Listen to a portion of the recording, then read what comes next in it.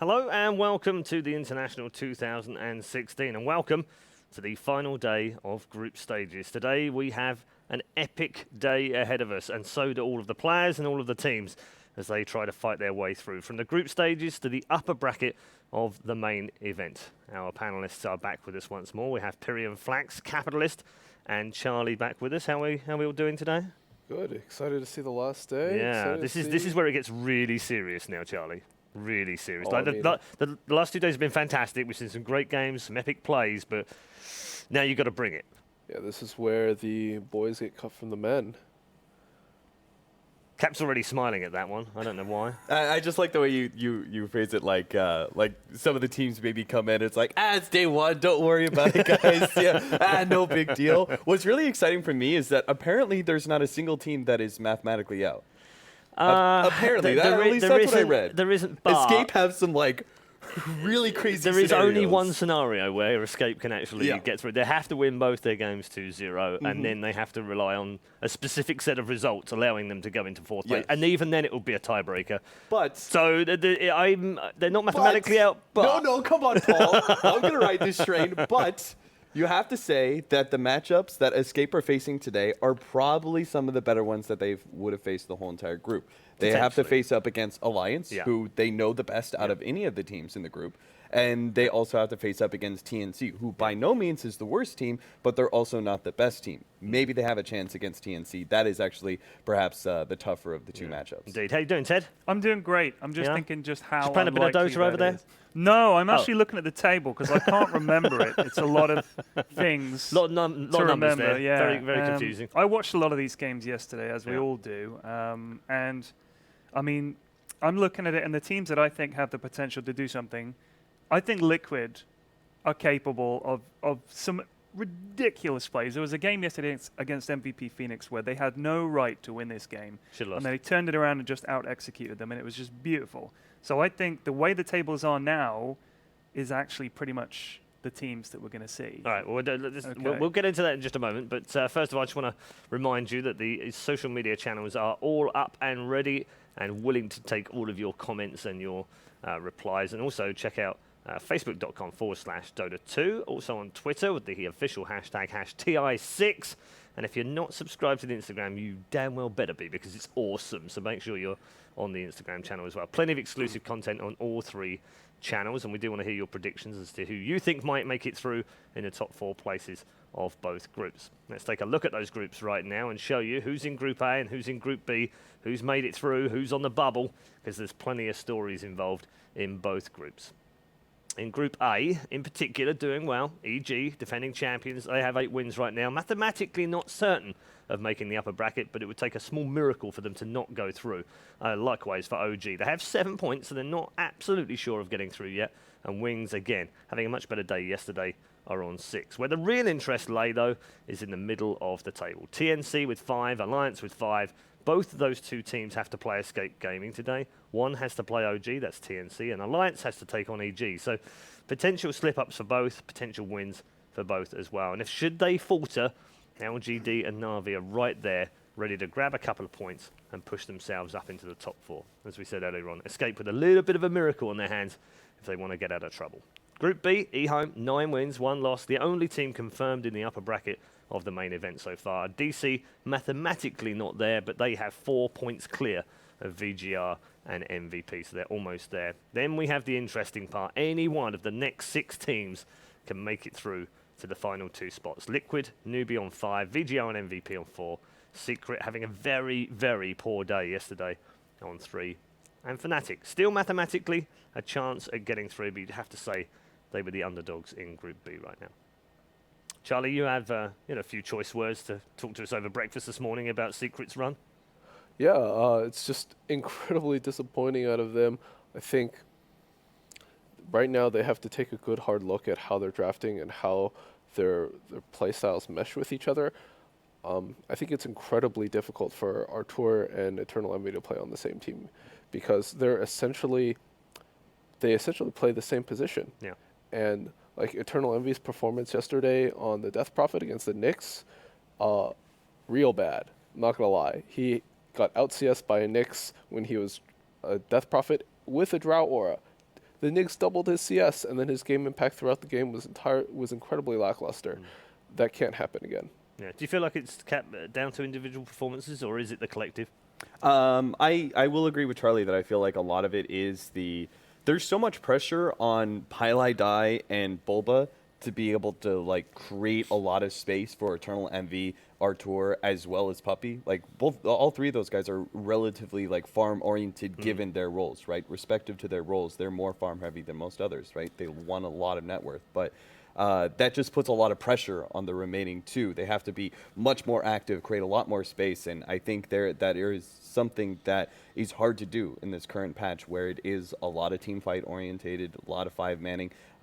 So they're going to need some either monster performances out of the previously mentioned players, Bulba and Highlight Eye, or they're going to need to switch up their drafts, and I think that's probably the easier way to go. We're going to round out talking about Group B with Ted.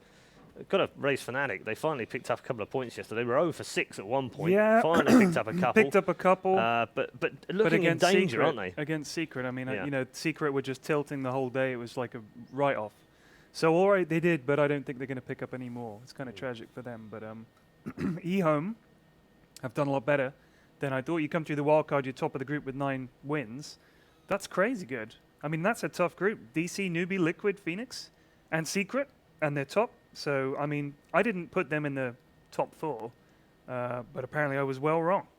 Yeah, I think some of us have learnt the what we call the CDEC run from last year. Obviously, they came through the wildcards cap and then went through the group stages looking like crazy good, and then went through the upper bracket looking great as well. So could eHome replicate that, do you feel? Yes, I think they absolutely can. I mean, we already set the stage in the wild card saying that they were going to be really good, that we think they're a top 8 team before we even saw them make it through the wild card, right? But I think they're actually surpassing expectations, and maybe they can really follow the CDC route and make top 3 or maybe even grand finals. Okay.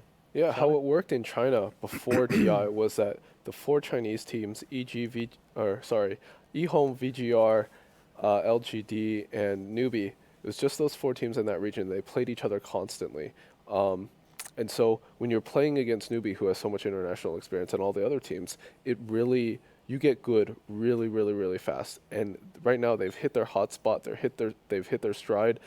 And, you know, what a perfect time to do it. I think eHome has the experience. They have the skill level to do this. Okay, let's switch focus a little bit and focus on Group A. We're going to obviously cover their matches today and the first 2 sets of matches today. Charlie, you had a bet with me this morning. You think there's going to be 2 playoff matches required. So we should explain how that can happen as well, because if you tie for first and second, then we won't be seeing any playoff matches. That will be done on head-to-head and coin toss if we need it. But if you tie for any of the breakage areas, so the 4th, 5th area, and say it's 3, 4, and 5 all tie points, we will then need playoffs for the teams to decide who goes to the upper bracket and who goes to the lower bracket. So you think there's going to be 2 today. Why? I'll say 2, mostly because, so I don't think TNC or Alliance are going to take any games off OG or EG. I think they will 2-0 escape. I agree with you. So they'll be tied there. Yeah. And then the other group's quite close, isn't it? Right. So on paper, you don't expect Newbee or Liquid to shift their spots just because of their history and how strong of teams they are.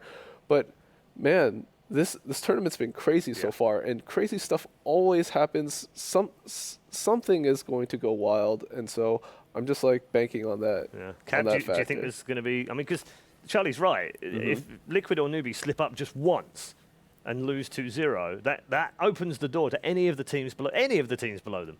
Yeah, absolutely. I mean, Paul, you're talking to somebody who was banking escape at the beginning of the day. So in order for that to happen, there's some crazy tiebreakers. So yeah, I think absolutely we will have some playoff matches, perhaps even more than 2. We could have potentially a lot of matches ahead of us today. Yeah, indeed. So the big story, I guess, Ted, in Group A is the battle between Alliance and TNC. We feel like maybe LGD have got a tough couple of games today and might not get in there. I mean, Navi are not going to make it. No, and Navi have got the 2 toughest teams in the group. They've got OG and Wings today. The thing is, TNC have to play OG, right? Yeah. OG have drawn 3 times in the group.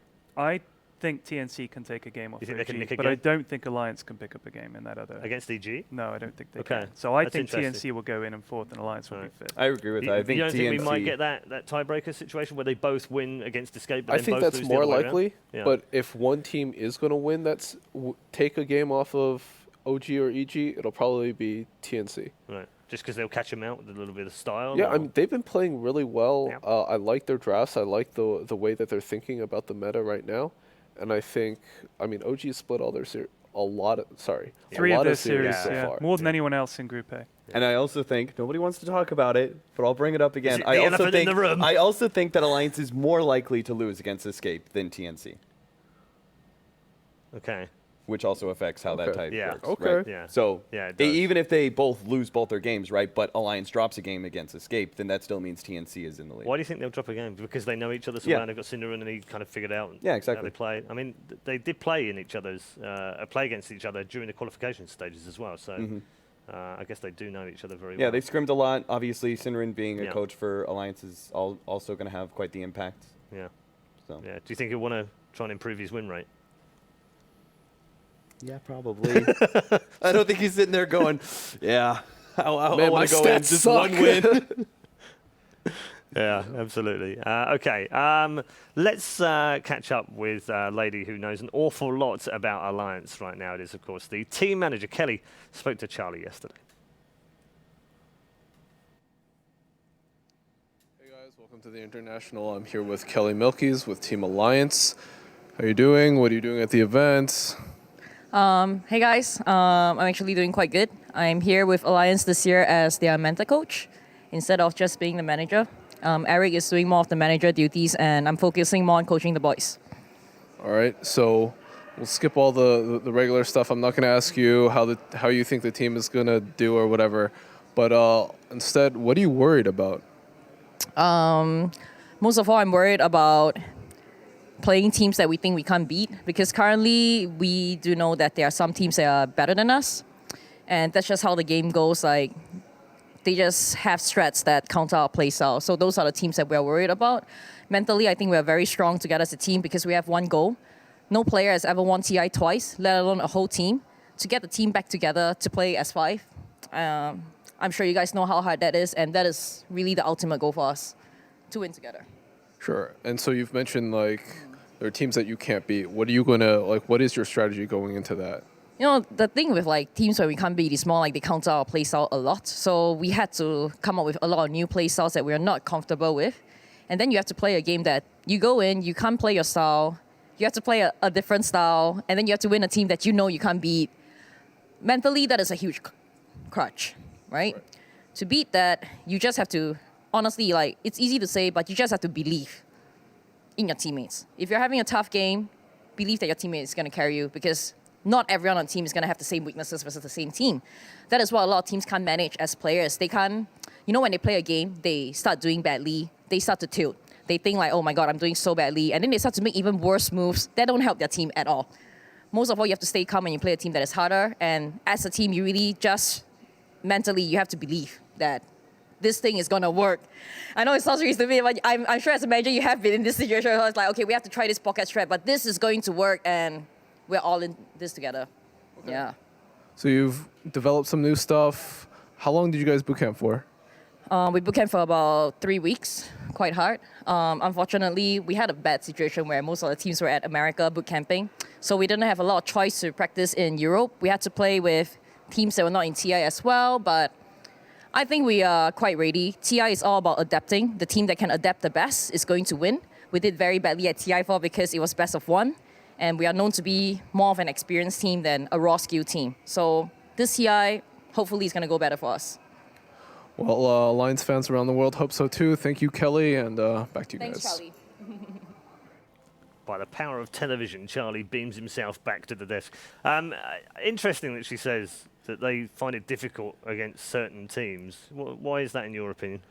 Because, like you said, Alliance plays a certain play style. They've always played a certain play style, and some teams are just better against playing against Do you not that. feel they've changed a little bit here, though? Because I feel like they've been a bit wider, certainly with their picks, and the drafts have been very Sure. mixed up But, as well. I mean, even if you change a bit, you always have certain natural tendencies that you're That you going go to back move. to. Yeah, that Yeah. you're always going to move towards, and so it might feel unnatural to do certain things. It might feel uncomfortable to move a certain way on a map, and if you don't feel comfortable playing like that, you're not going to feel confident. And when you don't feel confident, you mess up. It's great to have that experience, though, Ted, isn't it? It is, The but I five think man, they all know each other. They all They- rely they on each other. do. Not going to panic. yeah, but we know that their hero pool is not the biggest. Not all of them anyway. I think the problem is if you look at the number of heroes that have been picked, you need to be ready to pick whatever to adapt to the situation. If you can't do that as well as some of the other teams, I think that's where they're going to struggle. But yeah, Also in high-profile matches. Yeah. I like just to add on to that, I would say that you need to be ready to be able to pick whatever, and that's why I've heard like about certain teams or certain captains actually wanting to be able to have the freedom of in a big game go, I think this hero fits our draft, even though Right. it's something they've never run before. Just like this hero, it fits, it works. Just believe in me. Some of the strengths that Liquid and potentially OG have shown over the Mhm. last few Yeah, months, isn't absolutely. it? Yeah, running some slightly odd Heroes. All right, we're going to just take a quick look back at some of the things that happened yesterday, because we have had some phenomenal plays in the first 2 days of group stages. Hoping again for another day of that, of course. But let's take a look back at yesterday's highlights. There were a number of them. We've picked out 3 or 4 for you to enjoy, and you guys can talk us through. We had the Hurricane Pike at the start. That was insane. This was the Na'Vi LGD game. 1 HP? Yeah, 1 HP. That's what he went down he to? Actually 1 had, HP? he actually had 1 HP. Oh my god. Like I remember watching this and I was like, oh, he's dead. Yeah. Like there's no way. Yeah, he was just gonna. Yeah, you can't survive this. This is Na'Vi wins this game against the late game there it is. Alchemist. And they're like, oh, he's still gonna take out from like acid spray or something. Pigs No. are immune to acid. That's what this replay shows me. Uh-huh. That was yeah. That's That was fantastic. ridiculous. This is the GG fight as well. Same game, game 2, LGD versus Na'Vi. I sort of feel a little bit for LG. They had a rough day yesterday.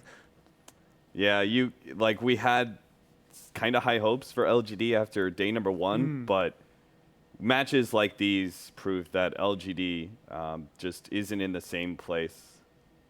This They was a didn't need it to game. be. I think this is the one they were miles and miles ahead, right? They should have won this They game. weren't then miles Na'Vi ahead, just but they turned around. were well ahead. I They think, had yeah. a late game Terrorblade, Yeah. Alchemist. They, by all means, they should have won this game. They had the team fight control with the Kunkka Yeah. and the Tidehunter, but they got outplayed. They lost to TNC like this, right? Yes, they did, Then, yeah. then they had, Yeah. adjusted Similar- and in similar essentially ways. took Yeah. the same draft and then couldn't make it work. Like, how bad do you feel? You lose to this draft and then you can't win with it? There we go. Alliance Na'Vi game 2. This is the start of the game.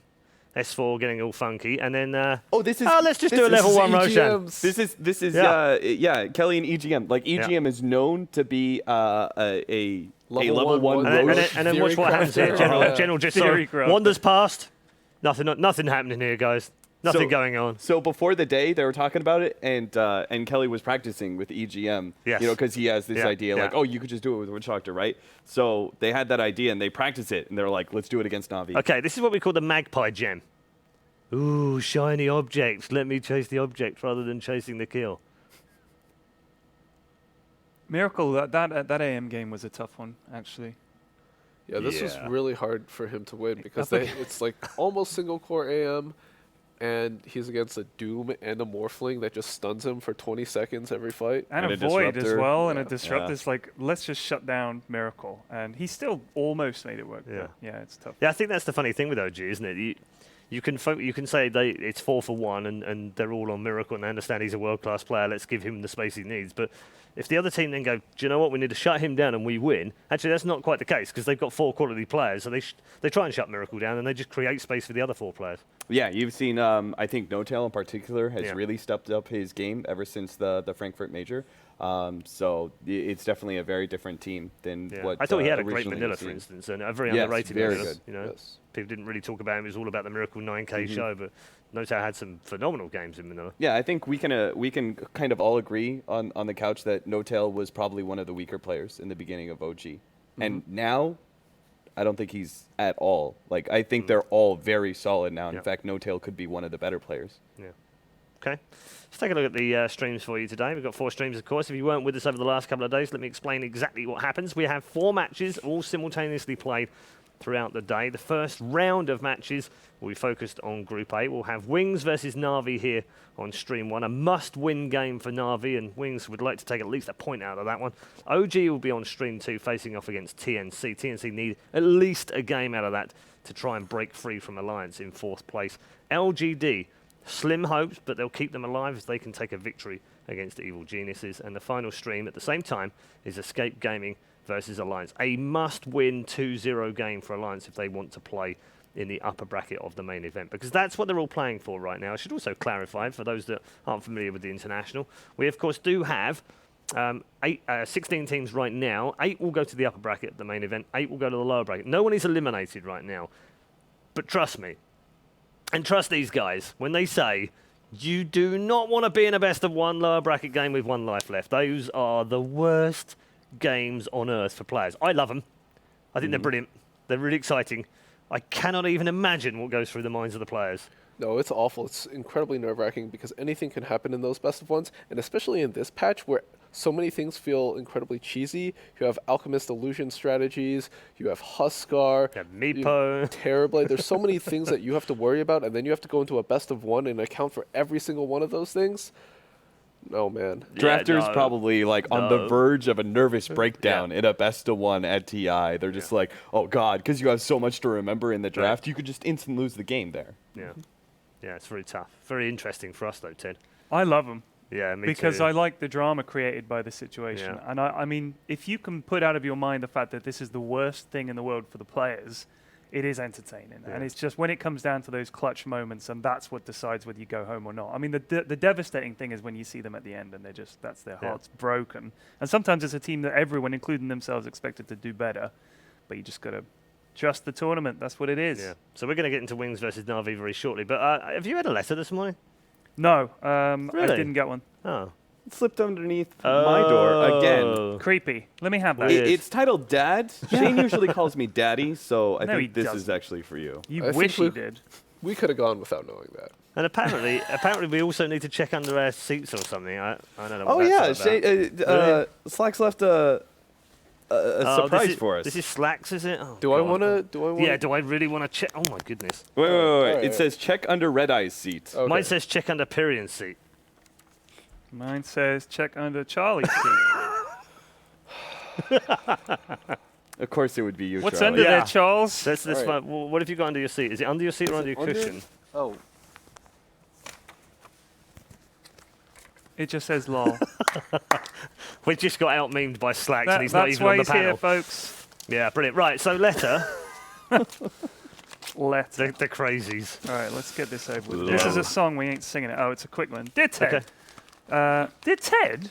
He didn't call Wow. you Dad by his first name. he's Shane, calling you him slipped. Dad now. Yesterday, I wrote you a song for you to only sing 3 lines. Today, all you get is this picture, and it's just a picture of, I guess, Shane being angry or me being angry. This was a rushed one, I feel. All right.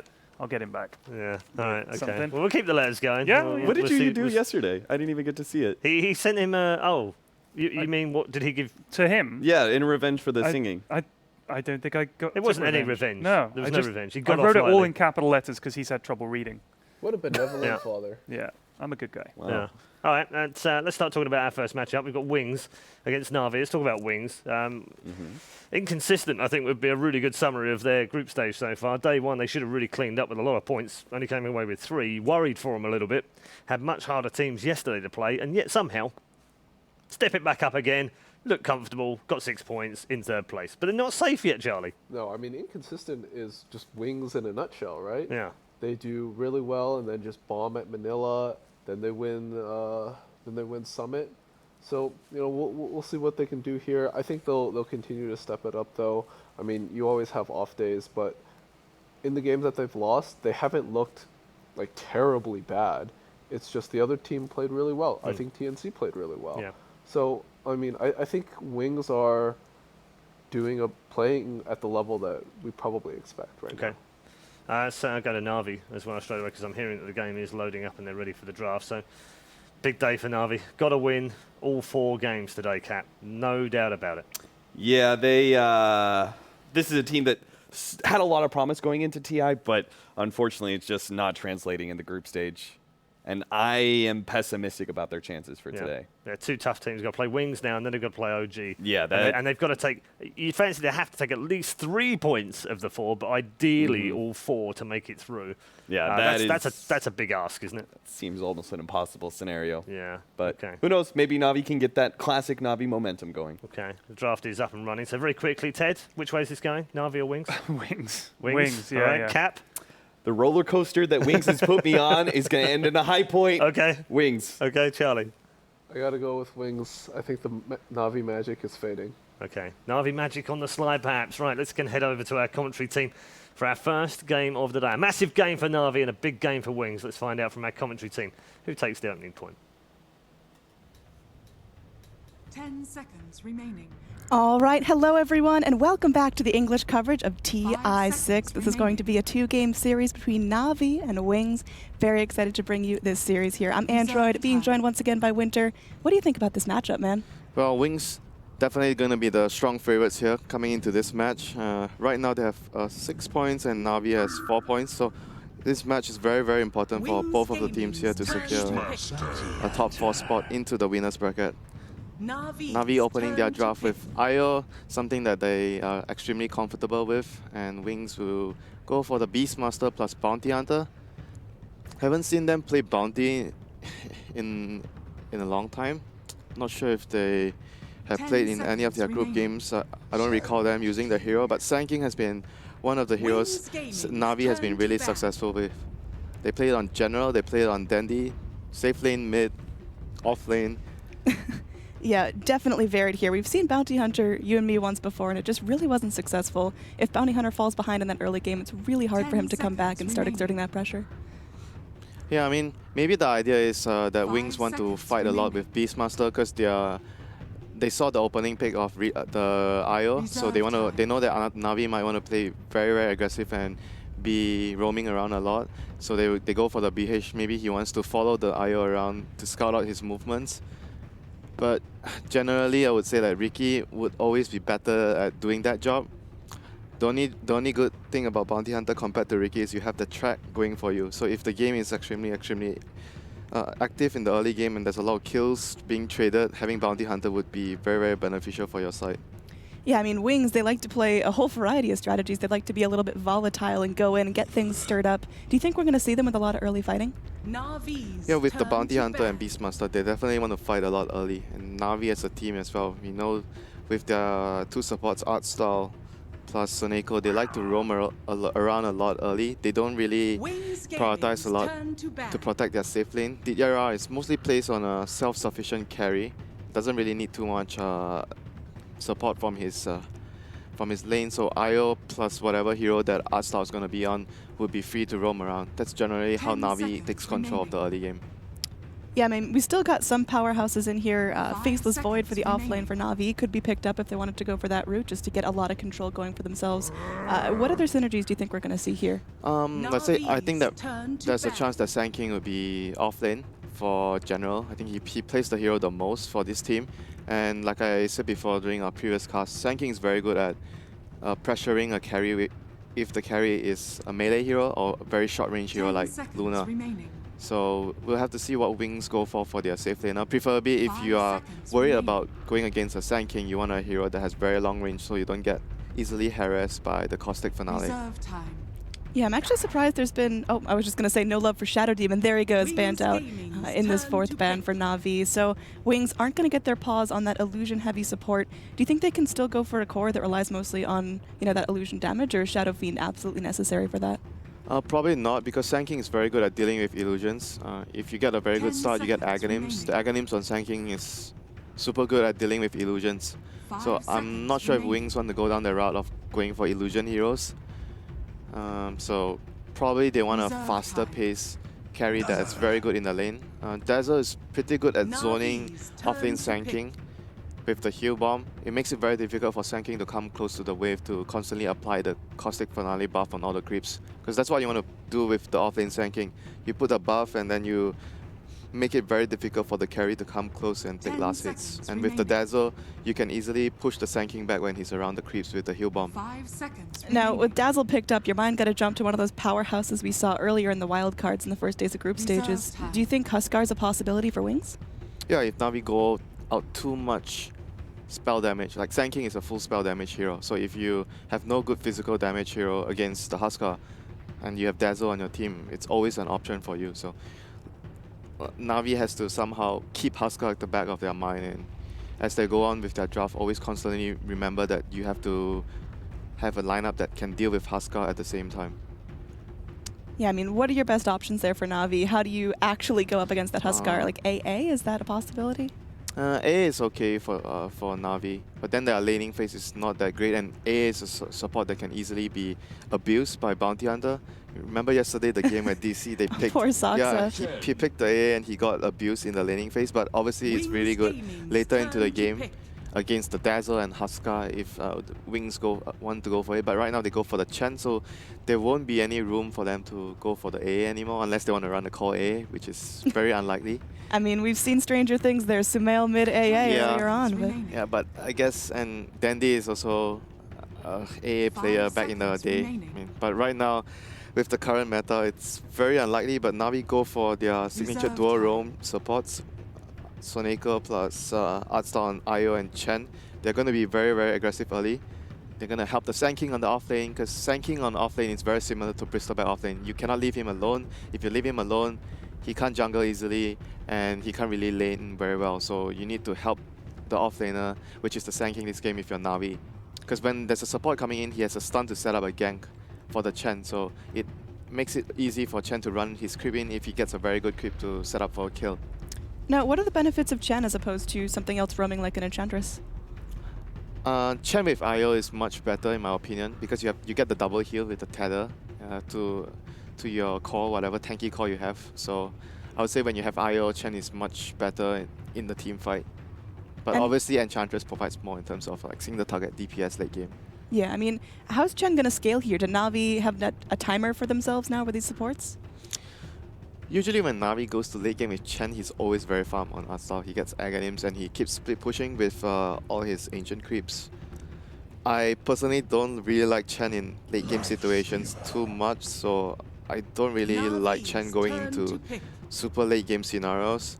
And Wings are going to go for the Lifestealer here instead of the Huskar. Lifestealer itself right now, it's a pretty good hero against the Relocate. It's very hard to gank Lifestealer with Relocate, and you're a pretty good hero at killing one of the Chen creeps really quickly with the Infest. So a pretty good pickup here to what Na'Vi has right now. Yeah, I'm excited to see the Lifestealer here, especially comboed with non-traditional vessels. We usually see the Batrider, we usually see the Riki, sometimes we go ahead and see that Slardar, but I think they're going to rely a lot on the Bounty Hunter and Lifestealer just kind of crawling into the fight on his own.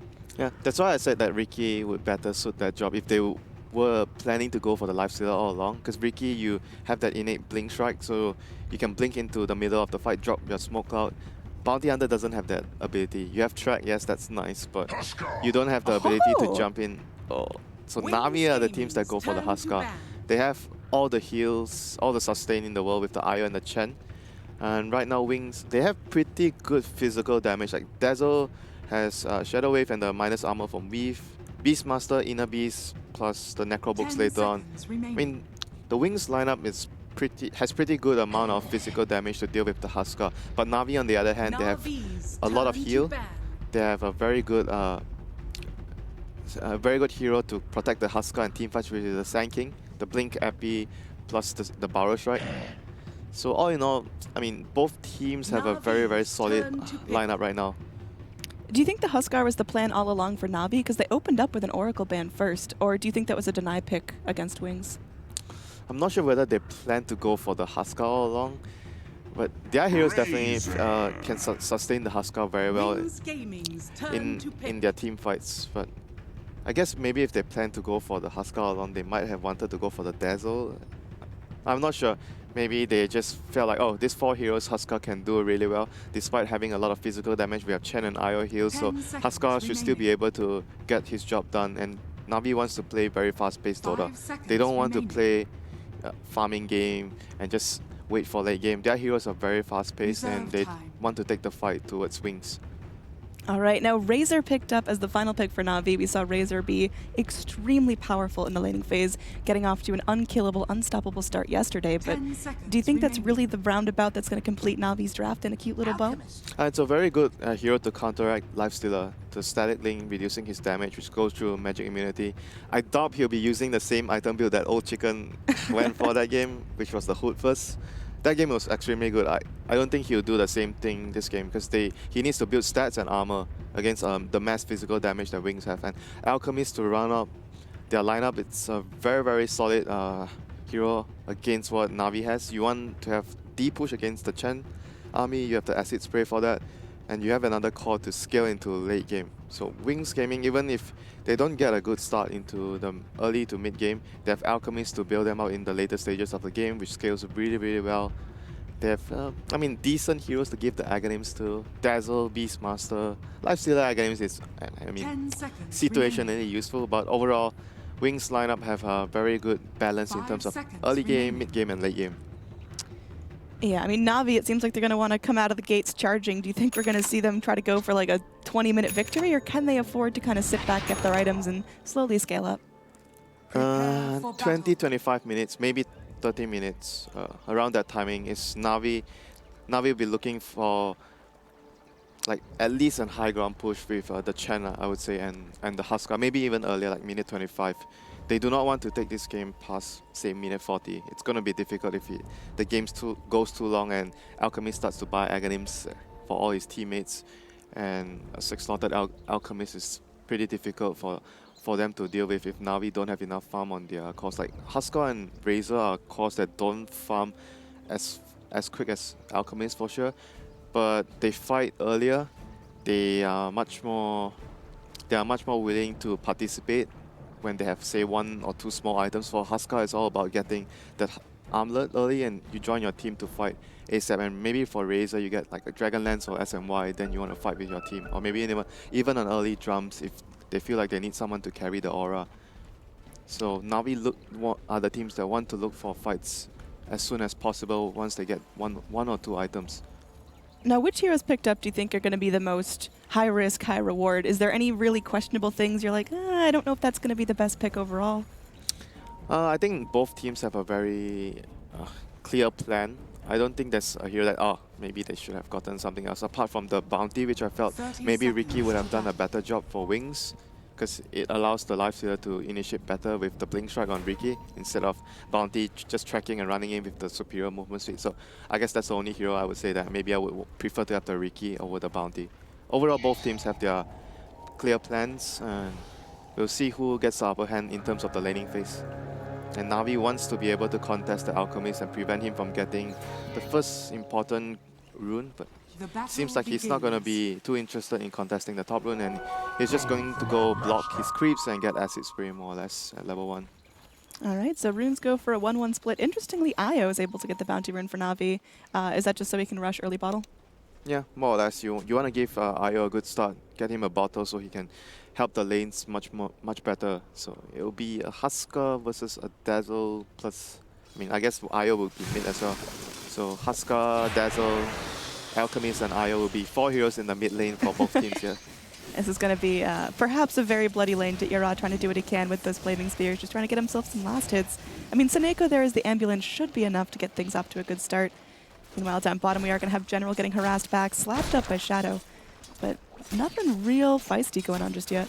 Yeah, this is what I've been talking during Star Ladder, when Na'Vi needs to be able to apply much more versatility in terms of their laning, and they've been starting to do Dandy safe lane in a lot of their games during Star Ladder, and here we see that because they wanted to have a much better laning phase and a much better lane matchup, they have Dandy in the safe lane on Razor. It's a very bad matchup for Beastmaster, so Faith Beyond Vicky here starting to go to the jungle, realizing that there's no way I can do much in this lane. It's better off for me to go jungle and just let the Razor free farm, and at least I'm getting something in return in the jungle. All right, down bottom, there was going to be the first blood there as General went in, was able to go Caustic Finale strike down, and gets the kill onto the Lifestealer. Now that's going to be a really important kill, go in the way of General, getting himself off to a good start. Now TP back in Shadow, but a little bit unfortunate, goes right back in for the Burrow Strike. General not giving any mercy there. There's going to be the Poison Touch in the back line as Ice is going to be going back in, and now that's going to be Art Style wrapping around. Maybe looking for something else there. Holy Persuasion at the ready, but just using the Hellbear Smasher. You got a clap left. Could be walking into the trees there, munching his way through. Ice could be stuck in a corner there. There's going to be Dire Creeps coming back in. This match comes in, and all they have the Poison Touch. They're going to be able to get a kill. General unleashing that Burrow Strike onto Wings, and they really can't respond just yet. This was what I was saying. You don't leave the Sand King alone. You want to go to the Sand King's lane with the support. It's very similar to how Fnatic approaches the game when they have the Enchanters or Chen. Oh, here comes the TP in. I mean, Art Style's completely content here. Going to take a Poison Touch under tower, but again, General sitting back. He's got that 2 points in Burrow Strike. This is good enough pressure towards the Lifestealer.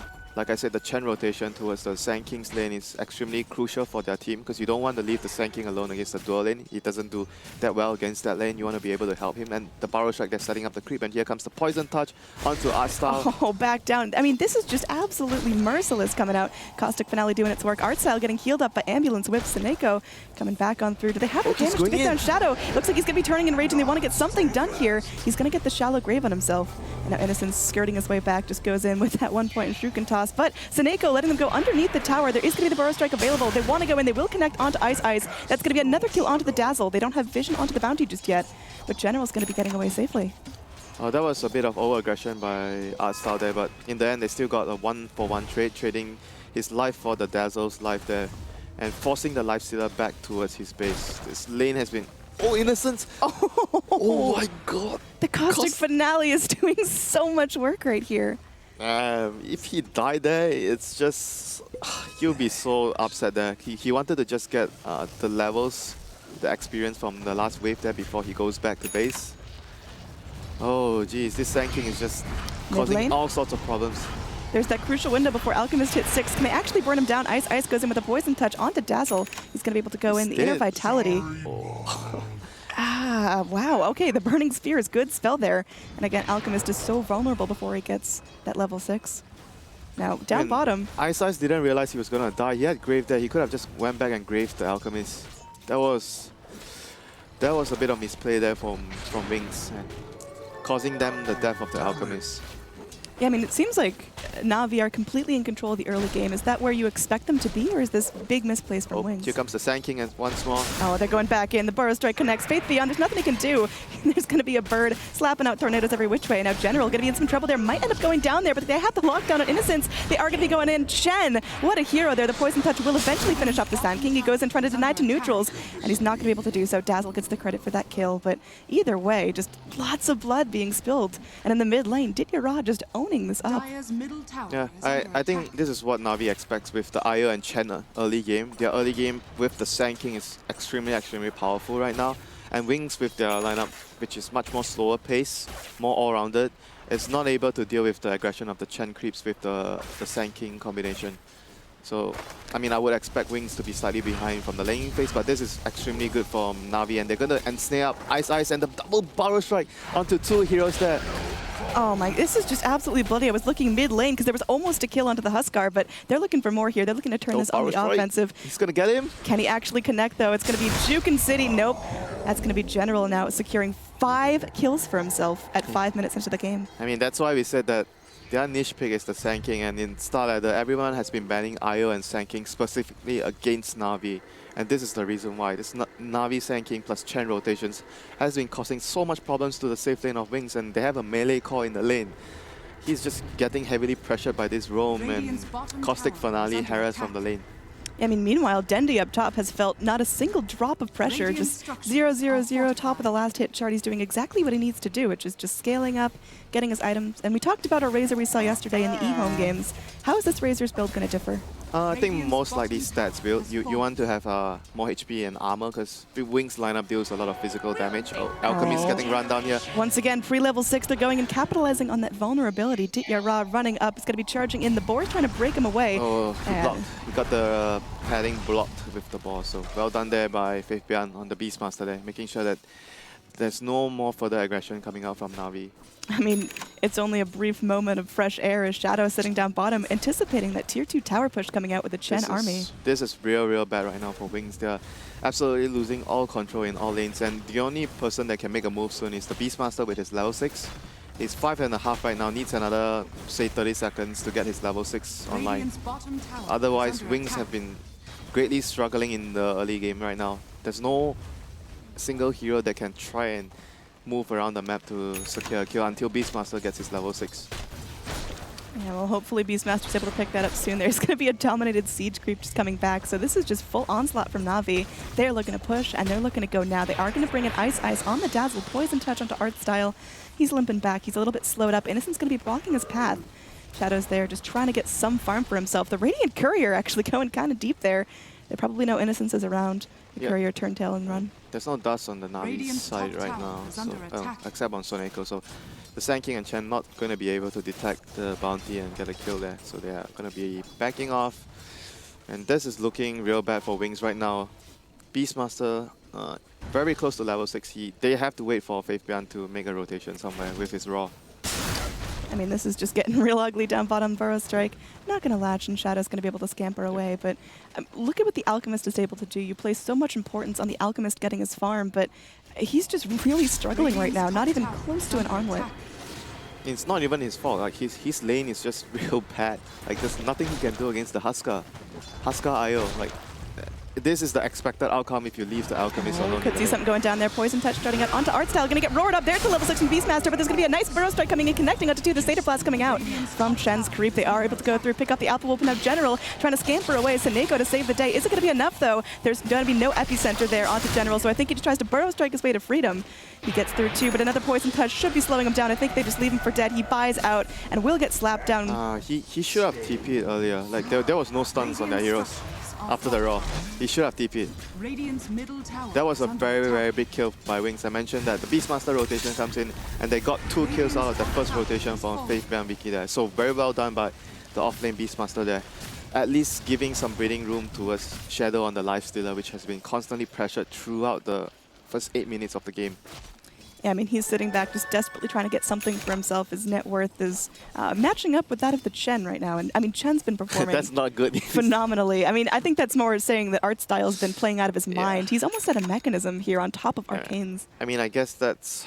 I mean, if you're Chen right now in this game, you want to be pressuring and constantly getting those towers. So being ahead is very important for the Chen in this sort of game because you don't want the game to go long. You want to be able to hit your timing.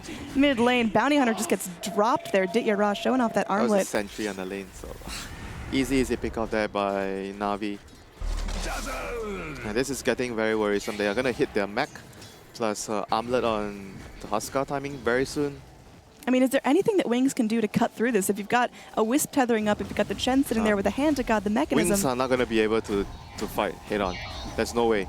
Like Razor, I mentioned, going for a stat item, the Dragon Lance, so they are more or less ready, like 1 item each. They are ready to push and take towers right now. The mech is going to come online very soon from Chen.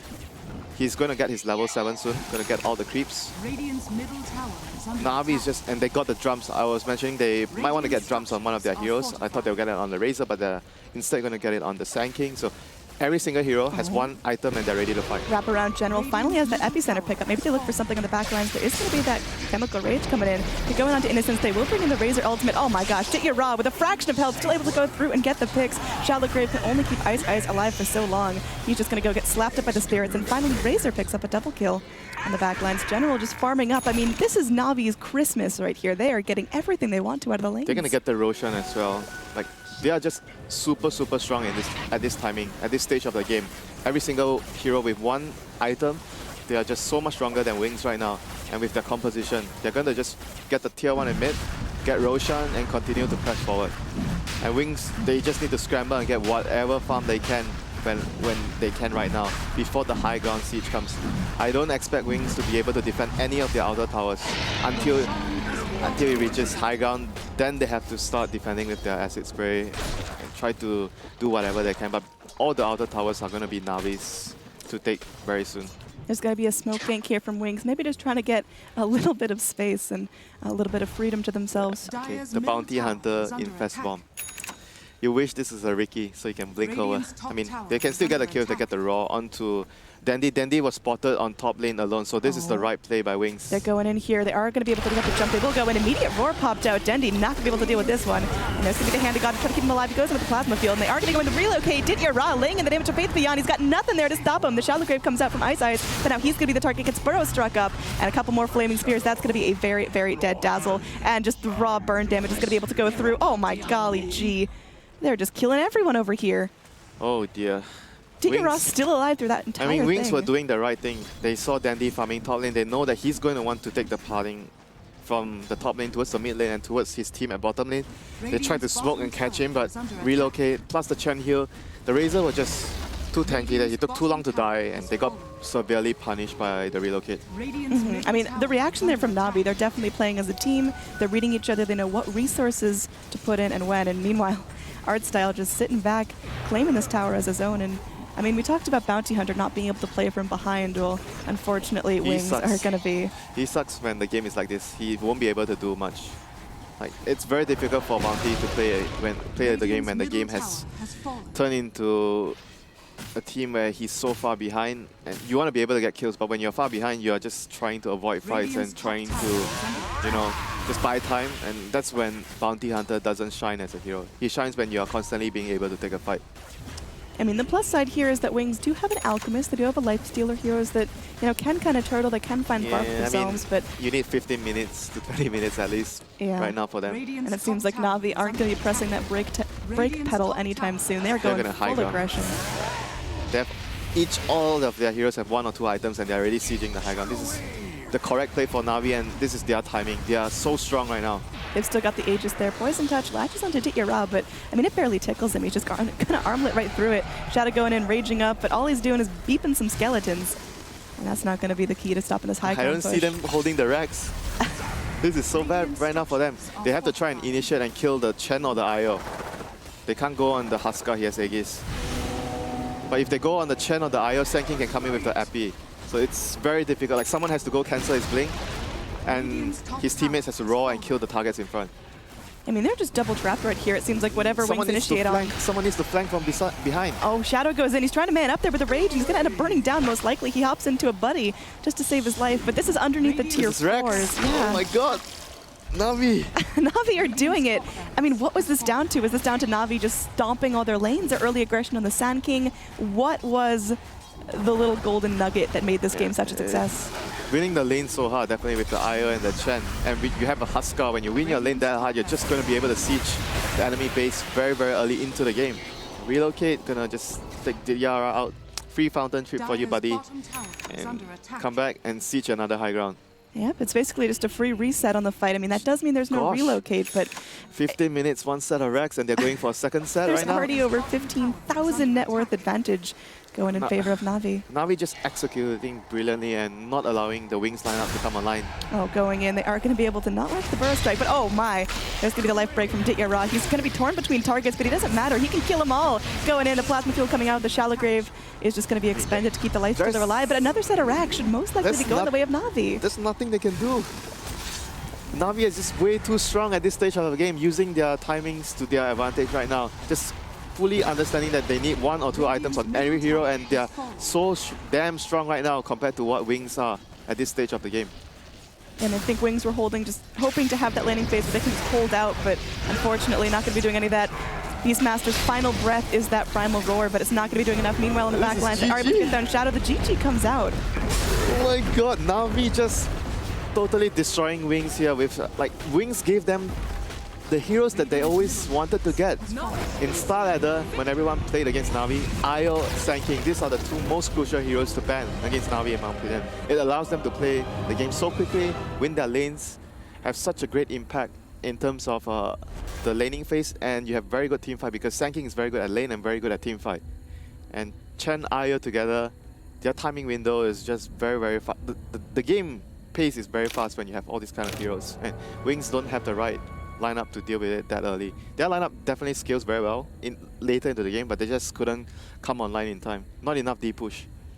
Yeah, I think Na'Vi, they went in, they had a plan, they executed very cleanly, and Wings are going to get a chance to redeem themselves here going into game number 2 of this series. Wings versus Na'Vi coming up in just a couple of minutes. I'm Android, that's Winter. Thank you guys so much. Now, if you want to go over to stream number 4, it's going to be Alliance versus Escape, already in progress.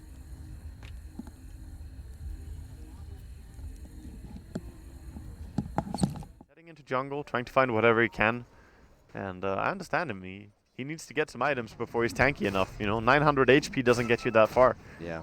Where are we on our Lone Druid watch here? Midas obviously still underway in 1,500 gold. The relic getting closer and closer here. Yeah, it's definitely approaching, and I mean, we're very early on in the game still. I think Alliance should make a play with this armlet on Lifestealer.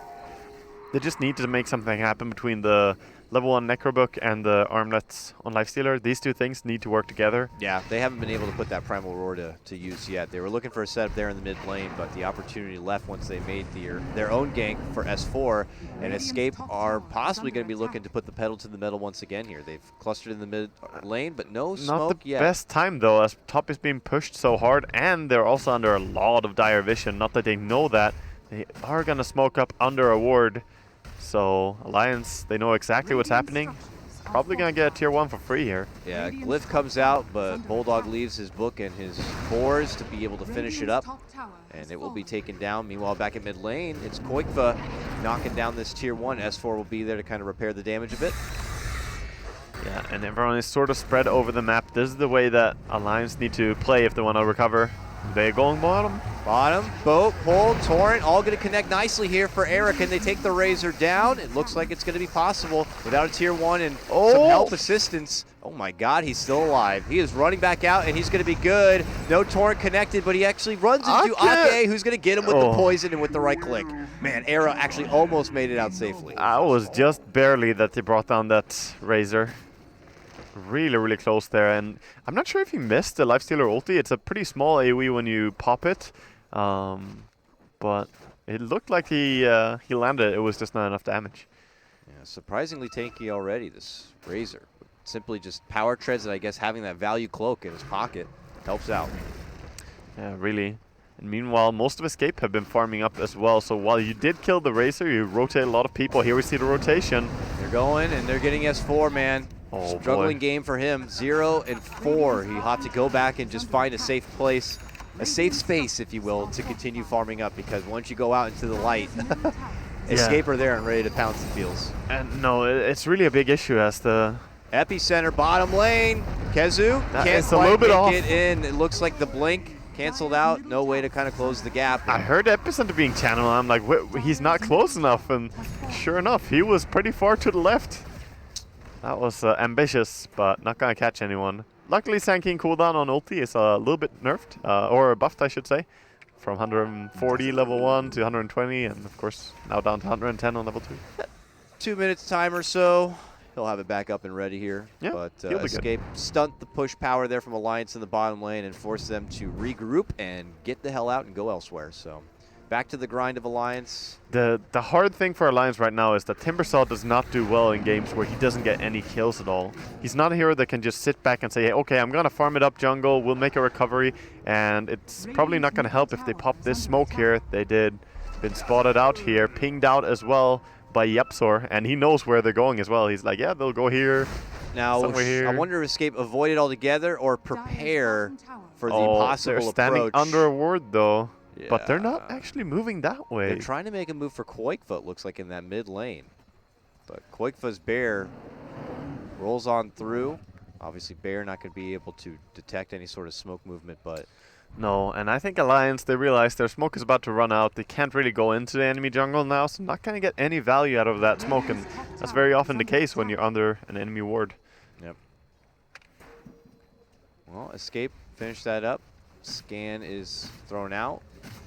And Escape quickly want to put defend down. this. They don't want to give it away. Long ignite. Pokes Loda a bit. Alliance stands strong here in the top lane, looking to take a tier 2 before they pull out. Hits on the bear.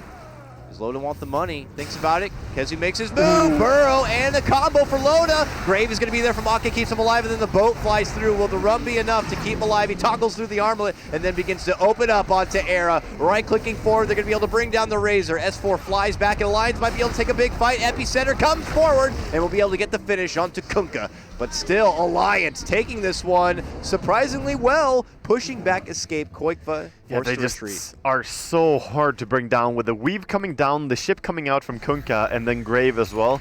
You cannot burst Alliance quick enough. Yes, you got Loda to 1 HP, but Grave is going to keep you safe in this game. No axe. So, no way to kill. What did Escape learn walking away from that? Because to me, it's, the Dazzle, the backliners, they got to be kept in check. I think they realized that if they don't go on any of the supports of Alliance, they're going to lose the team fights. That's why I hope they learn from this. The Dazzle and the Kunkka are really important targets to initiate on. If you're sanking with the Blink Dagger and Force Staff, you have to try and get deeper and get the backline with the stun. We'll see if he will be able to do so with double sets of mobility now. I'd imagine closing the gap should not be an issue here for KheZu's. It's more about if his team is going to be there in time to follow up. And also one big thing is that they tried to take a fight when they were just hundreds of gold away from a Radiance on Lone Druid. He goes from not really being a team fighter at all to being one of the strongest heroes in the team fight when he picks up this recipe. Alliance make their move now into the pit. Taking a little bit of time, but now Bulldog is showing up with the help of his aura and presence. Hopefully they can take it a little bit faster, but it's still not fast enough, Waga. Escaper right around the corner with the smoke. Alliance, they have to get away.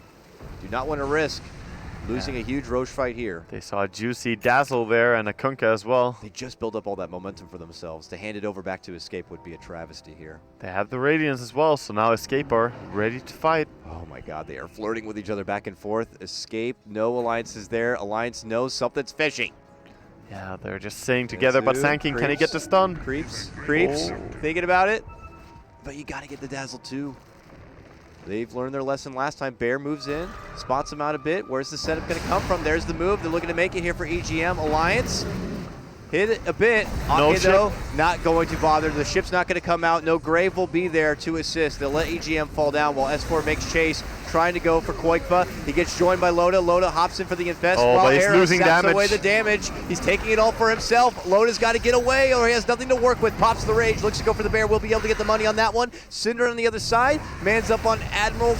Bulldog here, the big barrel flies forward. KheZu, big connection on the lockdown. And that's going to allow Escape to clean things up. Synderen with the double, and they're going to get the Loda kill too, making it a 5-man wipe on Alliance. What a perfect stun there to finish off a good team fight. They got the Kunkka immediately.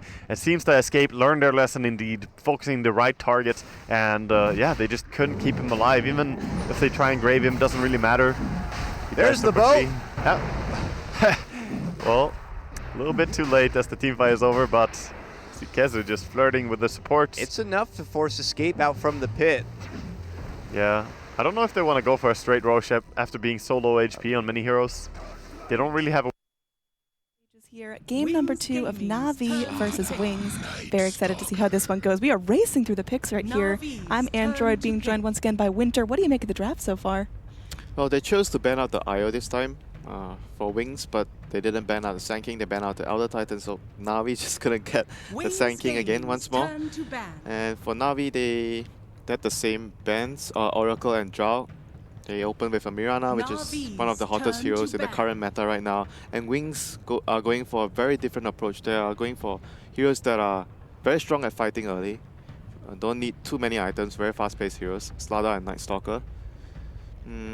But right now Na'Vi has a lot of spell damage, so the Huskar pick could be really good against Na'Vi this time if Wings want to go for it.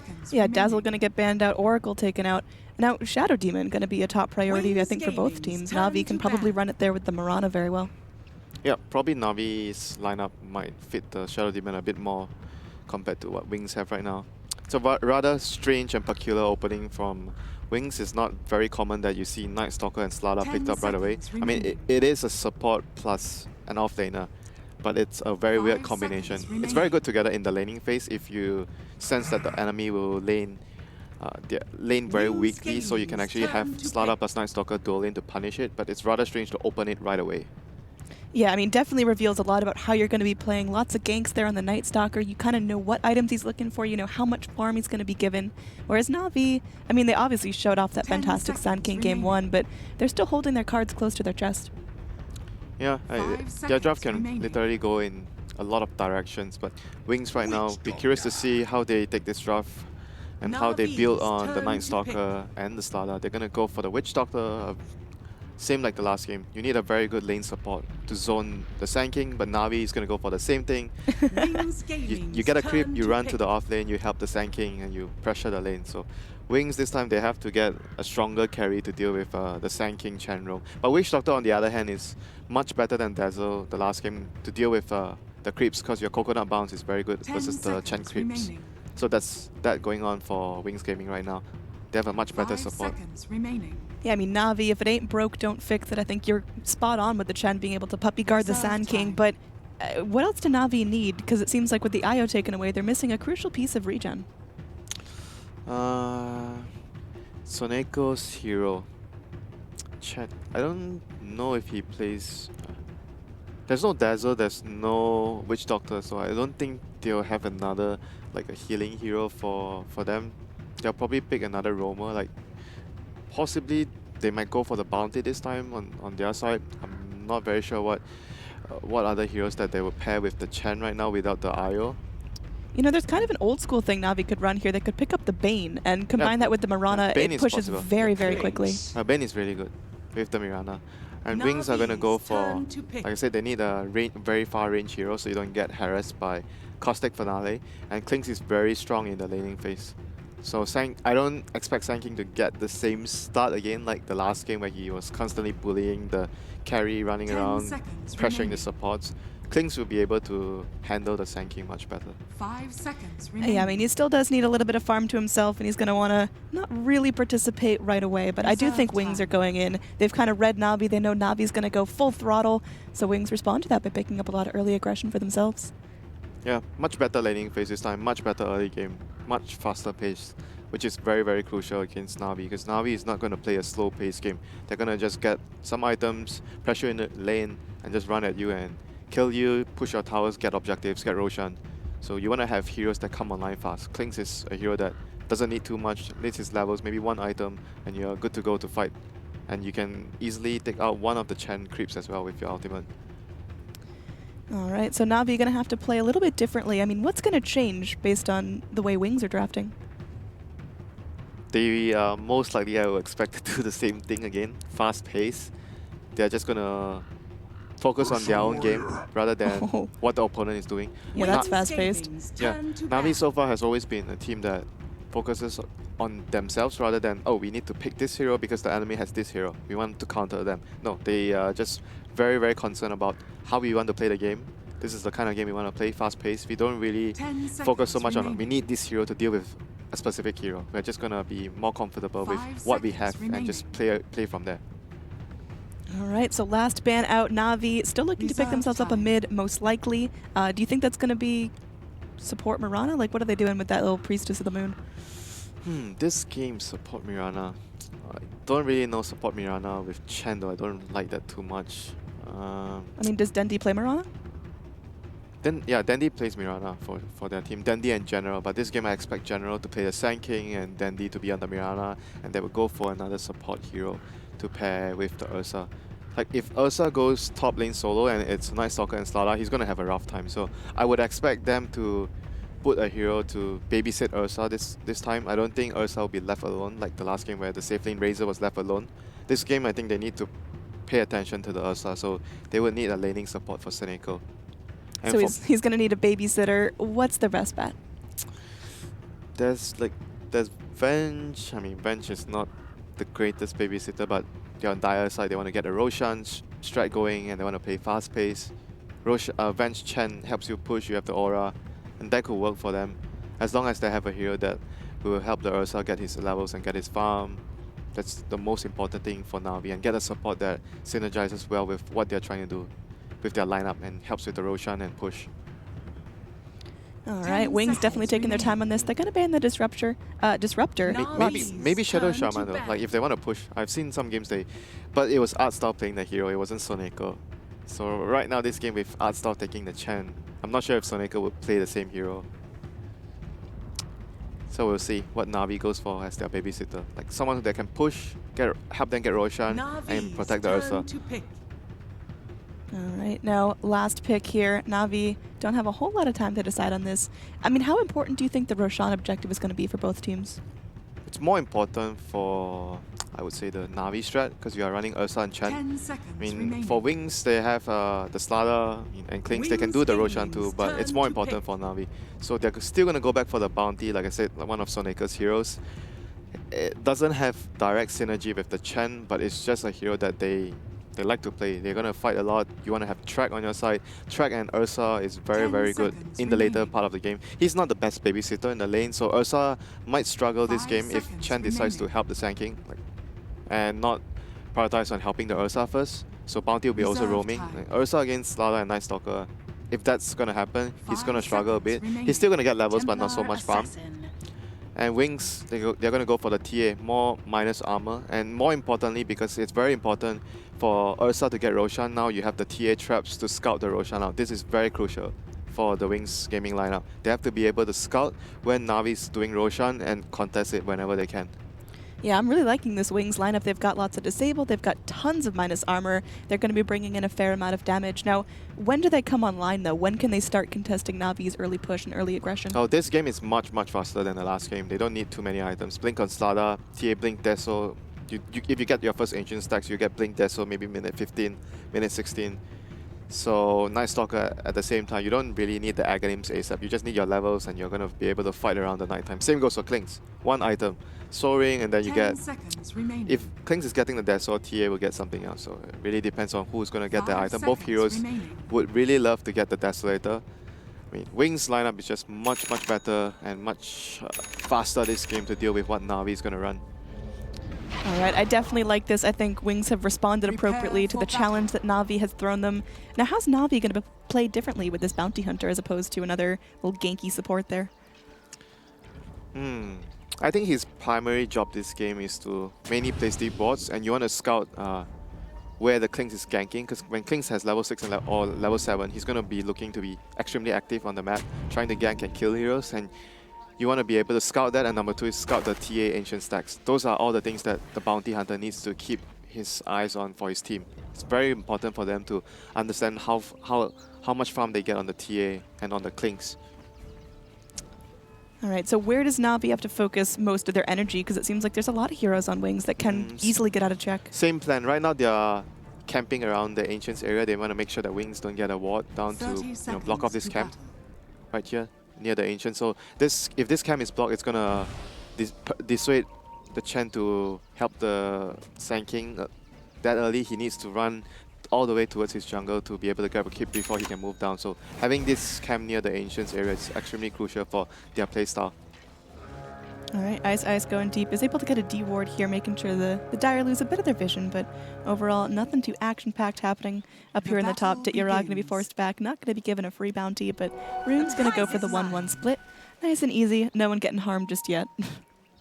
Yeah, that's a pretty straightforward one-apiece Rune, but I'll be interested to see whether Innocence on the Night Stalker, whether he's going to go all the way to top to pressure the Ursa, which I think could be a good idea, or he's going to go to the mid lane or the bottom lane to help to start out. He starts off with helping the TA to block the creeps. Yes, he's going to go top. So this is what I expected the most from Wings, having this dual lane. Night Stalker and Slada is very, very scary.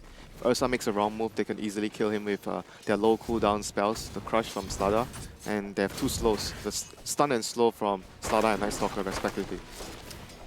All right, I mean, I hope Ursa's going to be okay. The Crush will latch. I mean, they do have that Void coming out from Innocence, and now they're going to be going back in, just taking a couple of beatings, but Ditira should be able to go and salve up if he needs to. Oh, if they had Orb of Venom, they might be able to get that kill, but right now, like I said, the Ursa might need babysitting, but Bounty Hunter is not the best babysitter in the lane for the Ursa. It's going to work well later when he has track for the Ursa, but right now he's not the best support to babysit the Ursa. He's going to do his best by pulling, trying to get the creep wave near his tower, so Ursa will be able to get some free last hits. Down bottom, General going to be taking a lot of damage at the Coconut bouncing. Oh, here comes the Chen though. Chen is behind. Oh, nice Sandstorm there just to dodge out and break the vision. And now they're going to be going in. They will be able to do a fair amount of damage onto the Witch Doctor. The net creep does latch. I don't think they've got the raw right click to go in. And Art Style actually quite deep. General looking to go wrap around. He doesn't have the point and burrow strike just yet. They've got the sandwich though. They're going for the TP and they will be able to get the first blood. Art Style snapping up that one for himself. Oh, very well done by the Chen there. He missed one of his auto attacks, but he managed to still made up with it, with the creep running around, surrounding the support there. So well done there by Artstar on the Chen. Once again with the same type of rotation, successful, helping the Sand King get his first blood. Now back in the mid lane, we've got Dendi doing a decent amount of job, getting a decent amount of farm up against the Templar Assassin. How is that momentum going to be shifting as the game moves forward? TA should get a better grip on the lane once he gets more points in refraction. I don't expect Mirana to attack more farm. Seneko going to get turned around on the Void, comes back in, but they lose vision. Yeah, they have no dust. It's fine. This lane, as you can see, is extremely scary for Na'Vi. They can easily get punished by the Slada and Night Stalker if they get out of position with their heroes. So they have to be really, really careful when they are trying to get farm, because they are both melee heroes. If they get farm, they get too close to the Slardar. A crush followed up by a void slow, they might be in trouble. So they need to be very cautious. A stun onto Dityara here at top. Another void to follow. I think this might be a kill onto the bear. They're going in. They've got the raw damage. One more hit means that is going to be a kill going in favor of the Night Stalker. And they do have the dust. They are able to just clean up the lane. Na'Vi getting a little bit sloppy there. Yeah, in the meantime, they were able to get another kill on the Witch Doctor in the bottom lane. So 2 for 2 right now between Wings and Na'Vi. Both the safe laners getting heavily pressured by the opposing team. Yeah, I mean, right now it's definitely a different general game on Sand King at this point. We saw him have, like, what, 3 or 4 kills? And, I mean, he's slowly winding himself up. Artstyle sitting back. Looks like the Witch Doctor does know something's up, but I don't think they can jump on him just yet. Yeah, because he's up against a long-range hero, so he decided not to go for the caustic. He went for 1 point. Obviously, he went for 1 point earlier to save himself when he was being chased down as well. But this lane, Klings is still able to get some decent amount of farm with the with the fire arrows. And Dandy right now still doing. Oh, he lands an arrow onto Blink. Oh. But Refraction gonna come online. Oh, the fairy fire gobbled up. The TA is going to be able to get out alive. Yep. Very nice attempt there by Dandy there. Unfortunate that he can't really get the kill. Here comes the Night Stalker. He has to be careful here. Nighttime is here, so... Oh, he pops the dust there. Just making sure that Bounty Hunter is not near the vicinity. Yeah, Bounty Hunter's been spending a lot of time pacing back and forth, and obviously the roaming Bounty, you expect him to do just that. He's not exactly roaming this game. Oh, down bottom. Ice is going to get trapped, and the Burrow Strike does latch. Do they have anything to follow up? Shadow just going in, laying a couple of searing arrows, but no blood. Yep. Witch Doctor casts pretty good versus the Chen rotations overall, so it's much more difficult for Artstyle to dive the tower like the last game. And Soneko manages to get his level 2 right now, but still pretty difficult for the Bounty and Ursa right now to land a kill onto the Slardar's lane. And we see Night Stalker roaming all the way to bottom to try and set up a kill here. He's going to be walking straight to Artstyle. They follow up, they get the Maledict. I think that is a very dead Chen. They've got all the damage in the world. Now General going to be the one in trouble. There is going to be that Shadow Walk coming out onto Shadow, and they're going to go in. The Burrow Strike comes back in. Soneko joins the party, lands one bag, do not a slash onto his back, but that's going to be it. Night Stalker is much better at doing what Beastmaster did last game. Beastmaster can only make this move if he's level 6, but Night Stalker can just do this with the first Night phase. The Void able to be such a strong initiator, and I mean, in general, he's able to go scoot himself out of there. He's got himself some decent farm, but very different Sand King game from last. How does he keep himself relevant? He just needs to keep pressuring and keep farming, and Chen needs to get himself back towards bottom lane. If Chen is down here, then Sand King can continuously farm and pose a threat to kill the Klings or the Witch Doctor. So as long as the Chen is around, Sand King should be able to constantly keep getting last hit and pressuring the lane. And for the Slardar here right now, he's 1v1 against Ursa, so Ursa should be able to farm very well. And Dandy... He's going to be fine there. That leap away, totally saving his ass. There's no ancient stacks at the moment yet. For the TA, he's going to be able to get the 6-minute rune, haste rune, so might be able to use this rune to help the other lanes. Yeah, I mean... Dandy has no leap though. He knows Dandy has no leap. He's going back in. The Moonlight Shadow might be enough. They are going to bring in the Refraction. TA goes under tower, but she'll be okay. So unfortunately, not going to be a fruitful attempt. Meanwhile, up top, Dityara's going to be invis, but they've got the rotations back in. He's going to pop into his ultimate form. He's very, very angry, trying to go for the chase. And we'll be wrapping around. Dead. Faith Beyond going to be scooting away. I mean, Dityara now, his ult ends. He's trying to burrow himself into the trees, but I think that is going to be one more hit. And the Fuzzy Wuzzy falls. Once again, very good rotation by Innocence on the Night Stalker there, making plays around the map for his team. Leaving the top lane, coming back to the top lane and getting that kill onto the Ursa there. Dityara was just not ready for the kill. It was like, oh, it's a 1v1 lane. Down bottom, General goes for the Burrow Strike, but it's not going to be that fruitful. Everyone just kind of spraying damage back and forth. We haven't seen a whole lot of big group up in fights. What's going to be the catalyst for that? When Klings will start to... I mean, I don't think there'll be any big fights yet. They'll be trying to roam around to get singular pickoffs like what the Night Stalker is doing now. He just stacked the Ancients and he's trying to decide where he should rotate to, whether he should go back to top lane, but Ursa has left the top lane. He's not feeling safe going back there, so he wants to get the Roshan. Like I said, it's more important for Na'Vi to get the first Roshan compared to Wings, even though they have Slardar. And this is a very early attempt onto Roshan here by Na'Vi. Meanwhile, down bottom, there are going to be a bunch of heroes posturing up. You've got General on the Sand King, Artstyle on the Chen. Oh, Blink, is he going to put a trap there? Oh! They see the Rouge. Mad pings going in. It looks like Seneco's going to be wrapping around. They're looking for something. The Burrow Strike is going to come in. There's the Refraction coming back out. The arrow going to collapse, and that's going to be, all of a sudden, TA in some serious trouble. They've got the Starfall coming back down, and they are able to go through. They clean up, and there's going to be Ice going down as well. They're looking for more. They've got the Burrow Strike. It does latch. Now they should be able to get the pick onto the Night Stalker as well. He's trying to run for all he's worth, but it's not going to be enough. So in addition to getting 3 kills, they are also able to go through and get the Aegis onto Diyara. That was just very well coordinated Roshan by Na'Vi. They smoked the Ursa in with the creep, even though Wings scouted it out, but everyone on Na'Vi was just around the vicinity to be able to contest the Roshan when Wings is trying to pressure the Ursa. So very well played there by Na'Vi. The Sand King there proving to be very, very powerful in those sort of engagements with his stun. All right, now back in the mid, we could have a bit of a sandwich going on, but we're just going to have Bounty Hunter going in and Seneco plopping down a little sentry board there, making sure no more stacks go the way of Wings. Yeah, here you can see the Sand King there being extremely strong in this fight, getting multiple Burrow Strikes off. Yeah. And winning his team the team fight. But right now, Seneco just placed the sentry ward onto the Ancients area while his team is pushing the tier 1 at bottom. Like, it's really important for Na'Vi to stop Wings from using this Ancient stacks to get back into the game. Radiant's bottom tower. Here comes Shadow with his level 6. Yeah, he's wrapping around. They are able to get the Psionic Trap onto Dendi, but a little bit late on the initiation means they're only able to latch an arrow or two before he walks away. He was trying to force him to leap away, and maybe Klings can get the kill if Mirana wastes his leap, but not gonna happen. So he's gonna play around the enemy jungle. This is what you want to do as a Klings at this stage of the game. You're gonna be constantly looking for kills, farming the enemy jungle, leaving the lanes for your teammates, so everyone else is getting much more space to farm. I mean, is everyone on the map basically where they need to be to scale up nicely, or are there heroes that are starting to fall behind? Right now for Wings, the most important hero is the Slardar. He needs to get his blink because Night Stalker has already done his job in the first night phase, so he needs to take some farm and levels right now. And yep, Slardar has his blink right now, so he's going to be able to be that pacemaker for his team. So let's see, the biggest kill probably either the Mirana. Ursa has Aegis, so that would be hard. Sand King or Mirana would be really good kills if he can actually go for it. Oh, the Bounty is going to scout out the blink. That's huge. Oh, they have a lot of vision going for themselves now in mid lane. We could have something going down there. Is going to be Mirana just sitting there farming up.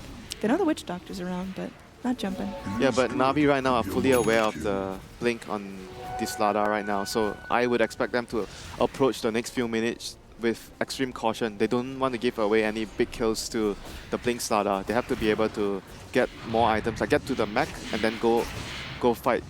Like Ursa is more than happy to fight when he gets his blink plus Aegis. He's very close to the blink right now. They're going to move towards top. General does not have his blink yet, but they're just going to want to defend their towers because Na'Vi is in the driver's seat right now. When you're leading in the game, you do not want to give away free towers. Faith Beyond, though, sitting there looking for the Blink Crush. Is going to scout out the Chen army walking on through. And they go for the... Oh, nice dust reaction. They are able to get 2 into the Burrow Strike. Faith Beyond sitting there. Will get the Crush up, but only onto Chen Creeps. Able to follow up the arrow. Short range, but connects into Faith Beyond. They are able to go through and get the double Starstorm proc. And that's going to be Dendi on a killing spree. He was really lucky there on the Burrow Strike. He did not know Slardar was going to blink in there, but he was able to get a double stun, a dust on top of that, but didn't get the clinks, but the rotation from Dendi there. Landing the arrow, allowing his team to get that crucial kill on the Slardar. So they should be able to pressure this tower right now with the Now mid lane, TP in, Diyara just showing a lot of courage by going right underneath that tier 1. Yep, and he's going to have enough go for his blink right now. Right. Na'Vi is starting to get into shape. Bounty Hunter has track. Ursa just got blink. Chen will have his mech fairly soon. And Na'Vi is going to start to have their...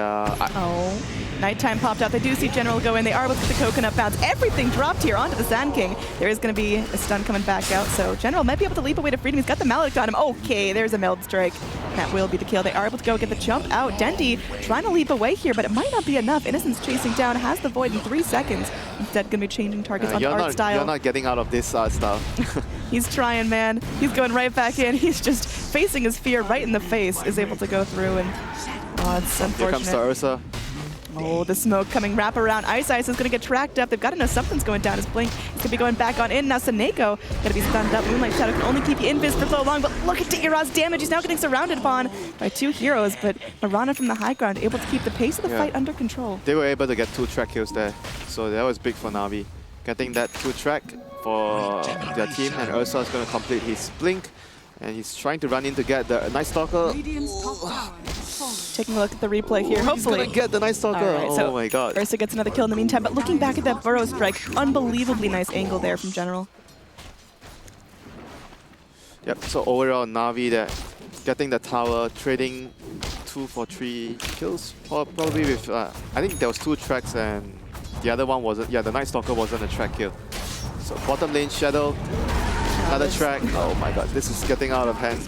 Like, they have to stop giving up so many track kills. I mean, Klink's got the tower, but that's still not enough yet. General's gonna be able to go through. Will he actually live through this Maledict tick? Can they get the deny off? He goes the bottle. in. He's bottling him. One more tick. Will he actually be able to live through this? I don't It's think. another No, bottle. he falls down. There will be a crush to follow up. Dendi is going to be sitting back. They have Seneko going in. There will be a Shuriken toss bouncing around. They get the mini stun onto Faith Beyond, but they can't follow up.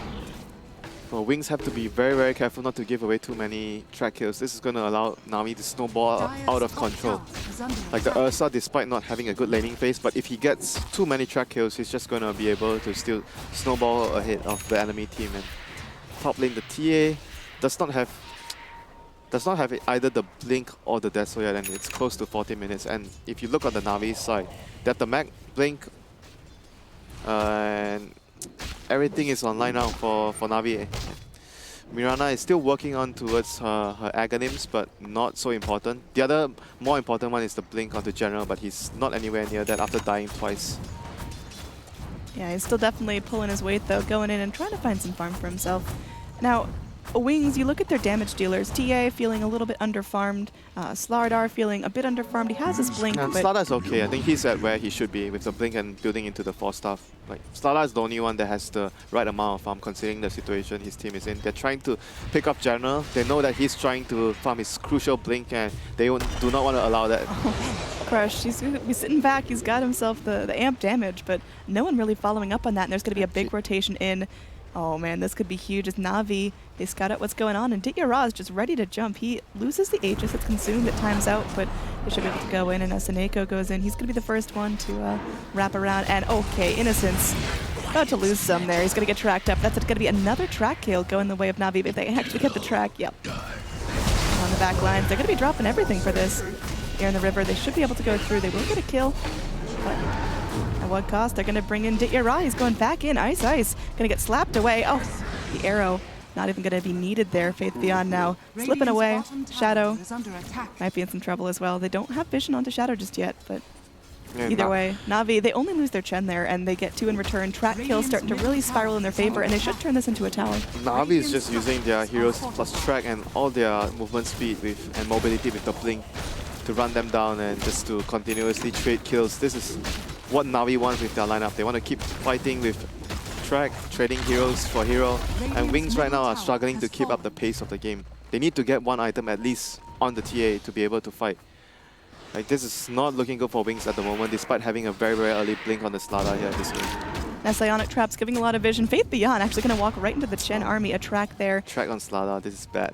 They're not going to be able to move around now. And now up top, they kind of think that Templar Assassin's hiding out somewhere. There's 2 heroes going back to He's farm. going to get his Blink on TA, so that's going to be very good with the Slardar. They blink in and crush and amp damage Oh, down near the Roche pit though. at the same time, so they'll be able to burst 1 hero down extremely quickly with the double blinks. So Wings have to use this timing window right now to be able to get pickoffs, to get heroes, important heroes down, like Ursa or the Mirana. Alright, so a bit of a stall out in the full-blown action. Is this Na'Vi waiting for Roche? Na'Vi waiting for big item timings? Let's see what important items. I guess the Aghanims of Mirana and the Ursa, those are the 2 important items, and obviously the Blink still not online yet for General. He's going to struggle this game to get the Blink. Like, he doesn't want to farm outside of the map alone because of the Slardar plus the TA running around and the Clinks. It's very difficult for General to push the lanes. Like the last game, he was very confident in pushing the lanes because of the heroes that Wings have. This game is difficult for him to solo push like this against those heroes. He's going to need to play around his team to, like, you win team fights, you get Roshan objectives to be able to get towards his dagger. Alright, so Na'Vi right where you want them to be, ahead of where you expect them to be, or starting to fall behind? They will hope for the Sanking to get his Blink around this time, but everything else is fine except for General's farm. Na'Vi is still where they want to be. They have the Aghanims coming up on Mirana and Ursa very soon, so they are waiting for the next Roshan. Once they get the double Aghanims plus the Roshan, they should be looking to siege. All right, Roshan spawns right now, right into the eyes of the Dire, and Radiant not going to be too keen on this. They've got themselves some scans going out, but Dire just making sure that Radiant heroes aren't going to be in the area. Yep, Shadows has 3k gold, so hasn't decided what he wants to go. If he wants to go for the Dazzle, then TA would be going for another different item right now. But I don't see Wings being able to contest this Roshan at all. Na'Vi is just way too strong at this stage of the game, and Wings, they desperately need more items on the TA and the Clinks. I mean, they're going to rotate Seneko pretty deep here, maybe looking for the track here onto the Night Stalker, but either way, they latch the track, they get Ursa another Aegis, and they should be able to go and at least apply some pressure to the bottom tower now. Yeah, if they can get this tower and the other 2 remaining towers, it would give General his blink. He's going to just have to rely on his team to siege towers, try to get whatever farm he can. And Ursa is also very close to his Aghanim. He already has his Aghanims actually, sorry. So 2 Aghanims already online, and they're just waiting on the Sand King blink right now. If they had everything now, Na'Vi is just so strong and ready to push the high ground. I mean, you see the posture up here. Everyone going to be starting to charge in. Shadow goes in, consumes up a creep. Now they're wrapping around. They're trying to figure out where their jump point is. But again, it's pretty difficult. You've got Night Stalker just ambling around. No blink on him. Certainly no Aghanim Scepter. There's going to be a crush coming in, but oh, immediate follow-up. They're trying to go through. They get the Melt Strike there, but Take It Raw just manning up, going back in. Coconut bouncing every which way. Moonlight Shadow comes out. There's going to be dusts and heals and max every which way. But it seems like Na'Vi aren't deterred. They're going back in. The arrow not going to latch. Truken tossed. Oh, it's just bouncing around the entire team. Deep popping every which way. Wings cannot fight here. They have to maximize their chances by defending only the high ground. I think if they fight outside of base, it's super risky for their lineup and Na'Vi. They're gonna give General the safe lane on top, so he gets to his blink, and that's gonna... Oh, blink in, they're going in, they're trying to just completely punish him. It's another track kill going the way of Na'Vi. The cask's still bouncing, but Na'Vi feel very firmly in control here. They have just got double damage runes onto the Mirana as well, so she is hitting so gosh darn hard. And they're starting to get way too much out of the map right now. Oh, Sand King may have to 1v1 as a Templar Assassin just wants to get a pass away from this. There will be the crush of General. Gonna get further delayed. He's so close to his blink, but isn't gonna get it this time. Hand of God coming out a little bit late. Rob might be able to get some revenge going in as he is able to go. Oh, the arrow, the snipe from the low ground. Dandy cleans him up, avenging his fallen Sand King. I mean, that's still not the most ideal for Na'Vi. They really need to get the blink on the Sand King so they can siege the high ground confidently. Even though they got the starter in as exchange, but still not ideal for Na'Vi. Any 1-for-1 trades is good for Wings right now. They are just happy to get whatever they can get their hands on right now. They're really, really desperate. I mean, what's your ideal situation for Wings? Do you continue to just bully General and maybe hope to slide ahead from there? How late do you have to take this?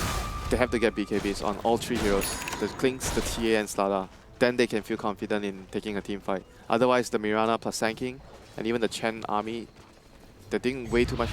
Shuriken Toss as well. In the last fight you saw bouncing around, dealing so much damage to the Wings lineup. They need to be able to not worry about all those nukes in the team fight. So BKB is extremely crucial for all their calls. That's their timing. If they can get 3 BKBs, defend their high ground, they would be in a good position in the game.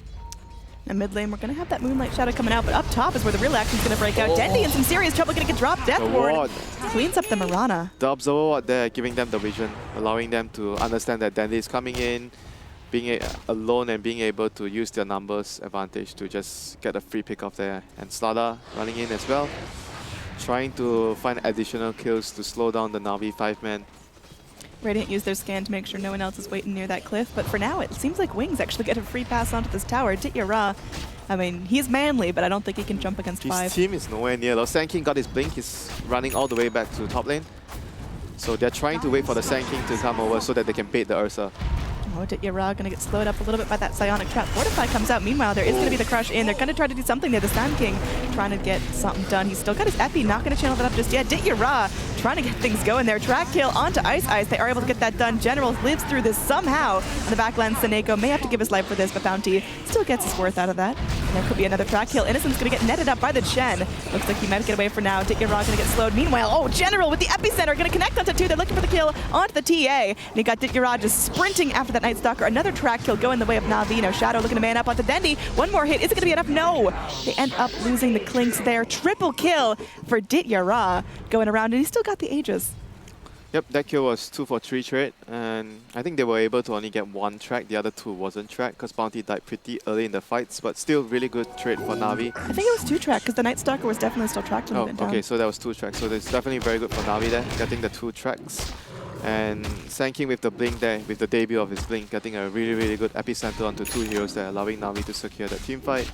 And Ursa going to get even more items, so he's going to have the defusal right now, so it's going to make it really difficult for him. Oh, Ursa just going in. He might have bitten off more than he can chew there. Even the Thunderhide participating, but they are going to bring in General. The Aegis is going to be consumed. He's not going to be able to heal up this time. He's not going to come back to life. General going to get stuck as well. Big overcommit there from Na'Vi. Oh dear, that was so unlucky. I think he just totally forgot about the timing there and just paid the price.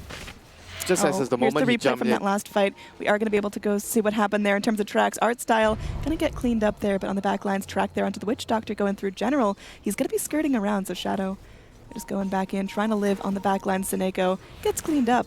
But look, Night Stalker still tracked, and Ditya Rod never takes his eyes off him, even after he goes and wraps around all the way into the top lane. You still are going to see the Ursa able to catch up with those phase boots. Yeah, it's track. You just want to get that juicy gold. Track gold. Must kill that target. It's generally what you want to do. Focus all the track heroes first, get all the bonus gold, don't let them escape. That's your priority. I mean, right now Na'Vi's still in a pretty good position, but slowly Wings are starting to catch up. I talk about the BKBs coming. Klings and TA are more than halfway down to their BKBs. Slada is not going to get... Oh, jump in here. This is going to be a big punish. Dendi not able to escape. I mean, you look at the overall net worth chart, and it's actually tipping in favor of Wings for the first time this game. Yeah. All the pickoffs they've been getting have been really, really crucial. Like, their heroes are much more mobile. Like, during the night, there's Night Stalker, and like during the day, there's Slada sprinting around, there's traps, there's Klings moving around. So all these pickoffs have been slowing Na'Vi's progression as a team. They want to be able to group and 5-man and push down towers so they do not run the risk of being picked off by all these heroes. But Wings are still constantly finding all those pickoffs, and once they get their BKBs, they're going to be very strong in the team fights. The team fight supremacy will start to fall into Wings' favor once the BKBs come online. So how much longer do you think Na'Vi have, and what's their best shot at getting the most out of that time? I mean, right now it's already 1 BKB up on the TA, so they're starting...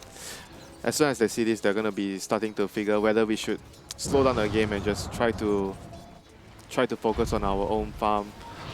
Because taking team fights against BKB is very risky right now for Na'Vi. So they might want to complete more items, like for example the Aghanim's on Chen. Mirana just got a blink, so won't be getting any more items yet.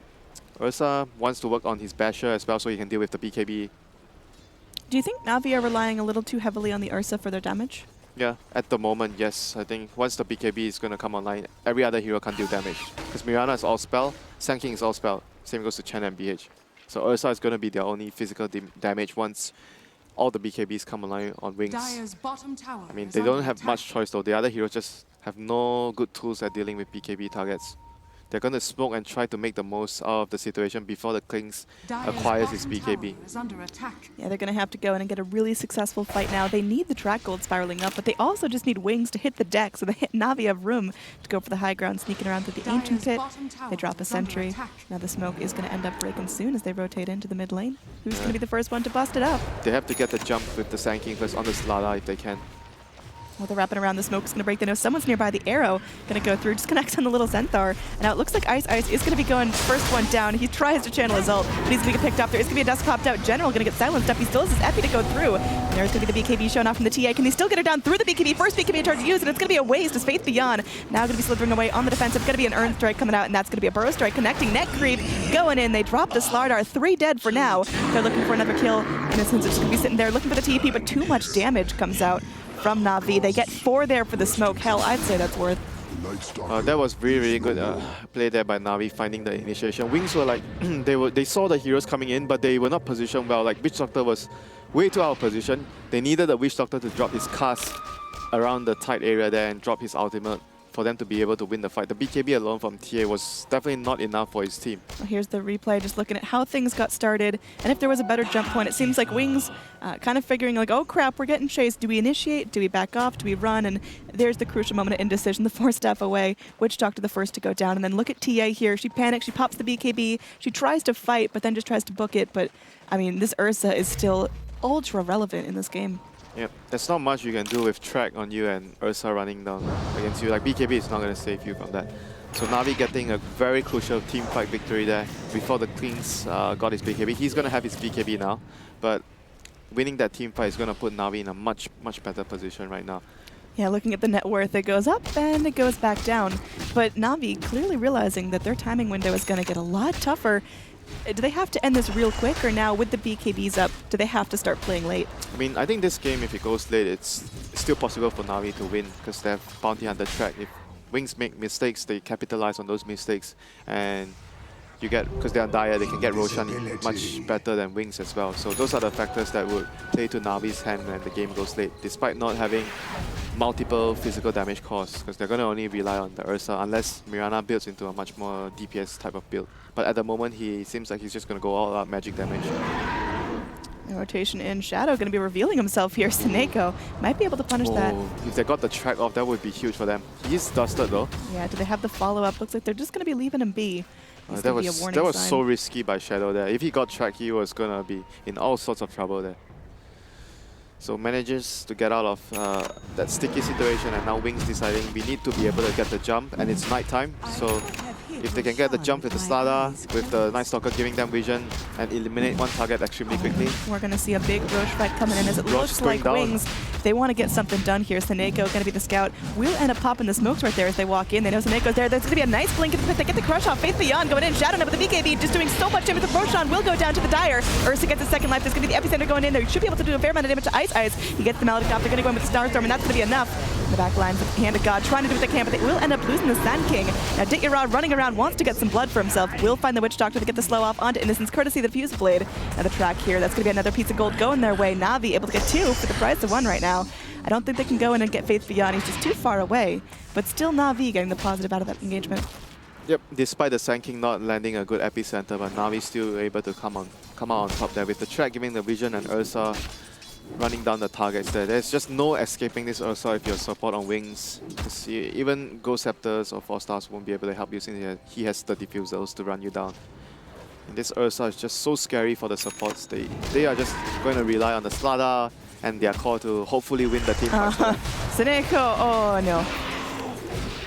Yeah, he was just out a little bit far. Yeah, you can't afford to be around the map like this against the Night Stalker, the Slada, the TA. Those heroes just run you down very quickly. And career kill, not anything important in the career, but just good team bounty. Wrap around though, they're looking for the jump. Ursa a little bit far away. Will go in, will be able to latch a couple of strikes at Faith Beyond, It's but fine. Lotus Orb showed off. That's going to be a neat thing to work around. Now, how's Na'Vi going to play around that Lotus Orb any differently? I mean, you can't really do anything apart from just, handle it. You just have to be careful when he's Lotus Orb out, maybe try not to use track because you track yourself. Just try to track the other targets. They can only Lotus Orb 1 target at the time, so. Smoke up. This is going to be a huge play. If Wings can actually get the jump, they get the crush on the 2. Dityara on the back lines looking for the follow-up, an immediate pick up there, blasting away the Chen. Dendy trying to do what they can with the Ghost Scepter, leaps himself up to high ground, but Dityara going to be left to deal all the damage here, but it's getting too low. They are going to pop the Aegis on the Ursa on the back lines. Ice Ice going to get tracked up, but will he live? Shrugentoss polishes him off, so at least they're getting something for their troubles, but it seems like Na'Vi, 1 step forward, 1 step back, and they're not making any big progress there. They are going to get the kill onto the Clinks there. That's a nice position 1 for their troubles, and can they actually get the stun off? Oh no, not able to get the arrow in time. Yep, nor the bash as well from Dityara. He just got a Skull Basher, so. I mean, that was pretty okay for Wings. They got the Aegis and they got 1 support. It's pretty similar to what they gave up, but Na'Vi will be obviously more than happy to get the track kills there. But it wasn't so bad for Wings at the end of the day. Na'Vi's going to try to press forward, not knowing if Klinks has a buyback or not, but even if Klinks has a buyback, they want to force it out if they can. What do you think about the double Desolator pickup for Wings? I mean, it's still a good item on those 2 heroes, so I don't think it's much of a big issue for them to have double Desolators. Is there anything that could have itemized better or gotten them a little bit farther ahead? It's just very good items on those 2 heroes. Damage efficient wise, I don't think there's any better items you will want to get. I mean, I know sometimes stacking the same item is not great, but in this game, because of how good the item and how much value it gives the hero, it's just very good for them to have those items. So Na'Vi, I mean, they're definitely still making strides in the right direction. Do you think they're scaling up efficiently enough? They're going to just keep fighting, though. I don't think they want to farm. Oh, Burrow Strike connects. They can get the kill on the TA here. That's going to be huge. Yes, the refraction. She's tracked up. There's going to be a bounce going every which way. Maladin connecting onto a couple heroes on Na'Vi. The Death Ward doing a lot of damage. Bendy could be in some trouble. There's going to be a crush onto 3. The follow-up there is going to be they cut the BKBs, but Shadow getting blasted apart. Little skeleton man falls back down to the grave, and there's going to be the Epi coming back on through. Sand King able to bring in so much damage, and looks like the crush going to be a futile effort. Wings, they drop 3, and it looks like there's going to be no buybacks in the field for now. That's going to be at least this tier 3 tower going down, most likely the racks as well. I mean, this style of game, like, Na'Vi is just extremely happy to keep trading kills, and they're just constantly getting ahead because of the track and just allowing them to be always having that snapper advantage over Wings here. Wings there, even though getting a really good crush, but not being able to finish off any targets here. Na'Vi is just very far ahead compared to Wings at that situation, despite of the good initiation. Oh, they're going in. They want to immediately punish the Templar Assassin who just respawned. They got the truck. They cut the bounce. That's going to be 2 more dead, a complete wipe. And there's going to be a TA buyback if they absolutely need it here. But I think Na'Vi may have just secured themselves a 2-0 in this series. They are showing no signs of leaving Wings' base anytime soon. Yeah, very well executed draft by Na'Vi, like with the Bounty Hunter. This is the type of game they want to play. Even though with the Wings lineup, they want to play the same game, but you're playing against track. So it's going to be extremely difficult if you're not always winning the fights cleanly. Oh, the Burrow Strike connects. Poor Shadow doesn't even get a moment of reprieve before he's slapped out This game is once over. more. I believe so, Winter. The GG coming out. Wings, I mean, they are doing a phenomenal job trying to play their best. The draft, I feel like, responded a lot better to Navi's playstyle, but Navi's still feeling incredibly strong. And look at that teamwork there. High five and all around. It's got to feel good to be Na'Vi right now. Yeah, both games exceptional teamwork displayed by Na'Vi here.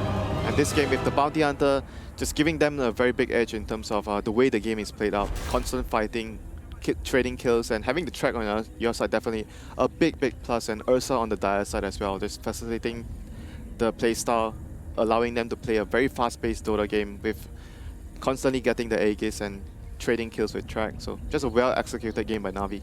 Yeah, it took a little bit longer than game number 1, but in the end, still able to pull this off. Fantastic playing all around. That's going to conclude this series for now, but we're going to kick you on over to Alliance vs. Escape, which is currently on stream number 4. Again, thank you guys so much for watching the series. I'm Android, that's Winter, and stick around for more TI6 action. Final day of group stages continues after this. Makes the jump. They could get Yapsor. Yapsor double. Force Staff to make it away from the pressure. Era has also been stunned up.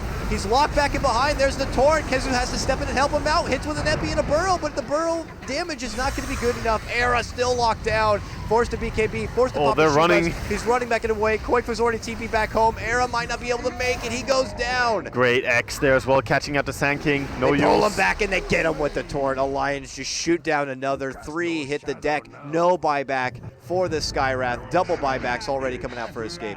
Yeah, and we see Koikwa trying to pressure top lane, realizing that this is going to be very hard to defend high ground, trying to force Alliance to back out and think twice about pushing. But Timbersaw defends quite well. Gets back, stops that push. That was a hard fight for Escape, since there's even an Aegis on the Dazzle. This time you can't just focus the backline as a Sand King and try to lock them down. He tried to go on the Beastmaster and get him killed quickly, but he's so damn tanky. Oh, top lane, X-Torrent. They're going to get a free bear, it looks like. 70 seconds on that one. I don't think they have time to get to the high ground, though, in these 70 seconds. He, in fact, buys a refresher, refreshes immediately, and he has a bear summoned fresh, good as new. I wonder if they could use that. I don't know. I don't know if Alliance has been keeping dabs on the bear cooldown. I know for a lot of teams they do. Alliance stuff like that. should be one of the teams that has pretty good understanding of the cooldowns for the bear and when they kill it, since they always play on the other end of that spectrum. But at least we're going to see one more smoke movement here, it seems. Grouping up. I wonder if they're hiding the bear right now. Koikfa's keeping it inside the base. Alliance might assume that there's no bear, but there actually is. They are. They are. They're hiding the bear. Oh, they got scanned. Oh, Scanned what by is happening? Dire. They know that something's fishy. They're heading that way. They already blink in. S4 makes his move. Is Escape going to be ready for it? What a brilliant scan setup coming in from Alliance. Yapsor blasts right back, and they're going to be able to take out S4. Arrow locked down, pops the refresher, pops the ulti, and then begins to go to work while rest of Loda and company are hot. and right inside the mix. He's going to get graved, he's going to get saved, but as you can see now, Bulldog getting harassed and down by the bear. Loda's going to get dropped, it escapes, fight back, and they're going to be doing it here. Kezu moves in, they're going to get Bulldog down. 4 drop from the side of Alliance. It's only EGM who will survive and make it out. That aggressive blink by Lifestealer, that definitely told me that maybe they think Bear is down, we can take a fight, we got this. He blinks in, turns out there's 4 people right there, and they do have a Bear, they do have everything, and the fight just goes disastrously for them. S4 getting bursted down as well. I'm not even sure if he got his BKB off before dying. I don't think so.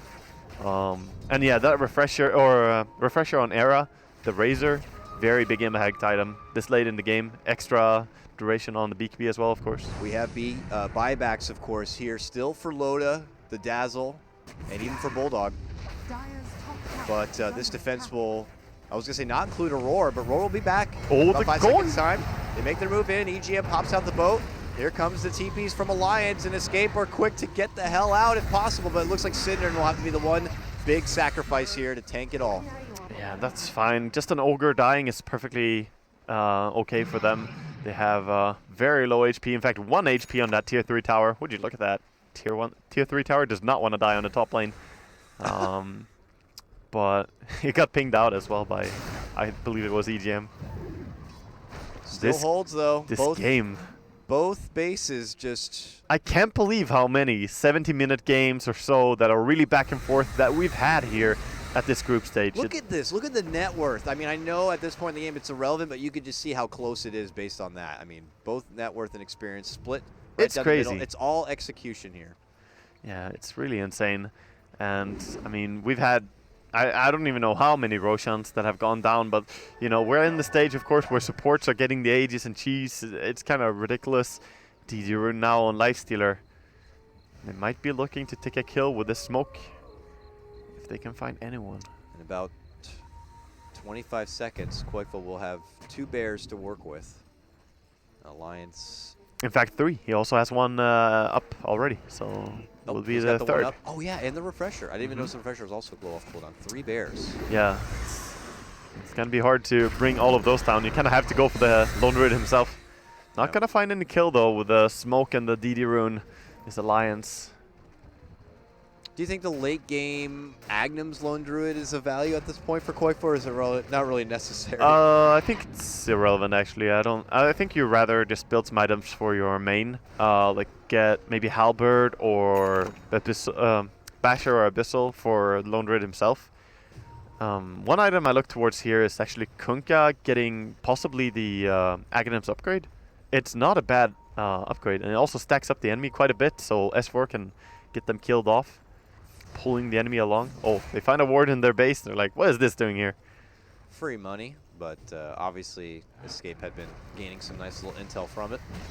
But they're on their own side, working back with their own farm again. It was another, I mean, how many times have Escape pulled out these crafty plays to get them right back into the game? 2 different crazy. smokes, the surprise bear refresher. It's both teams, really. I mean, Alliance, they were meant to lose half an hour ago, 40 minutes ago. They were meant to be out of this, in my book, and they just came back from the dead and then Escape. While on the brink of destruction, they're like, oh no, we don't want to lose. We're going to make a smoke. We're going to kill everyone. It's going to be fine. It's really just back and forth. I can't tell who's going to win. Yeah, both of these teams very good at fighting back on what feels like the brink of defeat. Yeah, and right now we have, of course, everyone being super passive, as we can see. The buyback, the only one who has it is EGM, and, you know, he's not sharing. No, not at all. So it's going to be a bit of a slow roll here until everybody feels they have everything they need and prepared for any sort of future movement. And what's this courier holding here? They do have a smoke again on the side of Alliance on Dazzle, and I think they want to use it pretty soon. Lanes are in a pretty decent position. They are grouping up a little bit here. Might be going for it right away. But at the same time, when you smoke up, you want to know where the enemy are. It's very hard to just smoke into the dark and say, okay, let's find the enemy. Now they do see a few people on mid, but that might be enough to tell them to smoke. I'm not sure. Yeah, it's tough. Because I feel like I'm a broken record, but it's like if this fight goes bad for one team, it just could be game over. I say that though, but the other team always seems to find a way to so still many hold. times they've been able to hold. He's getting getting pretty ridiculous. But there is no more structures to afford losing here. There's no buffer space between you lose the fight, and if they make it in the base, the game is just over at that point. The big thing right now, though, is that Era and his squad on the side of Escape, they're definitely moving more across the map and getting more farm taken in the last few minutes than Alliance. Like, they've been getting a lot since the last fight. Sure, they did win the last fight as well, so getting some extra control of the map because of that. We are going into the late innings here. 71 minutes in, and a very disciplined Alliance and Escape as we get into the final stretch. What kind of crafty plays can we concoct here? This Lone Druid, 40K of net worth here. Him and Era still round out the richest boys on the block, but yeah, really, they're at the max point now. Yeah, they're getting pretty maxed out. Of course, Era can still get that moon shard, you know, and get some extra attack speed. He does have a lot of damage from a static link at all times, so would be a good thing to add some more of that. But right now, I just wonder, are they going to be able to take the push all the way here? As Alliance a little bit slow on the reaction. They haven't been able to split push in time, so they're going to be forced to high ground defense against a Lone Druid Bear. And not just one, not just two, maybe three. 3 sieging bears could be coming their way. Yeah, and we have seen them blow the ship on the bears before, but Escape taking it a little bit easy, farming up the enemy jungle before they head over. Ping up inside the base of Alliance here. They see Loda. There is a ward. They're going to find it as they drop their own observer ward. They saw Yapsor. Get that, dude. Okay, got it. There we go. Now they can be hiding under the dark a bit. The 1 HP tower is denied. X-Torrent on the bear. Yeah, tier 3 denied as it looks like it's going to be taken.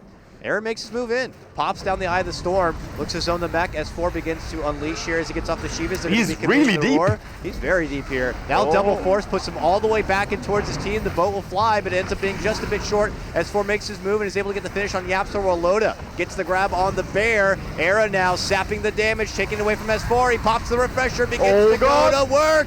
Can they burst down the machine? S4 doubles back now on the back of a timber chain, and Loda picks up the pieces, moving on in, gets the kill on Era, and Era's going to be forced to buy back and relocate back in with the help of the Boots of Travel. And as mentioned, though, the Ancient is in trouble. Can Alliance hold it? Quakefa's going in for it. It looks like they've been able to spot out Quakefa. Oh, the savage roar! Pushback goes for the TP and makes it away, but no! They have the X pullback, and he's right back inside the base. They're going to get the Quakefa bear. Yeah, he's trying to run to the woods, little bear, to the woods. Yeah, no way. Alliance still alive again, and no megas. There's one Rax each side. I believe the Era might have made a little misplay there, running in so deep into the enemy base. He lost 50% of his HP. Then when he popped the refresher and double BKB to go in and fight again, he just got bursted down very quickly by the Lifestealer. If he had full HP at that point, oh well. It's the what ifs really of the fight. Yeah. They have 2 cheeses on EGM. He might be sharing those, in fact. Not sure about that. If any of his teammates are hungry. We'll see. It's a picnic. If you have some chips, I'll think about it. Yeah. Here we go. Base Escape. push. Can they hold? It's their turn now to defend. Surprised he hasn't bought back yet on Lone Druid. You will definitely be forced to, so might as well do it as soon as possible. Yeah, get it on cooldown. Yeah. Let's go. You don't want to hold on to it like this. He's nursing it, though. Has that refresher still. Bear needs 20 seconds unless he's going to be forced into his position where he has to use the refresher. It looks like he uses it now. Jump in, Epi, look to burst S4. They might be able to get it, but the grave is there from Ake. Loda makes his move. He could get Era again. Era going to be forced all the way down as he continues to sap the damage, but S4 moves on in. He could get the finish here. Razor has to run. He makes it back in away, and Alliance go right back in for the juggler. They're trying to get the Megas and get the finish. Kezu bursted. Loda pops out, goes back in, tries to right click, but the glyph is there. It's stunting the damage, but now it's over, and Alliance have just unleashed the Megas. Here comes Escape, though. Can they force Alliance Timber, but he has buyback. They're running in. They have to make Alliance pay for this, and they have to make it back the other side if they want to stay alive in this game, but they turn back. They are going to get EGM, bursted down. S4 moves back in. Think he can make a move for Kezu, but Kezu doubles back. Now they move back in, and they're going to get S4 down. He's out for 2 minutes, no buyback there, and they're going to get Loda. No grave. He has no grave to put out. Ake to the low ground. Can't even TP away. They get him too. Oh no, this is disaster for Alliance. They don't have Timber. They don't have Dazzle for a very, very long time.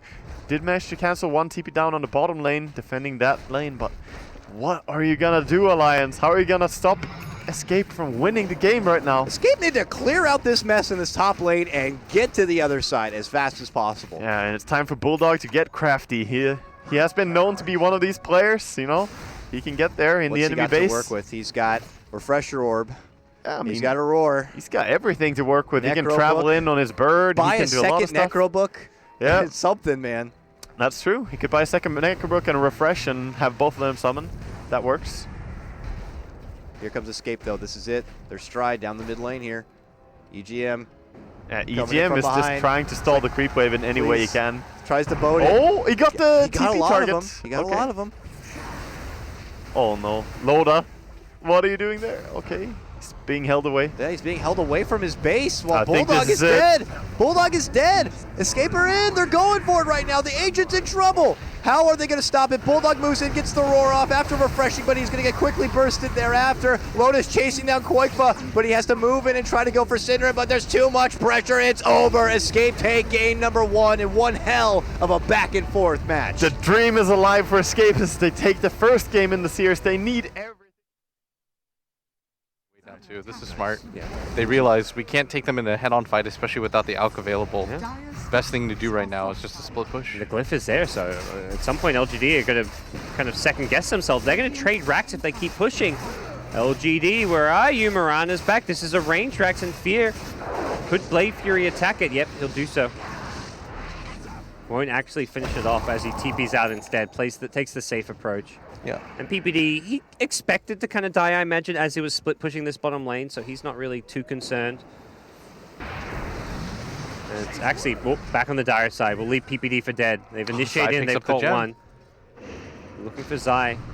Here's LGD. There's the Omni/Slash aggressive. Doesn't have mana for the Berserker's Call. Fear, he's gone in. He's got the Blade Fury now as well if he needs it, but he'll just right-click down the axe.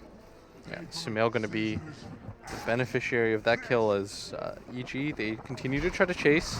They want something if they can grab it, and Chronosphere, Ice Blast, it's coming in. The wide. arrow will catch Sumail as well, and I don't believe Sumail can find his way out of this one. No buyback as well. They can get Fear. This could be big for LGD. They may be able to force that high ground. This time they don't have to worry about the bottom lane. Zai, you're not deep. Oh, you are deeping out. He guessed wrong on the torrent. I thought he had vision, but no, he was hiding in the trees. if Banana could have just walked in there instead of going for the torrent toss, they probably would have picked up that kill, but LGD, they are going to be incredibly satisfied with the double pickoff on the cores, as that might just force them to have to buy back. Not the fastest pushing lineup. They're actually going to see the bat blink in, but he gets immediately caught by the time dilation. Yule Scepter will help Universe out for a little bit, but it's still not going to be enough to save his life. Now he's dead for 48 seconds. Dazzle, it's a 1-by-1 domino feed. Maybe says, I'll come take out this tombstone if I have to. And there's the Alchemist buyback. He just had it back up and decides it needs to come out to protect these racks. Yeah, and even still, LGD, 27 kills now. They're ramping up the pace right now. Much bigger fan of this style of play, rather than the sit back and allow somebody to farm. It feels like both teams just kind of flip their play styles, as it's now LGD getting aggressive all around the map. So BKB picked up by this axe. Fresh 10-second one to go along with it. Ancient Apparition has wards for days. And that third point of his ultimate does kind of help. Oh yeah. And the Shatter health threshold for very high HP heroes, the damage per second, I mean, everything about it, it gets better. Yeah. The duration, damage. I guess, is the same with because of the Scepter, Yeah. but 450 and 12 and 32 damage per second. 32 damage per second for 17 seconds on top of the initial burst is insanely high. see what EG's next move might be, but right now they are struggling. Alkus starting to work on his Aghanim Scepters. He doesn't have buyback, so he's just going to start buying all the pieces as soon as he can. All right, who's the first one go to? Who would make the biggest difference? I would say maybe even the Undying. Undying is just so... Undying's at that state where you're so poor that I feel like you just die instantly, even with it, like the Ags. Yeah, but you take away an Ogre Club worth of strength every single time. Yeah, not... I think it's good, just unreliable, whereas like Jug doing damage is reliable. I think it Decay is reliable. You get an Aether Lens on that, throw that sucker on. It's Jug is reliable also just because the hero wants stats, wants to be tankier. But I'm not sold either way. I don't feel like there's no obvious choice in my mind. EG are smoked up though. They want to make a move, and Zai is just gonna run into people. He pops the tombstone just in the open here as Universe gets the grab on. Maybe they broke the Lincolns for this, but I don't think they've got the damage. The Chrono comes out. Fear's being caught. Universe as well, locked in place by the Cold Feet. And Zhao Wei will leap forward. Gun for Fear, and we'll get him. Run, PPD. This is your life now, Peter. Get the hell out of there. He does not have a TP. And LGD are, they're just mean. They're gonna chase this guy down. Mean. LGD is probably flashbacks to last game where like they're having no mercy today. Not in game 2, and for LGD a win here, it keeps their final day hopes alive. They need a 2-0 probably in their last series against Wings. They also need to complete the job here in game number 2, but right now it's looking incredibly good. Yeah. This Alk is the only one alive right now for them, as buyback is available for this Juggernaut, but without the rest of his team there, I'd imagine that he's a little bit more reluctant to go for it, as LGD, they're going to start flooding into the base. EG in a position where not really sure what the best choice here is. Sumail looks like he wants to go for the split push. Gawait's already TPing back home, leaving his team to finish off the melee racks, and there we go. There's the Sumail TP back. Oh, good reaction. As soon as his Lincolns gets broken, the Universe was on top, but there's no more gem now for EG as well. They rely on that pretty heavily. I mean, maybe his build just makes him so hard to kill. They committed everything to kill him in that fight. Yep. They used the Force Staff on the bat, they lassoed him, they all beat on him at once, and he just kind of shrugged it all off. Didn't even get down to half HP, it looked like. LGD to be feeling pretty good about themselves. They keep that bottom lane pushed out. They take their first racks of the game, a melee one in the mid lane. Looks like they're going to make their next move now. They transition into a smoke. Roche is up if they can find a fight, but I think more likely they just want to team fight and then try and end the game. They do not need to play around having an Aegis. Yeah, and without any detection here. Oh, maybe he's a bit trapped here. We got a great Chronosphere on 2. It is, it's a support and Fear. They'll take that. They will take that every day of the week, as now they are so close to the base. Man, if maybe he had a Blink Dagger here, he wouldn't have been stuck in the trees. That was such a good Chrono opportunity, though. Even with him being in the trees, he couldn't pass that one. No. I think the Shadow Blade has given him a lot that a Blink wouldn't, just as far as roaming around like the enemy jungle while invis. Oh, for sure. It means you can initiate and have some protection against the Bat Rider too, because you roam around and you're not going to run into a lasso. Yeah. LGD all going to get weaved up, but I don't think they care at all. Doesn't seem that way. Alka's coming in from the side, throws the acid and stun. It gets Manta dodged.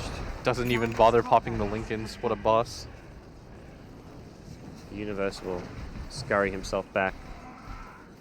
MKB for Zhao Wei. He's actually transitioning into some physical damage. Don't see this all too often on Mirana, but I mean, it doesn't really matter what item he gets. Let's be real. Well, that's the E-Blade, the Manta, the BKB we sometimes see. It's all frills right now for LGD, who have 4 racks advance, or 3 racks advance. They didn't get the range in mid. So who got the Aghanim Scepter? All right, Fear with the Ag's Omni Slash. Bit of extra stats, a bit of extra slashes. Here comes LGD trying to contest the Roshan. Aggressive will be the target. As a BKB, won't get a chance to use it as he gets taken out at the start of the fight. The Ghost Ship will catch PPD, does not kill him though. Chrono on 2, Ice Blast immediately follows it up. Zai and Fear get caught in that one. Good news for Sumail is he didn't get caught, but problem is he now doesn't have 2 of his buddies.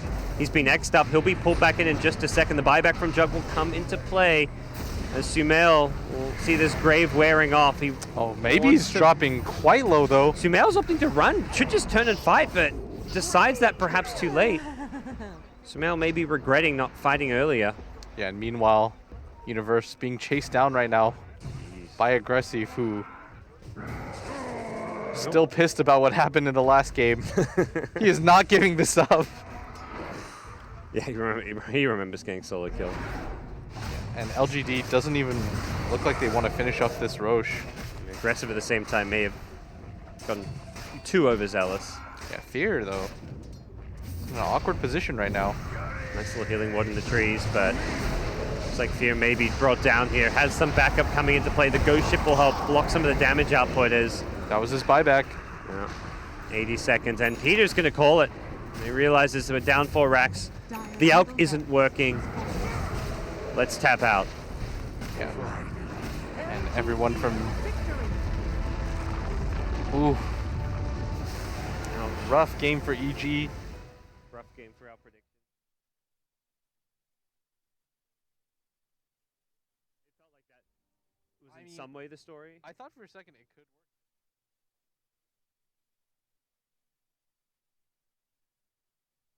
I think that was the big thing. It really... So they know the Cuckoo was heading down to Roshan. They won't realize he's invis unless they have a gem. There's Dust on Moon. He makes a break for the tree line, actually locking himself into the Firefly. Spy Carpets will hold him there with the call. Wait for the Culling Blade until the right moment, and that would be the right moment. Cut you like cordwood. Unfortunately for them, they won't be able to get too much out of this. Ideally, you want to take out a Roshan and take it away from the Drow lineup. Drow Ranger committing for the super early Hurricane Pike. Belongs to me. The movement back then from EU, he just told Notel exactly where the Observer Ward is. Notel would have had a guaranteed kill on SD unless that Observer Ward scouted out. Still looking for a kill. Well, that's an Ags on Marana. Saw her complete, and that's with an Arcane Boots to boot. She's got a hell of a lot, almost got as much as the Bat Rider. Demon and Cuckoo laying a trap for Miracle. Oh, no, wait. Hey, hello! Miracle will imprison himself. The arrows flying in, hits perfectly. Sentry Wars down for Nyx Assassin, and there it is. Fly dropped his own one down. The ship from Demon, gonna be a big fail boat. There was no way he could find the proper angle there. And that is 2 quick and easy kills going the way of TNC. They were trying to do that without any Obs Ward outside the tree line. That would have worked if Nyx were in Vendetta. But now, you get 2 kills, immediate go at the Roshan. Yeah, this is going to be too easy for OG. Obviously all the damage in the world for them. Maybe not great for Miracle, who Fly is currently hurting to heal. Notail's a much better tank because he has 18 armor, marksmanship. Well, team with the first Roshan kill. You're right, it will be OG. I'm a little bit worried about the next kills prediction though. Leap forward, let the Aghanims do its work. And now the call, it kicks in. Is there a Moonlight Shadow time for Crit? That Culling Blade was too early. But Crit will still end up going down. Good kill for an Axe. Just shy of 650 gold for it. And the Moonlight Shadow can't be used aggressively on the bottom. It could be used aggressively on the top. Moon, blink, and he'll start the lasso. Pulling back the Axe. There's more support arriving. It was Notail who TP'd to the tier 2 tower. So Sam, this is the kiting, and there's nothing you can do about it. Cold Arrow high level, but you can try and gank the other lane. Down the bottom lane, Cuckoo. I say it's going to miss the stun. He missed it on Miracle. Instead he connected on Fly. And Fly and Miracle will walk out together. That Sentry Ward went down just at the last moment to try and see him. One of these cores is not like the others when you look at your net worth graph. You talking about the Drow being so far ahead? No, I'm talking about the Nyx Assassin being abysmally low. You're a glass half empty guy, Ben. Nyx Assassin. Well, Drow and Juggernaut are neck and neck. But the lowest core by far is the Nyx Assassin. I mean, Juggernaut and Drow are within 200. That's not even glass half full. Yeah, they definitely need something more to work with. The bottom 3 belonging to TNC, where both supports are able to beat the core. Makes for a hard life. Yeah, I am very concerned because Oracle has so much farm this game. Arcane and Mech, combine that with the Ags on the Marana. Uh-oh. TNC just smoked up. I don't know if they got scattered up by the ward before it timed out, but I think they did considering the positioning of OG. Crit is the man who's close enough that he'll break the smoke. The Observer Ward gets planted down by the Dire side. So they see Crit. Notel, he actually pushes himself in with the Hurricane Pike, looking for the kill over on the SD. Can't get it thanks to the Torrent. The Lasso keeping the Axe on the back line, but Notel really exposing himself, but he's still not dead. The false promise from Fly. Crit knowingly, Notel knowingly put himself in harm's way. just because he understood his team would be right behind him. Miracle with the imprisonment. They prepare for the kill. And Demon does not stand a chance. And this will beat the mid racks. Crit's already working on the bot racks. Come on, I need one hero to die in the next 3 minutes. Only one, not more. In the next 3 minutes, I think it's guaranteed.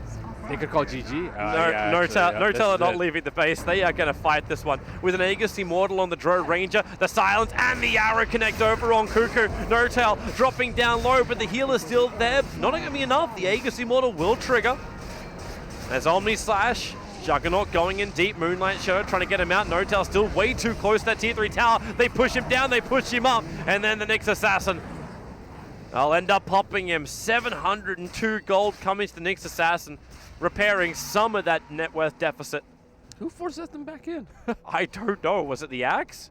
I don't know, but he was the one who forced himself out. Nyx Assassin is the only other one on TNC that has a 4-star. It could have been Moon, it could have been Miracle. They maybe thought he was looking the other way around, and then just, whoops. I think it's more so that they were expecting him to turn around.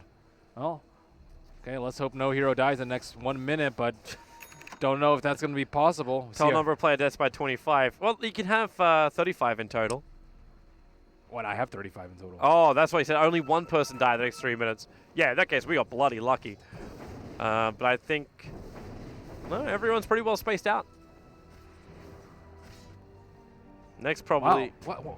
Drow Ranger was doing such a good job of not holding on to so much gold, and now he's 4,000. Well, he just spent it. He's buying an Aghanims. He got 3 1Ks. Axe is interesting. I would have expected BKB maybe, but maybe not enough damage. Or Yasha. Yasha's always a nice pickup on the Drow Ranger. Well, they're coming again.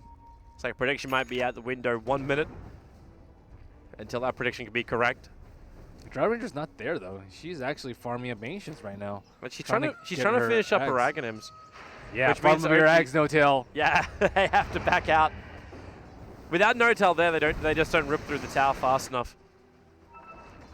And she already used her aura as soon as she respawned. Courier's already waiting.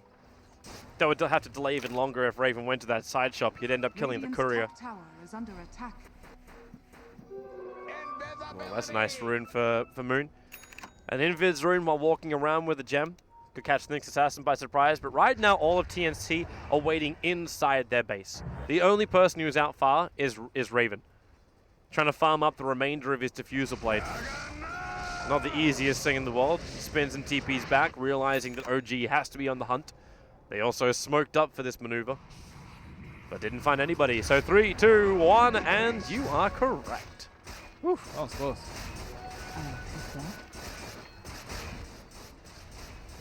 So TNC, defense time. Everyone's grouped up together. No-Tail has his Aghanim Scepter. Axe is not that great for the high ground. I guess it's okay. Axe is super underwhelming unless you have the Maelstrom, though. I kind of like it when you got Hurricane Pike, too. Like, there's actually double Hurricane Pikes. Miracle as well as No-Tail both finished Hurricane Pikes. Dire has used Scan. They do know exactly where No-Tail is, but... Oh, sorry, Moon is, but they kind of already knew that. Yeah, this is pretty obvious what's gonna come. As well, X marks the spot being used. Oh, they're gonna imprison. They can't pull him back. Here's your Blink Lasso. The Gust will control the Axe outside while they drag the SD unwillingly to his doom. The buyback comes out quickly. Nice try with the shenanigans. Unfortunately, imprisonment too strong. Arrow flies in, gonna miss. But there's more of a fish. He's the anti-Kunkka. They're going again.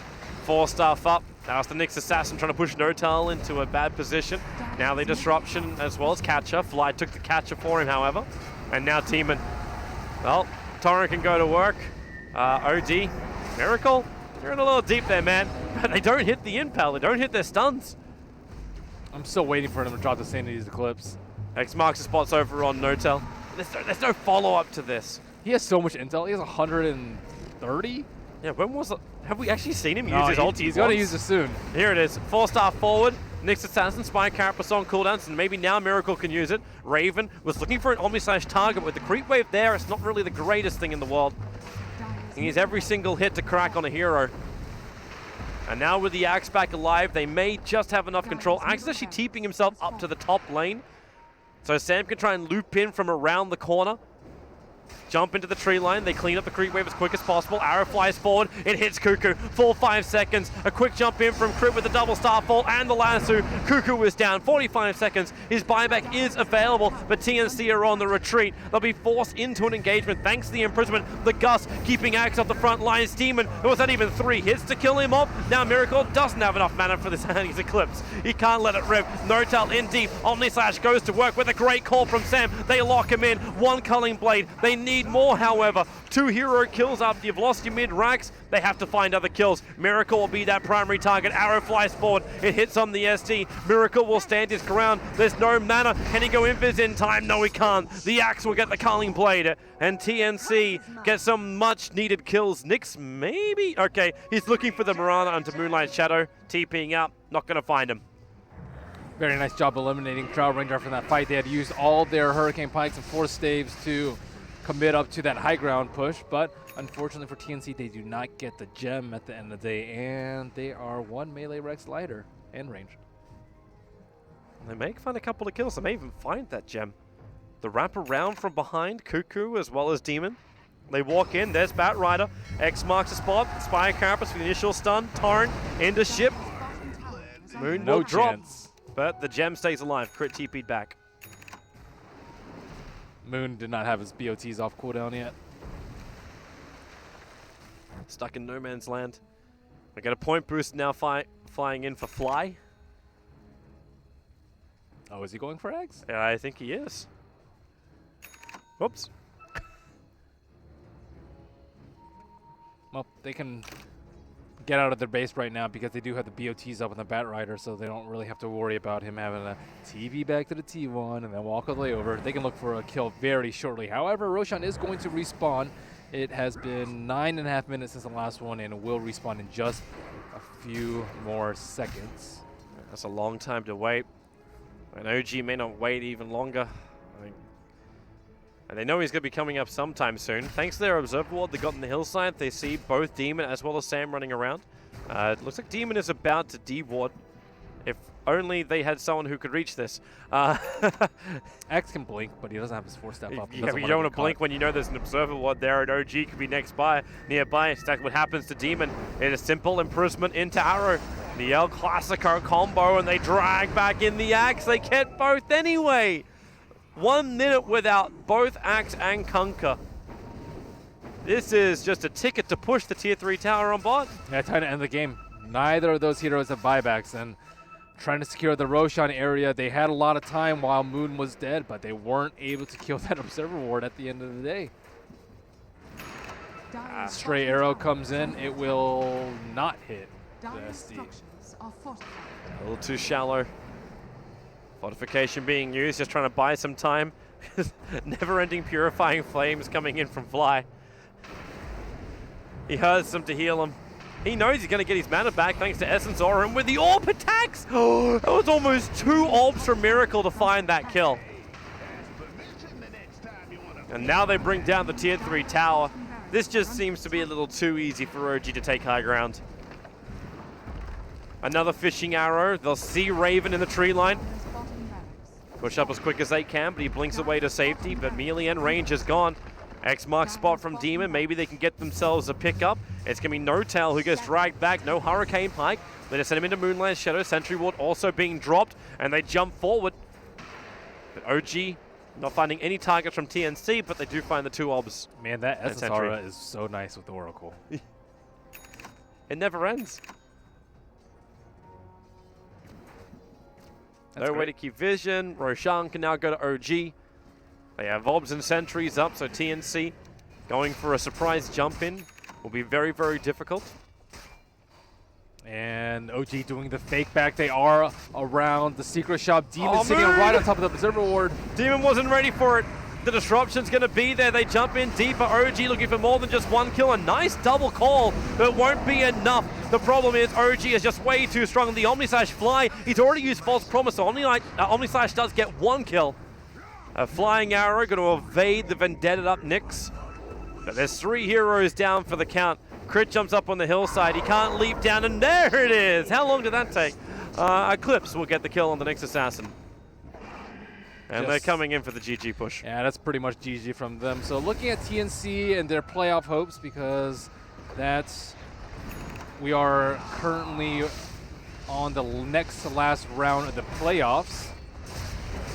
With 0 wins, I'm not sure how good their standings look right now. Looks like Na'Vi have moved up to 6-6. I believe they 2-0'd Wings. I believe so. Then TNC is now sitting at 7th place. They still have a chance by the looks of it, but it depends on the results. OG and Na'Vi are going up next, so that'll change a hell of a lot. There goes your Fortress finally, so... Thanks for believing in me, Toby. Green across the board. I'll always trust you to the ends of the earth, Merlini. Correct across. But yeah, OG 2-0. I believe that secures themselves a top 4 position. Strictly, it looks like. Era is, of course, freeing up space with this axe, letting Synderen get his levels, and now they're thinking about doing something, but this is now already a very strong... They do have YapzOr coming in from the rear, too. See if Bulldog can find his way out of this. Spin.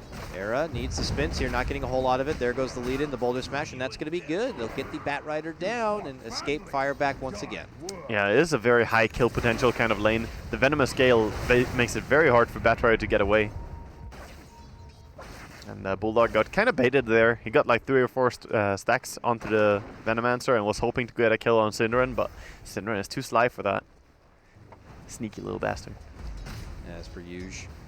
Bulldog back though, hangs to the tower and we'll be in a good spot, but YapzOr continues his movement, this time accompanying the Koikva Auk in the mid lane because it is a bit of a 2-on-2 as EGM also kind of matching and mirroring YapzOr. It is a hard day as well for Koikva. This game right here, playing Alchemist on mid lane, being 7 CS, and the rune control is coming out from Alliance as well. He is getting just crushed. Yep. S4, no surprise, 23 and 14 to denies. I mean, that's some 8.5k MMR right there. You know, S4 started playing on his 8k account again.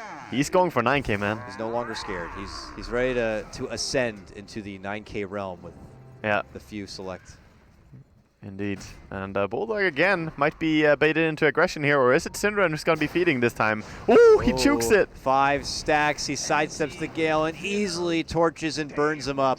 Yeah, this time Synderen, you know, pretending to be baiting, I guess, but there was no one there to save him, and Bulldog calls him on his bluff. Yeah, probably grinning a lot about that one here, but look at this, we got a smoke response play here in the bottom lane. This could be YapzOr, double Ion Shell. Going to be set up. They're looking for their target. It is Loda. There they make their move. They connect wonderfully, and he tries to get the gust off, but the boulder smash is going to be able to connect, which will pop off the stun. They get the surge. They need a little bit more. Heal is there, and Ake holds the grave. Will finally dish it out. Will they overcommit for the Drow? It looks like they will. Beautiful defensive play. He gets the gust off, and it looks like they'll be able to end up with 2 kills for Loda. Double kill. And wonderfully played. Bulldog also gets a kill top lane. Together with EGM, they managed to bring down Era on his axe, in fact. So beautiful play all over the map. That was really clutch by Loda and Ake as well. Suddenly, Alliance are up 8-3 at the end of that. They're back? They are. It looked like just unfortunate mistime. The Iron Shell, I guess, expired at the end as YapzOr was making chase onto the Drow. I mean, mean, didn't quite have enough firepower. Ake coming in there with the heal and the grave just turned everything around as well. The second gust flying out, pushing them away. Could not have been better. They're going for it again, and Ake's back in his position once more. Here he is, gets off the poison, has the grave if he feels it's necessary, but he knows it's not. He actually doesn't have mana after that poison touch as well, so good thing he didn't need it. Uh-oh, trouble's coming. Look at that, it's S4. Roaming in, pops off the nuke. It's going to force YapzOr to totally roll away, and he'll be good. He's going to be just fine. Meanwhile, though, Alchemist gets a little bit of breathing room as soon as the Razor leaves. Razor with a 24 denies. He's really been just cranking down on his poor Alchemist. Alchemist will try to recover, but already a big amount of momentum coming the way of Alliance here, stringing kills across the board. They're winning all 3 lanes. The fact that you're behind net worth as an alchemist to your enemy mid is just never acceptable to you. You always want to be ahead by at least a few thousand heading into a 10-minute mark. Right now he's behind by 600. And we'll see how much Escape feel value to be able to strike back, in a sense, to get Alk back into the grind. It looks like Bulldog made an approach towards the mid lane here and runs into both Koikfa and Cinderin, but he'll be able to fly up and above and away from any trouble. While mid lane, they're making their own possible approach. Yapzor looking to get in position here. Kesser's stealing creeps, though. Stealing the big creeps here with the Iron Shell. Very good little move. Getting that experience taken away from the enemy. And, of course, the bank of gold. Wow, that gets even Yapzor a lot of XP. He was about to get to 4, and now he's quick to 4.5 off of that. Uh-oh, they ran to EGM. It's a big ogre, though. I don't think they want to commit for this, so they decide to pull off. Plus, with Dazzle nearby, this is pretty much an impossible mission, so they got to get the hell out. Mizu needs to pop his wand and maybe a TP here, but EGM's chasing him, and he has a Fire Blast. Oh, he's trying to be sneaky, but yeah, no. That is not It's all ogre. Sir. You got a pointy head, and it's going to be He's trying to walk past, but this ogre... Just hard to watch. Takes him into a back alley and beats him down with a bat. Yeah, it comes up with a bloody club after that. Like, yep, had some issues to take care of. And now we see Alliance up and above. 9-3 now with already a little over a 3K net worth advantage. They're in a solid spot. Loda in the bottom lane, man. He's been doing work. He's got a Dragon Lance already. Look how hard he hits. Yeah, he's really adding up agility as well for the rest of his team to get extra damage as well. So he has the Power Treads and the Dragon Lance now. Really good stuff for the Razor on the mid lane as he has plus 34 damage. Radiant on the move. They pop out a scan to see if there is an Alchemist farming nearby. They're not going to catch them there, so they head that direction, look to go up and around. And on a stacked small camp is where he's been farming, so they find the results, what happened there. Bulldog comes out big in a fight. He walks away with a Blink Dagger.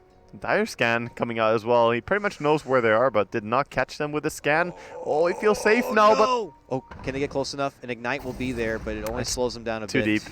Bit too deep. They're going to run away. They forced out a TP by Venomancer, but he did cancel it as well, staying down on bottom lane. Radiant's middle tower is under attack. Alliance not going to be able to get the catch they were hoping for on that smoke movement, and for Escape, they will be able to avoid the trouble, using the game sense to recognize that Alliance are doing something a bit fishy here, but yeah, they just go back into the grind, and even though Bulldog doesn't get a fight, he wants to get his Blink Dagger, he's just going to have it by farming out a wave or so. Yeah, definitely. Just keep farming for a little bit more. Than Alliance should be looking to take the tier 1 towers and get some control on this map, because that's how you shut down the Alchemist. You limit his space, limit the area that he can use to farm, and aggression will pay off. Wondering to see here. I'm sure soon enough Alliance will ramp the pace up here, particularly in the bottom lane where this drought could maybe push through a tier 1. S4 is punishing this mid tower a lot. He's just slapping away at it. Of course, the creeps get pulled back by Yapzor, so not going to take the tower in one sweep, but he's been dealing a lot of damage. And he's going right for the mech, so he's going to be the one to bring the sustain for his team. I think that he is the appropriate mech candidate. This game is really not a lot of else unless one of these supports can somehow manage to farm it up. And can we see a deny? Cinderin with the wards. Not strong enough. Nope. He tried though. Yep. 3 wards, micro together, still not as good as, unfortunately, Loda's heavy hit. They'll be able to get the last hit on that one. And they could follow it up with a secondary tower takedown, possibly here in the mid lane. It looks like Alliance have already rotated in a couple backliners, including a certain lot of damage on the Razor. He's got a blink, ready to go, pops in, gets the lasso. It's going to be on Yapzor. Pretty safe and easy target there. Good thing he didn't get the grab on the Alchemist instead. That would have been even worse for Escape, so they're probably happy, even though they lost a hero and lost a tower. You have to be happy that you didn't lose your core as well. Alliance not done yet, though. Posturing up in a more offensive front as they continue moving forward here. They're going to get some early pot shots possibly on this tier 2. Some really good base defense, though, by Venomancer and Alchemist Acid Spray. Yeah. You have the wards and Acid Spray. It's so hard to break into. You should go for all the tier 1 towers if you're Alliance in this spot, and then just think about Roche, maybe keep ganking with the Batrider. And yeah, Batrider is actually stealing the enemy jungle right now with a Firefly. Yep, already has his blink, looking to acquire a Force Staff in due time. Cinder will see him and try to snipe what he can away. But Alliance are nearby just in case trouble approaches here. But I was just going to say that maybe Escape's aggression might have been put on hold for a bit, but look at this. They smoke and they go on the move here. It's a good time because, I mean, they got YapzOr's level 6. He's actually level 7, but they have the Magnetize to work with now. The Blink Iron Shell axe is really powerful. They could bring down the Dazzle if they see him. Let's see. They see him for now. Tier 1 is going to be dropped. The Lions take that and continue to move right down the lane. Will Escape try to make a jump from the trees here. Oh, they've been spotted by the ward now, though. The smoke just ran out. They know. Bulldog takes to the skies. He's looking for a setup play, possibly for a blink lasso. Makes his commitment, gets the grab. It's on YapzOr, who already gets the magnetize while Era jumps in, gets a nice two-man call. Loda gonna get saved though with the grave. Keeps him alive and well, but Koikfa could end up waiting for him a bit, and he'll end up getting burned down. They lob out the stun, and they'll get the follow-up takedown on the Dazzle. They're looking to go for Bulldog. He flame breaks them back, but the chase is on, and Koikfa is fast, man. He's got that haste rune, and he just chops him down. Era, though, the man left behind here between EGM and S4, will be dropped. And Alliance are able to string together a couple of kills themselves, too, with a killing spree now on S4. I have to say it, the Venomous wards actually paid dividends there. It was really important. They got one pot shot off on the Batrider, so he couldn't get that clean initiation. And that made Alliance have a little bit awkward positioning, because he had to back off, get the Blink Dagger off cooldown, and then go. But during this time, Loda got caught out on his Drow Ranger, and things escalated from there, let's say. The haste rune was, of course, a big part of the team fight as well, though. Escape, I was actually seeing their positioning. I was a bit nervous that Koikfa wasn't going to be able to be there in time, but wouldn't you believe it? The Mighty Frog blessed him with a haste rune, so he was there in good time and able to participate plenty and help a bounce back play because he had been beaten down so bad in that laning phase.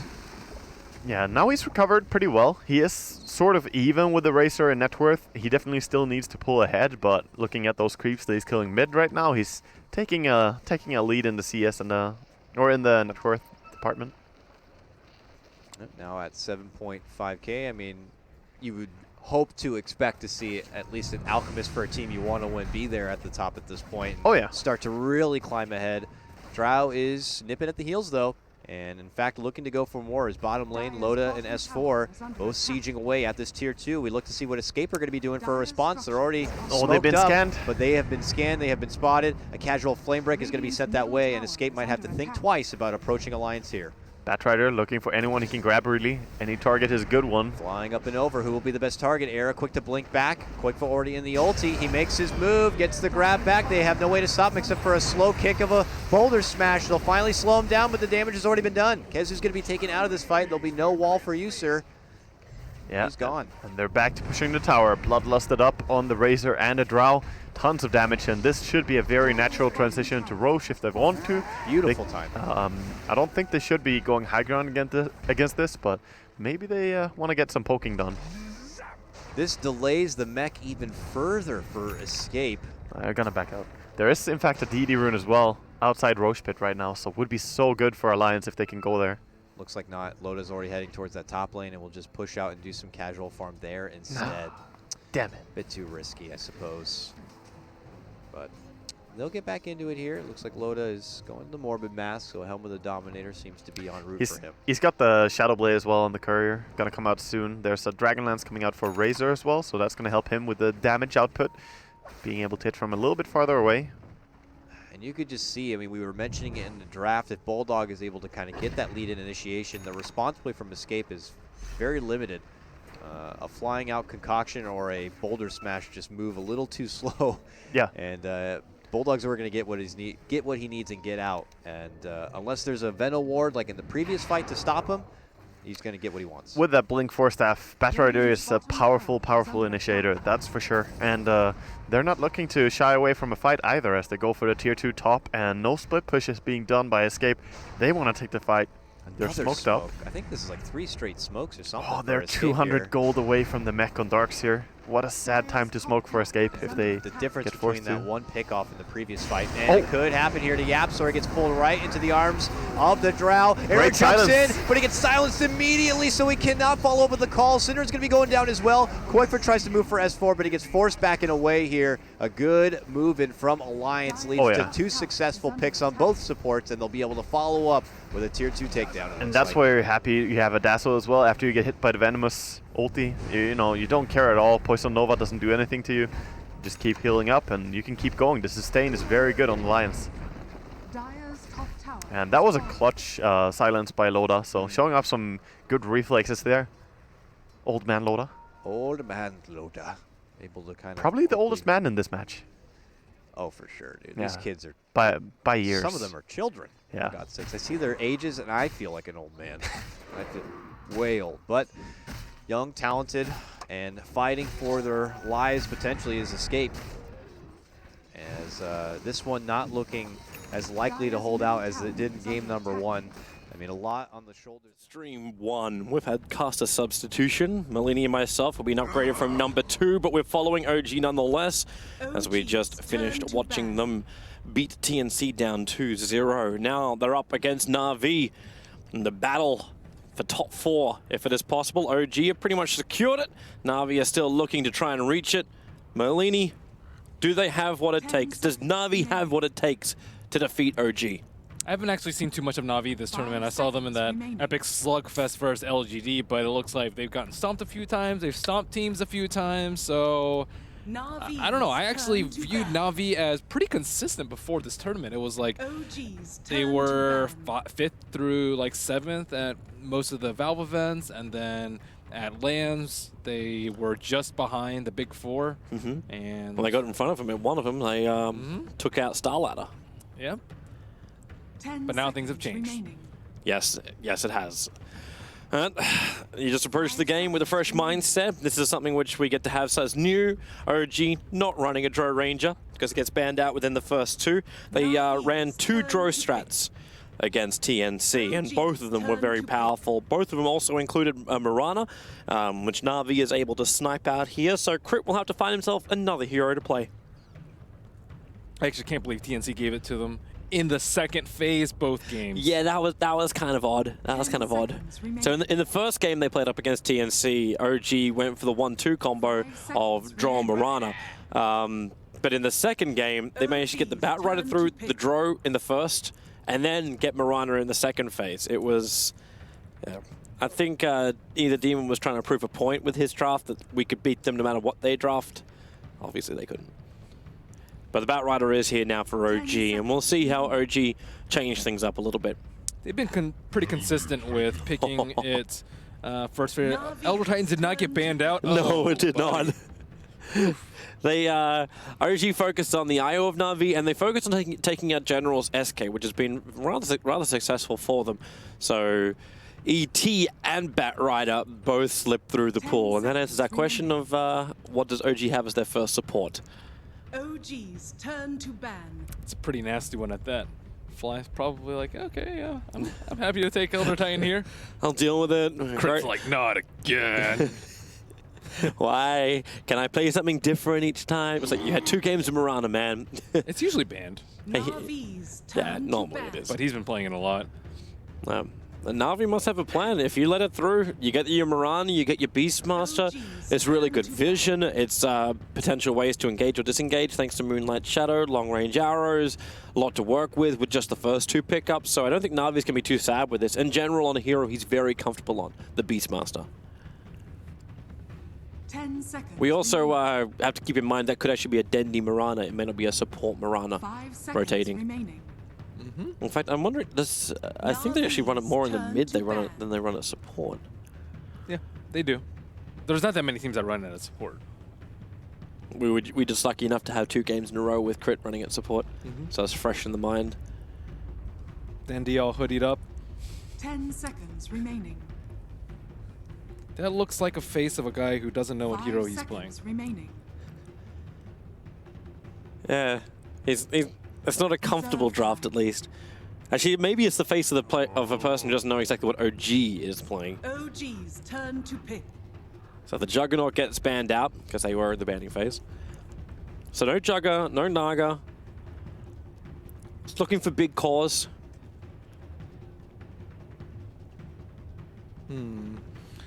Looking at their heroes, they really have not picked too many heroes aside from the Batrider, ET, Mirana, and Drow Ranger, both of which are already all in this draft. Other than that, we've seen Oracle decent amount coming out from them, Shadow Demon a few times, and there are those 2. Yeah, the Oracle and SD. So now Na'Vi have big saves for their cause. The SD, a nice way to synergize with the Elder Titan. A lot of ways to control Na'Vi when they initiate too. So SD Disruption can save when a target gets arrowed, roared. There's still Alchemist too. Alchemist is a pretty big concern in this game. Na'Vi can easily pick it up, and I don't think OG have enough burst to kill him, and they have Oracle backing him up. Reserve time. And they don't have a support pick left for the Ancient Apparition. Maybe that's when OG consider picking it themselves. Yeah, perhaps. Wouldn't be too bad with their lineup. And giving Miracle more money, that can never be a bad thing. Why not? Unless you give it to Dotel, give Miracle something else. Do they want to go for that sort of game, though? The longer kind of drawn-out game? I don't really see anything wrong with Alchemist in this draft. I just don't know which team's going to pick it up, if any. I might have something else in mind. When you're running an SD as well as another Titan, we did see Miracle's Invoker earlier today. Huge amount of damage. He got levels so quickly. That Sunstrike was actually not really as effective as I thought it was. It was more of an assist every time. It wasn't the guaranteed kills you normally see from Invoker Sunstriking. They don't have the Drow Ranger this game, though, so the mid matchup is a lot more limited in terms of the pool that OG can play around with. Yeah. OG did, obviously they went very wide with their pool. They ran a Dro OD in their last round. There's still Kunkka available too, but with both supports taking on a set of OG, far more likely that Na'Vi will pick it up. They have run core Kunkka with no tail before. Yep. And it's going to be a Razor. So easy synergy with the SD. Not bad with the Elder Titan. And gives them a lot of sustain during the team fights now. Oracle has a lot of trouble dealing with a Razor. Like, you can false promise someone, but Static Link is still going to be there. And then, if you want to cast any sort of spells on Razor, you're going to hurt yourself more than you hurt the Razor. Kind of interesting choice for them. Some synergy with the Sleep, some synergy with the Shadow Demon, Disruption. Nice hero up in front for them. And also, Na'Vi have been picking up a decent amount.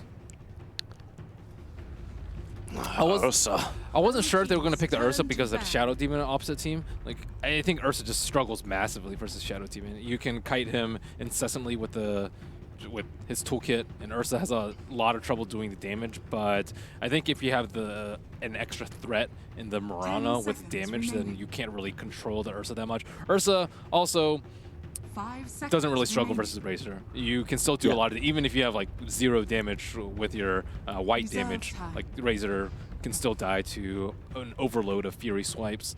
Might be a good way for Na'Vi to also have an extra bit of confidence during team fights. Kill off Roshan, get that Aegis to the Immortal. So you've always got that extra hero every time they fight. The advantage of Dire Side Ursa.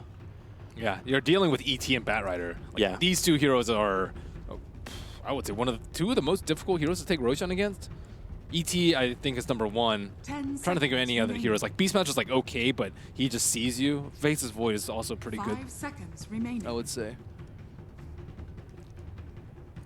There's Miracle on your screen. It's the man who don't even actually play the Razor in this game. Normally it's Notal who likes to play the Razor. So there's still the question mark. The Morphling was the final ban out from Na'Vi. And we get their last potential core. 10 seconds remaining. Still not certain if that's going to be a Dendi Mirana or not. Probably going to be some weird Dendi hero. Remaining. Like Shadow Fiend or something. I don't know. They're still sinking. Oh wait, no, sinking's been. Sinking got taken out. What else is there? I would ask for a Tinker, but we've kind of been disappointed with both the Tinkers we got to cast during this tournament so far. They've played Brew. Brewmaster? Yeah, they have played Brew. Not the greatest hero for escaping from a Razor if he is, like, if we're looking at a mid matchup. It's a great hero to kite Razor though. And but so could Mirana, like pushing Mirana to the mid lane, quick leap away every time Razor goes for Static Link. For some reason, I think it's General's hero though, because they like to pick Dendi's hero last. Let's see what else is there. Ember Spirit, but that would struggle a lot in laning phase, and Dendi usually does not play it. Huskar is still available, I believe. Wow, really? With the Oracle all the way through as well? Yep. That's dangerous, but how does Huskar really go against Razor? So Burning Spears doesn't really get affected by Static Link. You can easily go boost first. Oh, they get the Death Prophet instead. A common pairing with the Oracle as well gives them much needed team fight, I would say. Their team fight was actually pretty weak before this. That's Slug for OG. So we get a little bit of early aggression. It will be a miracle Slug as the last one. Smiles all round for the Na'Vi lineup. They're going to be very, very happy with this draft. Wait a second. They are. Sineko's Ursa. That's why we're smiling a little bit more. A General Beastmaster. We're running a... Wait, what? Hang on. Hold the phone. Art Styles Marana. General is Beastmaster. Ditya's Oracle. Wait, Ditya's Oracle? Yeah, that's where my question mark comes. They got to be swapping. They have to be swapping once you get into the game. I don't know. Let's see. I hope. Look, it's shits and giggles right now with the team. Like they know they're gonna get in the game. They're gonna switch it up. Are they though? They have to. What is D-Rock gonna do with an Oracle? That's not his hero. Yeah. I think someone misclicked. There they go. Okay, it's already swapped. Oh, okay. That makes more sense. All right, quick predictions for everyone at home so we can get everyone some free points. Player with the highest total magical or pure damage under heroes by 10 minutes in. That one's tough. Would you lean towards Bat? Oracle does a lot too. Does it count like self heroes too? Or like allied heroes? I'm going to go with Oracle. I will back you. You got me 4 greens last one, so I'm going to go with Sneko. Team with the most kills at the end of the game. You want to lean towards OG. Like I like their draft a lot more. I gotta go with Na'Vi. You gotta go with Na'Vi. Ursa currently holds the record for believe highest win rate in this tournament with more than 5 games played, as well as highest kill average. So the stats obviously do not lie. Team with the first Roshan kill. Ursa's been super successful. Yeah, Na'Vi. Team with the most runes picked up by 10 minutes in. I think Na'Vi with a roaming Marana. Actually, it's not even a roaming Marana. I'm going with Na'Vi. Na'Vi all the way down. Wow, and literally is all four into Na'Vi. There's still going to be a tall ask to defeat OG. I like their draft more. General already has and the Ursa. General already has a bit of a fish. He hit a 5-second arrow on fly. It's not going to allow him to take the bottom lane. The bottom rune. So it's a simple thing. Notal gets one, Dendy gets the other. They are going to run Miracle in the safe lane, so safe farm for Miracle, as that's luck. I wonder how early Navi's going to do Roche. They could... Well, what are you waiting for, really? Does Outstyle... Like, do you even look at early Medallion just to make it a little bit quicker? I was thinking maybe they could 2-man it with the Ursa and the Oracle earlier than normal, because you can just Fate's Edict Roshan. Crit and Fly really invading heavily. General was looking for an easy arrow to hit Notel. Threw it very, very early, very wild. It was far away, and then Fly and Notel just walk up, and they've already sentryed up. They actually sentryed the smaller camp, so they didn't sentry the big ancient stack. Sineko versus Moon. They were going at it in the top lane. Sineko will expend his first salve in attempts to push Moon back from this lane, and Moon has not really been iron talenting on the Batrider. Might be worth picking up a stick for Sineko too. Yeah, already has. Oh yeah, Sineko needs one. Yeah, Diddy Ra's got himself like 7 stick charges already, so he's going to be very happy. And again, General, well, that arrow didn't hit its mark. Hit one of the very small center conquerors, as opposed to the big one he wanted. Now it's a run away from crit. He doesn't have a leap. General is going to take a lot of damage from this. That's boots versus no boots too. Crit is not going to... Yeah, he's ended there. He knows Heartstyle's going to be farming around there, so there's no point chasing any further. They don't really have that much space to farm in the jungle with Crit occupying that left side and then that right camp sentry warded up. General is going to have to share the jungle with Artstyle. General's got to stop hitting the small creeps with his arrow. Like, the instant kill of the arrow on the big creeps is what he's searching for. He's hit 2 small centaurs so far. He shared it with Crit, so it wouldn't have been that big a deal. But yeah, you know, General, you want that big creep. You do. Build into the arcane boots, and then all of a sudden, your rotation from Rana is very easy. We've seen Yapsor as well as Crit do it. very, very successfully. And they need to get him some farm. Got to remember the General is still the 3 position in this game. It's not Artstyle. Even though Artstyle is currently like light years ahead of him in experience. There's already a fair amount of stacks on the OG side for the Battle Rider. I see 3 camps already stack up for him. I'm not sure what build he's going to go for. I have seen him go for the drums build very early on in a lot of the games that he's played. That's what he did with his Bat Rider in the last series. But in this game, maybe it's more worthwhile going for that Blink Dagger, the straight jump on the Ursa into Lasso. Not when there's an Oracle. Generally, the mindset is that you rely on being very annoying with Napalm and Firefly, and you don't rely on Lasso. And Moon is one of the Bat Riders that don't scale up Lasso typically at level 6. He waits until 8, 9 perhaps. Since that first arrow that's been thrown out by General, the one that connected on Fly, he hasn't had a single hero with his arrows. And OG's been free to do what they want in the jungle. There's so many stacks inside the Radiant jungle at the moment. Moon's preparing to farm the first one of it, while Dendi, a smoke maneuver from Crit. He's coming up. Artstyle's fairly low. Crit's not going to find his target. He just throws down an aggressive Observer Ward inside the jungle, so at least they can keep tabs on what's going on with Artstyle. There's not really that many camps left. General's constantly searching for creeps to arrow, but that sentry ward is still up, I believe, until the 4-minute mark. So he won't have a spawn until 5 minutes. I love that smoke. Like you normally smoke for those early ganks, but Crit did it to get 2 very good wards down between the towers as well as that one in the dire jungle. So they see everything that's going on around Dendi. Means they can prep up a lot nicer. That's why Fly moves in from the south.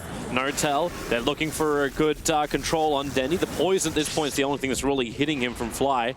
But they do force a TP out from Snako. And looks like No-Tail's going to grab himself a haste rune on the bottom, and OG have control of both sides of the river. Wonder when Navi's going to make the first move. Probably when Artstyle hits level 6, but that's still going to be another minute and a half at least. And Nico perched on top of the hill waiting for another go at Dendi. But OG have a reserve ward in between the mid T1 and the T2. Still also have to keep in mind what's going to happen with Roshan. Like, when does Diri move off that top lane? The Bat Rider decided to give him more space, obviously, because Moon went to farm up the jungle. So he's going to finish up his Magic Wand as well as Tranquil Boots. Seneko placing him as a reward is immediately pinged out by Fly with suspicions of where it is. Yeah, they saw him move up thanks to the 2 Obs wards. They can actually get some really good space, like vision, around the top rune. And Notal with his haste rune is also looking for an opening. He's coming up behind Artstyle on that top lane. And he can't find him in time. Instead, it's going to be the 3-man smoke maneuver. They go underneath the Obs ward, and then the hasted Notal doesn't run all the way over, but Diri still shows himself in the lane. Moon running forward underneath the cover of that Firefly disruption puts Diri in a good position. There's no lasso, but Notel in from the rear with the plasma field. Snako dropping low, and there's going to be your first blood. It goes the way of the Ursa, even if he has to sacrifice his life straight after. Dendi with a quick TP in, Exorcism as well, Spirit Siphon, enough to dissuade OG from going further. But it's still a 2-for-1 trade-off. You lost Notel for the Ursa and the Oracle. Notel got blown up right there. I didn't expect him to die so quickly. Seneko with a nice amount of burst.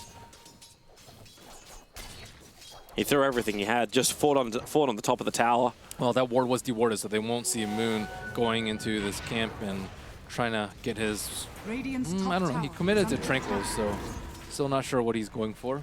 Seneko going already to the Roshan pit. No-Tail will see him. Diri gets lucky. A double damage rune. He wants to try and kill off No-Tail. He's got the mover speed thanks to phase boots. So Diri, he can do this. The neutral's in the neighborhood, and now, boom, boom. Say goodbye to your Razor. The second death for No-Tail in the space of 1 minute. What a fortunate rune for him. And with level 1 static link, Ursa is still sitting in the green. They're coming for Miracle. Yeah, they got a Fortune's End into Arrow when he's not going to Dark Pact, but Dark Pact already gets triggered. Diri moves over. Miracle's on the run. The Arrow from General, not even thrown. They don't even have a guess.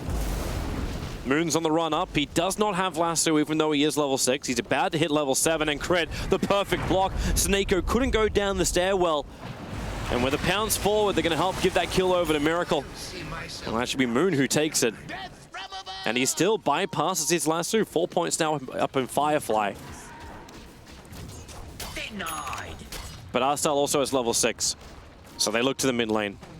And now they move Yara over, looking for an opening to take down Roshan, but that leaves Na'Vi safe lane unoccupied. Might be a good time for Seneko or one of the supporters to reach some levels up there. Artstyle still busy in the jungle, trying to farm up his Necro book.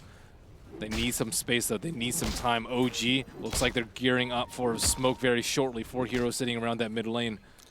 They're actually giving the space to Dendi on the top lane. Seneko and Artstyle instead will smoke inside their own jungle. They did it out of range of the Radiant Observer Ward. Well, those 3 heroes just showed themselves to those creeps. I saw the ping coming out from Seneko. They know exactly where these 3 heroes are.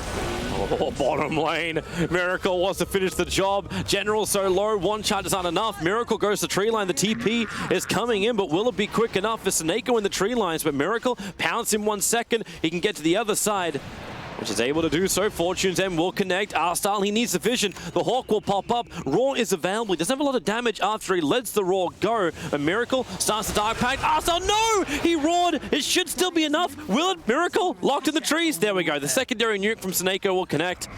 Thought Arstal was going to wait out that Roar until the Dark Pact was done. And Yara was trying to sneak in Roche as he saw all those heroes top, but it looks like Miracle has created enough space for the other members of OG to secure that area. Yara, that Roshan's at half HP. Not sure when he's going to sneak back in there, but OG, they have to be concerned. They have to be concerned, but at the same time, Moon was also creep skipping on the top. He does it again. So this tier 1 tower is still going to take some considerable damage. So the more Na'Vi commit to Roshan, it's like, what are you really getting from this? You're letting a Batrider farm up the remainder of his drums, continue to get easy CS and damage onto a tier 1 tower. You're probably going to lose it anyway, but you still haven't claimed Roshan.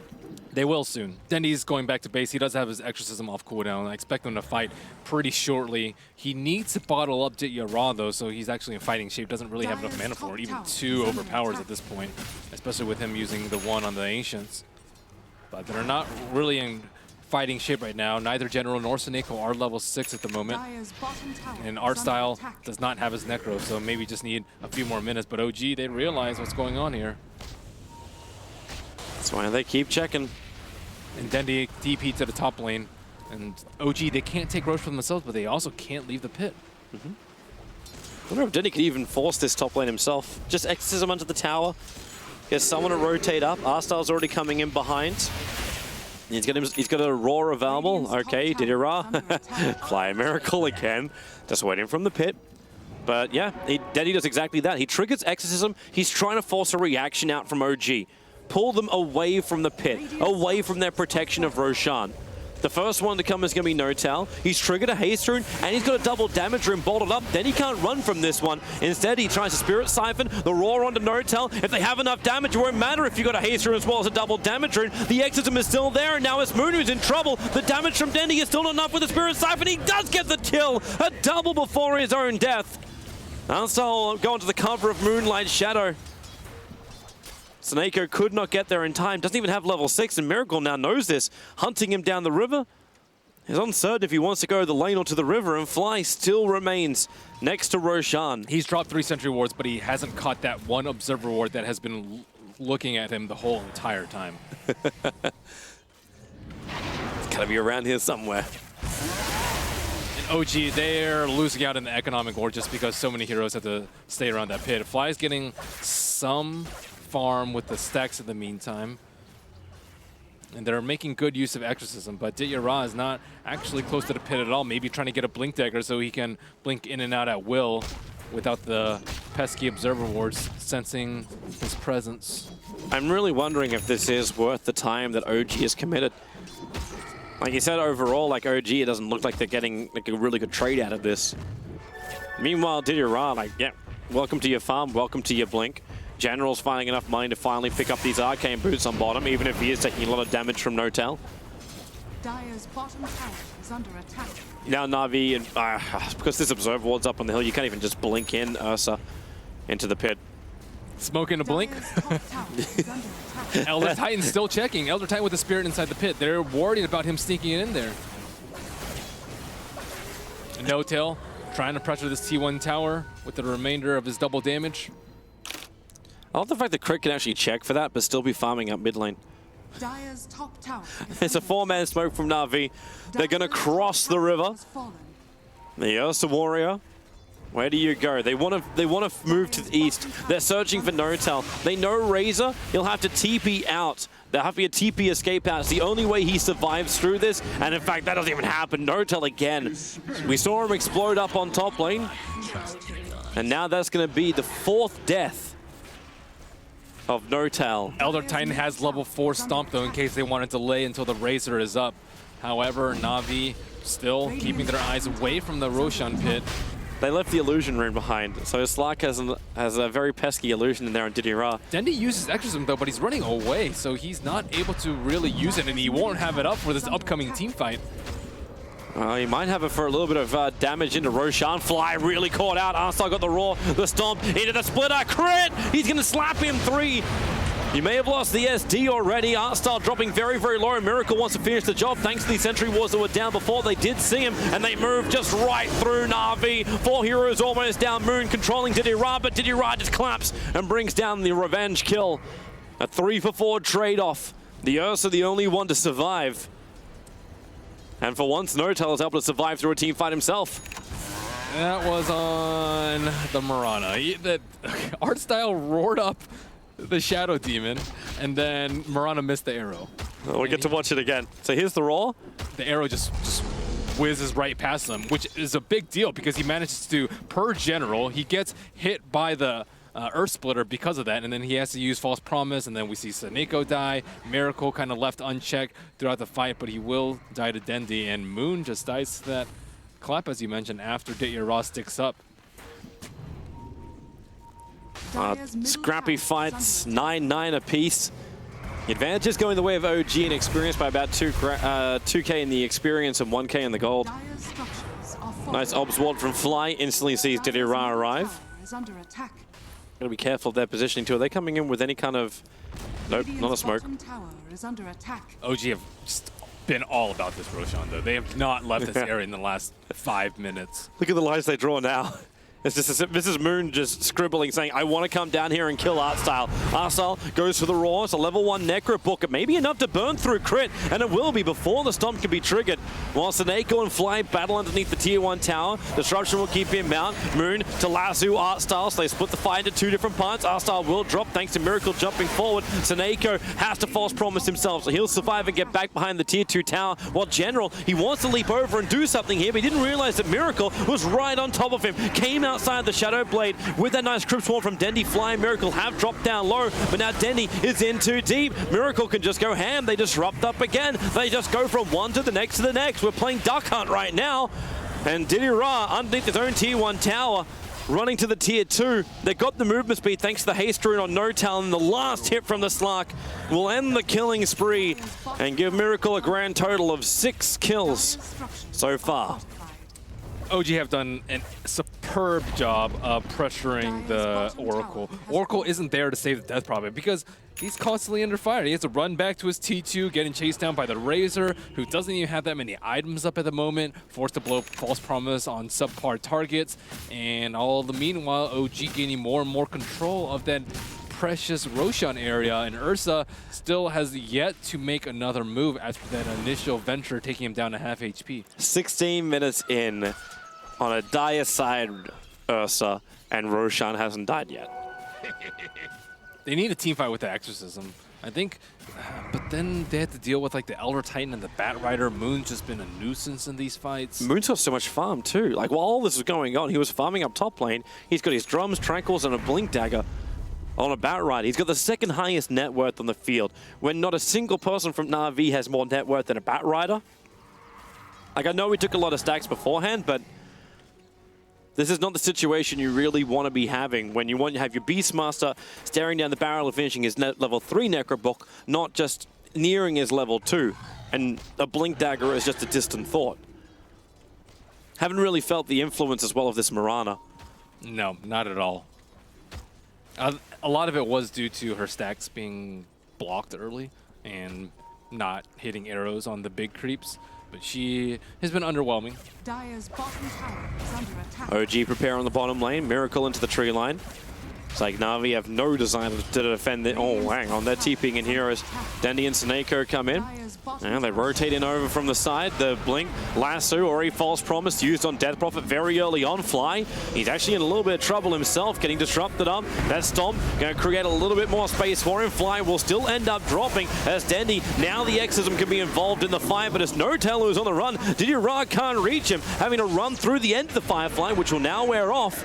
They do find their second kill. The arrow from General. It hits on crit. A TP scroll is available, but it will be very optimistic to think you could get out of that one. So Na'Vi, a good fight underneath the tier 2 tower after OG had all the time in the world to prep, to set up. And this could finally be Roshan. All it takes is one fight, and Na'Vi, they lost maybe 2-3 in a row, but... Oh, Miracle! Miracle! Oh, he's in there! He killed Dira! The Sentry Ward was too late! Now he gets an Arcane Rune and just walks away! Oh, that's he not was so ready for that. That's not Roshan! Oh, boy! If Ursa had any sense that the Slark was going to come, he could have popped his Enrage, but he just didn't expect Miracle to already be waiting in there. And that, you know, that right there... that Na'Vi works so hard to try and get Roche. It's like, okay, we'll keep throwing bodies. We'll win one of these fights eventually. The funny thing is also, if he waited half a second longer, the Sentry Ward would have connected, and the Oracle probably could have done something about it. Or as you said, the Ursa could have enraged. Well, Roshan on Dire side will remain again unkilled. General and Artstar preparing for a mid lane fight. They have Raw Revel, arrow will fly, N0tail barely misses it. Managed to hug the tree line just hard enough. Maybe regretting not baiting out the Elder Titan at this point, though. Elder Titan, like without the Elder Titan, they couldn't constantly get vision inside the pit without posing significant risk to their heroes. But because of him, they're always able to keep eyes on how it's going. They don't let like a 15-second window go by where no one's inside the pit scouting out unless Ursa's showing on the map. Which he is at the moment up on the top lane. Still, that's a lot of farm coming in for Didira. Like both Denny as well as Didira's net worth is fairly good, 7.3k, 7.5k respective. General still a little bit further behind, but once he finishes up the Aghanim Scepter, even his 4.8k, like piddly net worth, will still be able to do something during the fights with double Star Storms. And they already have a Force Staff on the Elder Titan. Very useful for saving an arrowed hero, break a Spirit Siphon Link, or kite Ursa more importantly. I don't know how they're gonna really have that much damage in these fights without the Mirana Ags. Yeah, they just need to give General that space. It's rather difficult though for General just to go like right around the map, just do his roaming and then find a lot of farm because he doesn't have the arcane boots, he doesn't have those never-ending arrows. Miracle. Loop around, he's got an Invis rune, and they're surrounding Na'Vi. The Firefly, where is that vision to come in from Moon? It's on cooldown at the moment for 10 seconds. Blink, Raw, they go over to Miracle. Necrobooks into enough. The stop is perfect on Arstar and Didira. Dendi going to trigger off the Exorcism with the Fortunes, then catching Moon as well as N0tail only for a split second. They're still looking for the damage. The Sentry Ward's down. Miracle cops a lot of it. The Yule Scepter will buy time for Dendi to back up, and then he gets hit by the splitter. Didira as well, caught on the tail end of it. Gives a double kill to N0tail, and they'll make it a triple. No, they won't. Miracle will take the last hit. But Na'Vi, that was not the fight they dreamed of. They got punished so hard. Man, that Elder Titan ultimate just killed Dendi from, what, 60% all the way to 10? Where are you going here, General? Elder Titan's way too over-leveled. He's level 11 with max natural order. Yeah, he's dead. Well, General threw an arrow in case OG were trying to take Roshan. Revealed his position, and then they just chased him down. Because he used his leap to try and escape, but didn't get out. So let's see that moment again. So first target initiate on his Miracle. That will fail, and then space is just created by the Stomp. Yeah, and N0tail gets a level 3 static link drain off of Didira, and Dendi just caught out in no man's land. There is still Didira's choice. False promise. Like Didira jumps in. He's at the very, very southern end of the point of the screen. But then again, another stomp from Crit. Perfect spot. Saves N0tail by just one swipe. One swipe was all Diddy Ra needed to kill off N0tail. And so Nico has just died too many times to feel comfortable being in the front lines. He had his ultimate available for him. They really needed it on Dendi. Oh, he really wants to go for Arstal. He's out of range of the tier 2. Dropped down his own sentry to make sure they couldn't see him.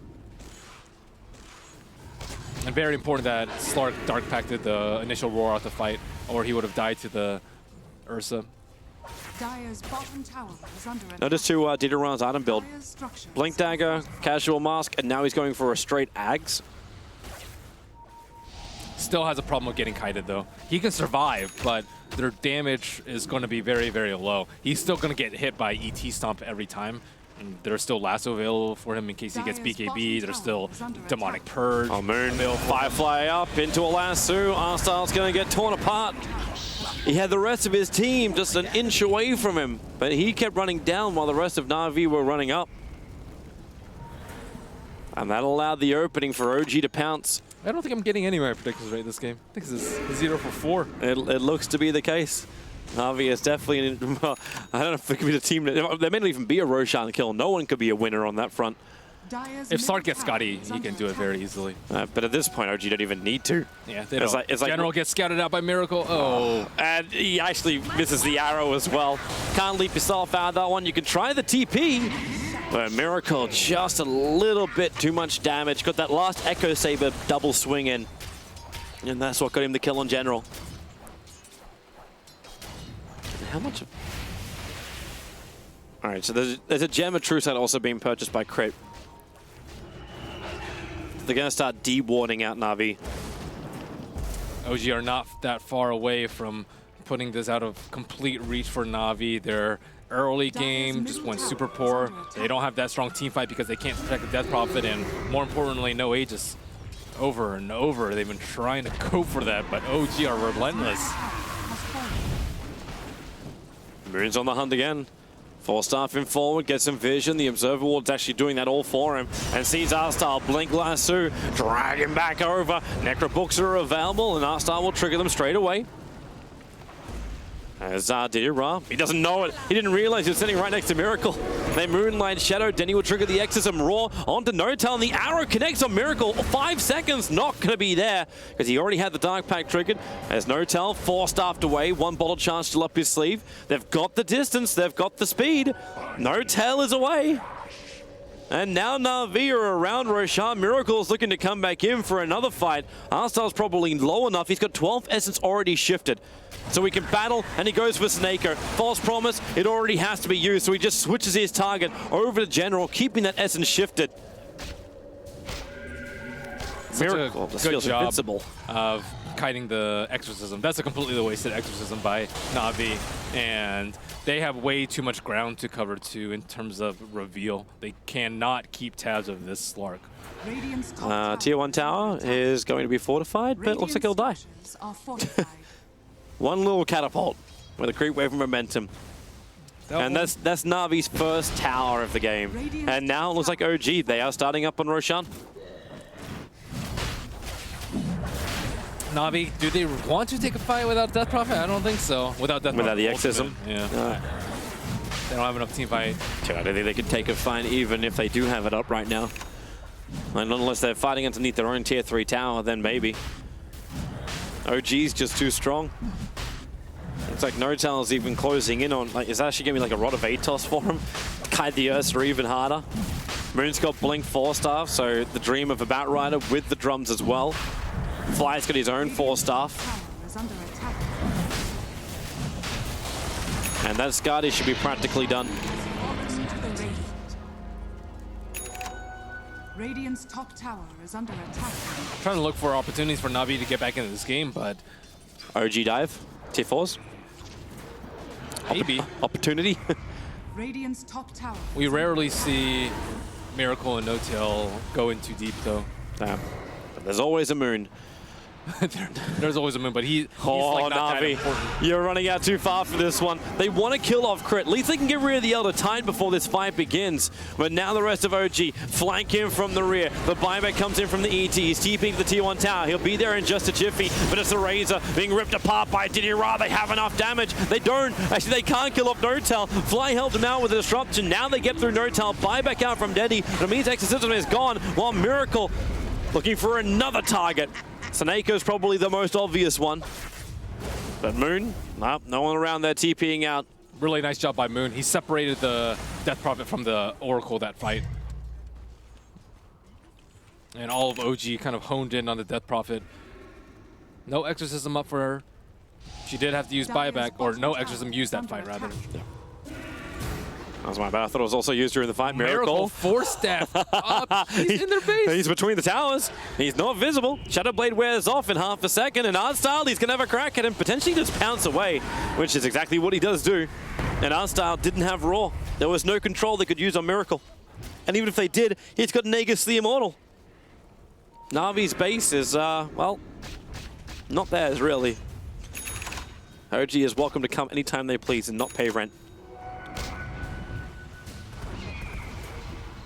Curious about this heart build on the Razor. He almost has it completed. It is a heart? Okay. I think we've seen Hurricane Bike before on Razors. It makes Ursas. Yeah, it makes sense to get away from the Ursa, even out of range of Exorcism. Maybe he just wants more initial HP to survive the burst from Ursa. But I think that's where you rely on your team for, like Solar Crest, maybe. Miracle runs in, finds three, blink lasso, they want Snako gone, no false promise in this fight. Dendy also leashed up, Flame Break keeps him in range. He'll start the Spirit Siphon, the arrows will fly through, but it doesn't hit anything. General actually managed to thread the needle with that arrow, hit nothing, and now OG can just go ham. Arstyle's covered up in Napalm. And Fly once more with the poison stack on him too. It's not enough. Arstyle will get back into safety, and Fly is a little too deep. He's got 11-1 charges up his sleeve. So both Moon and Fly will get out. But 3 heroes lost from Na'Vi. Miracle actually wants to die. He's got this Aegis to the Immortal for another minute and a bit. They weren't even close to overcommitting there. They did the same thing again. Those two cores were just hidden tower. They forced off Miracle into the small little vision area. Flame Break, Moon does not have lasso. It just gives General and Arstyle off the lane, which means an easy kill on the tier 3. Dire's top tower is falling. A Diffusal Blade Miracle. He'll pick that one up after the Aegis is gone. Oh no, that renders 2 of Death Prophet's items fairly useless. Dire's top barracks has fallen. There goes top racks. Has fallen. It is a very, it's the dream, the impossible dream right now for Na'Vi to win. Over 15k net worth advantage going the way of OG, about 17k on the experience. And I believe Nox told us that they needed to win at least one game to secure themselves. Miracle? For bracket. He just walked in. He just walked into the base to trigger the Shadow Dance. He's like, I got Nagus. I got another minute on this damn thing. Try and kill me if you want to. Moon will drag Artstyle out of the base so Miracle can just keep going ham. He's actually solo killing Diddy Ra at the moment. He has to enrage up to protect himself. But then Artstyle, Miracle can just go back in again. Shadow Blade up, where's the sentries? Where's the vision? The Elder Titan Spirit. It'll find the kill on the Beastmaster. And Na'Vi play the game from the only safe place they have, and that is their well. I really like OG's approach to dealing with our Ursa. Just never leave the pit. Oh, goodbye tier 3. So I'm gonna watch that Aegis Immortal timing. It's getting closer to ending. They drop down the sentry ward, so Miracle is now visible. But not where he is now. Jumps on Dendy. He's still got 16 essence shifted, so you'll keep beating in to Dendy, stealing more and more thanks to Snako that keeps him alive on the false promise. Dendy will still pop when that wears off, and this game is over. Miracle is tearing apart Na'Vi. They'll take out the mid racks. They can rotate towards the bottom, and there is the call. Na'Vi will admit defeat in game number 1 against OG. And they went fully ham. 18-7 is the end KDA for the Slark. not really enough in the Navi's toolkit. It seemed like a one-trick pony, try and win one team fight with Death Prophet and then try and take Roche. But OG were one step ahead of them at every point of that game. That's a great game from OG, no matter how you look at it. Like, they read Na'Vi perfectly. Na'Vi, they were all smiles, like and giggles. It may have just been because they had different players on different heroes that wasn't really right. But the smiles kind of ended when you have a Dire side that never the Dire side Ursa that never kills Roshan. That's kind of brutal for them. But game 2 is a whole new day. Before we head there, though, we've got the man of inappropriate nature. We're going to throw ourselves over to Slacks. You're already here, Toby. We're going to throw ourselves to Slacks. Hey guys, I'm here with Draskell and OD Pixel, one of our better combos, but I'm here to solve a little problem, right? OD, something's been going on? Absolutely. I feel, Andy, that recently we've not been up to top notch, and as I'm perfect, you're the issue, so I'm here to help you with a bit of casting expertise. Yeah, a little bit of advice. Are you ready? Yeah, I'm ready. Fantastic. All right, Owen, what's one tip that you can give to be a good caster? First thing, Andy, we need to get you a catchphrase. There's a few already out there, so I want you to try one of them out. I'm going to show you the wow. I want you to come back at me with the it's a disaster. As we can see, wow! Not be surprised to see Alliance. Jesus. Andy, make up your own catchphrase. You need one. Really good with but he said I'm just supposed to say, it's a disaster. No, you can't have somebody else. Make up your own. Come on, just watch the game. You're good. Whether he rushes it over a blink, that I'm not sure. They're not even losing. Come on, Andy, one more. Right now, Puck is like your only game is hard. Okay, great. He's just saying memes, so when he needs more help. He does. Now, you're an analytical caster. I'm 4K, so I'm already in a period where I can say whatever I want about pro players, and Reddit will agree with my opinions. So I want you to pick a popular pro player at the moment and say something that's less than amazing about them. It looks like Alliance could tilt very heavily. And into lost his his Nyx against Death Prophet with Drow Aura. They could go for more split push and late game. Is that harsh enough? Good job, Andy. You'll probably have about 6 threads coming live on the line right now at the moment, which is exactly what we need to stay on top here at a Dota 2 tournament. Sure. All right, any final advice? We good? That's a good thing. Just be obnoxiously loud, try and speak as fast as you can when you don't actually have anything to say, and you'll be fine. All right, here we go. Come on, buddy. And in Evil there's a big score on the screen right now. There's a lot of abilities going on. I don't really know what's happening, but apparently it looks like he's standing by trees. I don't know what's happening anymore. They're just sitting outside of the base waiting to get a pick off. I don't even know what's happening. He jumps inside of the base. He's going to go for somebody. No, he's just standing there. This is good. I think you guys are going to be the best combo. Absolutely, Andy. Keep it up, and I'll be able to carry you to the top. All right. We did it, guys. Fantastic. Thank you. Yeah, I think so. They have no real setup. It's great with the Drow Ranger to have another save. Also good with the Rana in conjunction to set up arrows, but yes, and that is an available hero. And Chen Shadow Demon is a good dual roam combo. So Alliance ban the Bane, which is another hero that can set up ganks. And PPD's Bane is he plays that a fair bit too. I would say. And the Enfeeble is quite annoying for Lone Druid as well. So. I'm thinking PPD heroes, and Earthshaker also comes to mind. Treant, all these heroes, but none of them are going to fit in the lineup, I feel like. So it's more likely, like you talked about, a Shadow Demon. I still think it's a PPD Chen. We'll see. Last pick, Lion, coming out. All right, so it gives them a better way to deal with Puck. This is the main reason for the Lion pick, because now, like, Blink Lasso against Puck isn't really that great if the Puck is quick reactions. You can just phase shift and then blink away before you actually get the Lasso off. Right. Or just blink out, potentially, if he has his own blink dagger. But if you get the blink hex, then you can focus him down. A very strong pick, a very strong support duo. Lots of burst damage with Test of Faith, with obviously all of Lion's abilities as well. We'll wait and see how it's going to turn out. And then the last pick, Broodmother, coming out for Alliance. And it's a load of Lone Druid. Who would have thought? I mean, this just goes to my point. Like, you didn't know what Alliance was doing 4 picks in. Are they going to go for the loaded Juggernaut?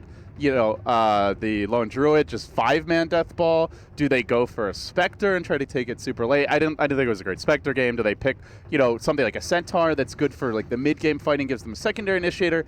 No, Travis, they don't do any of those things. They go for the double split-pushing lineup. They run the Lone Druid for Loda. This is definitely a curveball. I don't think EG saw this coming. And it's going to be kind of tough. I mean, yes, you have the Bat Rider against the Broodmother, which I think is a better matchup for the Bat in that situation. However, until the Marauder is going to come down and throw up some Star Storms, there's no real way to deal with all of these Broodlings. Earthspike's not going to be able to do that much either. There's not that much AoE clear from these heroes. It's really Starstorm, and it's going to be Firefly. So Alliance get away with a great last pick coming out as well.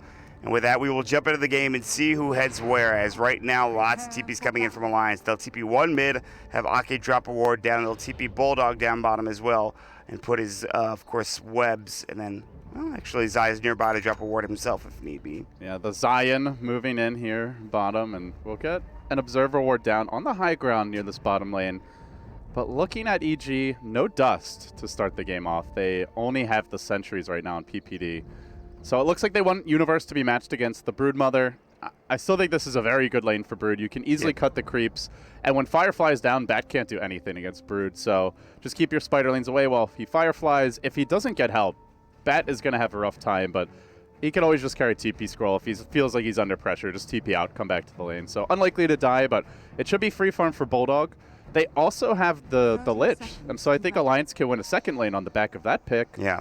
Just secure mid for S4, maybe EGM even helps him. And then you have a Lone Druid heading to the off lane. Lone Druid versus a Drow, which it looks like Fear. I think Fear probably goes mid here. Sumail top? Looks like Sumail's mid. So you have an off lane Drow. I don't know. EG might lose all 3 lanes. This looks really good for Alliance as far as the laning setup goes. Yeah, I think so. I mean, you look at EG, and they'll probably send Zai up to the top lane. The Chen, he can't really just stay in lane, so it's not like an aggressive Drow lane is going to work out.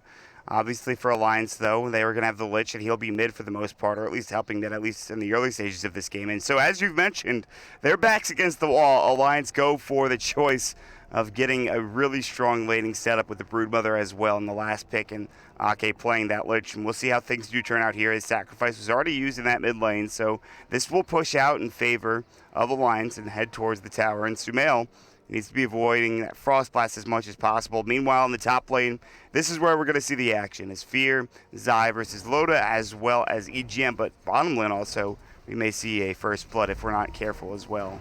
So the key hero to keep an eye on is definitely the Chen. Lich is just going to sit in lanes and try to win them passively. Do want to point out, nice play by Bulldog. He blocks this camp. I think they were expecting the Bat to be off lane. So we'll see if Alliance want to make adjustments. But to be honest, I still think Brood versus Bat is a fine matchup.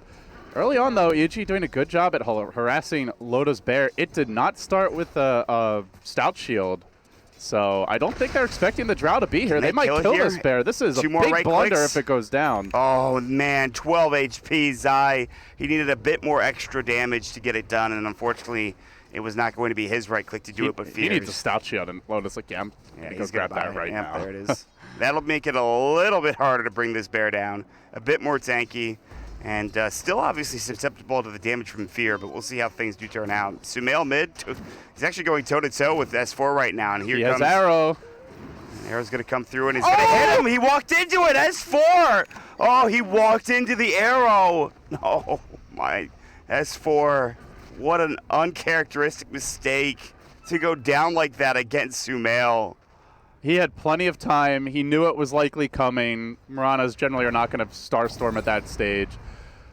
Just an individual misplay. And now EG, honestly, like Alliance win that lane passively because they have the Lich. All they have to do is just deny creeps and they're going to win. But now maybe not the case as PPD. He makes his first smoke rotation. What's he going to find? He was deciding where to go. Maybe just get another, I guess he's just going to go for another camp at this point. There's no real wards here for the Dire, so even if he doesn't have that smoke, he can still rotate up to that top lane and try to find a kill, or mid. Vision-wise right now, there's one I think there's one ward. It's currently sitting in the mid lane, and then there's another ward down bottom, close to that small camp for Alliance at this point in time. So there's not that much vision up top. We'll wait and see what rotation he makes. He's bringing down a camp currently with his, of course, Dark Troll Summoner. He could have brought Mud Golem with, of course, the 125 damage Boulder Toss, but that's not the case. You love emphasizing the damage on the Boulder Toss. It's a lot of damage. I mean, listen, 125 is a lot of damage at like 3 minutes into the game, and you have like 4 of them. It's really good, but he's found Ake instead. Speaking of damage, he's got the Penitence. The Earth Spike will come out, and that's more than enough. The amplified damage coming out from his Q ability is actually ridiculous. Now the Bear might fall with the Frost Arrows. He's going to try to get away, and it looks like he just might. They need the Hex or Earth Spike. There's the Hex. Earth Spike might be next. They're diving the tower for this, and they'll get it. Zai will take tower hits. but there's no Ignite to follow up from EGM, and that's a 300 gold bounty going the way. And Sumail finds a solo kill again in the mid lane. Alliance just getting outplayed. That's all you can really say about this. It's little things and then it's big plays from EG. No Stout Shield on the Bear to start the game. Sumail finding a kill that he never should have. S4 just getting a bit overconfident, playing way too aggressively. So we leave EG versus Alliance with EG leading 3-0 to come in for our second game of this two-game series between Na'Vi and OG. Na'Vi having a very rough game number one off the back of a very powerful OG Slark and just really nicely executed lineup. But it's a new day, it's a new draft, and it's time to ban an ET. Yeah, there she is. And that's just customary versus OG. Na'Vi are on their last breath of life. This is their very last game of the group stage. They are sitting on the cusp of not even qualifying for the upper bracket tiebreakers. It's problematic. If they get this victory, they'll end with 7-7.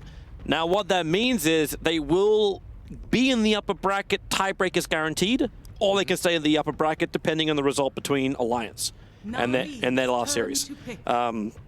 They could just tie with Wings and remain in the third, fourth position. But they need a win. If they lose, they have a chance of not making the upper bracket. That's a better way to put it. Yes, then you could find yourself in a four-way tie for the fourth position if you're lucky, if things go your way. But yeah, you could find yourself just straight in the lower bracket with a 6-8 result. And I'm pretty sure that they know this. I'm pretty sure that they know that we did okay today, but we need to finish up strong. Well, we'll see if they're capable of doing so. Again, we are going to have a Moon Batrider take the field. The Drow Ranger gets banned out. Will Na'Vi slip in? They're going to go with the Beastmaster. That was played by Artstyle in the last game. They tried to run him in the jungle. That really wasn't that bad.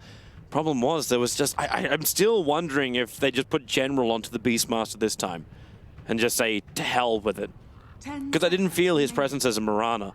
Mirana's usually much, much better. And they'll go for a little bit more reliable hero against the Batrider, the Vengeful Spirit. I also think Vengeful Spirit is just better for them because they play better when they're aggressive. I felt like with the Oracle last game, they never played aggressively. Maybe that had to do with Dendy Zero too. It's good they've actually got an easier counter as well to the Batrider with a swap. Something like False Promise always having to be used on one of the cores, not always wanting to have to trigger it straight away on the Batrider. But that's the thing, OG don't care about Batrider counters because they don't rely on the lasso as much as other Batrider players and teams. He goes for drums first, he gets the lasso late, he does significant amounts of damage, and once a lasso comes through, the fight's almost already over.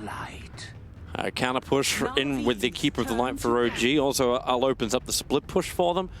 Na'Vi, I'm wondering if they are considering, because they are... the first thing that came to mind when I saw both Beastmaster and VS is just some kind of aura strat. And there has been some teams having some success with Luna. Having the Luna or the VS together. Luna's good. There's still a lot of heroes available. Void is still in the pool. Mirana is still in the pool. But if you're going to run the Void, then either you're running it as a one position or you're going to give it to General. That pushes Beastmaster into the jungle. 0, 6, and 12 KDA. Not pretty. No, it wasn't. I think he would prefer not to have that stat shown up on his screen. What did I have that was useful? Aghanim Scepter. At least he got there. Alright, they banned the Terrorblade as well, Na'Vi, so concerned about the big push that could be coming in from OG with Illusion base. Kind of surprising if they were considering a Luna, they wouldn't be as worried about the Illusion style heroes. Perhaps. 10 seconds I really like the way Moon's been picking Batrider, and it's definitely worthy of a first pick. We've kind of harped on a few teams like, is it really worth picking Batrider first for this and this team? I won't name teams. Why not, Ben? Charlie would do it. Because there's too many of them. We'll be here a while. Don't worry, we'll get some time in that draft. But OG's one of them that I fully support their first phase Batrider. I'll take out both Enchantress and Chen, trying to restrict the combination. Artstyle roaming around with a Vengeful Spirit and a Chen army or an Enchantress army. We've seen Na'Vi do it time and time again would have given a really nice push lineup as well for Na'Vi, no matter what core they would couple it with. 10 seconds But they just remove it from the field. So another choice will have to go the way of Seneko, who is drafting for Na'Vi. Time to bust out the draft sheets. Where's this piece of paper? This piece of paper tells me what to do, right? Like they've got this one right here, right? They're still debating. It actually looks like a pretty heavy debate. Like R-Style in general, debating with Seneko. And it's going to be a Na'Vi Razor. OG's turn. Potential block pick against OG by doing what they're doing, but it's also a good stability in the team fight by having Razor there. I think OG preemptively took the Razor from Na'Vi last game, and this game might be a similar situation. Razor pretty good versus the Bat Rider, not a hero that you particularly like the lasso, but as we mentioned, Bat Rider, not about the lasso on OG's side. And Keeper can also pose problems for Razor. Razor, a hero that wants to run around in the fights, get those Ida Storm debuffs, keep up those damage with the Static Link, but with Mana Leak on, you're not really free to move around. Yeah, you need some protection. BKB. I tried Lotus Orb once on Razor versus Keeper. It wasn't as bad as it might seem, but it was still pretty bad. Yeah. You could go Greaves. Greaves is an option.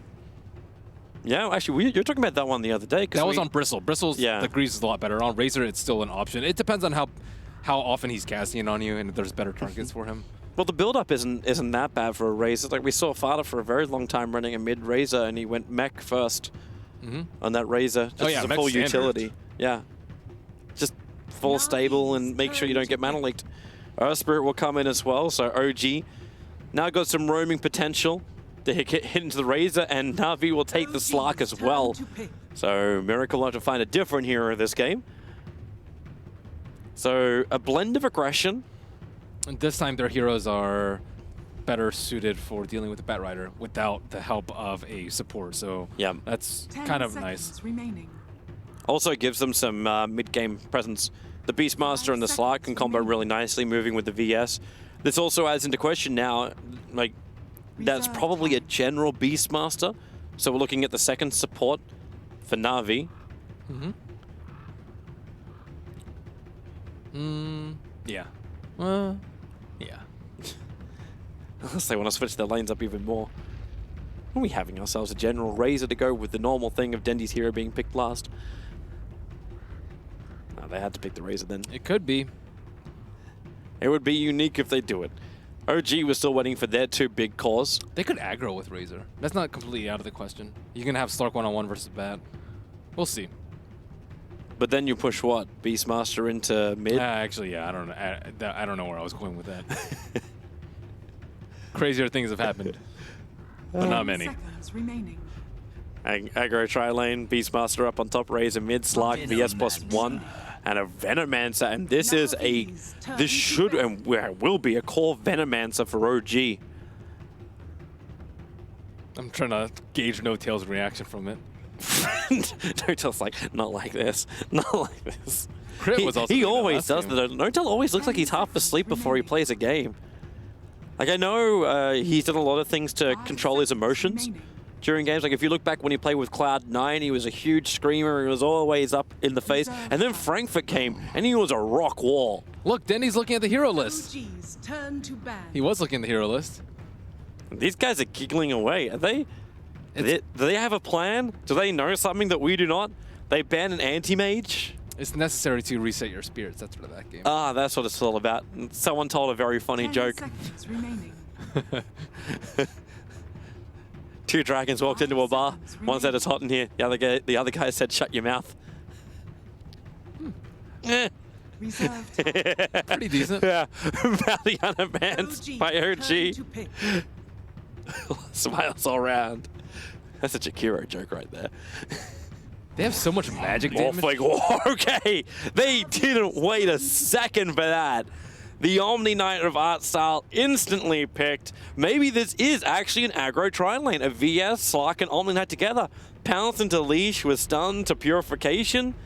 Can make for a dangerous lane, but Morphling is a very hard to kill hero still. Yeah, I don't know if you want to pressure him. I think you're more concerned about Omni Knight getting levels and farm. That's really what you need. The problem is their lineup suffers greatly versus BKBs, and Repel is similar enough. What do? Where's their right click? Morphling 30 minutes in, maybe. You just turn Morphling into a physical damager as opposed to the E-Blade normal build we see? Even the E-Blade normal build is good physical damage because you have a lot of agility. You can hit for like 200 or so. But there's not really that many. You can go like, what, Yasha Lincolns or something? That's still a lot of physical damage. 5 seconds remaining. Well, let's get into it. OG. You might have to. I was thinking about maybe a Diffusal build for him. Because they needed on the Morphling? They needed the Diffusal carrier, right? And you have to start thinking about that right now before the game starts. And you make no-tell a Diffusal carrier? I think it has to be Miracle. I think Miracle might do like a Manta Diffusal build this game to start off with. Link is really good versus the Beastmaster though, but I think you have to start thinking about it right now. And it could be Veno too. Veno could also pick it up, but one of those two cores. Well, let's do our quick predictions. Player with the most kills at 10 minutes into the game. That's really early. Crit? Morphling? Let's see if Crit gets the kills. Where's Morphling going? Morphling's going safe lane. Okay, Morphling's going safe. And there'll be a Venomancer going up against the Razor in the mid. As if they end up there. It will be. Dendy's built for the mid. Who do you think is going to die the most in the early game? That might be a better question. I would look to the offlane. I'd look towards General. So that means one of the supports or the safe laner. Yeah, so Coddle or Crit. Maybe Crit is the best person. Morphling might be. Yeah, Miracle. They do actually like to make sure Miracle gets the last hit, so he would probably be the best bet. He has the biggest nuke too, aside from Keeper, but Keeper usually doesn't finish people off with that. How long will the game be? I'm kind of okay with 37 to 44. I think at that point, OG's probably strong enough to push high ground. I'm going to go with 44 to 60. I think that's a, yeah. Team with the first Rex kill. OG seem in better form. So they really do. Go with OG. Like, even if Navi's lineup would lead me to say, like, hey, they would probably get the racks first. Wait, do I want 44 to 60? This could be a quick one. Yeah, I actually think this is going to be 37 to 44, man. I'll still go with 44 to 60. I have some faith in the Omni Knight. You live life on the edge, Ben. That's like a twice as big range. That's not really living life on the edge. You do. I'm going to go 30 to 37. Wow, crazy. Crazy talk. All right, player with the highest total magical or pure damage done to heroes by the end of the game. Venomancer. Yep. He hits everybody with that ulti, and everyone gets coated in gunk. Acid spray. All right, bottom rune. Battle it out. General and Art Style are there, and I think General's going to realize that he can't grab this rune. Instead, he'll go to No-Tail. They pull the ball off. Moon was thinking about the top rune. Diddy Ra is coming up here. He's a little bit sticky napalmed. I don't actually know what Moon's really looking to achieve here. He's going to get leashed, and he will take the rune. And Moon just gets a lot of chip damage done to him. Tango's going to repair most of it as he'll head up to the top lane. So what do we get as far as lanes go? So Artstyle's down here on the bottom, teaming up with General. We've got Seneko starting with Dendy, but he'll head up towards the top lane. So it will be a Dendy Razor going up against a Venomancer in the mid. And that leaves a Batrider off lane up against a Slark safe lane. It's going to be a happy place for a Slark. Yeah, he sees the Batrider, instantly buys a stick. Life is good. Art Style already right-clicking. Oh, bold up bottom lane. They're going down for Art Style. This could be the first blood. They have enough follow-up, but Miracle's getting too much damage from General, so he had to back out. Crit doesn't have a boulder for a while, and Fly he went for Illuminate to start with, but so there's no mana leak. He missed out on Art Style. That would have been really good had they gotten that two-man Illuminate, but oof, that's a lot of damage coming through. It's always the challenge, right, with position of Keeper of the Light, to hit the heroes without hitting the creep wave. Oh, Hardstyle way too far up. He'll Purify. There's a little bit of damage to Crit, but that was an easy boulder. Miracle didn't even have waveform, so they didn't have the damage from that. He just punched him, and first blood. It goes the way of OG, and they've got into the hands of Miracle. I'm not exactly sure how they expected to contest this with just two. Like, Keeper owns this sort of lane. You have some sustain, but like you have two melee heroes who can't CS at all because of the blast, and then you have Crit coming in with the boulders, and now that all of them are level 2, I foresee this lane going even worse for Na'Vi. I agree. I don't know how they're meant to turn that one up. Like, and what do you then do? Like, you move and like attack into Moon. The second you attack Moon, he'll just go jungle and start farming. I know what you do. What do you do? You Iron Talon on General, and then you get TP scrolls on Omni Knight. Every time they go on you, just repel TP. Easy. IX Mike would do that. Is that the reason why he's at TI? Well, no one picks Omni Knight, really. And he, apart from Slacks. He's the off-lane player, not the support player anyways. Top lane, that leash over on Moon. Wants to try and break free. He already consumed up one Fairy Fire. So Seneko able to get the kill over on the Bat Rider. Means there's no extra money in for the Slack, but Crit's already ready to go on the mid lane. Boulder forward, looks, gets the kick over on Dendy. No tail, the damage will be there. Dendy will die, but Crit will join him in the afterlife. But managed to buy boots right before he died. Hostile, you're way too low. Waveform forward, Miracle's gonna get himself a second kill, maybe even a third. Yes, help, predictions. General, no, the salve! Fly, the Illuminate, quick, but it's off the mark! Barely missing him. Made the break for the tree. That's a very, very lucky Beastmaster. Too close to the light. Well, he definitely listened to him. Don't walk towards the light. Who represents light more, Keeper of the Light or Omni Knight? He's the man who keeps the light. Omni Knight only uses the light. Pounce on the top lane. Again, they go for Moon. Another Fairy Fire has to be consumed, but the damage, once again, from Seneko, able to reach. So they find the kill, and once again, the same time that happens, Dendy gets engaged. No-Tail's already used the Gale. Not as many Plague Wards up. In fact, General with the axes flying in. They'll get a revenge kill onto No-Tail. That value axe right there. Dang. How many times that Beastmaster never gets like wild axes at level 2 these days. Yeah, very rarely. I'm still waiting as well for Fly. Like, he's gone a 1-0-2 build. But I was waiting for Mana Leak against the Omni Knight. I don't think you want it. Two melee heroes who... Repel? Yeah. Hello? I'm kind of okay with him expending that. And because he's gone Degen Aura and 2 points Purification anyway. Fly, you're dead. Way too close in the lane, but then again with the waveform, Miracle getting up in Arstar's face, but General's here with Seneko. They weren't ready for the extra support hero, and Miracle's on the run. No waveform, does have 11-1 charges. The kick! Oh, that makes it go! Crit walked in, side of Roshan, and split the mountains. To find that pick, Moon's also in a little bit of trouble up against Didier unless Didier wants to keep walking in to the middle of the firefight with a sticky napalm. The flame break ticks him out, and Moon gets a solo kill on a Slark. Happy days if you're a Bat Rider. Having trouble keeping track of these lanes. There's everything going on. Normally it's Venomancer, like, okay, he's just going to place down some wards, but with Earth Spirit and all these roamers, what is happening? Everyone's just everywhere. And there's like rotations before you have like Beastmaster Raw, before you got decent levels over on Dendy, everyone's just coming to them. Before Dirara even has level 6. Miracle low, but he knew what he was up against. He wanted to trigger his salve anyway, so he's fine with this. And he already has Perseverance. That's pretty scary 5 minutes in. I'm kind of worried for Dendy. Dendy doesn't have a great way of getting rid of these Plague Wards. Doesn't have enough physical damage to get through it. Get a Lance. You could get a Lance, but like, he's still struggling to kill off a level 3 Plague Ward. Then they go up to level 4, and then No-Tail. Like, this man can micro a Meepo. It's not that hard to micro a Plague Ward to deny up your own. It's actually really, really easy. Through that. It's value save.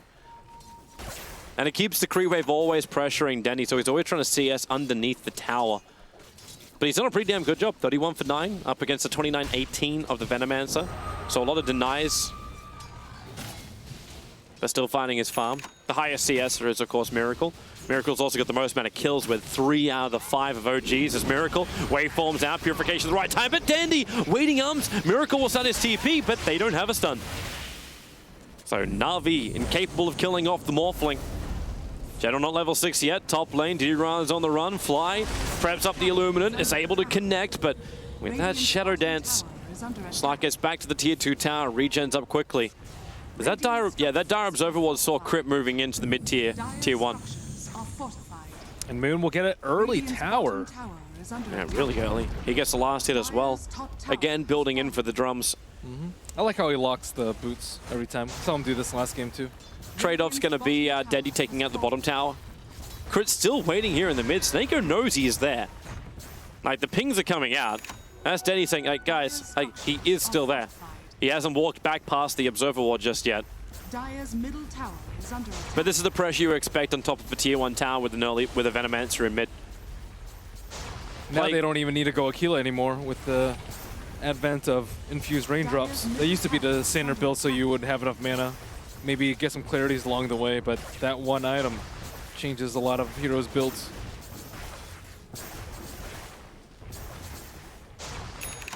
So they give top lane to Fly for the moment. That's confidence up against a Slark. I suppose Slark doesn't really have that much, and it looks like a Hand of Midas build coming in from Didira. Planning for later. Crit's rotation will see Snake go, and they'll see each other, shake each other's hands, and Fly just TP's out. No reason to take a risk. Leached as much experience as he possibly could. Managed to hit level 6. Bottom lane, General. Miracle does have Waveform available, but R-Style in general, not low enough. With level 3 Purification as well, they have to be careful about the burst damage, which can come from Na'Vi when they think they have a kill. 98 heroes picked and counting, and we're not even done with the group stage yet. Keep it going. There's always plenty of room for a Techie's pick. Gold is a great We're never going to give up on that one. Even I'm not a fan of that. You so were a fan of that. Oh yeah, but I don't want the teams to lose. They're not going to lose with Techies. Play it right, bro. I don't think that's likely. You got professional players. Okay, Moon and Fly smoked up near that mid lane. Still no lasso, but he does have his recently completed drums, and it looks like he's sitting on mid. The Gale is able to connect. The Poison Nova too. Denny just stuns his TP. They need the stun. It's a little bit too late, but they boulder forward, looking for Seneko. The Plague Ward also kills off the Courier with the Illuminate flying through. The damage will be enough to kill off Seneko before he reaches the tier 2 tower, and R-Style as well. He'll also drop. So they get the 2 heroes. Denny TP'd out. Maybe they can finally finish up this tier 1 tower. The Courier, it had a casual cloak for Dendy on it that was flying in. But just good Plague Wall position by Notel in the chaos that it was the fight. Veno is so annoying to play against. You have these wards in there, and Dendy's like trying to kill him off and defend his tower, and then like you just sweep in and gank the Veno's lane because you don't know how many people are around him, and it just takes a lot of resources to bypass those wards. That's a shame. Rin's going to be happy again, able to find a small little stack from Na'Vi, so he'll farm that up. Keep this progression of items going for him.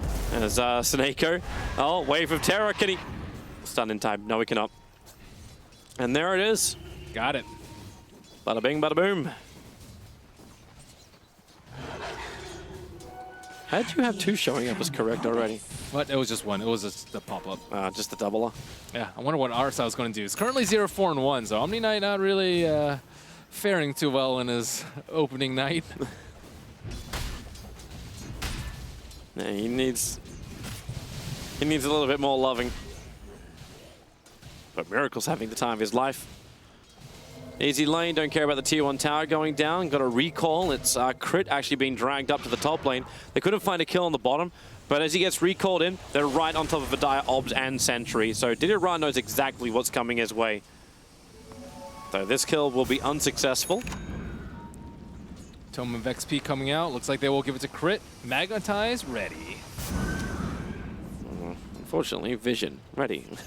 These 2 things are right here. They know what's going on, though. There's very little chance that he would back off at the exact moment. But I don't know. As I say that, they're sitting there. Do they see the Obs Ward expire? I do not see. They're on the other side of the tree. They didn't see the Fog of War. Waveform away from by Miracle. Gets away from Denny's Static Link. Navi's had enough pressure on this bottom lane. They need a D-push, but that's the reason why Keep with the Light was picked up on top lane. Boulder forward. Didira gets into the ulti, but he's still ticking, but not fast enough with a Shadow Dance. Gets back to the fountain and will survive. Seneko also have you do his own TP. He also got hit by that Poison Nova. He went for Force Staff first on the Venomancer. It's curious. Not very good versus Slark. Very good versus the Beastmaster Roar and the Static Link, however. He's getting himself into position when he goes for initiations. Hits the Gale on R-Style. R-Style still refusing to level up Repel. He's a 3-0-2-1 build. Notel. TP out and the swap. That'll cancel it off with the extra magic missile. They guarantee the kill for the Slark. big one as well. Crit has to boulder himself away to safety. That was not worth. Yeah. Not sure what he was exactly trying to do there. Omni Knight not really going to feel that threat. He doesn't have any levels of repel yet, though, on art style. So yeah. I thought this was going to be like a Superman Slark or Razor, but it's an unusual build. Got something a little bit different. Maybe it was just N0tail trying to force a reaction out from Na'Vi, bring a lot of players up to the top. Maybe not the greatest thing to do with a high net worth hero like the Venomancer mid, but it at least allows Miracle to farm up majority of the rest of his Lincoln Sphere. He's already got the ultimate orb sitting on the courier back at base. So there's more and more space arriving for the Morphling. Necro Book coming out a little bit slow for General despite not yet dying in this game. Necro 1 will come out, I guess, 14 minutes or so. The no Iron Talon life. What do you want to see from DRR in this game? Is it worth going for like the Shadow Blade we've seen being so useful today already? Lincolns, maybe? Actually, does he need Lincolns? Yeah, Shadow Blade seems a lot better. I was just thinking in combination with the Repel. He will be going Echo Saber first. All right, start with the damage. N0tail's looking for a play on bottom. Art style is it's going to walk it off. It's only a quick poison touch. Moon still doesn't have that blink dagger just yet. He needs to farm up these last camps and then he'll have it. Can buy it from the side shop and then look for initiation. Thanks to the skeleton minion spawning up, he actually has enough from just this one camp. So blink dagger timing at 14 minutes for Moon. You know what build I would have preferred from Veno this game? What I think is the Veil build. I think Force Staff can be, like, you can get it on crit if you'd really like to, but I don't know. I view Veno as a hero that's like supposed to die in fights, I guess. I'm not sure. I'm not really a fan of the hero, and I really don't play the hero that often. I'm sure N0tail knows recall what he's into doing. mid. Denny may be overstaying his welcome. They can start the mana leak up with a blink forward. Moon, well, he's searching for it. He doesn't actually have the lasso again. Moon keeps doing this with his Batrider. He refuses to level up lasso. The kick is perfect, so is the magnetized. Denny is bone dry on mana. The Beastmaster can kill the Venomancer in the meantime. We'll stay on board with Dendy as he keeps running away from the Firefly, where 3 sticky napalm stacks up. He wasn't going to survive, so Venomancer dies in front of the tier 1 tower on bottom lane, goes down to Aurora and Necrobook initiation. Dire's middle tower is under attack. Yeah, or maybe even a Lincoln's for the Venomancer. That's something that maybe like Shadow or something would do, but we don't really see anything that unusual. Kind of becomes a very sad Venomancer then, like you're not doing anywhere near the level of damage you want from him. Puts a lot of pressure onto Miracle as well as Moon. But you expect your Morphling to do fine. He has Lincolns in 15 minutes. He had a very early kill and very early killing spree. I love how Moon keeps doing this. I don't know if he's like the only one I've seen really lock his boots every time. But he's on it in every single game we've watched OG play today. Yeah, he likes his casual Ring of Protection. Like maybe now he switches it like Ring of Regen on the ground. So yeah, he'll finally combine it and then get a Ring of Regen on top. So they'll be building into the 4-staff later on. Smoke maneuver from Na'Vi. Heading into the Radiant jungle, and then we'll probably rotate down to the bottom lane, where Venomancer and Crit are currently wandering around. As far as TPs go, N0tail can't TP out. His is on cooldown. Crit can, but then it means he leaves his core behind. The Beastmaster Hawk watching them very closely. But there's also Plague Wards everywhere, so that Hawk wants to come over. That's going to be scouted out. And Moon and Fly, they're also smoked up. They're heading down the river from the mid. General will walk in.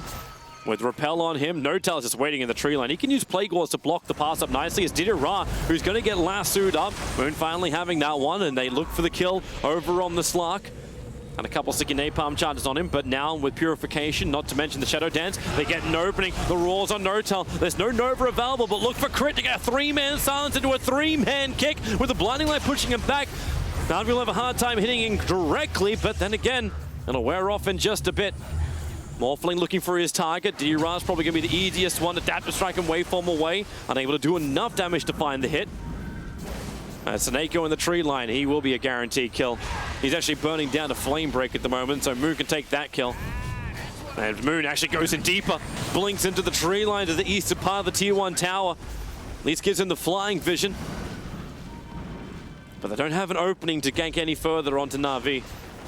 Unless, okay, Flame Break, Purification damage has to be taken by Moon. Fly's coming in close, Miracle, Waveform is up. If he Waveforms 40, would have killed off Armstar, but the Repel comes up in time. Now, well, there's a Waveform to help kill off the Razor, but it puts him out too far. Purification on top of Diddy Ra gets a revenge kill onto Miracle. Diddy Ra can continue the chase. General will arrive too. No Roar available, so we cannot control up Moon, who makes a break for the trees, which instantly get chopped down by General. The pounce forward, the leash. Moon, he just wants to run away. Drum charge as well may help him, but they just follow the Firefly. They're still in the middle of that. General is not a healthy man with a flame break on him. He could actually tick down. The Illuminate's there, but yep, General will pop. Moon will find the kill in death. And one hell of a scrappy fight on bottom lane from both sides.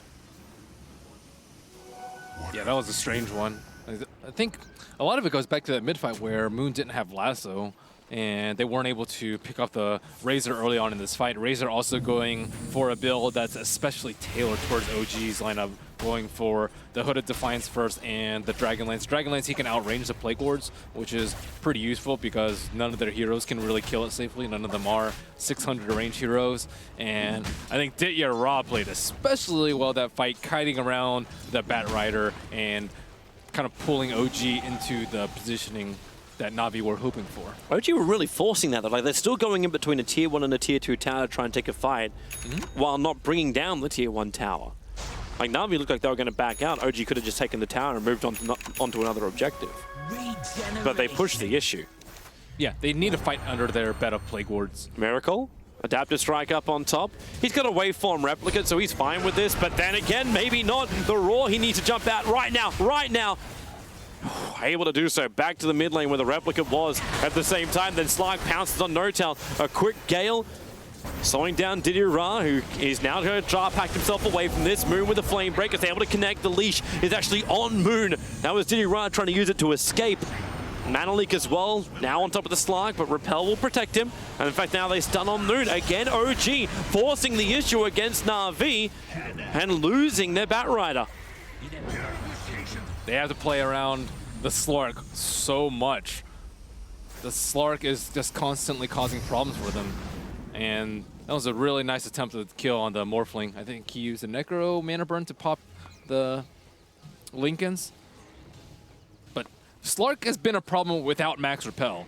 And now Repel is starting to get leveled up. It's only level 2 right now in art style, but I don't know. I don't know how they deal with the Repel Slark. He's just, like, you can't just let him hit you. He's going to get stacks and stacks and stacks. Finish your Diffusal. That's all. Once it's up, and then enjoy your fights as a Venomancer. But Diddy Ra still being very aggressive. No Shadow Blade required, just Blink, Echo, jump for any target you can find. Buy space for the rest of your teammates. Level 3 Necrobook is now completed. Same with the Dragonlance on Dendi. And where's he head? He's heading north. He can actually catch up to No-Tail. No-Tail's got 4 stuff and 4 TP scrolls on him, so I'm fairly certain he's ready to TP out. Oh, that Plasma Field looks awesome. Yeah. It's the Immortal. The Severing Lash. Maybe that's why we see more Razors recently. Just because the Plasma Field looks cool? Yeah. We've seen a lot of Lich. We've seen some Undyings. We've seen a lot of Morphling. We've seen Mirana, but that's not... I don't think that's because of the Immortal. Dude, the Morphling items are very odd. Seeing Slarks? See, that's the reason why we need to have that the items created for Enigmas now. More than just the stuff we have for TIs. We need more Enigmas. I said they already tried with the Prestige item last year. Hey, that was awesome, man. We had tons of Enigmas. We've seen a fair amount of LC. We had like 1 Enigma this tournament so far. Miracle. General gonna rotate over. Lincoln Sphere will trigger, and he waveforms and replicates up. And when I say up, I mean up. They're headed for the northern lane, up to the tier 2 tower. And Na'Vi are actually headed down. They're moving over towards Roshan, so tier 2 tower for Roshan. The oldest trade in the book for a Dire side. And Venomancer will be the first person to complete the Diffusal. And yeah, this is not a trade. They are coming. They want to fight this. Na'Vi's taking too long. Miracle wants to finish up the tower. He needs to BOT somewhere, though, if he wants to come there. Oh, actually, he can just get recalled. Well, they've got a Keeper of the Light. Blinding Light can cause some problems because they need Keeper of the Light to stay alive, and then they can start recalling him in. And, well, where is that Morphling? Didiera's already killed off the Keeper of the Light, so there's no Morphling in this fight. Moon's also caught in trouble. Crit, he's not controlling up enough. At least they're able to get the kill on the Vengeful Spirit, but it's a 3-for-1 trade-off. The push keeps going. No tell, 4-staff, TP out. They can't reach him around the tree line. Not to get vision and bring him down.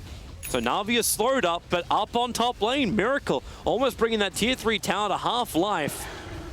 I don't think they recalled him that fight. I guess they didn't want to at the end of the day, but taking a fight 4-on-5 into the Roshan pit when Na'Vi have better vision, 2 Observer Wards on the north and the south side, just seemed like suicide at that point.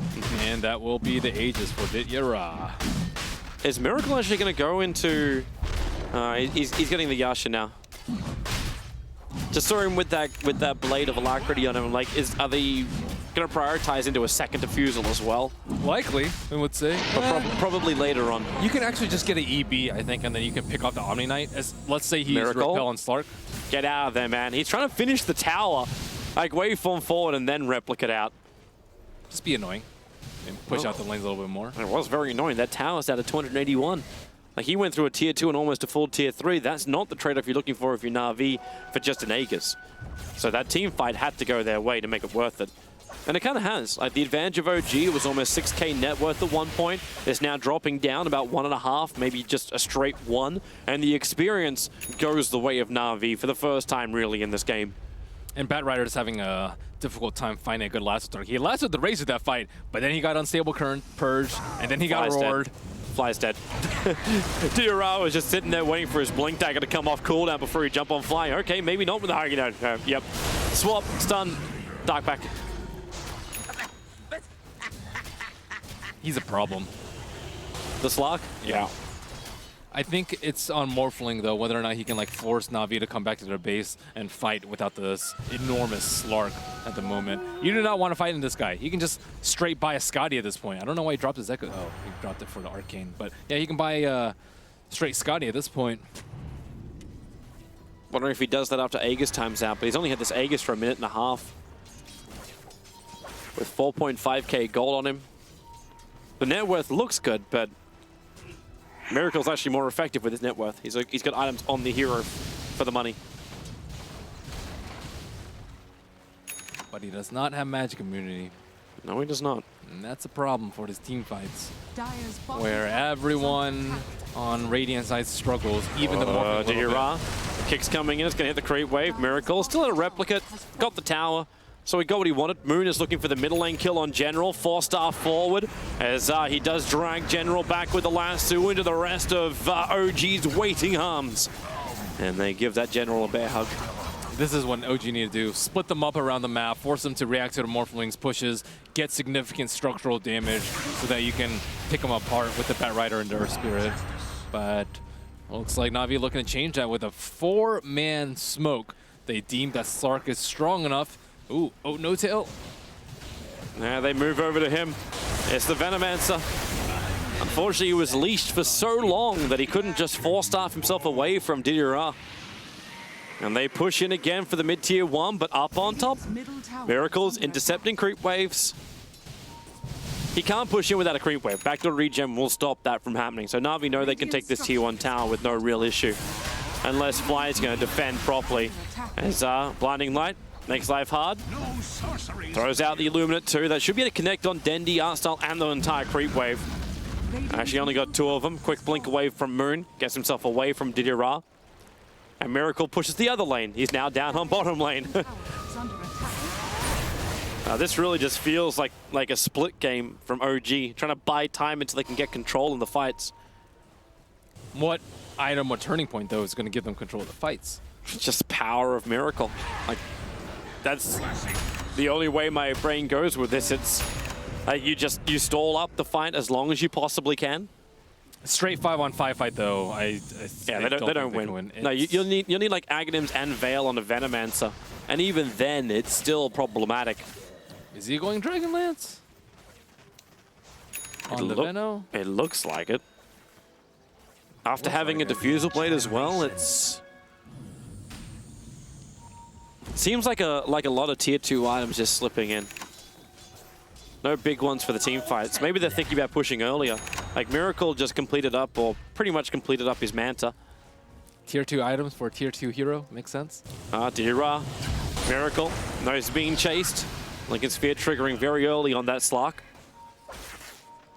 I wonder if one of them is considering getting an instant cast item to disable the Lincoln Sphere onto the Morphling. That's a good way to deal with them. You get like a Force Staff into a Hex, like that's instantaneous. And you can't morph out of that, but that's like 7,000-8,000 gold worth of items. All right, Manastar recipe is there. Hurricane Pike is on No-Tail. But that's... Oh yeah, Hurricane Pike is good. Yeah. I don't know why. I guess I still didn't really sink in that he had a Force Staff. Well, that was his first major item.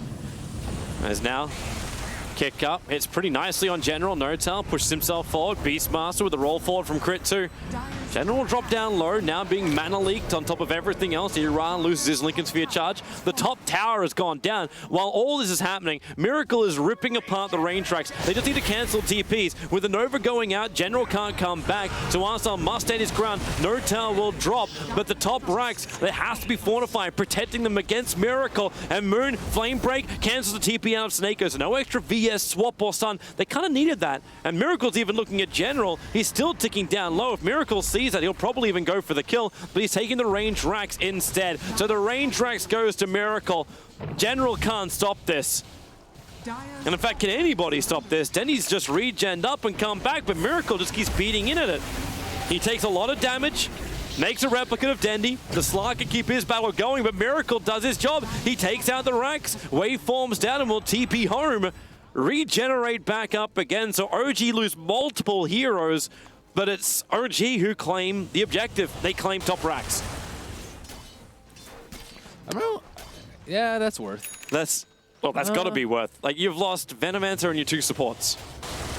But Slark is enormous. He has a Lincoln Sphere, so now the Diffusal Blade is kind of useless. But Na'Vi willingly take this trade as well. Like, they're willingly saying, okay, Morphling can do whatever the hell he wants. He takes an objective. That's terrific. Slark is getting bigger, but OG still have the momentum on the map. Split push is stronger in OG's hands. Their high ground defense is also very, very good. Not versus Repel, though.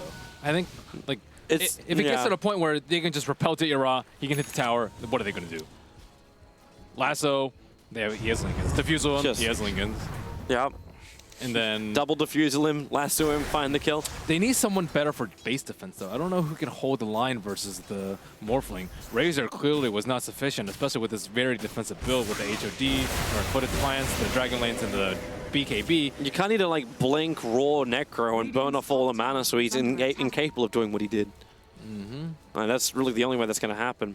Well, Na'Vi looking to limit the area that Morphling can split push around the map, taking down this T1, and immediately Miracle. To bottom lane. Bottom lane they go. They look for the tier 2 tower. There's a TP coming onto the lane. It's going to be Didira. He is repelled, jumping forward. There's a lot more support here. Moon waiting for the right time to strike. Crit's also here. That repel will wear off in half a second. And now it is off. Didira jumps forward. Moon can't see him. The Shadow Dance is out. The kick is off target. No-Tail also came into the fight. They don't find their opening. And now Dendy on the chase. The Gale well off the mark from No-Tail. And Miracle's already in the mid lane. He has Replicate there, and it looks like he will get a T2. And Slark doesn't even get a kill on the bottom lane. They need a Basher or something. Some level of control. Now Miracle takes the tier 2 tower there. Na'Vi can't be happy about this. No. And they may lose more. Moon's looking for an opening. Blink, lasso, they found our style. Adaptive strike, he's still going to repel up. The physical damage isn't enough for a Miracle to finish the job. So they just bail out, especially before Didira can arrive. He sees Miracle, but it's too late. And he's out. Na'Vi slowly getting picked apart. What hero can deal with the split push? I'm looking at their items right now, and nothing is a solution. Oh, this is a nice way. Crit, the Roar is out, the Necro books as well. Can't boulder himself away. The mana burn was just too quick. And No-Tail is also in a bit of a rough spot, but again, no stuns. No stuns, no disable. Even a casual Yule Scepter would be enough to stop these TPs. Yeah, and instead Vengeful Spirit has gone for a defensive build too, also with a Hooded Defiance in her inventory. I would have liked to see maybe a Force Staff or something Miracle's Or forcing Yols it. even. Miracle's forcing at the top lane just so he can switch to the mid and take out another lane. If the creep wave can just reach the base. On his way to a Skadi. Or maybe it... No, yeah, it's Skadi. Radiant's bottom tower is under So what attack. do Na'Vi have to do? The Roshan respawn is almost max. Can they force the issue high ground? Like they need Roche to do that. They also need pipes, I think. Is it worth like Denny thinking about like another old school build, getting Aghanim Scepter? Definitely. Over on the Razor? They want to end the game, and he's the one who actually purchased the gem. I just don't think that if he gets the Ags, it's going to be too late. He still needs 2,700 gold, and Morphling all the meanwhile gonna beat down on their towers. I don't foresee him having the time to do it. You almost need to get Refresher Ags on Dendy to make it work. At least they get the Bastion now onto the Slark, so they got a better chance of stopping those heroes who had just been blatantly TPing in front of Na'Vi, understanding they just don't have Disable.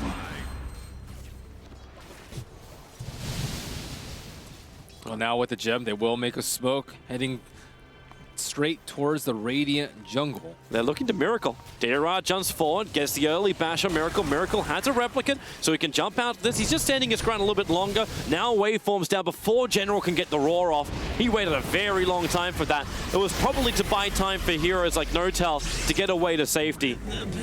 But it took a little too long. He just throws out the Nova. So Na'Vi chipping down a little bit.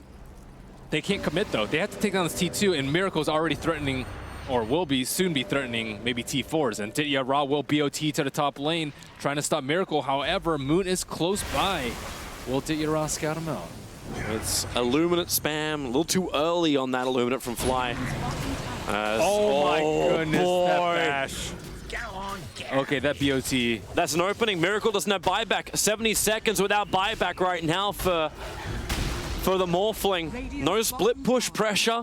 Oh my goodness. No Plague Ward set up because the Venomancer is down for 20 seconds. Na'Vi have a big window here.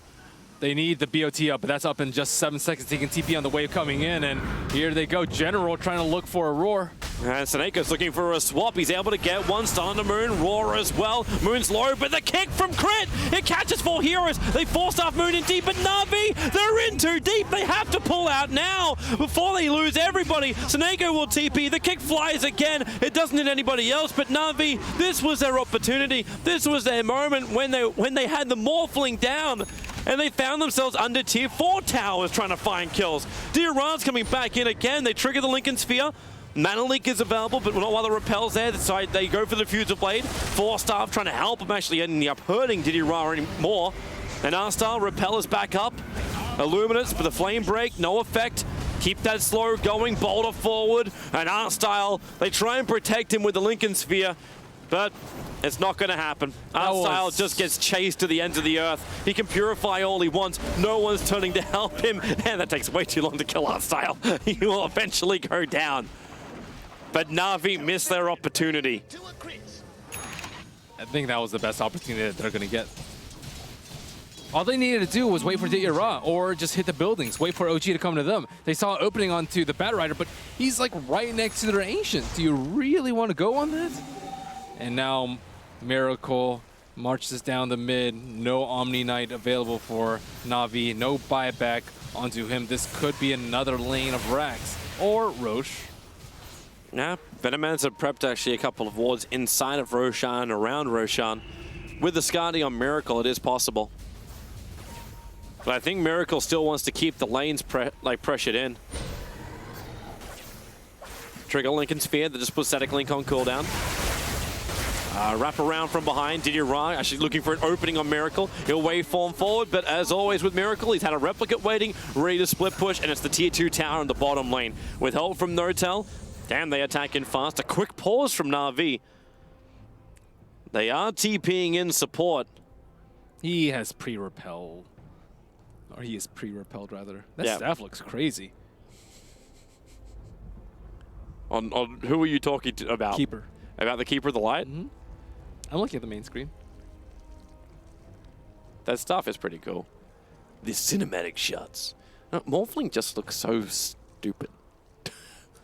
Just the face when you look from below. He's made of water. He can't have like a super well chiseled face. Yeah, you can. Just changes the way the water sets. Water doesn't set like that, though, Topi. Well, obviously it does, or else he would fall apart. there's some type of containment field. Unpause. It's like a wave, you know? Yeah, wave has a good structure. But there's like a defined form. It's not like super chiseled. He's not like made of stone or marble or something like that. Now that guy's chiseled. The Beastmaster. Wait, what's this like lens flare stuff in the background? What is this, a Star Trek movie? Yeah, what is going on back there? I don't know. Something has just exploded. Okay, they've all DC'd out. It's the Razor. He's gone all disco. I like little animations that connect his plasma field to him. Why is that lightning different? It's like control lightning and damage lightning. Immortal. I'm looking for the logic of why it's different. Because this is an immortal. You can do whatever you want with immortals. You can do whatever you want if you're Valve. I like a 40 damage tick way above him. Oh. You know what this makes me think of? Chocolate fondue. Does it look like a fondue fountain? Kind of. You know, if they sold that at the secret shop, like a fondue fountain in the shape of like the well, how great would that be as like a great centerpiece for a party? Just saying. That would be pretty good. That'd be pretty good. Get a little shopkeeper who will have like little sticks of marshmallows, so you can go ham. It reminds me of like some of those shops in Vegas where, have you been to Vegas and there's that like one shop with like the chocolate fountain all throughout the store? Unfortunately, I haven't been rich enough to go to Vegas. Have you seen pictures of it? I have seen pictures of Vegas. I probably saw more of them watching Ocean's 11. There's this one store that just has just chocolate like all throughout the store, and it's this like intricate network of chocolate like starts from the ceiling, just drips throughout the whole store. It's kind of cool. Okay, that sounds like a heart attack waiting for me to eat. What? It's for your viewing pleasure. For your viewing? Not to eat. Dude, put your head under that. You can't. It's sealed off as you wait in line. In Vegas, nothing is impossible, right? I don't think you could eat from that fountain. I don't even know if it's sanitary. Probably not.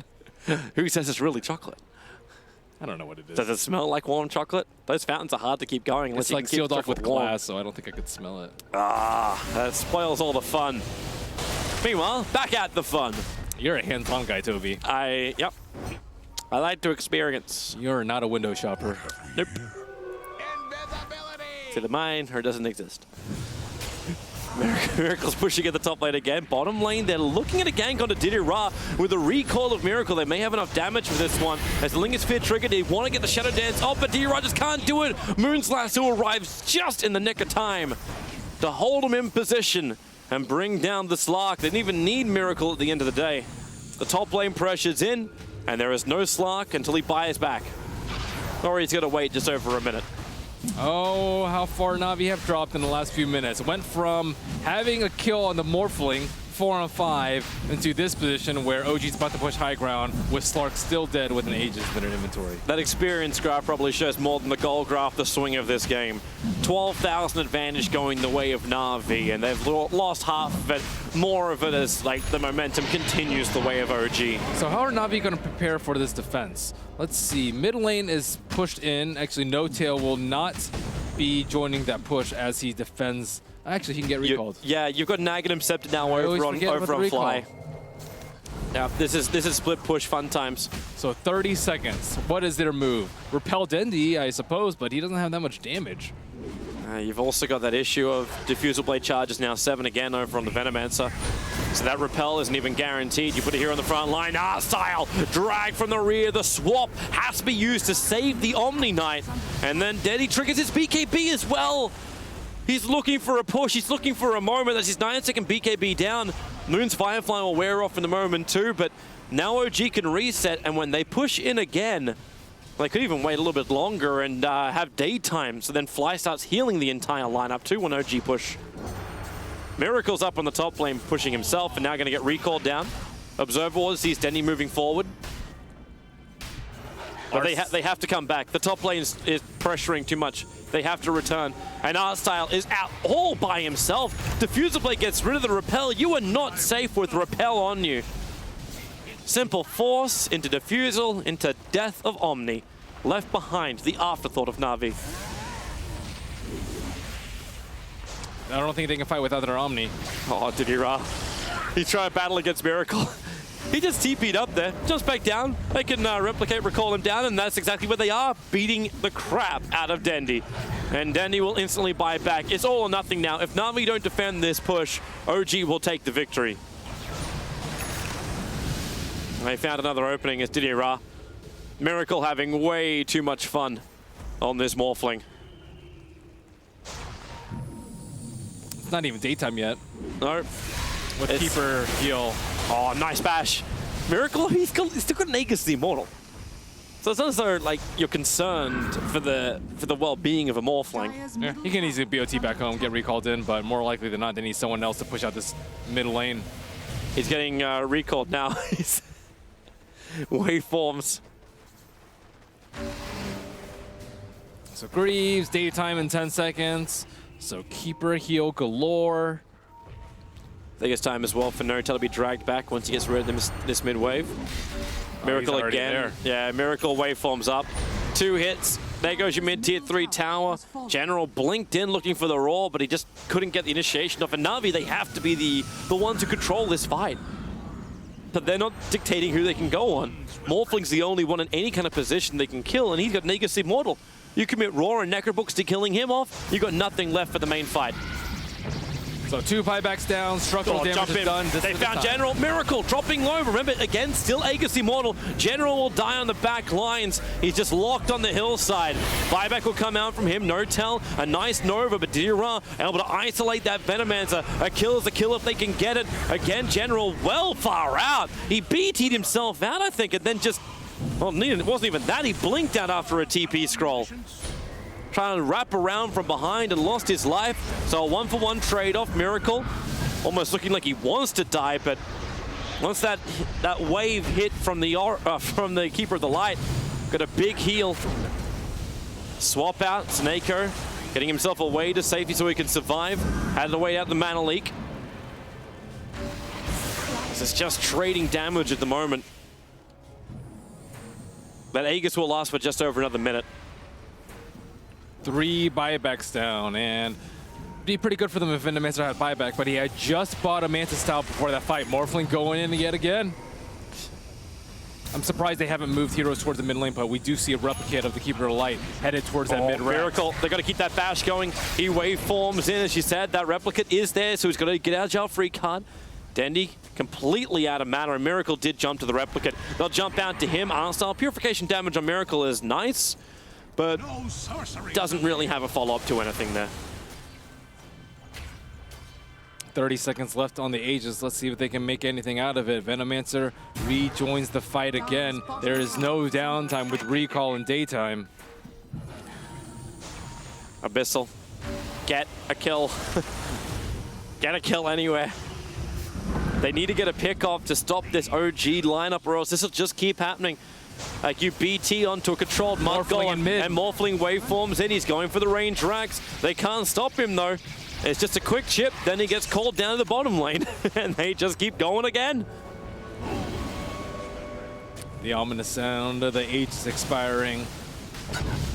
Morphling does that buyback and plenty of gold. Let's see if he picks up a Eagle Song. Yes, he does.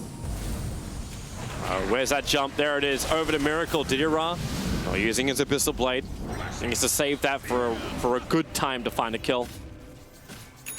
Even with a 35-second cooldown, OGO, they're giving opportunities here and there. Okay, well, that's one way to do it. Jump in, looks for Moon, Abyssal Blade. The Lotus Orb was able to reflect it, but Shadow Dance And Darkpack allowed Dira to escape back out. This one he keeps the battle going onto No-Tail. The Rax, however, is being taken at the same time. But Dira, they battle up against No-Tail outside of the base. Arstyle is about to drop. No-Tail still never dies. The support was just too strong. We can go back to the objective-based gaming. Crit to boulder away, but it's Dendy who's lassoed up. Miracle to beat him down. Nowhere to go. You can Guardian Angel this, but I don't think even Heaven can save Na'Vi from this moment, and that is death. Seneko will drop. Dendy, he won't join him. He'll TP out in time, but it's GG anyway. The racks will be taken. OG will 2-0 Na'Vi down. And on this last day, the last day of this group stage, the fate of Na'Vi is no longer in their hands. They have to wait and see if they're able to have a tiebreaker situation. They had that one glorious opportunity where they had killed Miracle with the bash and just not able to capitalize on that, and they were just unable to deal with Morphling at the end of the day. Too many defensive builds coming out, and I mean, I can't really blame them for that because they were dealing with like this heavy magic lineup from them, but at the end of the day, they could not kill Morph. The repelled Superman Slurk was not enough. He got separated from his team far too much, and the Diffusal Blade also made life pretty easy for OG. Yeah, it really was. That was, it almost felt like a stroll in the park. OG just going through the motions, never really gave a good opportunity to Na'Vi, and they had everything to back them up. So OG, congratulations, 2-0 victory. Of course, there's a lot more Dota 2 game stalls to come up, another 2 rounds plus tiebreakers if we have them on their way. Malini and I will jump over to Stream 2 in just a bit to do Team Liquid versus Digital Chaos. But for now, we're going to send you over to Stream 4 where Alliance are currently battling up against EG.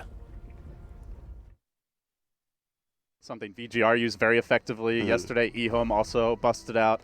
Now we saw the Storm recalls from the Keeper of the Light. That's something Secret likes to use a lot. And now we're going to see the Chen send back and the BOT Starfall send back. So all right, well, teams pulling out all the stops to push out waves and try to siege safely. And Loda now with 4,000 gold. Let's see where they move next. Do they have any smokes on them currently? I don't believe so. They probably should have some in the shop. In fact, they don't. It's down for 2 minutes now for Alliance, so no team with smoke. So at this point in time, Alliance as well as EG, they're going to be playing cautiously as they lost that Aegis. With that Aegis gone, with that Cheese gone, you have to make a decision as to what you want to accomplish. Roche is not up for another 6 minutes, and at this point, I don't know if you wait that long if you're EG, but if you go and you lose that fight, the game is over. Buyback status. Radiant have 3. Dire have 3. They move in with Universe. Well, Night Shadow's going to go. He's going to look for the lasso. It's, of course, Lincoln Sphere blocked in Universe. Now caught by the Dream Coil, and here comes Bulldog. PPD in trouble. Sumail trying to do as much damage as possible, but only one down. Bulldog will be next, however, as Sphere is laying in. He has with this right click. The damage is absurd. They need more. There's the buyback coming out. Can they find anyone else, though, as EG will back away together? Batrider actually only used the 4-step to break the Lincoln, so he has it for round 2 of this fight. While they are chasing S4. They found the lasso. They need an arrow. They need right click, and he's about to go down. But no, there's going to be the phase shift at the last second now. Angry Loda rushes in. He says, "Get away from my fairy dragon. Leave him alone." And he does save him for now. Fear will get the kill, but he's left alone. He's got nobody else to help him out. He does have buyback. Ake going to work at this point. And look at the Aghanim Scepter. They're bringing everyone down. Everyone dying from Alliance, and Fear will finally fall. But Sumail is still here to do some work, even with the Star Storm. It's 2 dead now for Alliance. They've bought back on the puck. Bulldog has his ultimate. He can heal up if he just gets up one right click. He can't do it. Universe kites him to death. A dieback of Bulldog. S4 also rejoining the fray with his own buyback now. A dieback as well. The Spirit Bear's dead. Quite likely burning down. Falls 2. 4 down for Alliance. EG outlasting them down the stretch. Oh my God. Oh, that hurts, Mott. That really hurts. What a team fight from just everybody. That was again, we've used this term so many times, but it was a massacre from both sides. Sumail now looking to push up. Fear forced to buy back, but there's no buybacks from anybody for Alliance. The only hero coming up soon is going to be Ake as well as EGM in 20 seconds in Loda. He does have another bear, but that's going to be his last as he's refreshed. They lose the Racksmith. They're going to go for the base now. They tier 3 towers being assaulted, and it looks like this might be A lost game for Alliance here, LD. EG pulling this one out late, pulling it out in Alliance's comfort zone. Now the BKB from Sumail, the lasso, dragging the Spirit Bear away, and as the glyph ends, EG look to close this out. Can Loda hold it? Sumail 2 will die back, actually, down for 130. Fear, he not needs over to yet. finish this. They can't do it without Fear. He's about to go down. The He Frost bought Armor. back. No, my God, they're not going to get this. They're not going to get this. They're all dead again. EG, can they close it? Universe desperately scrapping, clawing, ding, ding, ding, motherfucker. He goes down 2, and Alliance finds the triple dieback to shut down EG. Can they deathball back the other way? There's no way. I can't believe they couldn't finish the game there. There's so much right click on everyone from EG, but it was just some immaculate play from Alliance, from Loda. They had plenty of damage. They had the Frost Armor. They had ways to control these heroes. Oh my God, I cannot believe it. That's your MVP right there. Just a little lich with Frost Armor on buildings. Oh boy, EG, if they lose this game, someone's gonna be mad, and it might just happen now. Zai being chased out, Bulldog, they isolate him, the sendback's there, but PPD could die back. Die back number 4, PPD's down as well. Alliance moving forward, Loda wants to throw it, but he doesn't realize there's still a tier 3. It's over, the tier 3. There's no way EG can defend this. They have 50 seconds before they can come back in. It's impossible, they can't do this. There's no way, Alliance. I can't believe they're about to take this game. And you thought we didn't know how to play the late game, say Alliance. Oh, EG, they have to be kicking themselves. They underestimated Ice Armor, and it will haunt them to the bitter end. Alliance take a desperately needed game and keep their upper bracket dreams alive. I can't believe that just happened. I don't think anyone can believe that just happened. Like, I've seen some games end in some ridiculous ways. Like base races, that's old news. To go with most of all of your heroes, including your 2 main right clickers, and you can't finish off the Ancient because of a Lich and a Lone Druid with... that's it. They just couldn't finish it off. Savage Roar coming through in the clutch. The Ice Armor too. I cannot believe it. We saw the Bulldog not playing Lone Druid, and, you know, early on Loda, he struggled a little bit here, Travis, but ends the game 8-1 and 17. Alliance showing that they have 2 great Lone Druid players on this team, that they can go late with Lone Druid and pull it out, and I imagine EG have to be very frustrated. They'll have to calm themselves down. It's a 2-game series. They're already guaranteed upper bracket, but they're still fighting to try and be in that top position in the group. I mean, EG have to be frustrated. Alliance are feeling so good. They were about to lose 1 game against EG, and they need every win they can get right now, and they get it in the clutch. So with that, we will take a break. We'll collect ourselves after that intense hour-long 7-minute game, and we'll take a quick break. But with that, we will throw it back to the desk and see you guys soon. Whoa. I think my heart's still racing after that, and kind of out of breath as well. What an amazing game. Game 1. EG versus Alliance. EG on the verge of taking the Ancient down, and then Alliance come roaring back. And my goodness, when you see the groups in a minute, you'll know why. That was such a massive game for Alliance to win. We're back with our panel right now, and it's been a morning and a little bit of afternoon of intense action all the way around. We'll start with Wings and Na'Vi this morning, because Na'Vi really threw themselves a lifeline cap by winning both games against Wings. Yes, they certainly did. We talked about it on the panel. Charlie, we were a little wrong about that. Charlie talked about it faded, I badly. believe. Is that the exact words that Charlie used? Hey, we all said the same. We all said the We same. all said thing. Wings. We all said the same And we thing. also agreed that Paul's prediction was not based in any sort of reality. He told me later it was faith. Faith. Bullshit. Let's have Na'Vi faith. Don't There's you know faith that in the yellow. Faith is on Wings, dude. Come on. My faith is in Did you Alliance. really just do a dad joke? Always in Alliance. You know they're going to come out with something. Yeah. They've got that ability to. They played so many games at that point and that ultra late game that they just seem to Not have like a knack that, for doing though. it. Dude, they do that kind of thing for breakfast. That was ridiculous. Breakfast, lunch, and That was dinner is crazy just stuff. last ditch. That's what they do. Listen, was Well, it crazy. looks like they weren't eating for the last like 2 years then. Shut up, Charlie. Paul, this is a synopsis of Yes. that last game that Yeah. we watched, Yeah. Alliance versus EG. Yeah. This is the game right here. Right. Oh, hey, the game's mine. I'll just give it back. Oh, it's mine again. Wow. All right.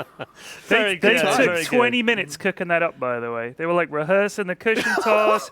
They So were getting it I just literally right. Wait came a up with second. it 5 seconds before we Ted, went I think live. they were Not actually true. talking about that on Sunday. They might Yeah, get an no, they were opportunity to do literally, they were something like, that, yeah. emailing back Hey, and come forth. on. Me and All Cap right. need all the help we can get. All right, okay. Let's take a look at the groups then. Groups A and B. We've had lots of games already from Groups A. There are a couple more to come, of course. EG and Alliance still have one more game to play, which will continue on Stream 4. But this is what it looks like right now in Group A. OG are confirmed in the upper bracket. They have 11 wins from their 14 games. They are done. They're finished. EG have 9 and 4 now at the top, but they're also safe as well. Wings 8 and 6, not safe just yet because Alliance, of course, have taken one game already. They now have 7, Alliance. Na'Vi have ended on 6 and 8. Now that means that Alliance game also means that Na'Vi are not in the top half of the bracket. That confirms that. So that's how big that Alliance game was.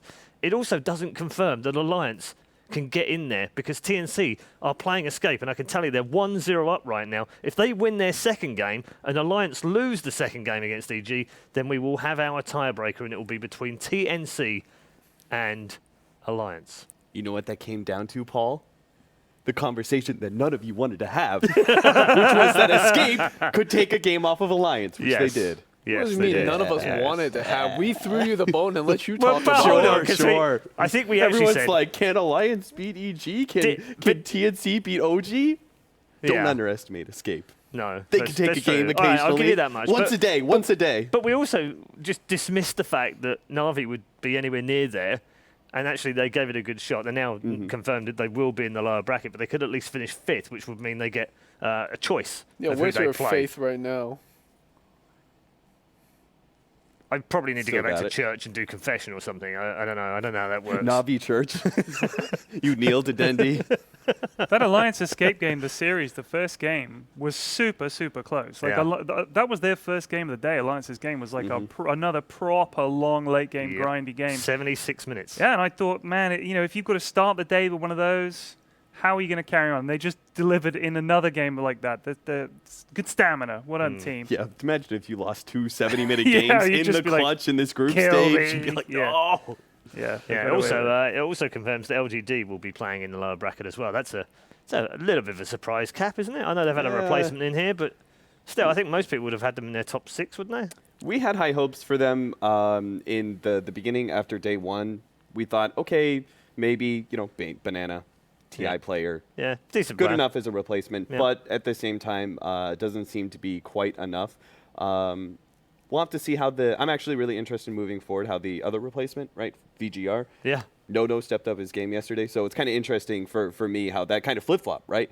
Where VGR after day 1, oh God, they're so bad. And then day 2, they stepped up. LGD, it seems to be the opposite. They started strong, Fallen now off. ending, unfortunately, not so strong. Yeah, definitely fallen off. And obviously Escape will be in the lower bracket as well. Looks like they're going to be... Yeah. Well, they're guaranteed now to finish bottom of Group A. They have just the 2 points, of course. So, but weirdly, TNC, who are currently sitting there in 7th, and 1-0 up against Escape, only need one more game. But they then need Alliance to lose to EG in the final game. This is going right down to the wire. Yeah, it's great. Right it's down what to you the want wire. from a group stage. You don't want it to You be do. decided super Yeah. early. So Yeah, you can see it on your screen now. It's going to be really close. Really, really close. Alliance currently have 7. TNC currently have 6. TNC win their final game against DSC, and I understand that they're in that final game right now, and Alliance have to lose. But if Alliance win the last game against DG, it doesn't matter what TNC do. And then Alliance are guaranteed top 4. Would be a great performance, Cap, in that group. Yeah, I think both Alliance and TNC did surprise me about how they were able to take games against certain teams. Like, for example, just there, Alliance managing to take a game off of EG. I think that I had low expectations of both of those teams.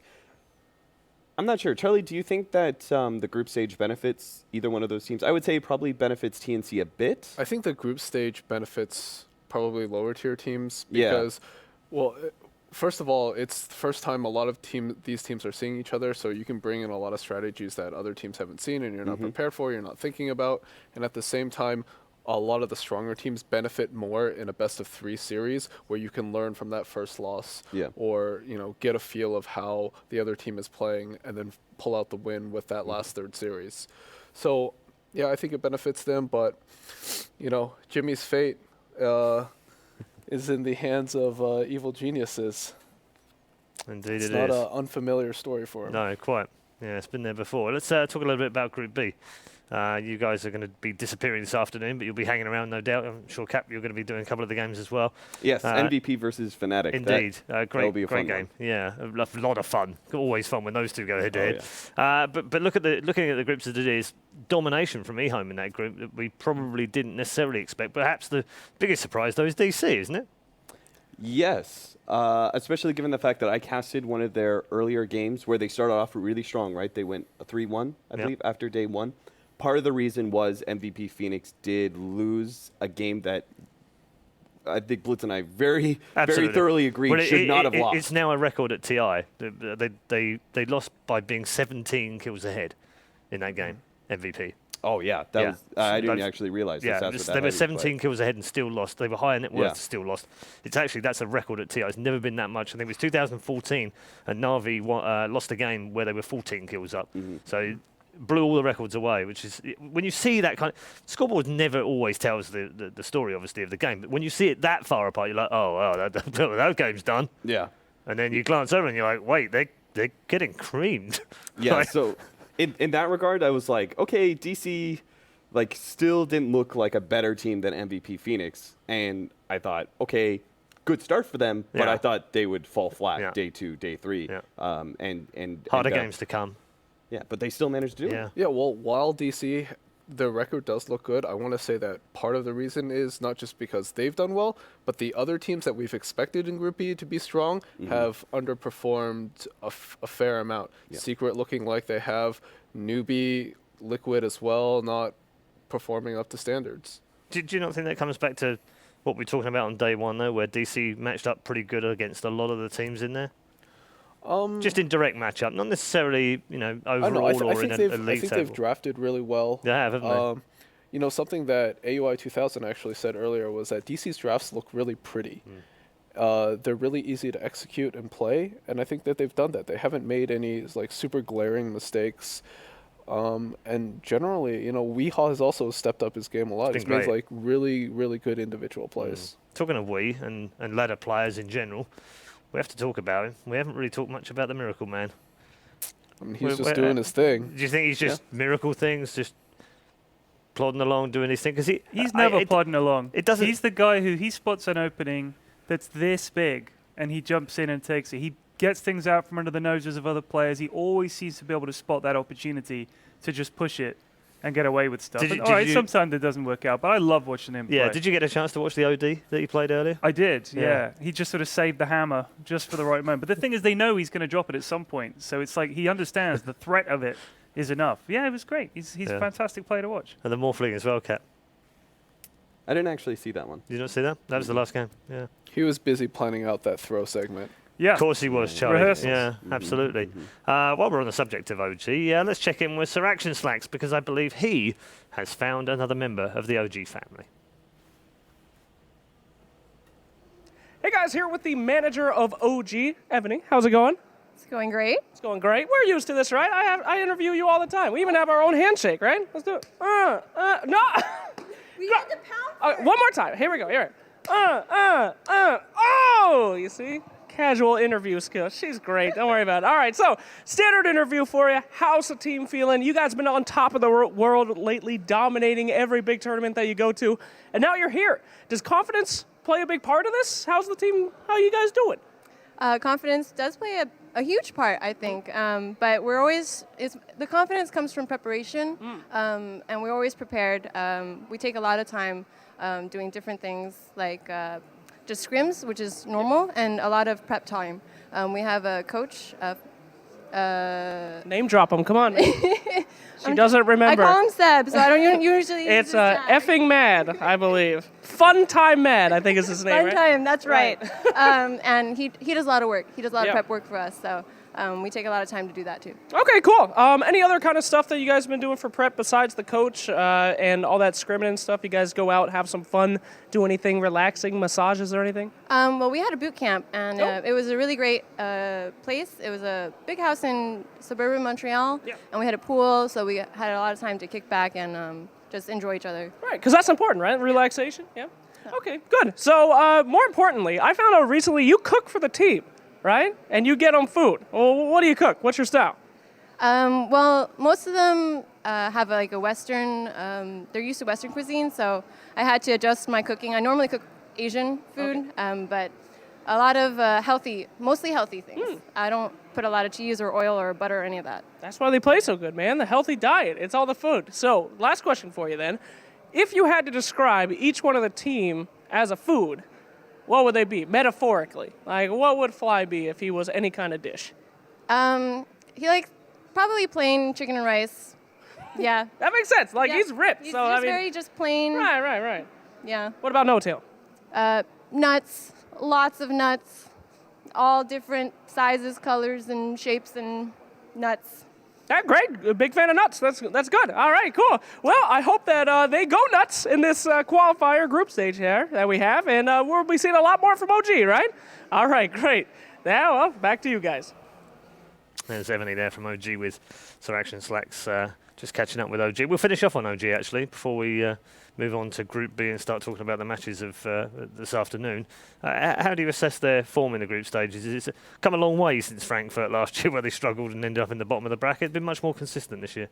Yeah, certainly. I think they look just pretty solid. Again, like when I started off the group stage, I didn't imagine that the top team going into this tournament would actually end up on top of the group stage, just because a lot of teams are going to be studying you. They know your play style.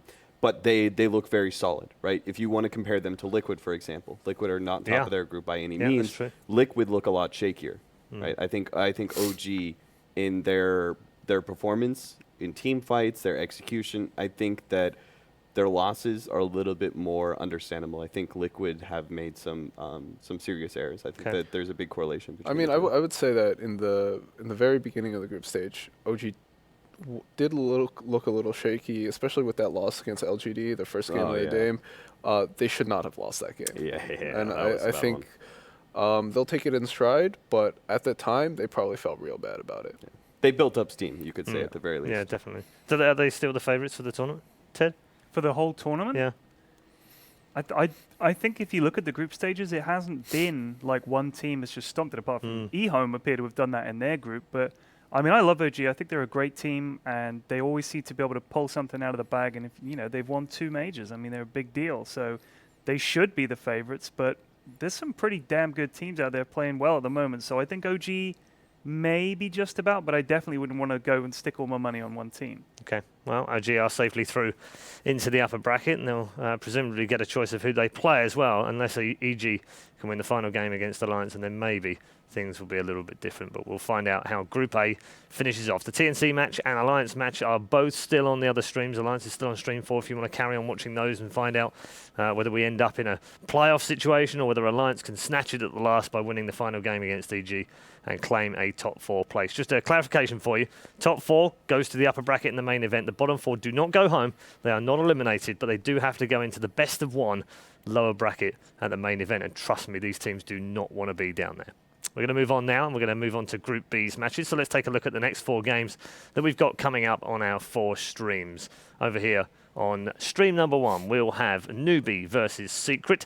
Another big game for Newbee. They're not quite there yet. They have to win a couple of matches today at least. Ideally, they can pick 3 or 4 points up. Secret, likewise, are also in a bit of a mess at the bottom of that group right now with just 3 points to their name. On stream 2, you can follow Liquid. Also, not guaranteed just yet, and DC just need 1 more point from 4 today to make it absolutely certain that they can go through to the upper bracket. They're almost there. 4 points clear of the teams that can catch them. MVP will be on Stream 3 as they go head-to-head with their neighbours Fnatic from SEA. That's proving to be an absolute barn burner of a game because those two often have fantastic matchups, not always to the benefit of MVP. So maybe, just maybe, that drags Fnatic back into it from the outside. And finally, we'll have eHome versus VGR. That'll be on Stream 4. eHome with an almost perfect record. VGR coming back very strongly yesterday. It'll be interesting to see whether they can break through. There are 5 teams currently in with a shot of finishing in 4th place in Group B.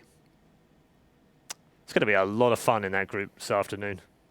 A lot of fun. I mean, which way does it go, Cap? Because there's so many permutations. It's not quite as simple as we discussed this morning in Group A, where it's sort of 2, maybe 3 teams can get it. This has got 5 or even 6 teams if Fnatic can step up early. This is the day to show up. This is the day where Liquid, Newbee, you didn't have great days in the beginning. This is where you need to be like, hey, we are a premier team. Let's get our shit together. Let's get our drafts together, and you know, keep our standing in the group. And this is also the opportunity for DC to say, hey, we do belong here as well. Okay. So the top 4 teams going into this tournament, right, need to slap down the upcomers. Newbee obviously shutting down Secret. That's already kind of halfway there. And then you need to be able to have Liquid shutting down Digital Chaos. Then I think MVP Phoenix versus Fnatic. MVP Phoenix always shows up to lands. Fnatic have already had a kind of poor performance. They at least got themselves some points on the board. MVP. But they always beat MVP. But most of those times, those are online. Yes. That is a big differentiation. Not only does MVP Phoenix usually have to deal with online matches, which they're usually not as good at, but they also really turn up their skill when it comes to LAN and perform much better. So, in my opinion, I'm looking towards Liquid and MVP to be the teams that eke through. If you're not a full-time Dota fan and you're just tuning in and you're thinking, oh, I don't know which game to watch, which one would you pick out of the 4? Because I'd pick MVP. You're asking a guy who's casting one of those games, Paul. Come on. All right, it's got to be MVP Phoenix versus Fnatic. Let's ask Ted. I would want to watch Phoenix. Liquid DC. Why? Because I love watching Liquid play. I love watching like Jerax and Matumba Manasa. I just think they're so good to watch. Yeah. And they desperately need to like really get a good 2-0 here and kick on. Yeah. I think Phoenix are a fantastic team to watch, so I would also say that one. But my boys Liquid. Good job, watch Liquid. All right. I'm picking Newbee versus Secret. Secret, a very hype team. Look, they just spent, I would say, maybe at least 30 minutes outside. Like we all saw them. They had this giant meeting outside there. Puppy's like spreading his knowledge to the rest of the team, and you know they're taking it really seriously. I expect them to take a good hard look at what the meta is right now and how they're playing and try to adapt to that. So I'm excited to see what Secret brings to the table. I'm also excited to see how Newbee steps up their game. All right. Well, I'm going to go for MVP Fnatic, obviously. I said it earlier on, which I think means that we are like the perfectly balanced panel. We're as balanced as the game is right now. No one picked VGR. Yeah, well, yeah, all right, fine. You ruined the balance, Ted. I didn't ruin the balance. You ruined the balance. Now he's very upset with you. You ruined the balance on the panel. Oh. I don't care. Ted. Yeah, all right, cool. It's all Ted's fault. We're going to blame Ted. Thank you very much to all 3 of you. We are going to head over to Stream 3 right now because TNC are on the verge of being able to claim another point against Escape Gaming. If they can do it and Alliance drop against EG, TNC will make a playoff match for the upper part of the main event. It's an incredible story. Let's head back to Stream 3. Needs more mana, though, to work with. Has a bottle on the side. Cinderin steps in. They get the silence, but he's able to blink him back out. Quickva hiding within the trees. They get him with a magic missile. Can they burn him down? Yes, they can. Triple kill for Cuckoo on the Timber Saw. Beautiful play right there. Nice stuff. They're chasing after Cinderin as well. Can they catch him? Can we get an Ultra? He's going to look to burst it through. He's going to get an Ultra now. And meanwhile, Terrorblade unstopped here as Tinker is dead. He buybacks, but it's too late. The melee Rax is gone. Already get what they want. Back right out. TNC, they want to get that win. They're looking to move on forward. Elder Tide in a bit of trouble. Going to get Yules up now. Going to get shut down from Raven. Raven backs on out and goes right back for what's important. That's going to be for the Tier 3.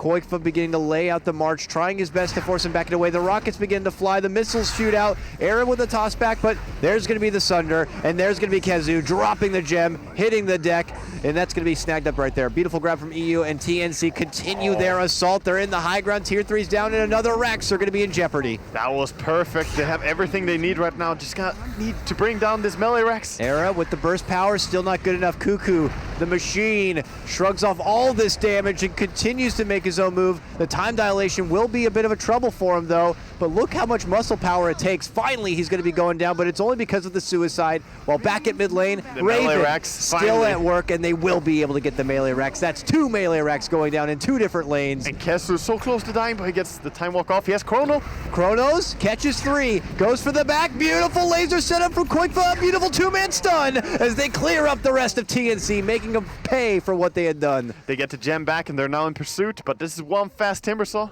Travels Yules, he's going to run away. But that was very costly, losing 2 melee racks. That was at the back of a big mistake, though, getting caught out there. First getting caught out with the Era, then Koikwa happens to die for it, and Synderen also getting caught out. Just a lot of people dying in a row. Kind of a chain feed.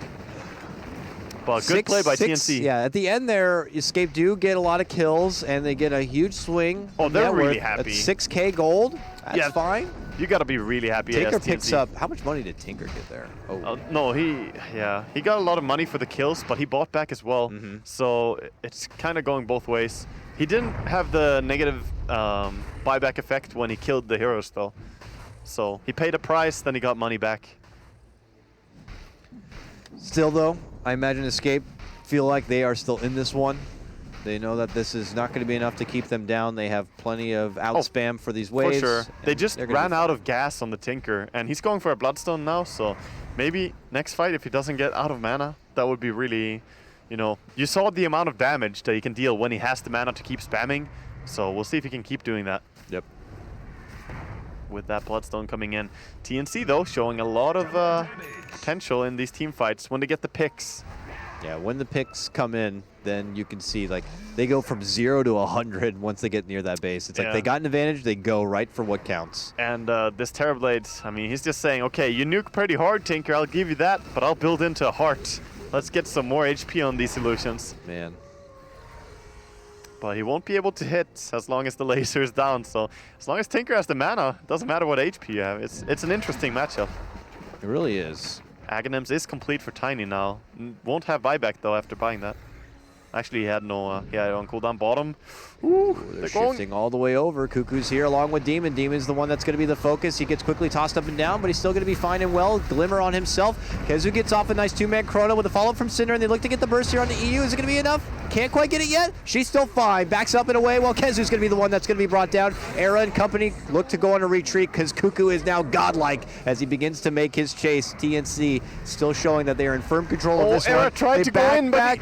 Oh, Era tried to sneak in for a creepy play, but he ends up getting spotted out and taken down. He had so much weave stacks on him. He took 500 damage from one hit of Terrorblade. He doesn't even have 500 damage, so he was down to plenty of negative armor. It's all that impact from Demon's weave. They tried to go to snipe him out, but these supports are not easy to bring down anymore. Yeah, TNC just coming off with a little bit better team fighting. The way they play, they really save everyone that they can, swapping each other out, Yule sceptering and graving each other. It's just very much, it's like we said before, a very tenacious team. They hold on. They don't want to die. And with this, they have an Aegis now. They could head to the escape territory here. Oh, yeah. Go for the third melee racks, leaving all range still standing. That was also escape fighting with Era buying out the entire Aghanims, but not having time to deliver it. So he didn't have it in that fight. That's really sad for him. He's still out for 25 seconds. No buyback for him here. Yep. TNC, they weave up and they begin their move. And it's going to be Cuckoo who tries to keep everyone busy in those back lines here. Him and Sam could do it while the Terrorblade goes to work. Escape need to find a way to drop that gap and get in there. Glyph not going to be committed yet, but the Raxes are going to be exposed now. And there goes the move from Sam. Jumps in, gets the call. Kezu's still waiting, has the Chrono in his pocket, but he's not going to get to use it. Kezu's taken out. Over a minute. No buyback, no Chrono for you, sir. And here comes TNC looking to get the win and looking to secure their spot in the upper bracket if possible. But Timbersaw does end up going down, but here's Raven still going to work. He gets that third melee racks and begins to go for the range. Yeah, he's fighting for it. He wants the megas. Of course, all the range racks needs to go down. Lasers begin to fly out from Koikfa, but for the most part, Escape funneled back towards their fountain, trying to stay alive. Era goes back in. They get a nice two-man connection with the stun. The burst flies up from Koikfa, and they will be able to get the finish, taking out the Venge. That's Sam coming back from the dead after he pops his Aegis here. Terrorblade just doing work on these buildings, though. Yep, going for what gets the game won after all. Era, though, oh, that big hit coming out, and he's going to be going down. Terrorblade is a monster as he takes down Cinder, and a double kill for him. He clears out the ranged racks. The Megas are unleashed, and they have done it. That's going to be the game. TNC will secure 7 points for themselves and a much better position to work towards the upper bracket for Escape. Obviously still at the bottom. 10 seconds remaining. Hello, ladies and gentlemen, and welcome to Secret versus Newbee. They are back, Team Secret, after a bit of a not too great day yesterday. But they're here. They're up against Newbee. These guys, pretty good at the old Dota 2. We're going to see how this goes down with a 2-game series. Secret, of course, desperate for some wins today, but Newbee, not a team that's going to allow them to have an easy one. Straight up, you know, Newbee, they've done their research. Secret, they were able to win when they had a Huskar. Not all the time, but, you know, it was there prevalent in all of the times they won this this group stage at TI6. So they're not going to let them have it. Newbee realized that that may be a strong point of Secret. Take it away. In response, Team Secret removing the IO. Andy, what are you expecting from this series? I mean, obviously, I'm expecting Secret to come in today motivated more than ever just to try to get some wins on the board. I mean, at this stage, you know, you're not necessarily saying for sure that you can still get top 4, but there are a lot of teams who are really close together in terms of standings here in Group B. And this is the first Group B game of the day. Newbee right now sitting at 5-5. Secret are 3-7. So if, for whatever reason, Newbee get 2-0'd right here by Secret, then Secret are pretty much right back in it. They really are. It's just by virtue of the rest of the group standings. That's the thing. People are going to remember, because there are so many games in these group stages. It's, yes, you have lost, 6 yesterday in a row, but you know, that isn't the majority of the games you're playing, and there is still a chance, as you said, to climb back up, especially when you look at the overall pitch and how close the groups are and how crazy they've been, how many upsets we've had, how many incredible matches of Dota we've had as well. There we go, back to the draft. Newbee now with their second ban. Taking a bit of time here. I want to go straight in and are eating into the reserve time. I mean, we've just seen so many different playstyles so far in the group stages that it's really hard to put a finger on what each individual team is prioritizing the most in regards to who they're playing against. But we know for a fact that Team Secret had a really good run with Huskar, so for obvious reasons, Newbee want to take that out. Just don't give him the hero that they've had the best performance with. That's probably one of the safest ways to go about it up until this point. Yeah, this is obviously going to be a series as well today that a lot of people have their eyes on. Yesterday, we can see the man himself there, Envy. He didn't have too great of a time. There were certainly, you know, times where he just didn't look at his best, because we've seen Envy at his finest, and yesterday just wasn't his day. So a lot of eyes on him to see if he's able to step up to the mark and raise his performance back up to where we have seen it be in the past historically. And the Team Secret can really bring it all together in this group stage when it counts the most. I mean, they clearly have the players. Yeah. I think a lot of it has to do with the strategy, and maybe the drafting was a little bit off, but today, you know, it's a new day. You sit down, you're like, all right, we're not going to make the same mistakes we did in the previous matches. Newbee are no pushover, though. And I mean, going into it, you know, before the TI group stages started, I always looked at Newbee, Liquid, OG, Wings, these other teams as, you know, top contenders. So I don't think that Secret are going to be given anything too easy here to get their games back on track. But looking at the first pick, it's probably one of the longer ban and first pick phases that we've seen so far in regards to what heroes they want to play. And we're going to see a little bit of a blast from the past. As I think right now it's been like 99 heroes banned and 98 heroes picked. It seems to be it's gone up because Omni Knight was Omni picked by Na'Vi in the last series. We had, what, Outworld Devourer as well today. Yep, OG picked that. Yep. Everything has been coming out, and absolutely remarkable as well. I'll be interested to see how many people actually are able to predict that, of course, correct in the compendiums, as we are really in the upper bracket of selection. Secret now with their first pick. We'll see what they decide to open up with against the ST from Newbee. Let's see what kind of 1-2 they want to bring in today. And as I said, just referring to the performances yesterday, I'm going to be very interested to see what Puppy does put Envy and also Arteezy on in terms of cores, because it just wasn't coming together yesterday, and it feels like something new might have been tried. they need to kind of go back to the drawing board, look at what the strengths of these players are, and make sure that they're on the heroes that they're incredibly comfortable with. I really liked the Morphling from Secret yesterday. I know that Artor played it. Granted, they didn't win the game, but I feel like it's something that fits very firmly into what Secret like to do. At some stages in the game, you get to that late 45+ minutes and you can split up the map. You have this hero who's very difficult to kill, can get solo picks. It allows him to pretty much dictate the tempo of the game past like the 30-minute mark. Of course, we're not going to see that until a bit later because it is a core hero, but just something that I personally would like to see them running again. But this is a Team Secret special here. They're going to pick themselves up the Elder Titan. It's something that we've seen them run time and time again. The question is, do they want to go for the Void? I mean, Batrider's obviously taken out of the pool, so you don't necessarily have to worry about picking up your Oracle really early to make sure that you have some kind of counter towards that. But there's still a multitude of heroes you can partner this with. Absolutely. It's a puppy favorite and a hero as well that we saw yesterday in Secret Series, where they were able to hold on in a game where they're about a 35,000 net worth behind. They were able to lengthen it and keep fighting, all because of the Elder Titan, because of that aura, because of the way that you can hold the high ground and allow you to fight into an advance from the enemy. It really is one of those heroes that can just do so much even when you're that far behind. And they'll pick up, of course, the Mirana as well in tandem. A combination that a lot of teams aren't letting, opponents getting hold of because, you look at the ET, as we said, we're talking about the aura. A perfect hero to combine that with is the Mirana, of course. Getting that Aghanims, getting that double Starstorm, it's an insane amount of damage with the Spirit on top of a hero. And not to mention, Elder Titan's a natural Veil carrier, so you're amplifying that magical damage even more to some point if and when you get that farm, which I assume we're probably going to see. Because I think, even though Secret lost a lot of games, most of them at least went past 30 minutes. So you can say that Elder Titan is going to have this really, really strong influence during the time where Roshan starts to become more prevalent in the game, and you kind of need that Aegis to go high ground. That's when you're really looking at your Elder Titan to try to shine. So now Newbee, ball's in their court. Do they want to go for just picking their secondary support now? I mean, we've seen a lot of Ogre during this tournament. It's often been in response to that Elder Titan, but we will see the Timber. I like Timber. Obviously good against Elder Titan. The reactive armor is bonus armor, not affected by natural order in any way. The only thing about picking Timber into these types of heroes is that you typically want to go like Bloodstone and then into Hood. And we saw that build multiple times yesterday in the group stage because you need some kind of protection against just the insane amount of burst that teams are picking in regards to magical DPS that doesn't also cost a fortune, because you don't really want to just buy BKB after Bloodstone. But yeah, well, I'm looking to see the Timber build, and hopefully he can get himself tanky and good to go for this match. But so far, both openings very strong. Secret probably a little bit more ambiguous in what they can do with their heroes, with the Elder Titan and the Mirana.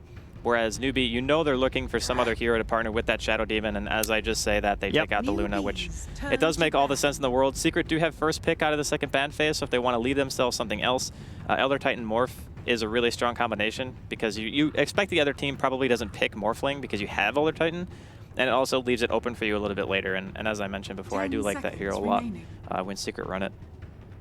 Is there any reason for Newbee then in that sense to ban out the Morphling from RTZ? I mean, you can definitely do it. It just depends on what your priorities are. Because you see Elder Titan Mirana, I mean, yeah, you assume that it's going to be support Elder Titan, and you probably assume at this point, Artor has been playing a lot of Mirana for the team. So that's probably also running through the heads, is it actually going to be a mid hero? Is it only going to be the Artor that's playing it, or are they actually going to put it on a support, which I kind of doubt. I don't think Secret are that team right now. I mean, we saw Envy Mirana yesterday, of course. Yeah, we did. We saw, but more often than not, it is RTZ who plays it, so we'll see. Alchemist ban is definitely a good thing, though. That hero is... That's like a Huskar tier hero to me right now. If you get it in the second phase and they don't have the right heroes to cope with the farming capabilities, or they can't pressure the lane, it's almost like, not necessarily an auto win, but it does give you a huge leg up. And it's very good as well for a team like Secret, especially with the ET, because this is a team that teams have the tendency to find themselves in games that are going on and go to the later stage. If you've got an ET and an Alchemist holding the base, there's always going to be the chance for you to get back ahead and fight back incredibly hard. Team Secret, in response, will take away the Naga from Newbee, make sure they themselves don't have that late game potential. And that stalling Parasin, absolutely. The Morphling that we talked about, Newbee, not going to let Secret slip that one through.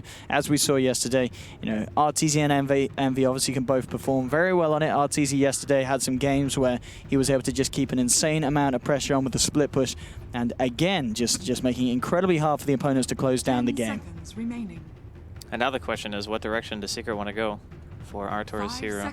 Because I'm actually with the Morphling ban, clearly Newbee are feeling that this is more likely a mid Mirana, and yeah, okay, it will be the Void. We talked about that pairing as well when they opened up with the Elder Titan.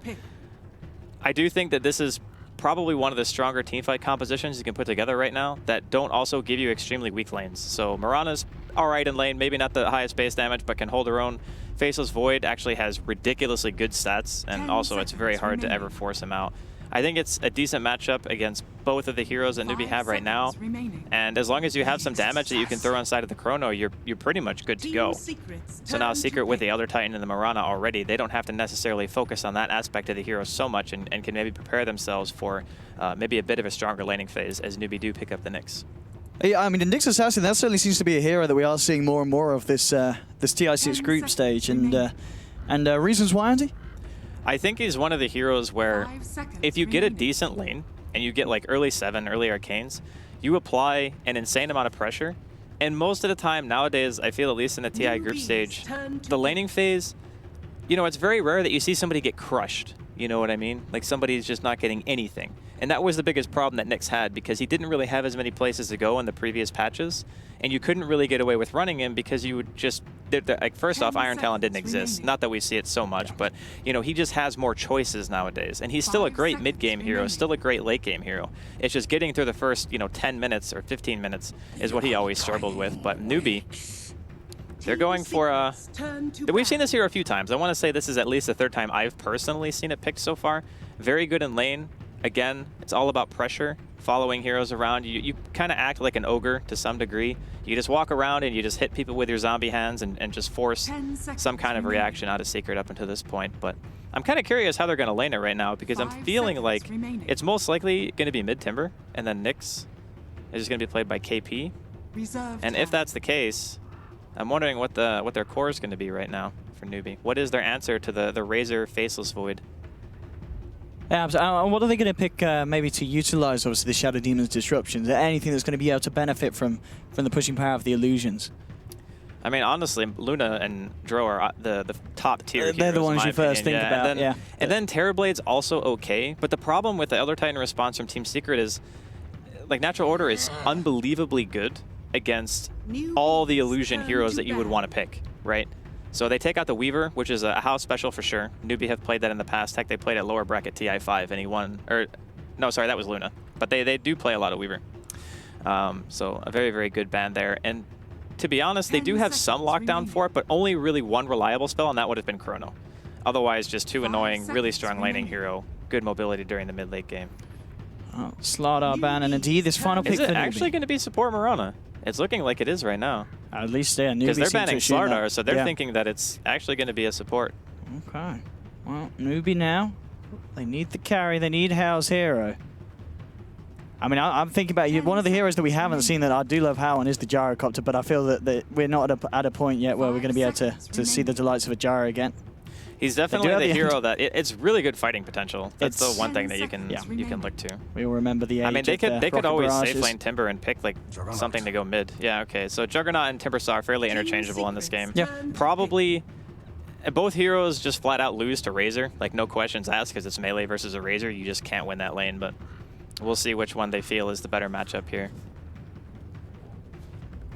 Even potential for Secret to go aggro in this game. 10 seconds remaining. Because there's 4 melee right now on Newbee. I mean, yeah, that is going to be the thing, how Secret do want to lane this against Newbee. A Secret final pick. And indeed, as we've said, there's still a bit of a possibility to switch around some of the roles and heroes.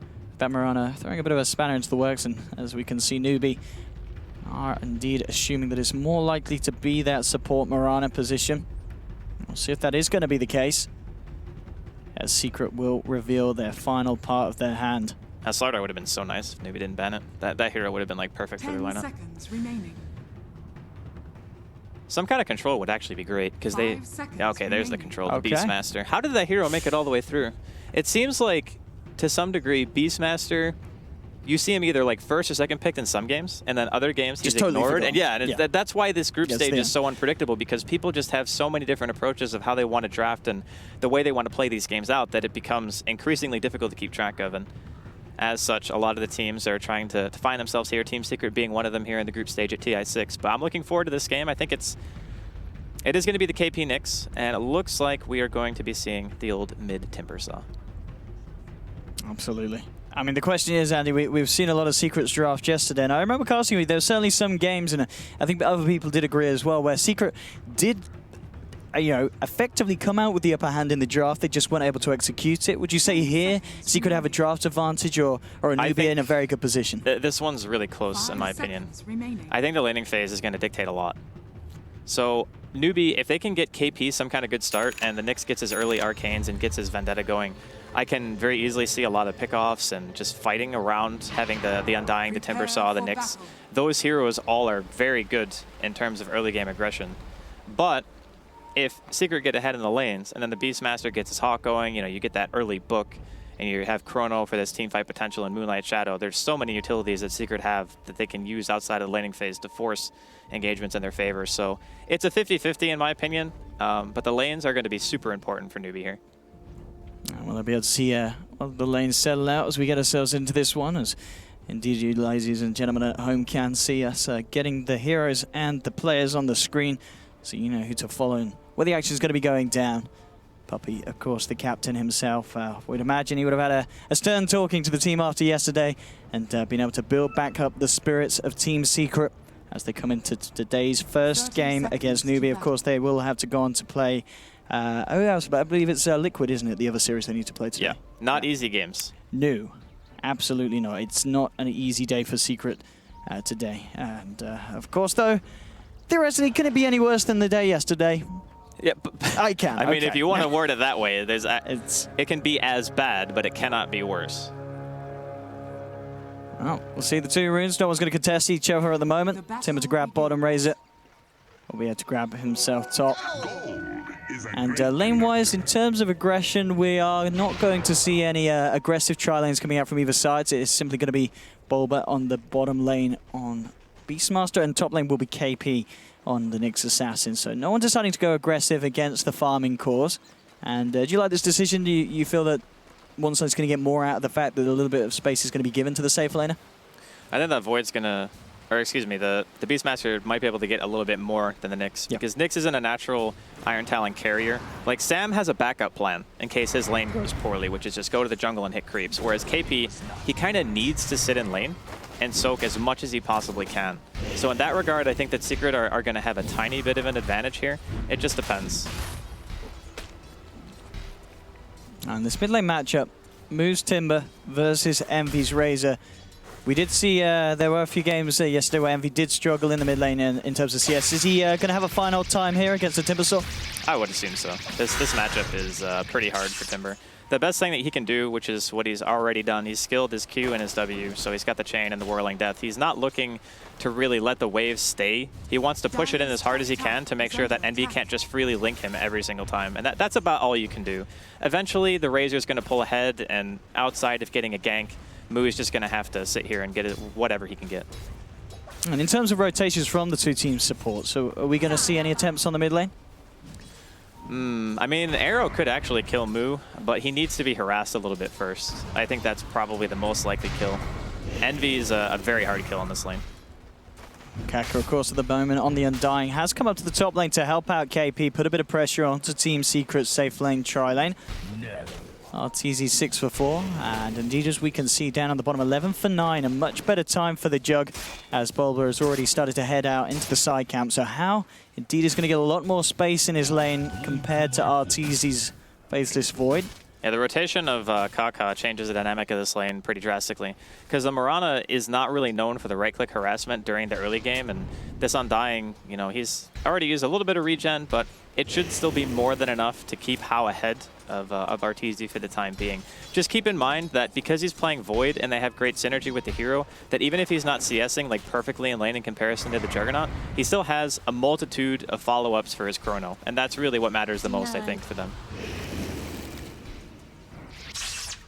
This bottom lane, of course, I mean, How, as you said, in terms of combo, it's not necessarily there as much as RTZ's Void with the setup, but How this jug is going to get out of control with a start like this. And I mean, at what point are we actually going to see Secret look to try and do something about the Juggernaut? Is it more just of a case, as you said, just trying to do something with Arteezy's Void? It's more about the combos, I think, for Secret's team. And also, you do have an Elder Titan as well. And Juggernauts typically, you know, they build their Diffusals, the Mantas, the Scotties. All those items are stat-based, and they just get crushed by natural order. I mean, look at the game they played yesterday, 61 minutes. And Artur was playing Morphle in that game as KP. And top lane indeed. Oh, the arrow is going to be whiffed by Pi as KP's able to move just in time out of the way. The combo not quite there for Secret. Super close. But yeah, as I was saying, it's more just about the fact that Elder Titan is just so good against any agility-based hero that, say, Hao has one full item on the Void. It doesn't matter if that item is like a Butterfly or a Scotty or whatever, because the natural armor that you're getting from those items just is useless against Elder Titan. You're still super squishy. So the way they want to play is just aggression, you know, get that Nyx going. Yeah. Fight around your Timbersaw during the mid-game and just get whatever map control you can. As we saw there in the mid lane still, MV certainly holding the lead, 21-22 for 9, 12 for 0 on the Timber. I guess it kind of works both ways in the sense that MV's going to have the damage to CS just sapping it from the Timber each and every time, but at the same time Timber doesn't need the right click to find CS in the lane. So Moo's still going to be able to find something. You're never going to totally shut him down. Yeah, he's playing it very well. He understands the matchup, and getting doubled up is expected, honestly. Yeah. Like, sometimes you might even lose the lane worse than he's losing it right now, but also having the regeneration rune in his bottle is going to allow him to just pretty much stay here forever. And just a little bit of a quiet early laning phase here between both teams. About 5 minutes in, everyone's kind of just hitting their creeps. Yeah, Bulba, it's going to be interesting to see how Bulba advances this game on the Beastmaster as well. Obviously one of his heroes that he's very comfortable with. He's rocking the Iron Talon. Level 3 at the moment. He keeps popping in and out of the lane. He hasn't entirely committed himself to the jungle. But we have indeed seen in games gone by how much a Beastmaster can do if he gets a lot of space at the start. Chuan coming around behind the tower. Just going to have eyes on the boar. See Bulba keeping himself back and safe. Poppy's actually heading over to this part of the map with the Elder Titan. So we'll see if they can do anything in response. Mid lane, Envy. Just moving in, zoning move back. Another easy 73 stolen damage. The Razor is Hao and Chuan start to put a bit of pressure onto the tower with the help of Kaka. Poppy and Bulba doing their best to hold things off here. There's no point in healing ward for Hao, and I mean, I guess this is just down to the fact that in lane he hasn't needed it, as there's not been any heroes beating him down. But as we can see, without that point, it is going to slow the side of Newbee down when they do start to turn into a bit of a push. He did opt for a point in his stats, and I think that's just to ensure that he has enough mana to be able to use his ult and spin. But I don't think he actually needs it anymore. With just the branch, I think you have enough. So yeah, maybe a bit of a miss skill, I'm not sure. It does help you in the early stage because Juggernaut's base damage isn't like amazing. He just has a good animation, so maybe he just felt more comfortable having the stats to out-CS the Beastmaster. That's also something else, because if the support's pulling and he knows that Kaka's top and Bulba's in lane, having 1 point in the stats doesn't sound like a huge deal, but it can allow you to CS a little bit more effectively against a hero like Beast who has ridiculous base damage. In terms of build-wise for Hao, do you feel we're going to just see standard stuff, Battle Fury, Yasha, and then into the later game items? Is this a game where he needs to pick up such as the Manta Diffusal against Secret's lineup? For now, it looks like he is opting for the Battle Fury. Yeah, at the very least, he has the Ring of Health in his inventory.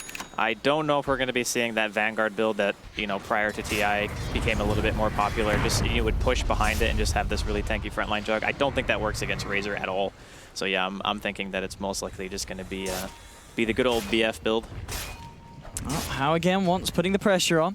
Tier 1 on the bottom lane, falling very low for Secret. Only Puppy at the moment down here, soaking up the XP. Bulba has now moved straight over to the real jungle of Secret, so he's going to be able to continue to find some space there. Chuan and Kaka have smoked up with a movement. Let's see how they want to wrap around Chuan. Actually just going to come across the river, maybe looking to see if Arteezy gets a little bit aggressive onto KP. See if they get a chance of punishing it, but it's going to be hard. Arteezy, 3 points in the Time Walk and Chronosphere at the ready. It's a very hard kill for Newbee as they don't have a huge amount of lockdown between these heroes. And it looks like Chuan and Kaka, yeah, as the smoke wears off, and with the ward that Puppy was able to place here earlier, Secret well aware of Newbee's plans, and nothing's going to be found with this movement. And still 7.5 minutes in, no blood yet to be shed as both teams just playing it very carefully. The offlaners are about dead even in regards to overall farm and experience. Interesting part is KP actually has 100 more net worth than Bulba, which is just... Ooh, Pi could be in trouble as Moo's come with a rotation. Pi gets the leap off. Newbee are going to look for the chase down. Tombstone drop. Moo cuts him in half. Got him. First blood for Newbee as Moo finds the successful rotation and is able to break the piece that we've had for the first 8 minutes. Yeah, that damage with Soul Catcher and a Timber Saw is no joke. You just get blown up if you get caught by that. And it just, again, shows the aggressive potential of Newbee's heroes. Didn't even have to land the stun, just killed the hero anyway. Bulba on the bottom lane, just about to hit level 6. And it looks like Secret might want to do something with this. Pi and Arteezy coming down for the action. How would be a very big kill for Secret to pick up at this stage of the game. He's had pretty much perfect CS in lane. How all the space in the world, and well, they're going to look to lead in. Bulba with the Roar. Artur jumps forward. He's going to drop the Chrono. No messing around. They're not even going to need the arrow because Hao's already dead. And Secret able to pull off a nice clean kill on the bottom on Hao's Juggernaut, which is exactly what they were looking for, as they're now able to turn it into a push. 4 of the heroes on Secret down on the bottom lane. There's going to be a TP in fact, from Moo. We'll see what they want to do about this. They're already moving in. More TPs coming in from Newbee. Moo has to be careful. Pi jumps forward. The Starstorm damage not quite enough to kill him, and Moo still alive. The defensive disruption from Chan, keeping Timbersaw fine, and Kaka drops the Tombstone. Arteezy trying to take down the old Grave. He time walks away. Newbee, they're going to be able to chase for anything more. Looks like Secret will be able to back off. So no one to fall, but Newbee able to stop the push from Secret. Top lane as well. KP with the first Vendetta strike onto Puppey. Puppey's been left alone. The rest of his team headed to the fight down bottom. Can't quite get himself out of the range of the Blade Fury. As Newbee ends up managing to play round Secret's play. They send resources down bottom, but they leave enough up top to find a kill and punish Puppey's loneliness. Now, the rotations from both teams are more or less on point. Like, they recognize the fact that Secret more or less had a TP bottom, so they know that Puppey's vulnerable. Puppey's up there just trying to soak whatever experience he can, right? You want Earth Splitter as soon as humanly possible to partner with Arteezy's Chronosphere. So it's like, okay, he's going to be greedy, so we can just go ahead and get this kill. And in that sense, they didn't get to kill Moo, which was a bit unfortunate. The disruption there from Chuan saved him. If that wasn't there, for sure would have been a dead Timber Saw. Maybe even the tower would have died just from that one trade alone. But now it's being sieged pretty heavily here. No reaction just yet from Newbee. A lot of people low on mana. Not sure they're going to not TP for this. Just going to let it die, I guess. So it's going to be the case. They're hanging around in base. Looks like the TPs are actually going to come out towards the top lane. They're just going to accept that they've lost the tier 1 bottom. Arteezy takes a bit more gold into his pocket. And with the TP top, KP looking to set up with the Vendetta. Pylite die. The lone man guarding this top lane. KP will get the wrap around. He's going to need a bit of backup. Does have Chuan coming in close. Pi realizing trouble is afoot, trying to get himself away. The stun connects. They got the damage. The first bit of poison will come across. KP's going to need another touch, and that poison is going to do it. Chuan perfectly landing it from a mile off.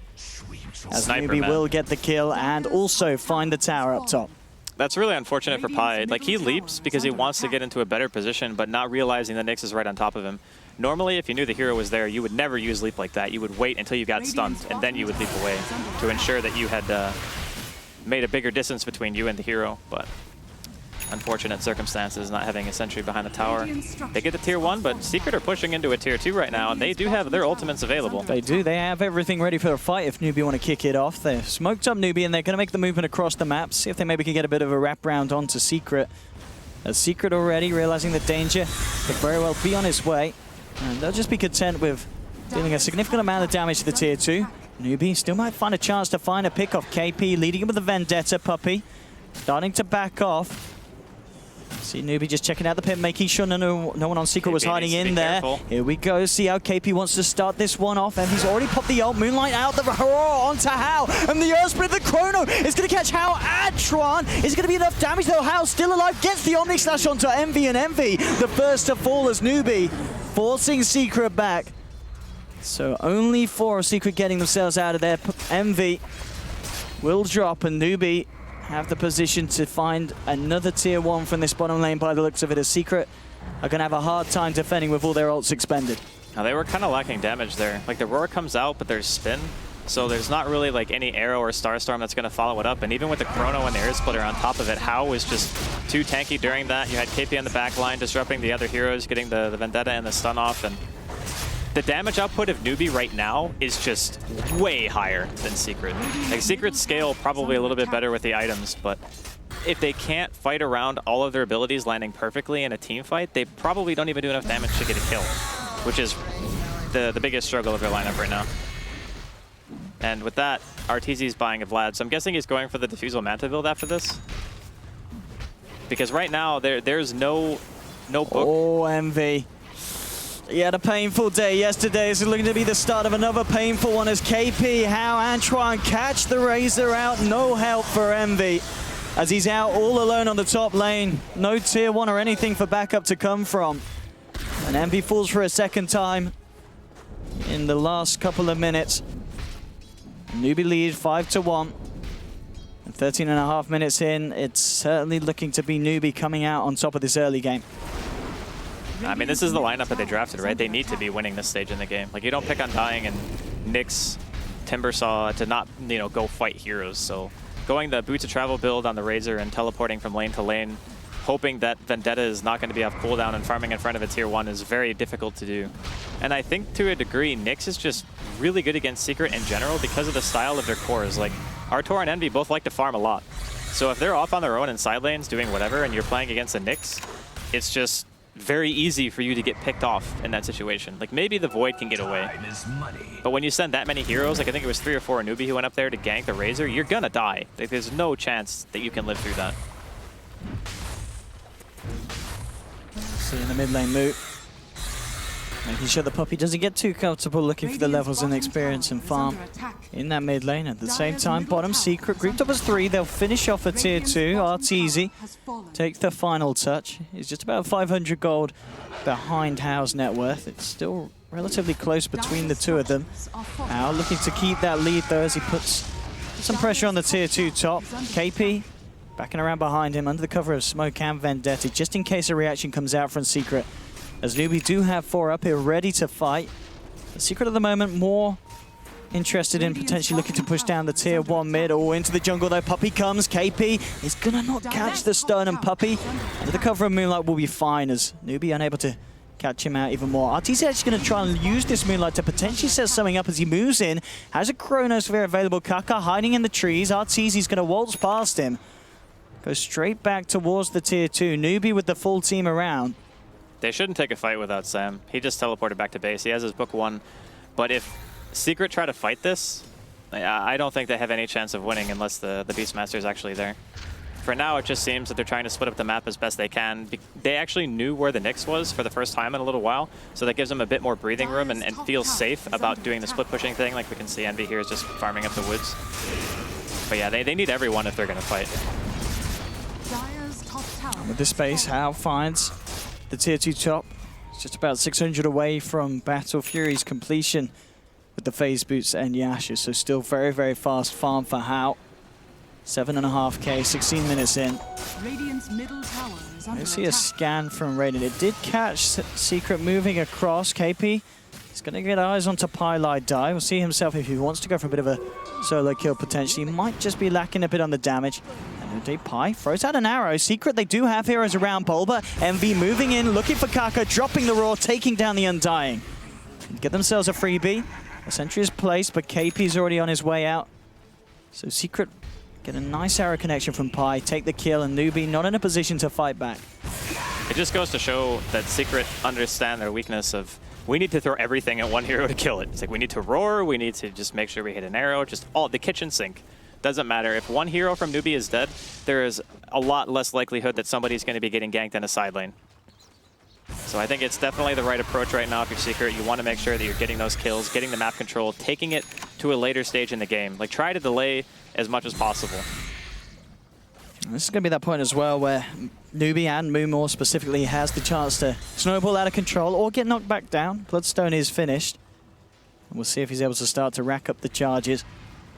I haven't really seen too many kills so far as both teams have been trying to play as safely as possible. It's pretty much mainly been KP able to kick stuff off with the Nyx Assassin, getting the lock onto Heroes of Secret as we can see. 4 assists out of the 5 kills so far down to this Nyx Assassin and his initiations.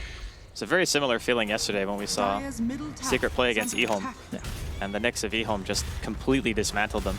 It seems like they're not struggling as much as they were in that game, but you can definitely tell that Newbee has the map control advantage. Their cores are farming a little bit more than Secret. The Battle Fury with the Yasha is done on House, so his farm is going to start to accelerate even more. Whereas the Void, he went for the Yasha and the Vlad's build. He's trying to make himself relevant as fast as possible, but also make sure that he can still farm a bit. It's like a hybrid build going for like Manta Diffusal with the Vlads, because you still do a ton of damage when you get all the items, but you need at least one thing that's going to allow you to stay out in the map and be more efficient, and that's kind of why the Vlads is necessary in this situation. Also, it's just a nice pairing with Beastmaster, having the Inner Beast plus Vlads. Gives you a lot of damage and survivability inside of the fights.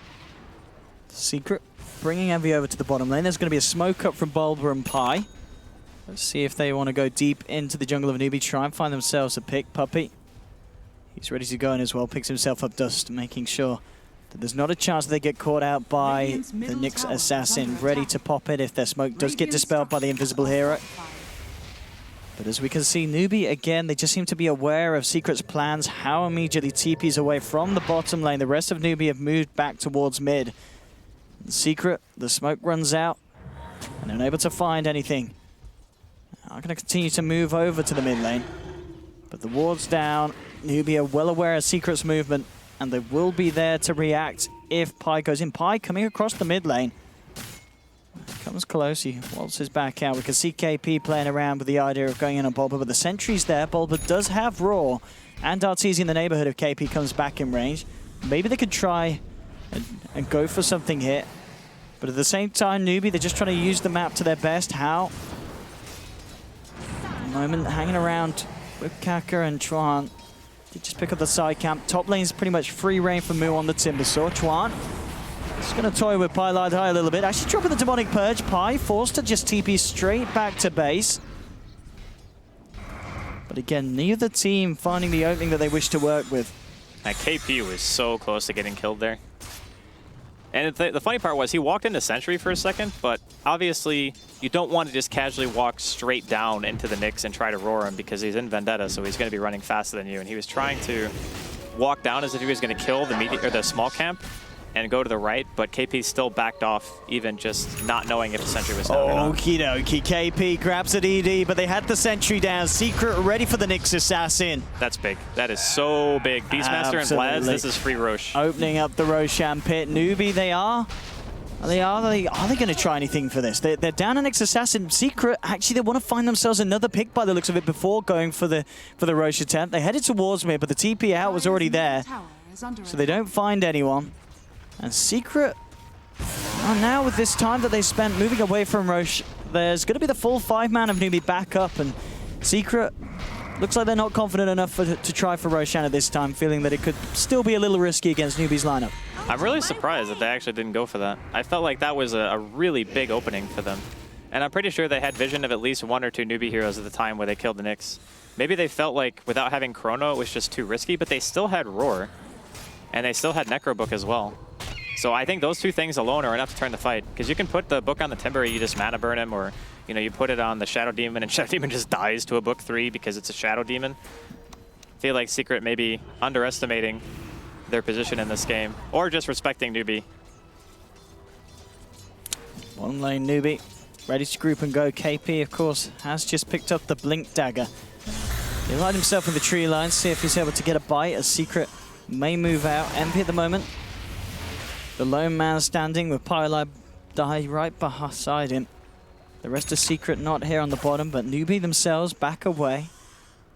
In terms of Roche potential, I guess Newbee, they can't really do it that quick themselves, so are we unlikely to see the Radiant try for a Roche attempt, at least with when Secret's still on the map as a 5-man? I don't think so. If Secret have Chrono and Elder Titan with the Beastmaster, it's like going into the pit when all of Secret are alive is ill-advised. That is for sure. But it's not that their team is bad at killing Roche, it just takes a little bit longer. With Healing Ward, they should be more than okay. I mean, Timber can tank it up too, just in case. It's very easy to stay at a high amount of health as a Newbee. Now, this game is a lot of movement. Both teams trying to just vie for whatever map control they can get. It's hard though for Newbee because they are playing against a Beastmaster now who has a book 3. And when that happens, you're in the situation where as Nyx, your game suddenly becomes super difficult. Granted, he does have Blink, so that's going to help in some regards of getting KP actually into the fight when he sees an opening. But just getting a pick is becoming increasingly difficult. Newbee again, they're going to try for a play here with the smoke on the mid lane. Secret are all grouped up as a 5, so we'll see what kind of opening Newbee can find and how quickly they can react. They've got the eyes onto Arteezy, looking to set up KP, allowing How to get in with the Omni Slash, and Arteezy taken down. Secret just going to have Puppey hold by the rest of Newbee with a stomp. Arrow's not going to get in as the zombie is actually blocking the arrow. So Newbee finds a pick, and Secret with a man down, unable to fight back into it. Puppey's got to deal with the zombies. The rest of Newbee head towards the mid lane. They've got their eyes onto a tier 2 as they look to take another objective. Fortification comes out from Secret. Puppey's just going to try and do his best with the Spirit to slow down Newbee's aggression. 20 seconds before Artur's back. He will have the Chronosphere, of course, at the ready when he's back in the game. It's not going to be before Newbee are able to finish off the tier 2 tower in the mid lane. Oh, KP jumps in, hits the stun, immediately Moo gets the damage down. Envy pops the BKB, but the demonic purge from Tron kiting him up. Envy can't quite close the gap in onto any of the members of Newbee. And they'll find themselves the tower. They force a BKB charge out from Envy, and they get out scot-free once again. That was a really nice jump from the Nyx. Just getting that bonus kill, making sure the tier 2 is going to go down. Elder Titan's the best hero at delaying any push and also delaying Rosh if you were going to go for it. So he's a high priority target even in the support position. I thought for a minute that Artur might decide to buy back just because Roshan's always on the table, but after realizing that you have Elder Titan and Beastmaster Vision, I don't think Newbee would have ever gone for that. Bulber and Envy, they've got to be careful here. Newbee hot on the trail. Indeed, will leave the jungle, and they're actually going to head into Roshan. Envy and Arteezy starting to go to work. Puppey's back up and heading his way over, so Secret will have the full team ready for this attempt. Newbee, they're going to have something to say about it, though. On the high ground, stacking in the poison. At the moment, top is Moo on the Timber, putting the pressure on the top lane. Now he'll bots over to the bottom. Roshan down to less than half health. Newbee, if they can't stop Secret from doing this, Secret are going to have a nice little leg up, but here we have the jump in Moo. Spooking Artur. Secret back up. KP's going to miss the stun. Secret can't find access to go back in onto him, but they'll go into Moo instead. Raw into nice static link. They'll start to steal the damage. A disruption trying to hold back. The advance is not going to occur here, and Kaka with the zombie tombstone down is making Secret back off. The zombies stacking up. Alright. The Moonlight and Envy is trying to go for this one. BKBs takes down Tron. Demonic Purge. It's going to stop him from being able to do anything more. Arteezy coming across, still has the Chronosphere at the ready. Does he want to try and go for a jump? He will, goes in, hits the 2-man Chrono, but he himself getting stunned up by KP. They'll look to How, but How incredibly tanky at this point, and he just walks off, jumps back in fact, looking for the Omni Slash, but the damage is not quite enough. Can he finish up Pi with a Blade Fury? He can. Arteezy needs to be careful now himself. Time walks up, but they've lost Pi. Secret on the retreat. KP blinks forward, can't quite close the gap onto Envy. Moo might be able to. Now the Shrakram's just a little bit short, but that at least Newbee forced Secret away from the Roshan pit. How? He's going to jump straight back in and look to finish this one off and take it away from Team Secret. Man, the fights are so hard to win for Secret when they don't have Book. Like, the whole problem is that if Necro is dead, you can't fight. Secret, they are still wanting to try and do something about this. Envy coming across. Static Link's going to be broken immediately by a blink out from KP. Envy pops the ult, trying to go in. Arteezy looking for the steal. Oh, he gets the kill! Arteezy takes the Roche kill, gets the Aegis. Is he going to be able to get himself out alive? No. They'll take the Aegis straight back out of the hands of Artur, but he took it away from Newbee. He is going to pay with his life. But a little bit of a silver lining there for Secret as Artur is able to take away Roche and take away the Aegis out of the hands of the Chinese. Give that man a purple heart. He gets the last hit and he gets the Aegis. Wow, that was insane. I mean, they're doing such a good job at delaying Newbee from hitting their full stride, but it feels like the lineup just hasn't quite come to fruition yet. They're having serious damage output problems. It's just too difficult for them to line up all of their spells in conjunction. The Nyx, like KP, he pops spiked Carapace, he gets in there. If Puppey tries to stomp, you can just walk into the Spirit with Carapace on, and you just stop the Elder Titan from casting his spell. Like, there's so many different ways that the Nyx can screw with the Elder Titan in this game that, you know, Puppey's having a very hard time with it. The other part too, and we're gonna get to see it here. Absolutely. This is just like. So you got How beating down. Arteezy comes in, gives it one hit, and bam, he's got it. Aegis in the hands. Of course, he does end up going down twice, and Newbee, of course, still with a very sizable lead this game. But little things like that are what's going to keep Secret in this. But they certainly need quite a bit more before they're able to swing it back around into their favor. As Hao continues to get out of control. As expected, we said at the start he was getting a free lane, having an easy start, and the game's pretty much continued at that pace for him. He's 3-1-4. 17,000 net worth at the 28-minute mark. Mu, of course, he's continued to have a great game before and post Bloodstone pickup. 16 charges, Blink Dagger, Yule's bots, the plate mail as well in tow. This is one scary, scary Timbersaw as the game goes on. 28 minutes in, 9 for 4.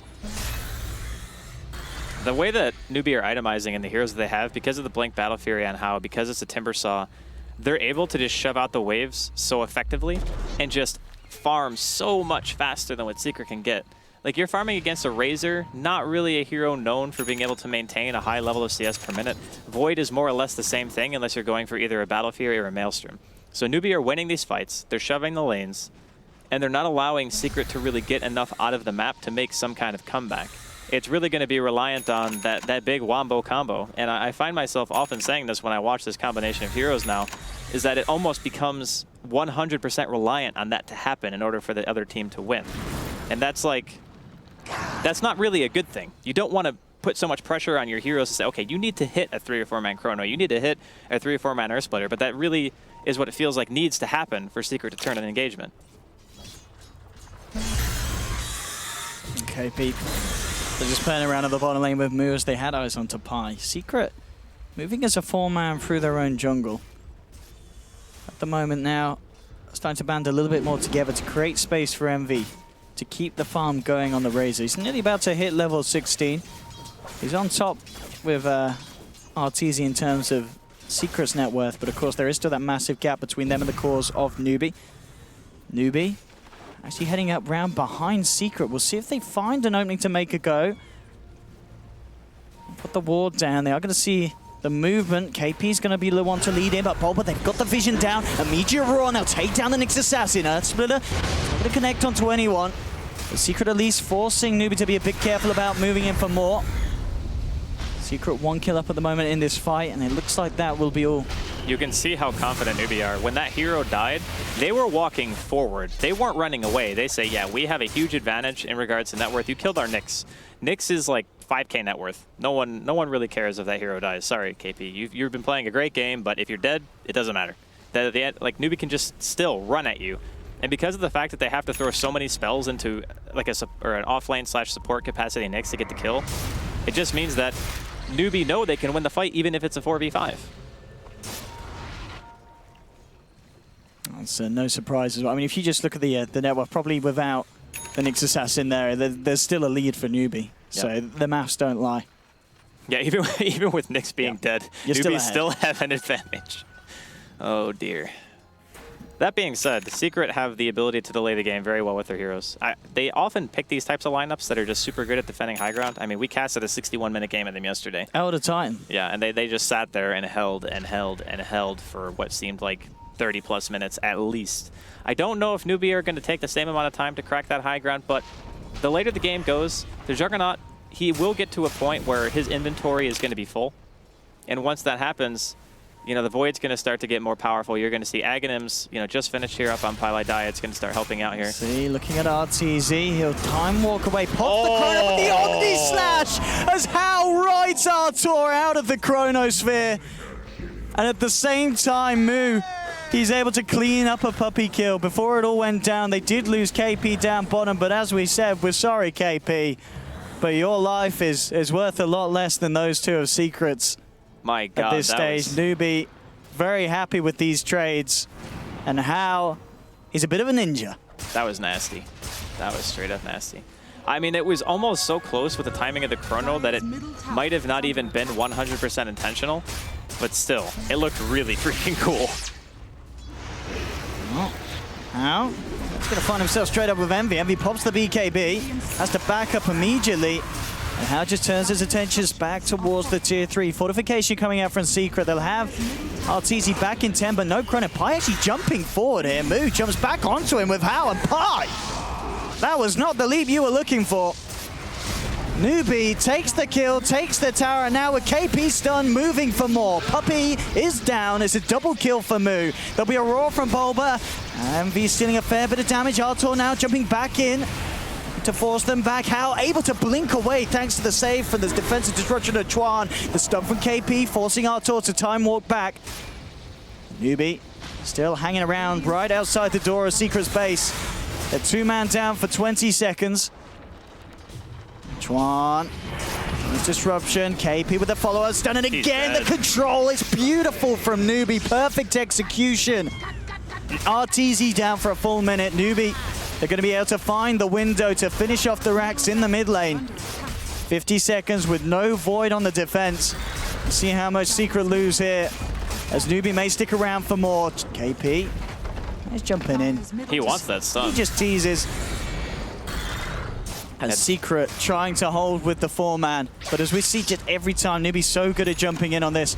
The tombstone down, and How in with the Omni Slash. Puppey ripped to shreds. Envy's in trouble as well as KP hits the stun. It's a godlike streak for Moo. 3 dead on Secret. And Newbee will now look to take a second set of racks. Pi, gotta get yourself back to base, son. As Newbee 16 for 6 at this stage. It could all be over for Secret here in game 1. They need something miraculous. Arteezy will be back on the Void. Chrono at the ready. But they need Puppey. They need his Earth Splitter. It's already been used. Over finds the Raw. Moo maybe overextending a little bit too much. The follow-up arrow, they'll get the big kill onto the Timber. But the rack stop are already gone. And Newbee say, you can take the Timber Saw. We've just taken your hopes and dreams and we've crushed them in our palms. As 2 sets of racks down on the side of Secret. Need to find more. They need to punish Newbee harder. Maybe with a movement onto Kaka they can. Out of mana. But How just jumps in, cleans out the army. So there's no follow-up damage from Secret there. And Newbee looking to jump in again. The setup into the stun onto Arteezy. The stun from Puppey will allow Artur to get the chance to time walk back. But How jumping in. He's looking for blood, looking for kills. He'll take a dog.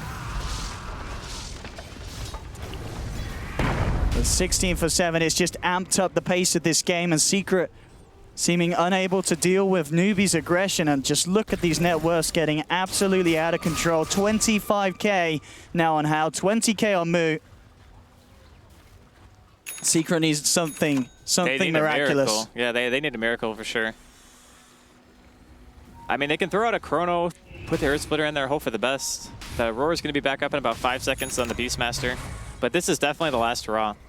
Like, getting a kill on the cores of Newbee right now requires such heavy commitment. You need to throw everything at them. This needs to be the fight, the best fight that Secret have had over the last 2 days if they wish to bring themselves back into this one. They'll find the Ron to Moo. Arteezy jumps forward. He has got a Chrono. He's going to catch Tron and Moo. They need the follow-up damage. Pi coming in with a Starstorm. But Omni from How rips Bulba to pieces. Envy, he's trying to get himself out with the BKB, but it can't escape. 2 dead. Envy's being surrounded by Newbee. They've lost a third. Secret Pi jumps in as a final run, and indeed it is that the final one. GG is called. Secret will lose yet another game here in quick succession in these group stages.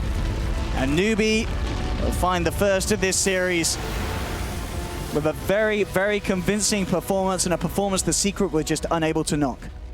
You know, in the laning phase, it seemed everything was more or less going according to plan for both teams. KP and Bulba were getting about the same out of their lane. Kaka was kind of just existing, making it so that they could stay in experience range in the offlane, and everything seemed to be fine for Secret. And then the first couple of fights happen, and you just realize there's this glaring issue of, if our spells don't all land on the same hero, we just don't do any damage.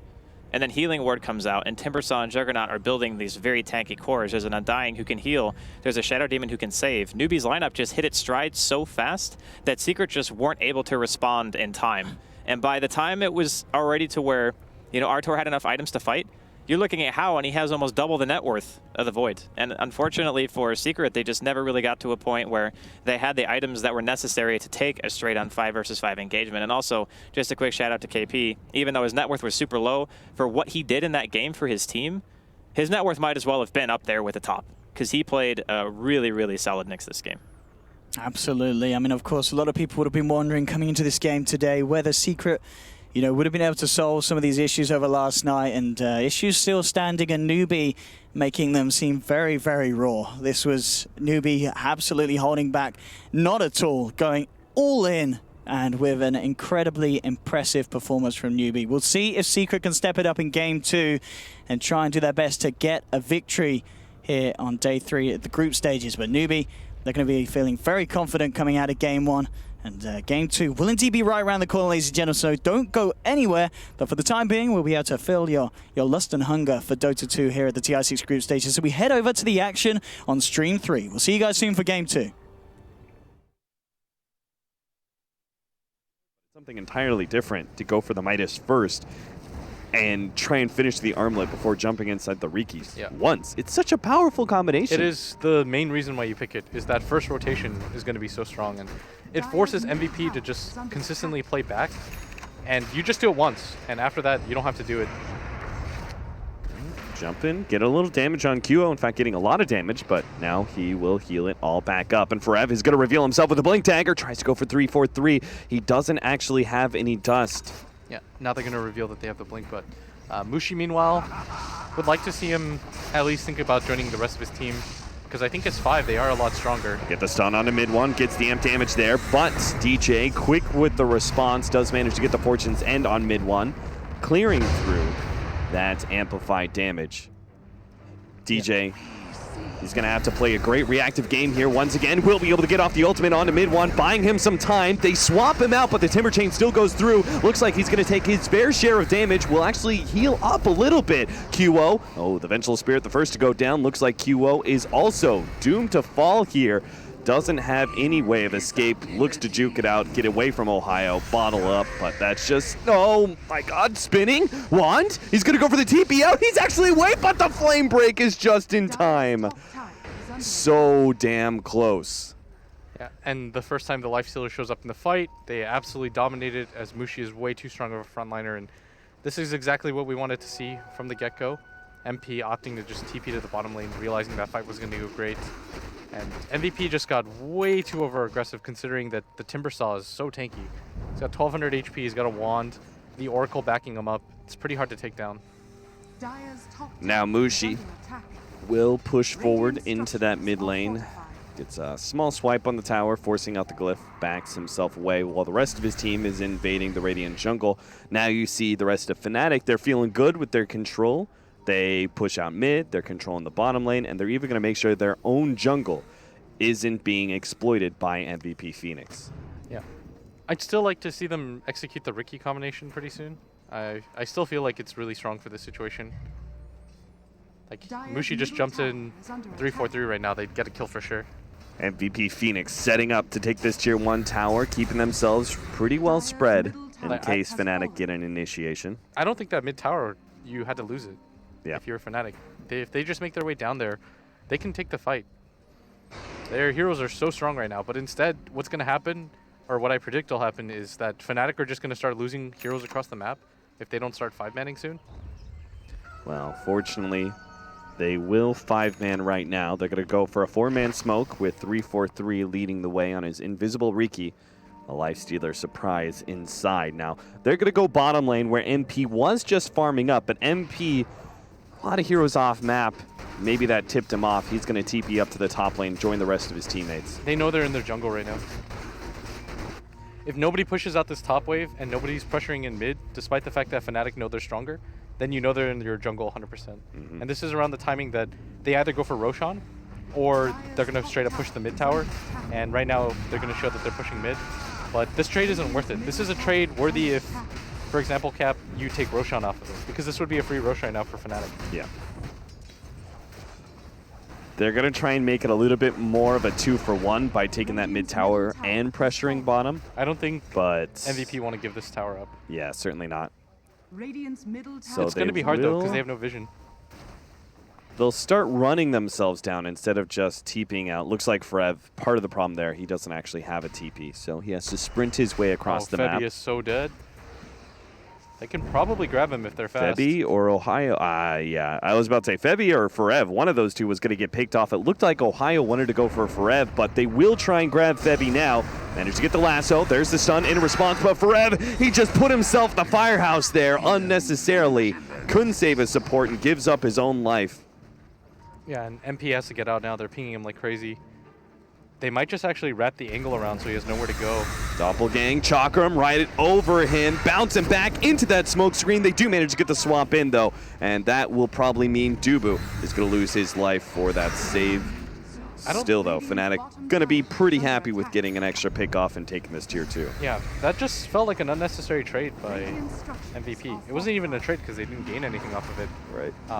MP had to have known that they were making their way down, but he stayed to farm the last 2 creeps, and Dubu's going to pay for that one. And in terms of going into their jungle, they know that they verified that Fnatic were in their jungle because nobody pushed out this top wave. And once they left mid, they started going downwards. So they should have been able to predict that movement, but I think MVP are just playing much more sloppy than we're used to seeing them. In hindsight, a lot easier to call, but in hindsight, do you think that because they didn't have vision, should they have tried to contest that tier 2 bottom lane push at all, or do you think they should have committed for that 5-man top? I think you can send the ET right here. Just have the Venge sit behind him. Right. And then PL probably farms out this camp, these 2 jungle camps, which Fnatic, by the way, were prepared for. Then probably Jug just farms these 2 camps, and you're perfectly okay. Yeah. In this game. So you just stall as the Elder Titan while your 2 cores farm up jungles. They have no vision in their own jungle right there. They're pretty much just fighting blind and allowing Fnatic to find free pickoffs there. That's not something I'm used to seeing MVP do, just because they are inherently at their core just a 5-man team. Yeah. Well, a Black Dragon now for our Lifestealer, as he's picked up his level 11. And that Midas will start putting in some serious work now. All his roaming around inside the Lifestealer, or inside the Riki, or inside in this case a Black Dragon, he's not going to actually lose that much farm efficiency thanks to that early item pickup. So it slowed down his timings, but it is giving him a lot more space. Oh, this is pretty significant. First rush of the game. Fnatic. They should know about this because of the ward. Oh, nice. They're actually going to go for the Elder Titan Spirit TP as well. So they actually managed to smoke all these heroes in. Because they placed this ward up here, though, I think they just got spotted. Yeah. I think so too, but is Fnatic going to be able to get there in time? They're all smoked up. Mid-1, he's going to need to make the initiation. The Black Dragon's already down. They see how low Roshan is. They're going to pop out, try and get their stuns. No, it's not enough. QO managed to pick up the Aegis, and MVP Phoenix still pretty well spread for this fight. QO inside of the Chakram, trying to finish off 3-4-3. Can't actually get him. The swap over. QO dies on top of the cliff, and they're actually going to leave him there. He doesn't really have a way out. Meanwhile, Febby does manage to hit the stun there. QO bounces down thanks to the Omni Slash, but out of the fire into the pit. Oh no, they've actually managed to pick up the kill onto the Oracle. QO, he's almost the last one alive here for MVP Phoenix, and he's just going to get dumped on here in the side shop. No way out for him. Forev, he speeds around, but Fnatic, ultimately, they win that fight even if they didn't manage to claim that Aegis. That was one of the worst scenarios that you could have, especially since QO just got swapped on top of that cliff by that Venge. I'm pretty sure that put him into a lose situation where either, you know, he tries to spin TP out, but the Batrider just picks him up, or he tries to Omni Slash his way down, and now he's committed the only spell that really threatens Fnatic whatsoever in the team fight. Yeah. That. Ooh. And Mid-1 has 18 Bloodstone charges. Yeah. Just like that. Mushi's also got his Maelstrom now too, so that's going to be the item of choice for him to deal with. This Phantom Lancer when it comes to the late game. MP's kind of strong right now, though. He still has 8.8k net worth, not even 1k behind the Midas Lifestealer. So I still think Fnatic, though, they should continue to put on this pressure. Net worth-wise, it looked like MVP Phoenix was kind of keeping it close, but this last dip is a serious one. Almost 5k and over 5k experience going the way of Fnatic. Yeah. As you said, got to keep up the pressure, though. Like, he is going to go the Shivas, by the way, first on this Timbersaw. Absolutely has to. This Phantom Lancer is hardcore countered for the mid game. Yeah. MVP Phoenix got to stretch this well into late game where you've got like Heart on PL. I think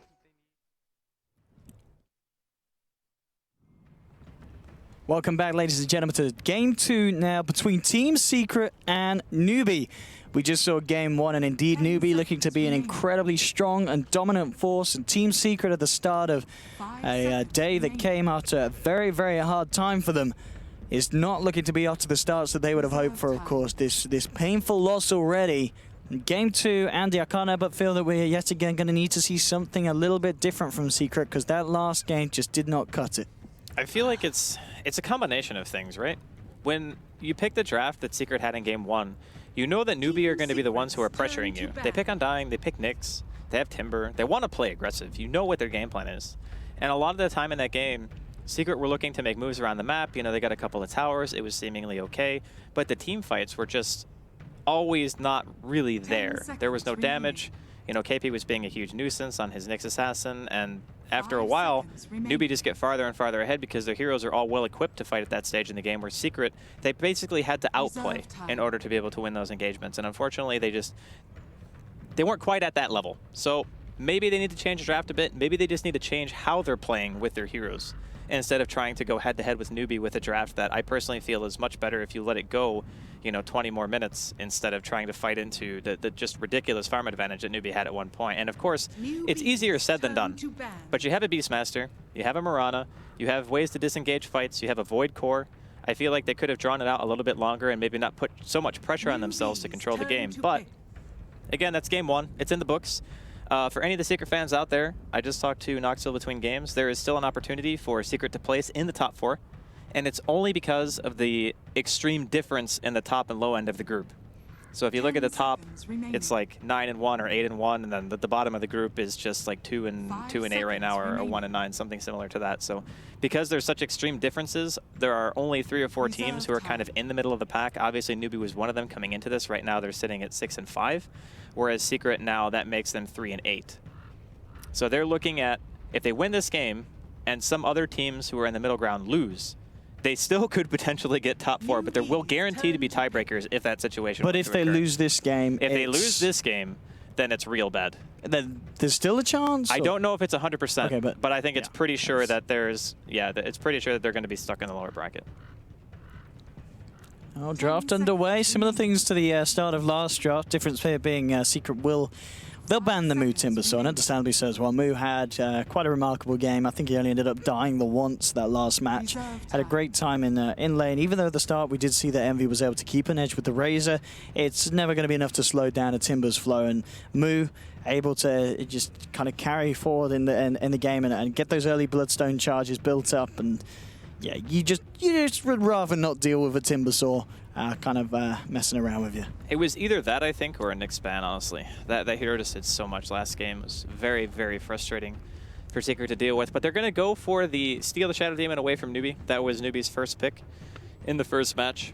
And Newbee, in turn, just say, you know what? You guys played Mirana, we can play it too. And we know that we're also very flexible on the hero. We have a multitude of people who can play it. Things just pretty wide open. I'm wondering if Team Secret want to take a similar approach, because as much as I thought the Razor was good against Timber in that game, I also kind of feel like when you have to buy bots first on a hero like Razor, when you know the game is going to be fast tempo, it almost seems like kind of a waste of money, because you bot to a lane, and what happened to Envy? He died, right? He bots the top, he's sitting by a tier 1 tower, he gets ganked by the Nyx, and I feel like you might want to save that for like a niche, I'm in a 4th or 5th pick Razor to make sure that I get a super hard counter and I know that I'm going to have a good game on the hero. But Secret, they're going to get their hands on the Luna that they themselves banned in the first game when Newbee were the ones who were first picking up that Shadow Demon. This is already a different approach. Yes. Because you're not playing around the team fight wombo combo anymore. You're playing around, okay, we have Lunar Blessing, so we can group up as 5. We have pretty decent laning phase, because Shadow Demon Luna's not too terrible. Just depends on if Newbee want to go their Undying +1 and try to meet this lane head on, and that will still give Team Secret some time to adapt. Another tailored ban from the last game. Newbee actually taking away the Fatus Void that we saw Arteezy play. It makes sense. It makes a lot of sense. They've already picked a support, and to be honest, we could even be looking at Newbee's support duo right now. And if you already have a Shadow Demon, which is a hero that saves, you have less incentive if you're Newbee to pick up the hero yourself. And I think the Newbee are the type of team who want to play a faster tempo than taking Void in the first place. They just know that Team Secret has a tendency to pick the hero. And you can still run it, like you said, Bulba can play the hero, and then you have good control. Luna with the Eclipse is great damage inside of team fights, and the synergy between them is actually fairly good. And it doesn't look like Newbee just want to deal too much with that. So good ban. Good ban for sure. I mean, do you think we'll see Team Secret take away anything else from Newbee that we saw them bring out game 1? Kotl will be the banner hero that we did see yesterday. This is a hero that, you know, get that early Aghanims timing, and the self-sustain on the high ground pushes can be absolutely insane.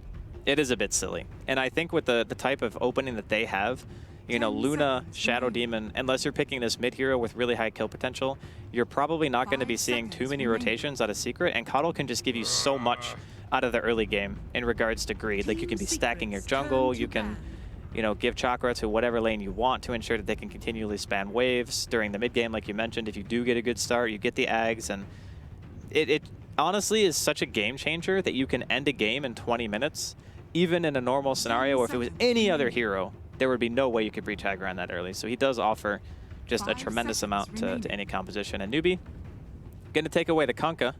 Obviously, SC Kunkka is a support pairing that we've seen before. I think eHome were the ones who ran it the most up until this point. But yeah, Kunkka, I mean, Puppy's been playing the Kunkka quite a bit as well this tournament. Yeah, that's very true. But he's kind of come into the limelight just because of his ability to get guaranteed initiation. And also the fact that you can do stuff like bottle abuse, TPing back to base, getting X marked back. The utility that that hero has is pretty darn good. Newbee's turn to pick. Well, the joke ban for a Secret and a hero that we'll see how it probably is his. Would you say the Jug is Hao's best? Or is there anything else that you feel is Hao's hero? Because Jug is certainly up there. He plays a lot of stuff really well. Yeah. I think Weaver and Jug are definitely up there. Maybe Luna as well. To the ones where, like, when he's in a pinch, you know, he plays one of those heroes, and it just seems like it fits his style so well. But I think, in my opinion, he's one of the more well-rounded carries. He plays everything really well. I'm pretty strong against the Luna. Yes. Yeah. I wouldn't actually hate Weaver here for Newbee right now. Just looking at their hero. Okay, maybe not now, because that's a super all-in. Dude, you know what this reminds me of? I'm looking at these first 3 heroes. Keep in mind, 1437, aka Theban, does do coaching for Team Secret. This is an LGD int lineup. Like, back when I don't even know, were you commentating back then? I wasn't alive. I think you were actually, like, 9 months old when that happened. Was that what, TI3? TI3, yeah. It was TI3. I saw TI3. But Shadow Demon, I collected the cards. Shadow Demon Shen was like one of the bread and butters of that lineup, and 1437 played on that lineup back then. So it was pretty terrifying. And they also did the early grouping up 5-man around Luna as well. It's a little bit of a blast from the past. Very effective strategy still. And once again, why I was saying in the first game, it's like the amount of strategies right now that are available in Dota 2. There have never been more viable styles of play than there are right now. Yes. It's just, it makes it a lot more enjoyable to watch, because sometimes you just don't know what a team's going to do until you see the 5th pick, and then you're like, oh, all right, that's what they're doing. Yeah, it's just a question of whether Secret are able to find one of those viable styles here. We'll see. I mean, I'm okay with the Puppy Chen. I'm down with that. Dude, Puppy Chen. Team Secret's turn to pick. Newbee going to take the route of the Batrider. Obviously something that can be very good in dismantling a push. You get one lasso target, and if you're fast enough before the Shadow Demon Disruption comes out, you can stop the push just by getting one pick. It's very, very helpful. Also a hero that is probably not going to be contested too much if it wants to go back into the jungle, because I'm assuming right now it's probably going to be off lane. So that's going to be the KP hero, I would imagine. And there's the Nyx. Snap pick after the Batrider. Super strong hero against, you know, Elder Titan and Bat. It feels like Team Secret are trying to give Newbee a bit of their own medicine here. Like, the Nyx is so disruptive. Elder Titan Spirit, Batrider Firefly, there's so many things that you can spike carapace this game. It's a great pick right now for Secret. I mean, who do you feel Secret are going to pick for Envy this game? I don't know. It's going to be interesting to see what Newbee is scared of Envy playing. I mean, honestly, when I see these types of lineups, I always think of stuff like Dragon Knight, but I mean, Dragon Knight's naturally good against Elder Titan because Dragon's Blood isn't base armor. You know, it's a hero who naturally builds into Armlet and BKB, which is really good against Newbee's draft. It helps you go high ground, but I don't know if Envy's a DK player. I mean, DK is super simple, but at the same time, you do have to have some sort of comfortability on a hero in order to warrant picking it at a stage this big. So we'll see. It definitely is going to be something that that's going to want to supplement the push a little bit, I would imagine. 10 seconds remaining. Newbee, how's the hero that we need? 5 seconds remaining. Secret already banned his jug. You mentioned the Weaver earlier. You feel that that's still not a hero because of the play style of Secret here. Yeah, it's harder to run now because you know Secret are going to be running at you with a lot of heroes, and Weaver needs some time. They may have enough D-push, though, between the Elder Titan, Batrider, and Mirana to buy the time for the Weaver that he needs. And also is very, again, dependent on the laning phase and how that turns out. Like, can Secret get rotations with their Chen and their Shadow Demon? Can they win the lanes hard enough to start pressuring and force Newbee into a defensive position? Because that's definitely what you want to do with their lineup. You don't want to take it super late. A very important ban here from Puppey. They need a win, Secret. As you said, there's still a chance for them to get themselves in that upper bracket as certain situations fall into place. Ban will be on the Ursa. Interesting ban. Although it's one of those things where if you know you're going to be 5-manning a lot, Ursa is that hero who can sneak Roche by himself. So say, you know, Team Secret push the safe lane tier 1 and House sees that that's going on. He decides, oh, I'm just going to kill Roshan. And then when you get Roshan, you might be able to take one fight because you have that Aegis, and it can stop the push, and if you happen to win that fight, it really puts a wrench into Team Secret's game plan. So that could be the thinking behind it. Ooh, okay. So we're going to see a switch around and Envy play the Luna safe, and RTZ will go mid on the Invoker? That would be my immediate assumption, yes. Because we're not going to get an Envy Invoker, are we? I don't know. Surely not. I mean, he's played Batrider, so I don't know if he's played Death Prophet. I don't know if he's going to play Invoker. I would say that Arteezy's definitely we want way to see more the experienced. Yeah, you got to put Arto on mid. I don't want to be saying like this is some Fnatic Mushi Invoker. You know what I mean? That's just that would make me uncomfortable. That's a new one. That's a new hero. We haven't had a spec yet, have we? That is so ballsy. I don't think we've had a spec. That is so ballsy. House Spectre, indeed, Envy is going to be back on that farming safe lane. Luna and Artor on the Invoker.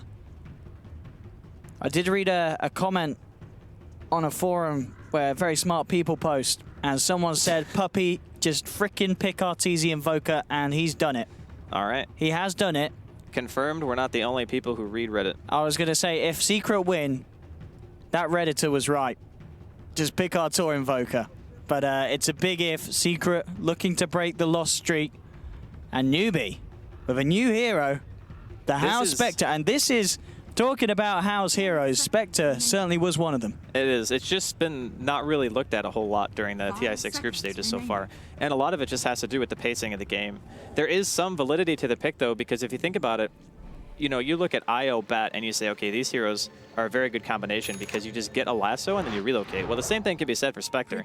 Anytime there's an engagement on the map and you know that you're going to outnumber them with a haunt, you can just go for it. You can just go in and you can say, look, I have max dagger, I got 2 points in a Desolate with my haunt and level 7, I got like phase. I'm just going to punch people, right? And it's still pretty good. My concern is that if Secret get ahead and the Spectre's not finding the farm, the game's going to get real rough real fast. It can look very similar to what game number 1 was for Secret, where they started getting behind and they just couldn't find the damage to get kills and they couldn't take fights. Newbee can be forced into that position. It just relies on Secret executing their game plan very early on. Oh boy. This is going to be quite a game 2 of the series between Secret and Newbee. As we have indeed seen these exciting change-ups in the draft and position being playing.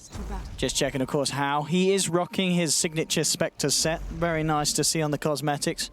You know you're pretty good at a hero when you have your own set. Absolutely. That's got to be scary for the opponent.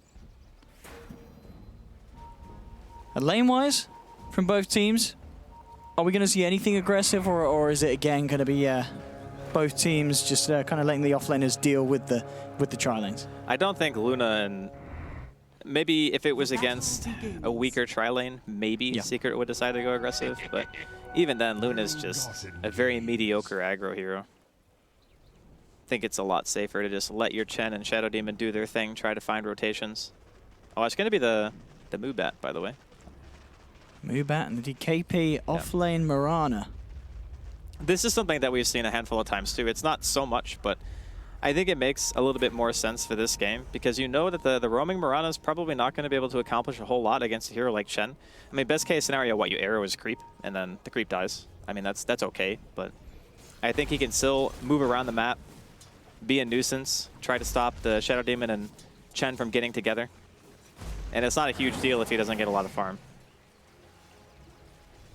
I can see at the moment. I mean, the matchup then that RTZ's got in the mid lane against Mubat is how's Invoker expected to fare here? I mean, I think it's probably slightly favored for Invoker after the first few levels. But like levels 1 to 3, I'd say Bat probably has an advantage. And then, you know, once Artor starts getting more points into Exort, gets Cold Snap and whatnot, then he can start actually fending off the Batrider.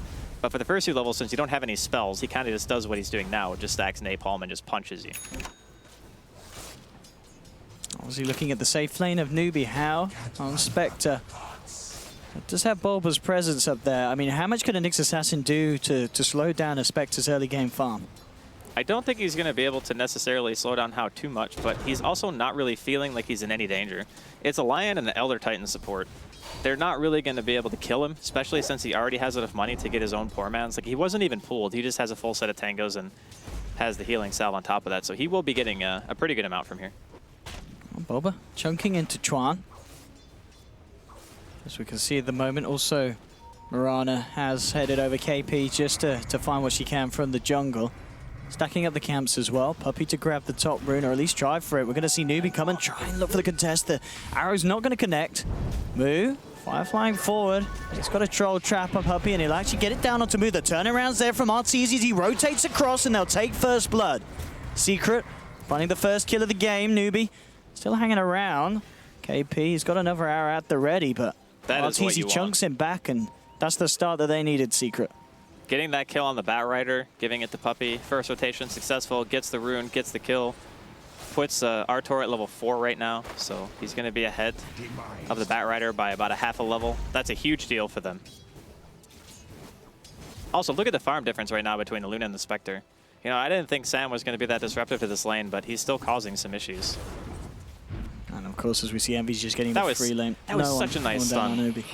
That stun pulls the creeps away from the pole camp, and so instead of getting his entire like double wave denied, he's going to get full EXP from all the melee creeps and the range ones, which are obviously even more important. Like, he's honestly playing this lane super well right now. Mid lane, That's dead again. The rotation from Puppey comes through. Again, another troll summoner.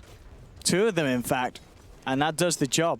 That's the dream. That is, against a Batrider, that's like the best possible creep combination you can get is multiple Warlords. Or Dark Troll Summoners, excuse me. They used to be called Troll Warlords somethings, I'm sure, at one point. That's a hero, Andy. Not a Warcraft 3. I mean, it was, but they were called something different in Warcraft 3. 2-0 start for Secret. It's already feeling to be a little bit of a different flavor to the games that we're used to seeing Secret playing over the last 2 days. Arteezy, with those kills under his belt, having a very strong start in the mid lane, as you said, between the two safe laners, How and Envy. The edge is there. And will he continue to see if this was the answer all along? Just pick Arteezy Invoker, put him in the mid. And Secret are able to maybe find a bit more success. Puppey gets a haste rune, and he has got a troll summoner. We'll see if he's able to find another kill. He's looking at Moo. He's going to lead in Arteezy, trying to close the gap. Cold snap down Moo. Fire flying away. Kaka with a stomp to disengage Secret. Will still stick around. Chuan hits the stun off onto Puppey. They can't follow through to finish him off. Still has that haste rune. Pie's there to back up the side of Secret as well. Newbee, they'll keep Moo alive this time. Unable to kill anyone on Secret, though, as Puppey takes down his own creeps. He's still just creating a lot of space. He's going mid. He's just forcing the bat back over and over again. You can see the difference reflected in the CS now. Like, Arteezy's pulled ahead 16-9 versus the 10-3 of Moo. And as long as your Invoker's having a good time, he's not dying in lane, he's getting his farm, the Chen is still more or less doing his job. KP. It's actually headed down to this lane. Of course, Mirana has been mostly in the own jungle of Newbee. He's level 4.5. He's just making the side push. He's going to do what he can to start to slow down Envy's farm. And indeed, Envy, as we've been saying, having total free farm and a free lane down here. He's level 6, 34 for 13 on the CS. And pretty much at this stage of the game, all 3 lanes are going very, very well for Secret. Top lane, fantastic for Bulba. Look at how much CS the Nyx has. He's 23. got 23 creep kills. This is so much. What happened to the Secret we have for the last 7 games, and what have you done with them, Valve? Well, they picked lanes that are actually going to win. That's what they did.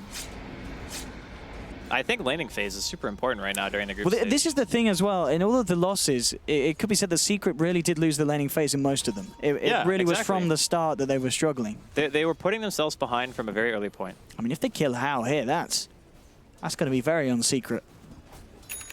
Well, unfortunately, he has phase boots, and his reaction time is on point. So Paladai is not going to be able to close the gap fast enough to really get that kill. Can also see that now Moo recovering with some of the stacks. I'm a bit surprised, actually, that they go for the smoke on the carry instead of trying to go for the jungle stacks, because I think Batrider is always going to be a bit of a nuisance here if he can get his blink. Putting as much pressure on as they can. Puppey's going to wrap around. Actually going to get eyes onto Chuan. Chuan looking to Puppey. But Puppey's under the invis. Chuan's unaware of what's going on, but he keeps himself back behind the tier 2. And Secret, they're just going to cement themselves up on this top lane for the time being, making sure Hao gets no farm, and Envy continues to take it all. Bottom lane, Bulba, he switched it over. He's been given the safe lane to get that level 6, which he's now got online. Top lane, Secret will now just try for the tier 1 push. Fortifications comes out from Newbee, but they're not going to be sending any heroes up here by the looks of it. Hal heads back to base. They can't fight. Like, Newbee don't have what is necessary in order to stop these types of pushes, unless they have, like, Haunt available, like 2 or 3 extra heroes around the area. It's just because of the fact that Moo had a pretty bad start. He's not skilled last week yet. I think he's just holding on to the skill point for now and deciding if he's going to need it for the fight or not. But yeah, it's Secret pretty much just running this early game. Newbee with the 4-man KP. Just taking away Puppey's creeps. That's the second one he's done in quick succession. Took away a troll summoner around the tower as well. A Secret. I mean, what is it? What is the next play here? Is it the fact that, you know, Bulba with the level 6? Can we expect to see some rotations from the Nyx assassin? Yeah, he's the one who's going to start gathering that information. He's going to walk around the map in Vendetta. He's got the max Impale. A Sunstrike with the Nyx also guarantees a kill, more or less. I mean, maybe, let's see, who's tanky enough to live through that? The Batrider has the infused raindrop, so he'll probably be able to live. And how? Any other hero's dead. So. See, down bottom rune's being taken, mid lane. Secret starting to get together for a push. Bulba reveals himself onto Kaka. I'm going to need a Sunstrike. We're going to get it, but Kaka stopping for the stomp. The Sunstrike won't connect. Secret using the space to look for the tier 1 mid, and they should just about find it. Any kind of a deny coming out. Chuani gets it. Nice little cheeky play from the Lion. The thing that Secret have to be very careful of is not getting isolated and allowing... Oh boy. Can they do anything with this? Yeah, Hao wants to join in. There's going to be a Horn. Bulba just coming in with a Spy Carapace, stopping Newbee from wanting to move in and jump on Artur. So Hao unable to find any action with that first Haunt usage. That's actually really bad, because now they can go from lane to lane with the Chen and just take towers. Because Haunt is the one utility that Secret have to be really scared of when they're split up, and you know, a Haunt comes in and there's one extra hero there, whether it be the Batrider, an Arrow lands, or whatever. That can just be a quick pick, and then Secret have to back off. But with that hero being without ultimate, it's a really long cooldown, right? 140 seconds at level 1, so well over 2 minutes. It just gives Secret so much more time to get these tier 1s off the map. Top tower is under attack. It's easy. Looking for Moo. Cold snap down. See if we can do this one. Bulba's coming in as well. There's a Moonlight Shadow. They'll pop the stun. They have a Sunstrike. They don't have detection, though. Moo's going to be fine. No more AoE that Secret can throw out as he backs himself away. An arrow will be thrown back just to make sure the Secret don't chase. And Moo, he just walks it off thanks to the Moonlight from KP. That is some space created. That is attracting almost, what, 4 heroes from Secret? Saves your tier 1 because Puppey was the only person remaining from the team up there trying to get the push done. He needs to be careful. I think he might be dead. Absolutely, the stomp to set this one up. Chuan, he's got a lot of disable. There's going to be a TP coming through, but Puppey, he's already dead. And now the Hex from Tron onto Pi. Not going to be able to chase Pi down. He's fine. Puppey, of course, isn't. There's Newbee. holding their ground. At the same time, bottom lane, Secret are looking for a tier 1 pie, just coming in and playing around with Newbee. KP's got a haste rune, he's low on mana, so won't be able to jump in and punish the Shadow Demon. Secret unable to finish off the tier 1 bottom as well. It looks like Moo's presence on the bat was enough to stop the push. So Newbee getting their first kill on the board, 2-1. Again, a game that 10.5 minutes in, not a lot of bloodshed, as both teams playing very, very carefully. And as we can see farm-wise, top of the board, RTZ's Invoker 4.7k. How? He's on their second, but Envy's keeping himself very, very close with that Luna. But it has to be said, though, How he wasn't having as much CS in the lane as Luna, but he is now ahead, so How's kind of recovered. He's been farming a little bit of the jungle, too. So in terms of just sheer value per creep kill, I think Envy is still ahead of him a bit. But there's also something that we need to keep in mind is that Moo almost has Blink. And when Blink Batrider comes out and you have Haunt on top of that with Moonlight Shadow, like the amount of fights that Newbee can force. Tron needs to be careful. A setup from Bulba into a Sunstrike would do the job. Tron, yeah, he's coming down to the lane. If Bulba's able to close this gap. Oh, he's so dead. He absolutely is. Tron. Oh, Bulba! That is not the stun. He doesn't have Invoke up. He can't invoke Cold Snap. And that is not the Sunstrike either. And now with the arrow, Bulba's going to pay for his sins. How comes in with the Haunt. The stun from Tron onto 2 and moves there. Has a lasso available. He may not even need it here as they'll play with Arteezy. There's a sentry down. Newbee there wants to carry detection. And just like that, a mess up from Secret hits them back hard as they lose 2 of their cores. Oh, God. That was not the play. Not the play. Especially after having such a good start to miss that stun and have it be such a disaster, like losing your Invoker because of it, not getting the kill. Man, that was painful. Here's where it all went wrong. Bulba gets the hit off. Twan jukes it out with the swag. And as you said, Artur, he gets the Sunstrike off, but no invoke for the Cold Snap. And Twan walks it off, and this perfect arrow into this stun. I mean, Arteezy's still sticking around, wondering if there's any kind of hope. He tries to get away, but Twan says no. And Moo, he knows the lasso's not needed. He'll save on to that for the future. As How as well, the fact that the Spectre's there, the presence from him, getting himself involved in both of those kills. Well, I guess on the bright side, Envy's farming the whole time. But in reality, that was a really big loss. I guess you can look to the Chen now to, with his army, maybe come help to push, but Moonlight Shadow here. Or excuse me, Smoke, not Moonlight. With Moo's Blink, Observer down so they can try and find an opening. Eyes onto Envy. Pi will be there ready with a defensive disruption if the jump's made onto the Luna. Newbee, they have everyone apart from the Spectre. No Haunt available.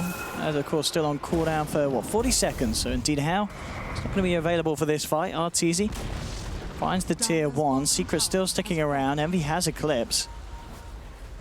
Let's see if they want to push him for more Puppey. Actually coming in with a creep army. He's lost the Hellbear Smasher.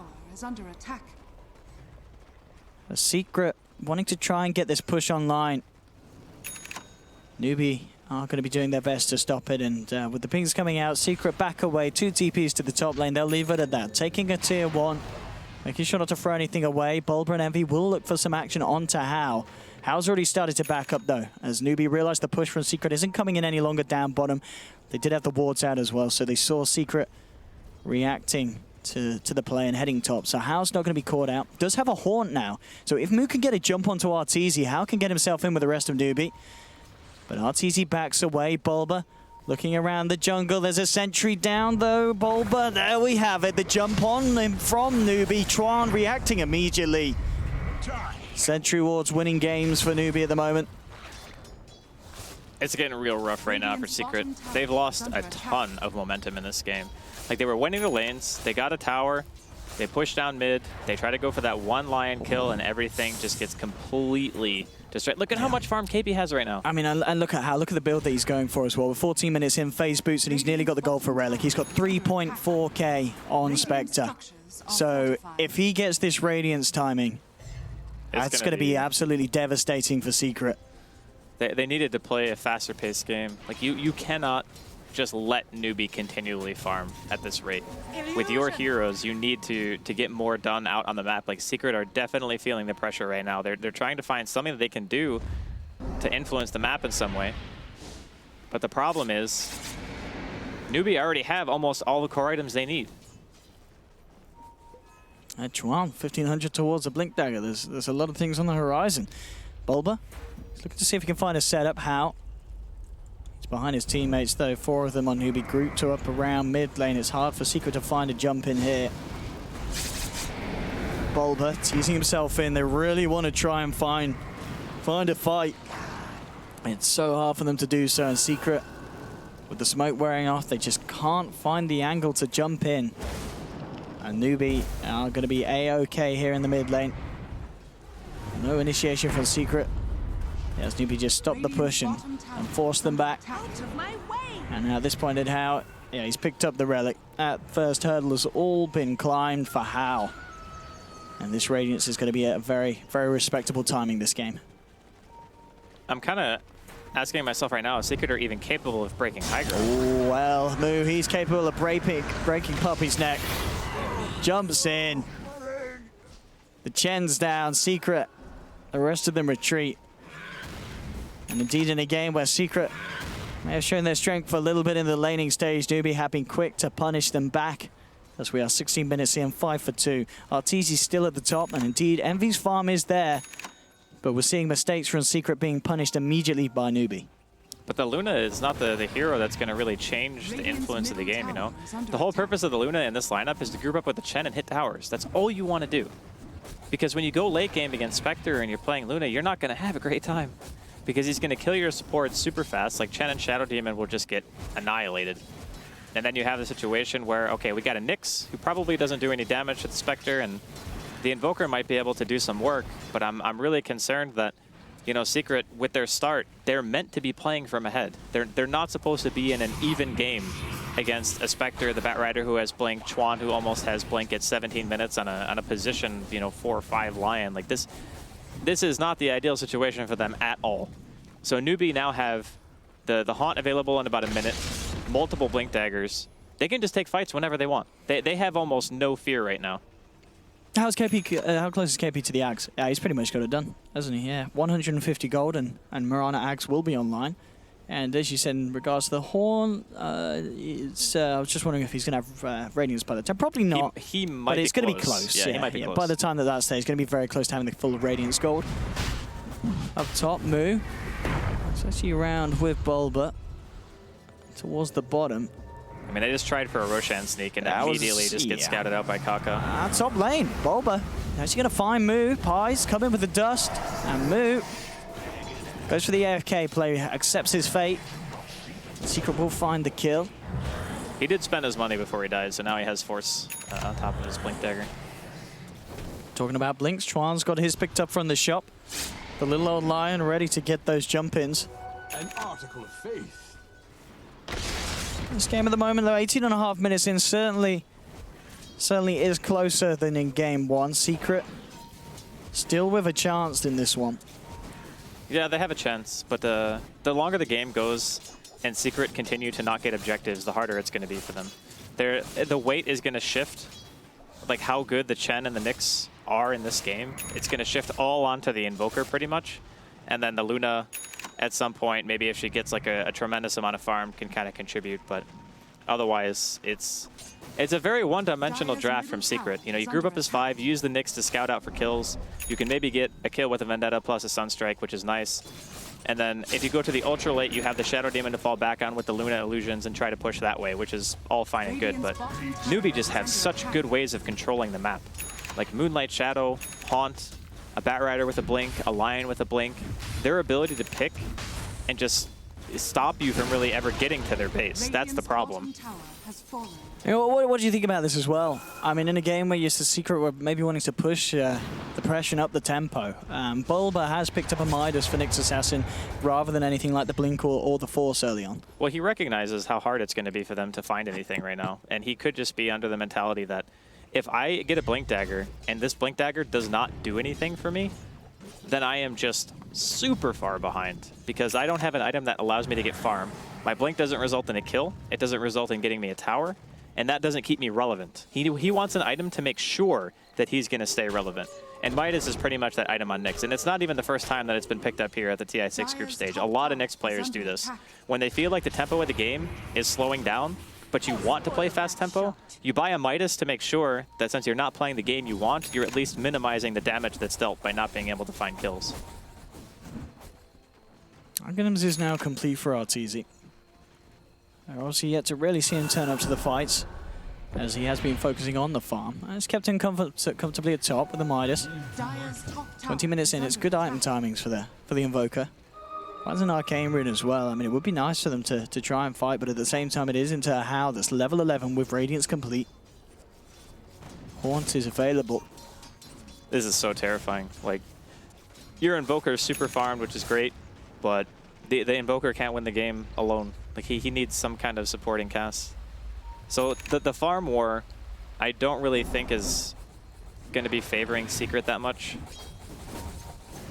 And Newbee are just in this position where they're happy with the space that they're given, you know. KP has Aghanim's done, and he's more than halfway to blink. Like, this is an off-lane Mirana who pretty much walked around for the first couple of minutes and just threw arrows out randomly, and now he's got, 8K now. I mean, he's nearly as rich as both Envy and How. Yeah, exactly. This is the issue. Because of the fact that Envy and the Invoker are both splitting up more or less the same side of the map, like, it's forcing Artur to go into these dangerous positions. And when he goes to those positions, he has to play super scared because he recognizes, you know, Newbee are off the map. Obviously, we see that they're smoked right now looking for some kind of pick. But it's difficult to play this style because the Luna needs the safe side of the map. The Invoker has to farm the dangerous spots. And if the Invoker starts dying, the game becomes increasingly difficult. But yeah, Newbee not able to find anything with this smoke, which is definitely a good thing for Secret. I mean, I guess in terms of taking Roche, that's something that Secret don't have to be worried about Newbee doing too much. They don't necessarily have the quickest lineup for it. Secret themselves, I mean, if they get in the pit, I guess once Luna's got a bit more of a build on her hands, Envy can chunk through the Roshan, but at the same time, Newbee have got a very good lineup for fighting around it. So. Well, Newbee just don't do any damage to Roshan. That's their problem. They don't have a hero who hits the boss very well. Whereas Secret, they can do it extremely safe because they have the Chen. Chen creeps can just tank and you just kill it. Takes a while, but can be done. Top lane, they're looking for Arteezy. Moo jumping in. Got to close the gap for the lasso. The Napalm slowing him down, and they've got him. In they go. Arteezy brought down. Yeah, they're being forced. This is exactly what I said. It's just because he has to be up here. Envy cannot farm this side of the map. Maybe Boba can find KP. He's got eyes on it. It's just Boba and Puppey. Well, with the TPM from Envy, they might have a chance for finding a kill. They'll look towards Kaka. Envy's presence as well. They'll burst down the Elder Titan. So Secret find a kill in return. Still, though, is a trade that Newbee come out on top of. Envy's still saving up the gold on the Luna as well. He's got 3.5k. Is he just looking for BKB? Yeah, he needs a BKB. BKB straight. And in order for their game plan to be executed, he needs magic immunity. If he buys a Manta, then they're going for the later game stage. Oh, Twani wants to go on. Envy jumps in with a finger and KP! Bursting down the Luna immediately. Secret, they did have two in the sidelines, but not a chance or a millisecond for them to react to that jump from Chuan. That was brutal. He just died super fast. Bulba, is he going to be able to avenge Envy? He's looking for Chuan. KP is still there. They've got a Sunstrike. They'll punish the little bugger. Chuan taken down, but Chuan, he's giggling all the way to his grave. He killed Envy, and that is the kill that Newbee will be happy with. Killing both cores back-to-back. Really good stuff from Newbee. Just, again, maintaining their position in the game. Not forcing it too hard. They didn't have Haunt for any of those fights, so unfortunately Hao was not able to go down there and make anything happen. But he's still farming away. He's 3-0 right now. He's only about 2,000 net worth behind the Invoker, and KP is actually just hot on his trail in regards to farm. Dude, this guy is like... I think every Mirana that I've seen... It's ridiculous how farmed he is. They always get this way, though, yeah, right? Like, it just seems, as soon as you get the Aghanims, your GPM goes up to like 700 instantly, and it's like, all right, well, got every item in the game now, boys, because I finished my Aghanims. Oh, Moo. It's going to be Demonic Purge, but Moo turns around, just goes for a lasso onto Pylight's eye, straight into Kaka's Earth Splitter. And Secret just losing heroes across the map. As Newbee slowly but surely break away with kills. 8 for 5. Bottom lane again, Chuan with the jump in onto Puppey. How turns up for the fight as well. Puppey, is he going to be able to heal himself up? And now looking for the turnaround. They'll take Bulba. Puppey TPs, but he says, actually, I'm going to stick around for this. Eyes onto How. How will get away, but nicely played there. And not quite enough damage to bring down the Chen. I mean, Puppey's got the mech, has the hood, and pretty much saved his backside there. Yeah, they're a super tanky team, but this is just by nature of how Secret like to play the game. They farm on pretty much all of their heroes except for whatever Pi is playing. Bulba. He's got eyes on KP. RT's just a little bit too far away to help. Maybe a combo and a Sunstrike could do a fair bit, but it's not going to kill KP. Yeah, 1500 HP. There's no way it kills. Let's see what Bulba does. He's just keeping the vision up. Eyes onto KP, just in case KP does move down for the creep wave, but it's not going to be the case. You know, Secret are maintaining a pretty good level of farm. It's not as if they're falling behind by how much they're getting out of the map. It's that they're falling behind because their lineup is meant to be doing something at this stage in the game, not farming. I mean, sure, the Shadow Demon Disruption Illusions during the late game with Envy are going to be, you know, fairly potent.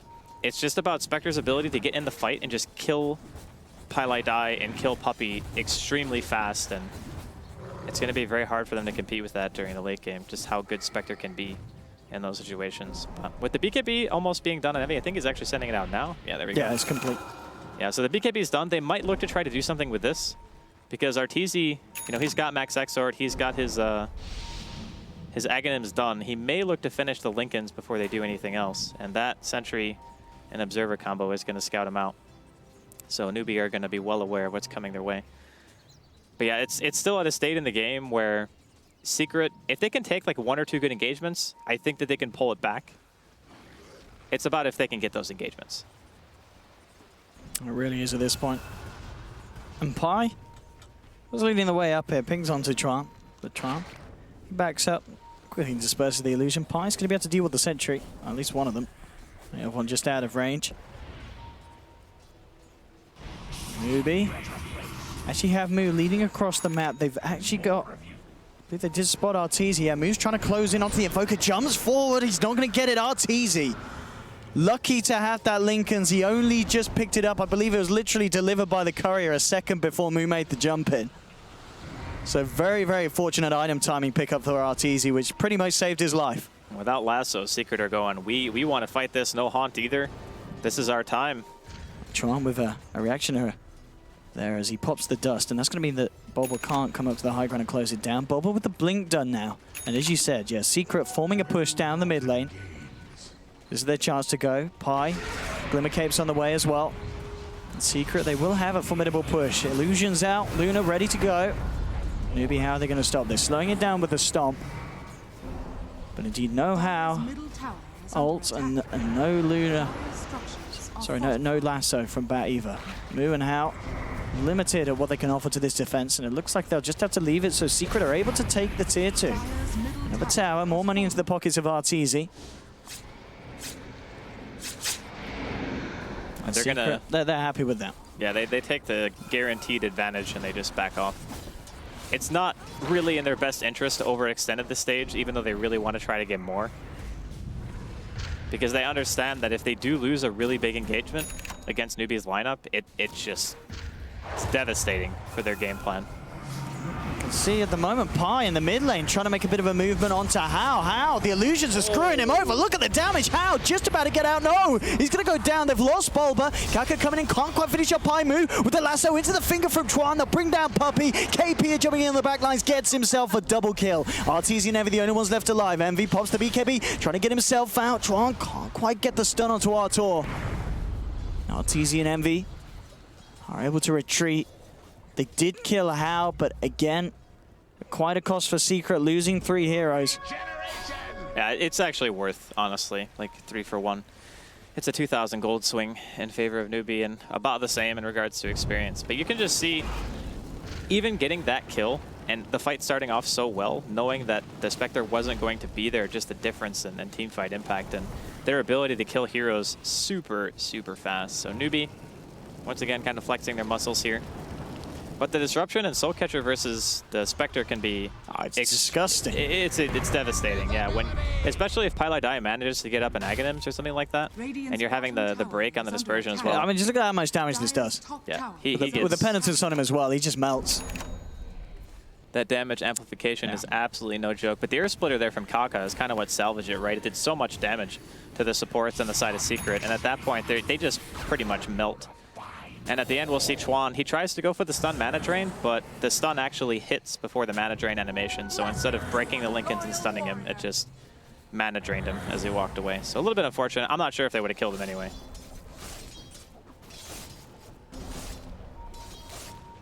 I can see at this point, RTZ comfortably breaking ahead now from KP and How.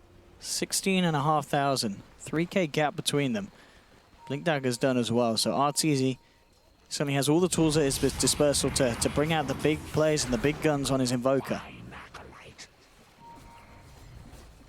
And he absolutely needs to do that, as this proving to be a very, very close matchup here in Game 2. And a much better hope for Secret, but still, they by no means are the ones with the lead. It is Newbee that have this How. KP insanely farmed at this point. Very evenly across the board. KP nearly with the completed BKB as well. How's got the man to dump. More writing pickups coming out for the cause. As Newbee maybe looking to do something up top. How has a Horn at the ready if Secret react and try and fight up by the top tier 1. Secret indeed themselves, they're down bottom. We'll see how far How comes out if he is spotted. It's a very tense point in the game for both teams. They realize the importance of the next couple of engagements. I mean, we haven't even really seen a Roshan kill, and it's been 32 minutes. That's how little action there's been. Because a lot of the time, if one big team fight breaks out, so Mu, he sees the trees breaking here. Artori's going to back up. But yeah, it just goes to show how scared both teams are of really that one engagement. Because if it goes badly for you, the game can just be flipped on its head. Because the Invoker is starting to get to the point where he's getting more points into Wex. His spell arsenal is going to only get stronger from this point, and he has the Aghanims and level 4 Invoke already. So that's when the Invoker's truly comes into his own. This is more than anything a late game hero. I wonder if the Smoke with Secret's going to catch anyone out there. They're heading straight up top. They might find Chuan. A better pick would be Mu and Mu. Indeed, he's going to come straight into them here, but Chuan jumps in immediately onto Pylai. How as well with the ult, and they got the lasso off onto Envy. Envy now with the BKB and the Eclipse. Looking towards Chuan, they'll take down the Lion, chasing down Pylai. They've lost one in return, and in fact, his Secret just looking to get themselves the hell out of there. Bulba escapes. Puppey, the TP will be cancelled just in time by Kaka's Storm. They're jumping forward, Newbee. They're going to look to take a third from the side of Secret. Puppey is relatively tanky, of course, with the hood and the mech, trying to walk it off. There's a buyback from Pi, trying to save the team. He glimmer case Puppey, but it's not going to be enough to save him. No. Pi's in trouble as well. This could be a dieback from the Shadow Demon as Newbee taking everything from Secret. They'll find Pi. Arteezy's turned up looking for a turnaround, but Newbee, they back away. Can they find anything? Secret, Arteezy, no, can't get the lock on onto Mu. So Newbee, they lose the Lion. Reacting absolutely perfectly to Secret smoke into the jungle there. They find 3, and then Pi dies back, and they kill him again. The Pi back. It's not great. It's really, really not great. It's harsh being in those situations because you see an opportunity for you to, oh man, maybe if I buy back, I can save this hero, and that would be really good for us because then the fight's not so lopsided in Newbee's favor, but end up losing the hero anyway, and you pay your own life. It's the save your buddy syndrome. And it is, it's really rough. The thing about that fight was... They've seen him here. They know he's farming on his own. They've got the ward. Envy popped that BKB with the BKB! Oh, God. Not like this, Envy. Not like this. It was the Lion that jumped him. How could he ever think that BK... He might have misclicked, honestly. That's the only thing I can attribute that to. It had to have been a misclick. That hurts a lot. That's going to be a guaranteed 1 tower at least. I don't know if Newbee feels super confident in going for Roshan, but they might do that afterwards. Radiant structures are fortified. Newbee with that pick off. Tier 1 will be falling from Secret on the top. I mean, they have everything up. If anyone from Secret is lingering around this area, they need to get the heck out. Because Secret have Haunt, they have Lasso. They can just jump you very, very easily at this stage. It really feels this could be a game that Arteezy just needs to carry everything on his shoulders. On his He Invoker. is Atlas this game. He needs to put the world on his back. That's what needs to happen. He needs to go full Voldemort on them. Yeah, more or less. Oh, smoke for Newbee. They're looking to fight once again. Getting the wraparound puppy. He's going to be the one to tank it by looks for it. But no, they jump in immediately onto Bulba. Horn comes out as well. KP in immediately with the Starstorm burst. They've lost Bulba. Puppy's trying to get out. He's not going to be able to escape. Pylai falls on the back lines. And MV and Arteezy, the only ones left living, but maybe not for long. The stun for Tron. The flame break back, bringing Arteezy into the fray. A 4th kill for Newbee. And again, losing nothing. Envy is farming. But Newbee, they're already on their way over. Envy, you've got to run. All he can do is farm. You've got to run. Envy, I think he realizes he may be dead. BKB, it's not in his repertoire. Oh, God. Oh. All right. It ain't pretty right now, It's Owen. all falling apart once again for Secret. Radiant's middle tower. Well, I guess you can just attribute all that to the warding that Newbee have. I mean, they smoked up, they walked along the side of the river, and they dropped all those wards as they were going down. And then as soon as they get that one team fight, they were not expecting that Secret. It was just too fast. They went all the way from top, smoked across the map, knowing that Secret would want to safely farm their lanes and just try to push them back out before they try to make anything happen. And Newbee just make the call, right? How? Gonna eat a stun? KP jumping in with the Starstorm. They get the stun onto Puppy. Puppy in lots of trouble. In goes How, moving in immediately, rips the Chen to pieces. He's down, Moose jumped in, finds Pylai die. It's a double kill for How. Arteezy's back on with Bulba. That's about it. They need some big plays, but Tron gets the jump, the stun onto two! Bulba and Artor around Secret. They're done. They're already dead, Newbee. They're already dead. My God. All right. So the beginning of this game actually looked like Secret were, they were pulling ahead. The Nyx got like way, way more out of his lane than I even expected. And just slowly but surely, Newbee were inching ahead their lineup. We always kind of figured it gets to this one stage, you're going to have the Spectre to fall back on. You got like this crazy level of initiation. And you can just kind of see Secret right now are a bit out of sorts, and it's understandable. They felt like they had that game for a little while, but Newbee just played it so well. They didn't get caught out. They didn't let the 5-man for Secret ever really assemble and take even the remaining tier 2s in that game. They just defended. They took the fights they knew they could take. How got his Radiance timing on point. Mu got his Blink Dagger. Even though he actually died 2 times in lane, still manages to hit a good timing. And then KP, that man became farmed very, very quickly. And once that happened, the burst damage from Newbee, their initiation potential, it was just overwhelming Secret. They could not keep up anymore. They really, really could not. And there were signs of hope at the start.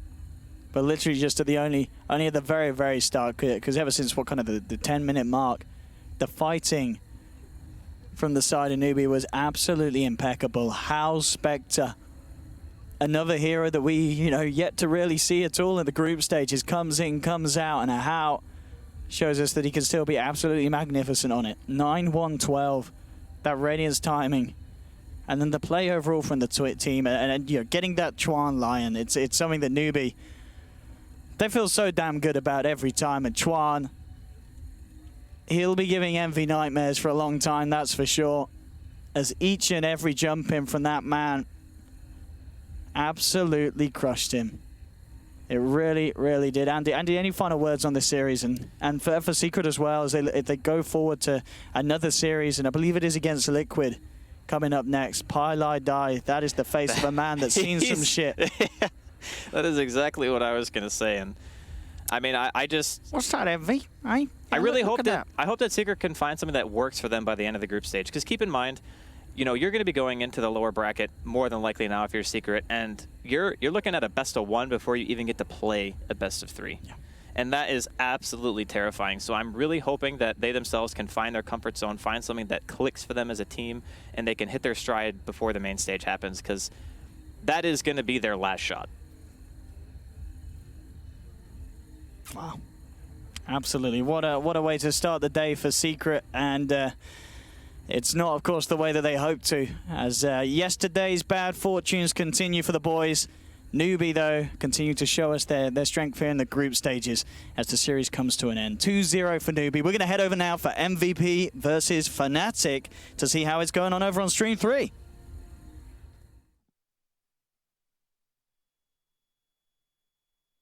MP. Did you? All right. Yeah. Total number of player deaths by... I will say this will be a high volume game. Let's go. QO running straight into the 4-man of Fnatic here, but not going to be punished, it seems like. He should have spin up, so he'll level it if needed. Okay, or doesn't. What? QO?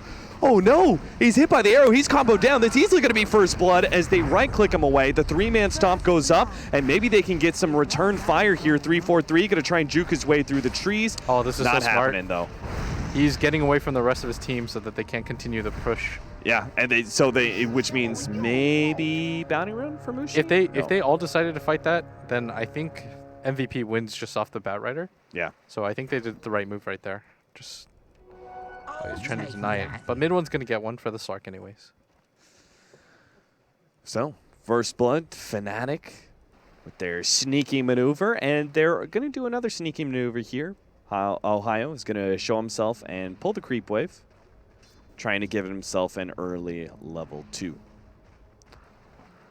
Meanwhile, 3-4-3, not entirely sure what his plan is. I guess he's just going to be that off-lane support. They managed to get the pull up here. The MP is going to be leading the creep wave into the tower, so it means eventually this lane will push kind of no matter what. Yeah. 3-4-3. They cancel the stomp there. Febby, I think he would have landed that one, but either way, wouldn't have made too big of a difference. Just a small pittance of damage against the sea of HP that is the Ogre Magi. And right now, Mushi just plugging away at farm and this bottom lane forever is contesting.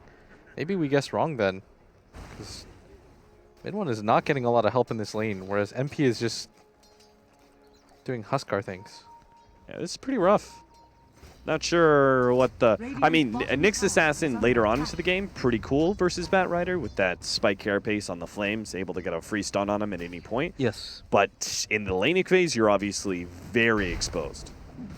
You just kind of have to grab some levels.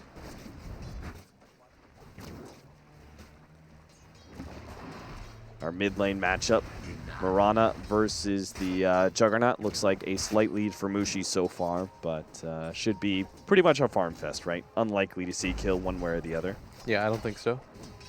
I think both teams are content with the pace of the game right now. Yeah, the Juggernaut would only have a kill opportunity most of the time when he hits level 6, but then you've got leap from the Mirana, so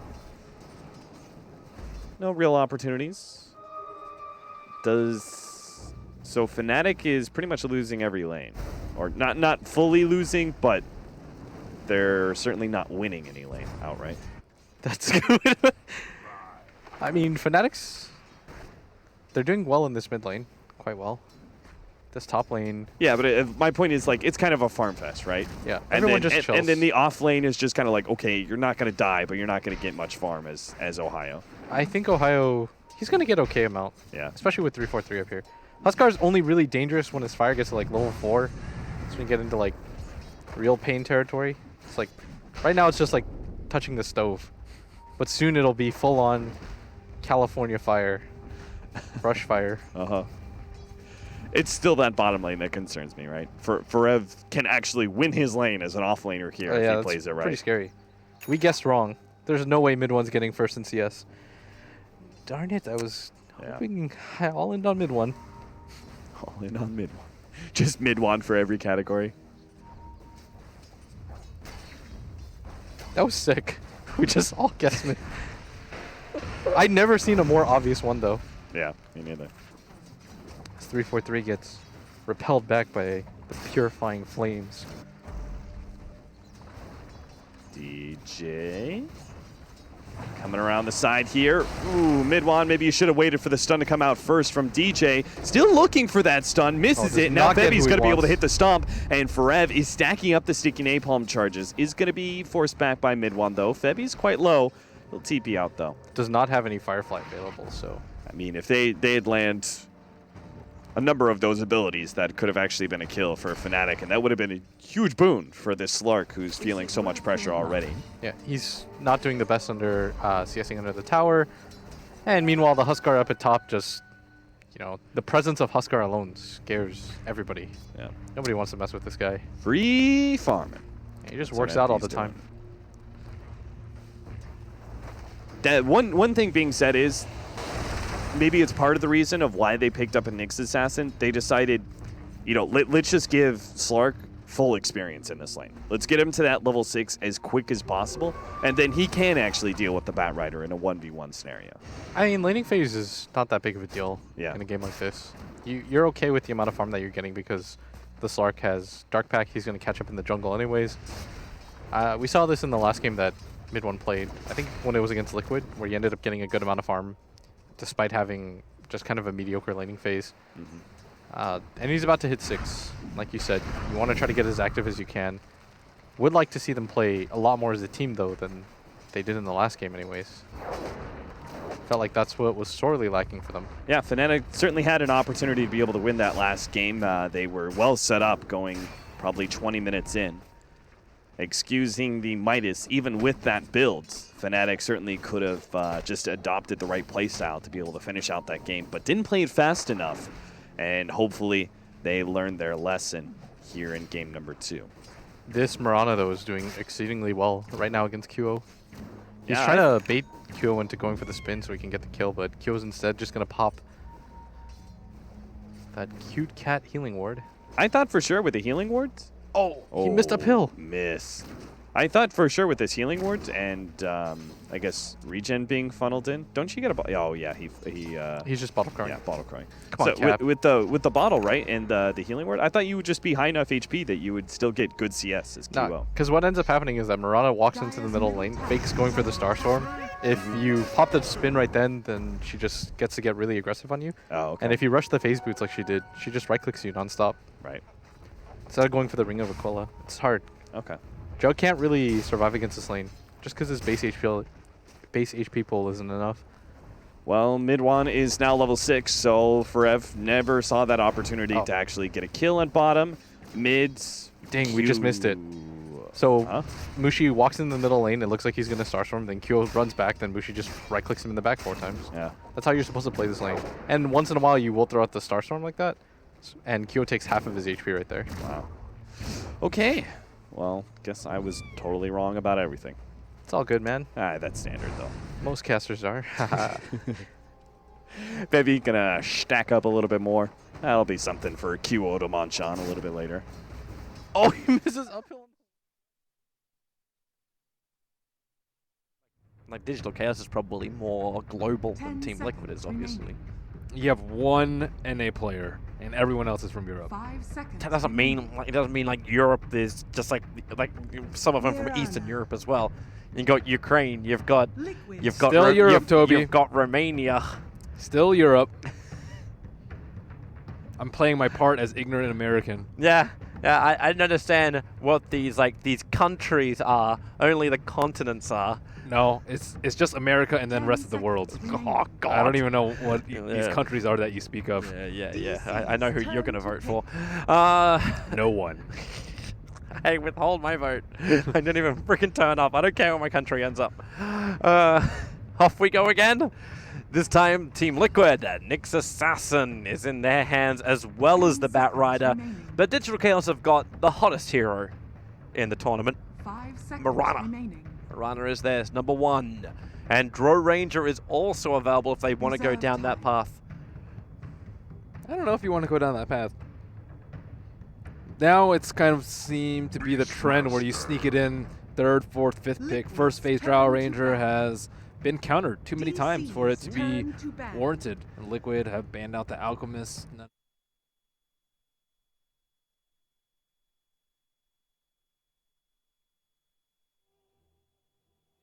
it doesn't make sense for me to turn my Radiance off. Like, I can't use an ability, and I can't use my item.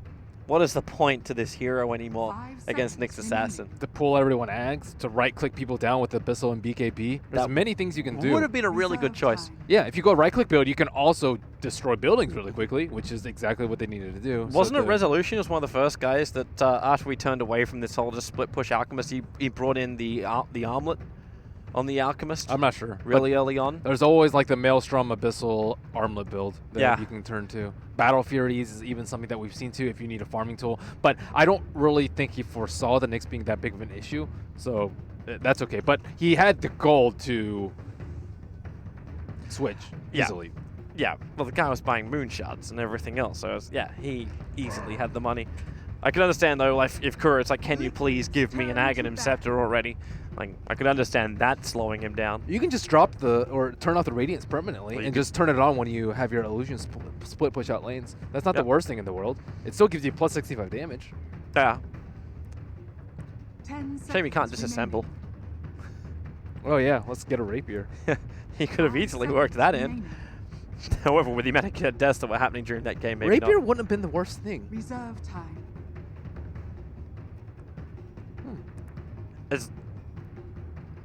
They weren't in that dire. He just couldn't use his acid spray then. So he'd run in with BKB and rapier and then wouldn't use acid spray. So you just hit buildings. Because acid spray put him in the same position. Yeah, I'm fine with this. Just because he always kept putting the acid spray like outside, so if they were retreating out, they'd do that. And then the rest of Team Liquid jumped in. The Spike Carapace came off, and then 3 of them get stunned. He's like, yay! Even Durex, I think he actually got a quad stun. I think I called it as a triple stun when they jumped in, but I think he actually got a quad stun with his impale, and that still wasn't enough. Well, here we go. Team Liquid banning out the Morphling, which I suspect will start being commonplace for second phase against Digital Chaos. Resolution plays a very nasty one. Liquid, they typically run Nyx Assassin as the Jurex hero, although I have seen on Kuro. I have never seen it mid on them, and I have not seen it off-lane played by my control in a really long time. So going with the stable core.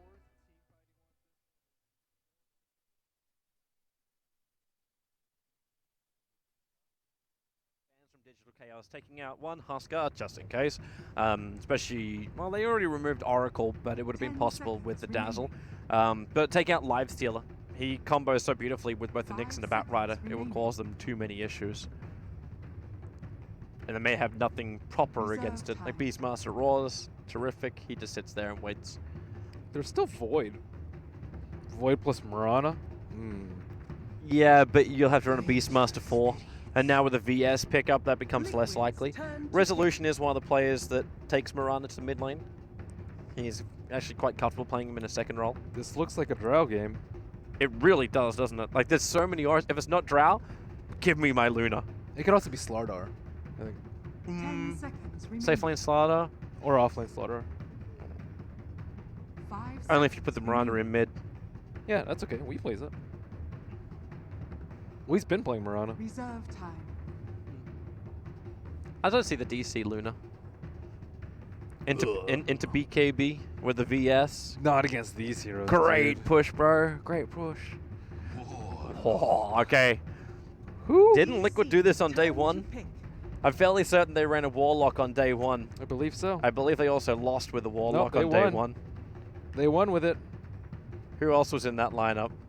I'm not sure. I can't pull it up for you at this exact moment. There's no extended part. Remaining.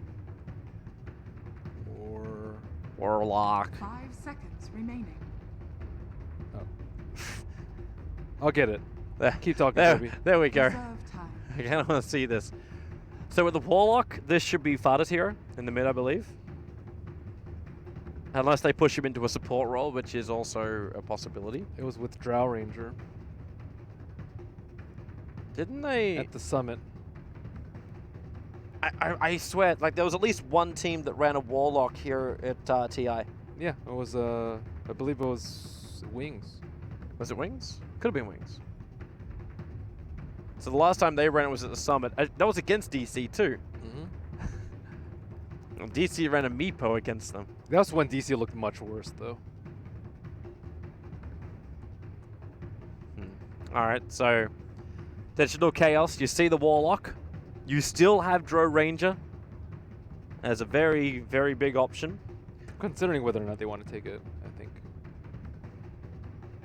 There we go, Slark and Seb. I actually like Slark a lot. I think Slark's one of the better carries versus Nyx. He's one of the heroes that you don't actually need to get a BKB to not get perma-stun lock. You can just Dark Pack the stuns off, no problem. And he's also a really good carrier of the Shadow Blade plus Gem, which makes Nyx's life very difficult and one of the carries of choice versus both a Bat Rider and a Juggernaut. How does the timing work with Slark Dark Pact? Like imagine he's sitting next to Nyx Assassin with Spike Harvested on, trigger Dark Pact. Do you take the damage, stun, and then Dark Pact takes it off? Yes. So, okay. So you pretty much do not want to Dark Pact it off at all because the Dark Pact does very small instances of damage, so you reflect like 10 damage. And he doesn't get stunned, so it's kind of a waste of a spell unless you know there's a Vengeful Spirit stun coming at you. I was just wondering like when the like the anti-stun kicked in for it, but yeah, if that's the case, cool. To break him free. All right, so Team Liquid, they know they're up against the Slark. They still have some control against him. Their lanes look very nice for Digital Chaos, in fact. And there's still the question mark with DC. You don't know exactly who their fifth is going to be. If that's a Mirana mid, if it's a Beastmaster off, or Beastmaster 4 position. They take out the Sand King, which kind of covers like multiple bases. It could have been an offlaner, it could have been a support. Would have given that much needed team fight presence from Digital Chaos. Right now, everything is pretty much single target apart from Starfall. Still decent team fight with double aura and a lot of AoE from Mirana if she gets her ags. Yeah, I'm not saying the team fight's bad, it's just no AoE control compared to what Team Liquid's got. If you're really good at Primal Roaring, you can AoE control. But if the other team's really bad at positioning. DC's turn to pick. So DC, how do you ramp up your lineup? We already assumed the Drow Ranger is out. So either second support, or we look to an offlaner. I wouldn't mind Clockwork that much for them. I think it's good versus Warlock. Actually, not that great versus Slark. I still think Void would be okay for them.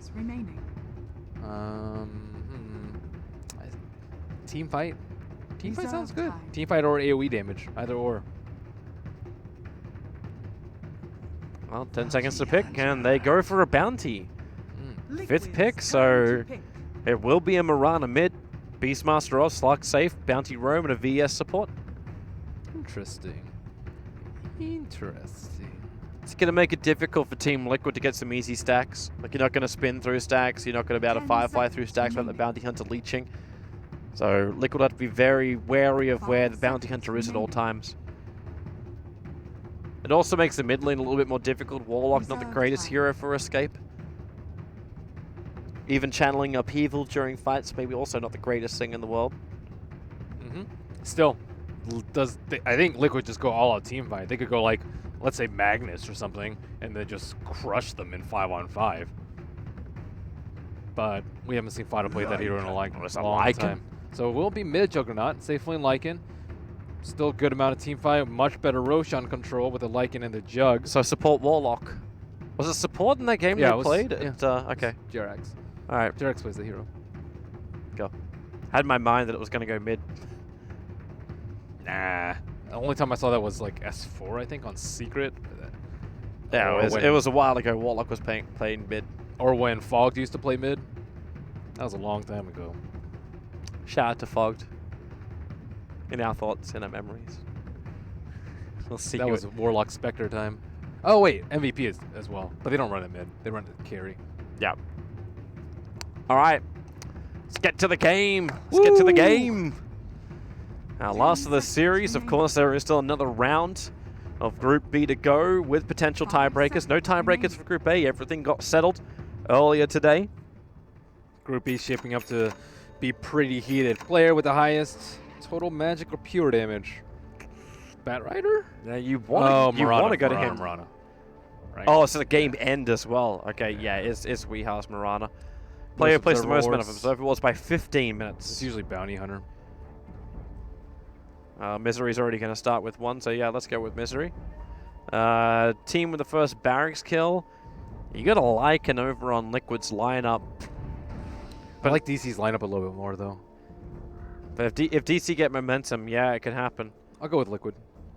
I have faith in the Matumba Lycan. It's hard to turn back away from the dog.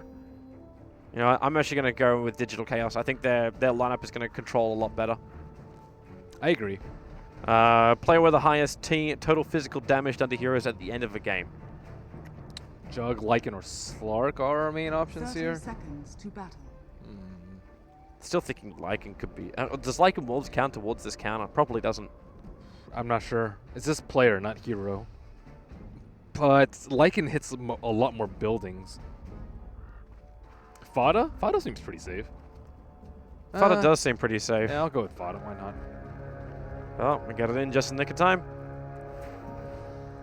And Standard Runes. Misery's already on a bit of a roam. Leaves an Observer Ward up. It does not block the camp, but it will be able to scout out when the stacks do happen, and that's what he's looking for primarily. What? I like how people correct themselves when I'm casting with them. Yeah, that's because we know you're judging us every single time. Of course I am. You're a native English speaker. Hey, dude, it's really good. I've lived in Germany where no one corrects you because everyone's just used to broken English, and my English skills have dropped so badly. Oh, you use badly too? Okay, good job. Well, that's a pet peeve of mine when people don't use adverbs. Okay. Jirax. Well, they're just pushing Moo back out of the top lane. I use English poorly. Is that better for you? Badly's fine. No. I wasn't being facetious. Oh, okay. I have this really hard time when people don't know whether or not I'm being facetious. Yeah, I really heard hard. I have meant that sincerely. Okay, did Moo really? Okay, he didn't go Call of the Wild level 1. He went for Axis. This is a farming off-lane Beastmaster, or at least attempting to farm with Axis. Akura is not going to make this easy for him. You know, run off from the side. Misery's in the neighborhood. Kuro's still got a stun, and they got a Warlock Shadow Word behind. And okay, now that... Wait, do they... Yep, they see the sentry. And they get rid of the sentry. Misery pings out exactly where the sentry ward is, but with the level 1 axes, it's going to make jungling a little bit more difficult than with the 0-1-1 build. What is this going on in mid lane? Fada takes the creep wave one way, Weehart takes it the other way, and somewhere in the middle it shall meet. It gives a creep wave and a half to both sides so they both get to farm on their own high grounds. How's that even happen? So taking a step back and looking at the overall implications for this game. Currently, we have Liquid and MVP Phoenix both at 5 and 6. So they are at the 4th and 5th place team right now, and the difference in between upper and lower bracket is huge. I didn't see what happened. Kuro, if he could land that, he had the Observer Ward, he saw Moo farming at 200, picked up the Arcane Rune, walked up, missed the Impale. It wouldn't be enough to get the instant kill, but he could have repositioned and kept chasing because of the Arcane Rune and gone for another stun, which would have got him the kill. That had to be a pretty long chase, though. It would have. It would have taken him probably to the tier 2 tower. Yeah. But with a cooldown of like under 10 seconds, now he stuns over on Weehart, just says hello. It would have been a fun chase nonetheless. Misery. There is a 3-stack over there. Huh. Who's supposed to take that out? Not Matumba Man. Oh, Bat Rider's supposed to take it out. He can hover over. He's doing his own stacks for now. Because he doesn't want to be on that bottom lane, not where Slark is currently free farming. Do you think Matumba Man likes playing Wolfman or Bearman more? Wolf. Are you sure? Oh, yeah. Dude, he was always saying on his stream, he's just like, I always want Dogman. You pick me Dogman, I win. That was it. That's the reason why for a very long time I couldn't stop calling him Dogman, and people started getting pissed at me because I wasn't saying his name correctly. Ursa's fun, though, too. I think Ursa's way more fun than Lycan. Even maybe enough to... I probably won't debate that. But at the same time, player preference. That's what he seems to like. Just like people also getting pissed off at me as well for Suxa. It always feels weird to say his name that way. Because I keep moving towards Suska. That's his which name. Which is incorrect. It's too anime. I'll just keep calling you Bodhi. You know, Bodhi would sound pretty freaking cool. I'm down with Bodhi. I always hated the decision to call myself Toby1. Dust, really nice, catching out Misery. Kuro looking for a good stun here, but he wants to wait until Misery stops juking from left to right, but they'll just beat him. Beat him with a stick in the trees. Doggy Man does it once again. Easy money. This means now Team Liquid can also... Fada chasing Wee down with a haste rune. There is not a leap up on Murano. Ooh, that was a little bit close. So he already used his spin as well. Where he found all that early damage. Misery coming to defend the top lane. Upheaval. Alright, so Jirax throws it from a long way away. He's gone for a 0-2-2 build. Ah, yeah. What is that like? Let it ride, buddy. Let it ride. Wow, that's such a value point from 1 to 2. Oh my goodness. The max slow channel is from 12.5 to 6.5. Wonder if he just leaves it at that point. Like, I think so. And then just go Fatal Bonds, Shadow Word, and into ulti. I would assume so. The cooldown's not that big a deal, 4 seconds per. And it actually takes more mana per level. Not that much, just 10 each level. For the cooldown, which is, as you said, like only 4 seconds. Ever get the lane, gets to chill out for a little bit. Fighter gets to back up. Currently still needs to find a little bit more level, so it's a good push. But now Batumberman kind of has to hold back. There's still this triple stack for the Batrider to take when Mind Control's ready. And maybe it's worthwhile, in fact, pushing Batumberman to the bottom lane, because Resolution is already here. Looking for the kill, gets the Wave of Terror over on Jirax. Mind Control, there's no Flame Break. All he's got is Sticky Napalm, but Sticky Napalm may be enough to bring down the Vengeful Spirit. She'll make a break for the tree line. Resolution, stun well off target there from Kuro, but the VS runs back into the Firefly. And this is one very, very dead Vengeful Spirit. Kill goes to Mind Control, extra money for him. Fada TP's the bottom lane to help with the defense there. It's just a support kill, but it's a level 4.5 support kill. Jirax was doing very well in terms of levels over there, and yeah, that's done by Nyx Assassin. Could have perhaps yielded a Slark kill, but now he's at full HP, no problem. So Mind Control with all the farm he's got, this Blink Dagger could be really, really quick. Problem is he needs more mana than what he's got currently. Skip a lasso. Yeah, you could do that. We've seen that a lot today already. Moon was doing it in almost all of his games. He didn't get lasso until level 10. Quick way if you want to efficiently farm. In the meantime, this triple stack is being used for Moo's own evil purposes.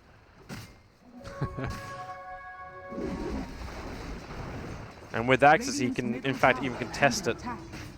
TP's bottom lane, Kuro, Spy Carapace, stuns over on 2, Mind Control will arrive. He actually got lasso at level 6.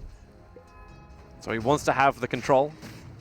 And looks like Jirax and Batumberman will team up together to get the last hits out.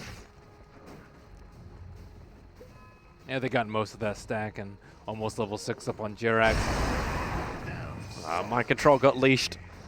Horrible hero for a Batrider to play up against is a Slark. Second that leash latches, there's little to nothing you could do about it. Have a sick Flame Break, but he doesn't have any points of Flame Break. I actually think I would prefer the 2-1-3 build, especially being up against a Vengeful Spirit, but to each his own. And that was the primary reason last year was skipped, because Oracle was always being picked against him. One game there was a VS against him too. Bounty Hunter's almost level 6. I don't really know where Misery found his levels, but... This is Misery. He's always at the right place at the right time. TP, however, takes forever to reach that bottom lane. As Suxa into the tree line. Kuro still with a stun. And the Spike Carapace available. They're waiting for Fada to rotate over so they can give their core the kill. That's a little brutal. Either way, a kill is a kill on a big core. Push Fada towards an early key item. Is this a Battle Fury game? Do you actually plan for late game? Yasha seems much safer. I think it's going to be a fast-paced game. I think once you secure a Roche or ensure that Lycan's having a good time, then you can go for Battle Fury. So look for like Manta Blink Dagger kind of style?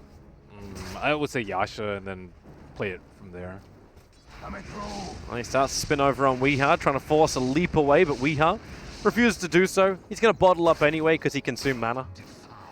Needs to consume mana. Looks like Misery's going to join the mid lane too.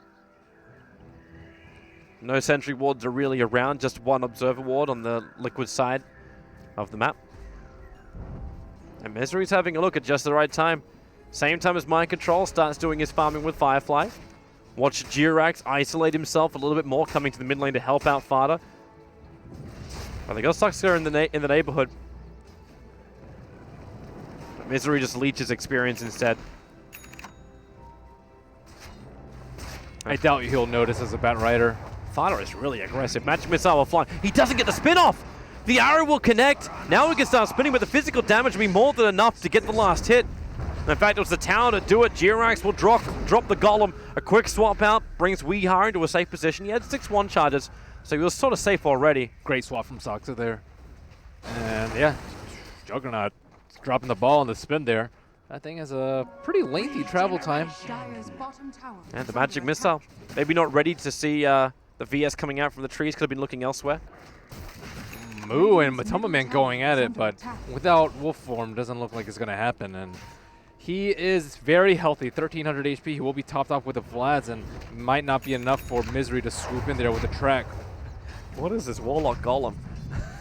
That thing is hideous. Yes, I know. It's like they just put, what's that courier? They put the Ward Dog into the stocks and then just fed him like frickin' Bane. Just give him some kind of like Gromy juice. Slark able to find Mind Control. Now he's only 400 gold away from completing up that Shadow Blade on the Slark. Misery, he's going to kill the courier. He can also deny the healing salve if he wants to. They're pinging out that it's still there. And he leaves it. Doesn't want to overstay his welcome. Moose Creep skipping the top lane too, so while Liquid are committing heavy numbers to the mid lane, DC, they're getting a lot achieved on their side lanes. And now the track kills might start flowing in for them. Liquid with 1 full minute left on the Warlock ultimate. They're trying to teamfight in the mid lane with the Aura, with the healing ward, but still their biggest teamfight ability is not ready. Oh, nice lasso, able to grab him. They got Dust available as well in case they are worried about the Invis runoff, but not gonna happen. The Bounty Hunter will drop, and now the Tier 1 tower will fall with it. Radiant's middle tower has been Girl trying to TP and get Moo, but Moo is... Oh, Moo's gonna roll. Spy Carapace, a quick return.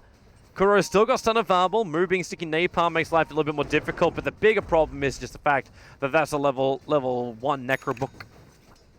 Just a nuisance 12 minutes in. I don't know why he tried to TP with track on, maybe just not noticing that it was on him. And he's baiting the gank, man, for Batrider to come in from behind. Didn't realize Mind Control doesn't have his Blink Dagger just yet. Now Resolution gets to put that Shadow Blade to work straight away. The Dark Pact breaks free of any kind of stun. So Slark kills off the Nyx, the swap back into a stun. The arrow, not really enough. Mind Control gets back into his own base. But the first reveal of Resolution's fresh item ends with a kill. And you'll be happy with that if you're DC. Nyx not having the same impact as last game. Couple of missed stuns here and there, and not really being that active. Now Bounty Hunter with track and the Shadow Blade on the Slark is going to make Kuro's life very difficult to survive in the upcoming team fights. Misery sees Matumbaman moving down to bottom lane. So move backs up a bit. And now, quick track. TP support's on the way. Tier 2 tower is practically dead on the top, but because they TP Kuro to the south, this Tier 2 tower is going to be completely gone. No denial attempt. They'd rather control Roche in their own jungle, as is a little bit typical of Lycan lineups, but I don't know if they'll get this bottom tower at all. Moo's just threatening them while farming up Necros in the meantime. He has money for Necro. Oh, this is one way to do it. No sentry ward in the lane. Moo attempts a TP, hits with Vendetta, follows up stun. Matama turns on the Howl, and more than enough damage. And this is when Liquid have to keep pushing. Take out that Tier 1 tower on bottom lane. They're taking the mid Tier 1 tower out, so Roshan can become a lot easier option for them. With the Vladimir's already done on Matumbaman. And is he going Necrobook build by the looks of it? That's what he normally does. Oh, okay. Powerful auras, good push. Nice up against a Bounty Hunter once he's got level 3. And that tower belongs to Matumberman. Blink Dagger will arrive for the Batrider while the push comes to mid. What is we saving up for? He has so much gold. On the Mirana? Yeah. It's usually Ags, but because he hasn't spent his gold, it makes me... What, you're tossing up BTs or something in his brain? I don't know, dude. Normally when we save up this much money, it's like straight Shadow Blade. Surprise, but you're a Mirana. I need to look at his prior games. He buys an Ogre Club. So, looks like he's going to be a Dragonlance or straight BKB. Straight BKB? He buys a point booster. So he's bought an Ogre Club and he's bought a point booster. So, Ags. Yeah, should be Ags. Yeah. It was just strange that he didn't use his gold. Yeah, just Ollie waits for a long time. Oh, Dire Courier snipe. Misery, again going to work. They get the roar over on Fada. Man, he did not survive long at all. That Courier actually died on bottom lane. So it wasn't, in fact, Misery sniping it out. That Courier had the Necro recipe too. That was the level 1 Necro books of Matumberman. Down the drain. Oh, nice roar from them. Fada maybe farming out a little bit too aggressively. He nice didn't even have his completed Yasha. Jirax, they get the lasso over on Resolution, but he already triggered the Dark Pack. Kuro will get the follow-up stun, but Resolution into the Shadow Dance. Breaks free and Warlock just disappears. Man, most of the Slarks that we've seen have just been so good into baiting all these spells out from the opposing team. It's like, okay, I'm going to let you lasso me, but I'll have Dark Pact on. And then after that, the fight is lost. And Warlock just doesn't really seem too well suited for this type of game where the Slark can split up the enemy team. The Bounty Hunter with the Track 2 also constantly looking for picks. The Beastmaster can also get solo kills. Warlock thrives on 5-on-5 situations, and Liquid have not been able to do that. Maybe they can force it around the Roshan pit, but with Beastmaster, Slark, and Mirana being this farm, I don't think they want to take a 5-on-5 next to the pit. I agree. They might need to, though. Lycan without Roche is like Ursa without Roche, in my eyes. But Lycan's got no choice until that Courier comes back up again. He can't get his Necro books. And he needs his Necro books to really make Roshan like possible. But at least he can do it with the Jug, but Jug's really underfarmed. Yeah, Jug also needs space.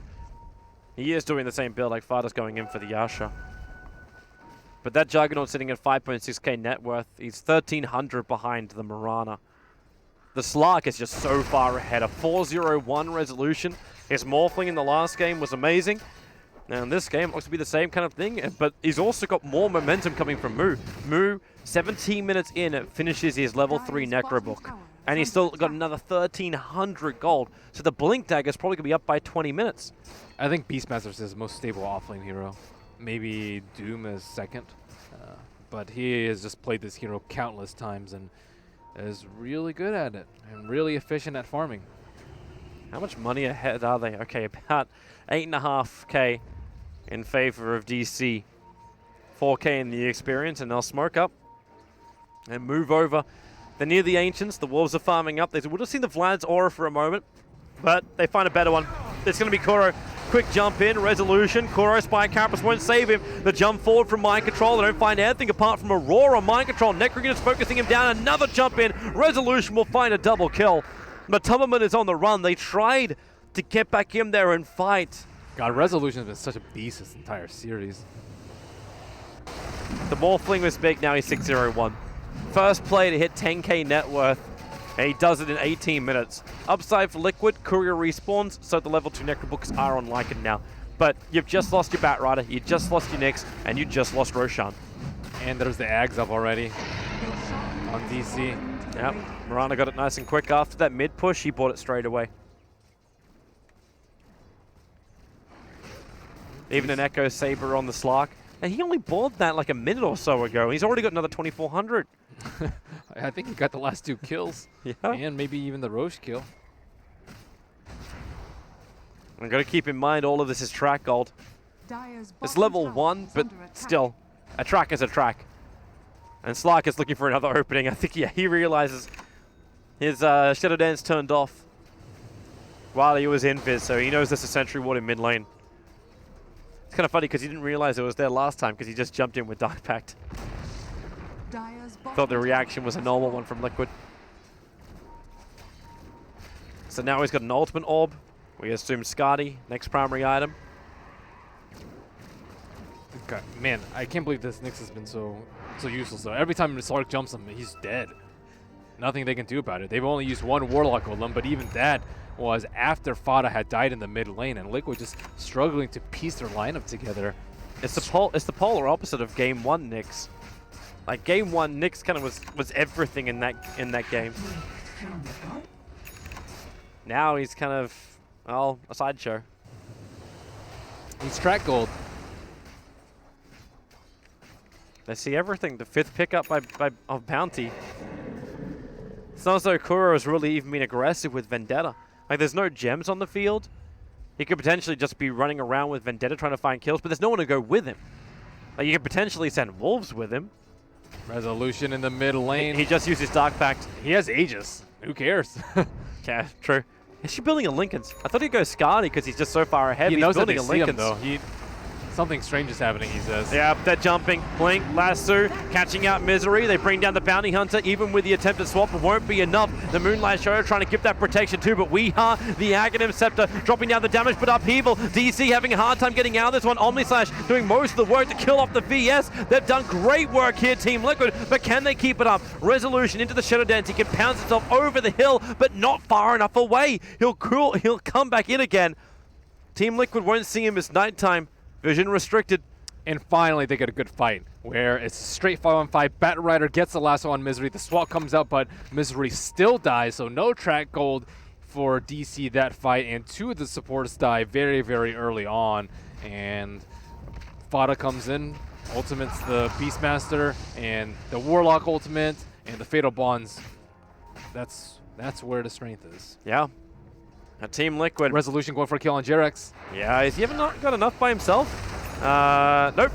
In fact, now Fatal bonds him to absolutely nothing. And Jerax just wants to TP away to safety. Wow, Dark Pact dispels Fatal Bonds. And Kuro's coming in. They're trying to body block with the Wolves, allowing for a double stun. It only connects on Misery, however. But they have no idea that it connected on Misery. Tower is under attack. Dire's top tower is under attack. And defense is there from Jerax.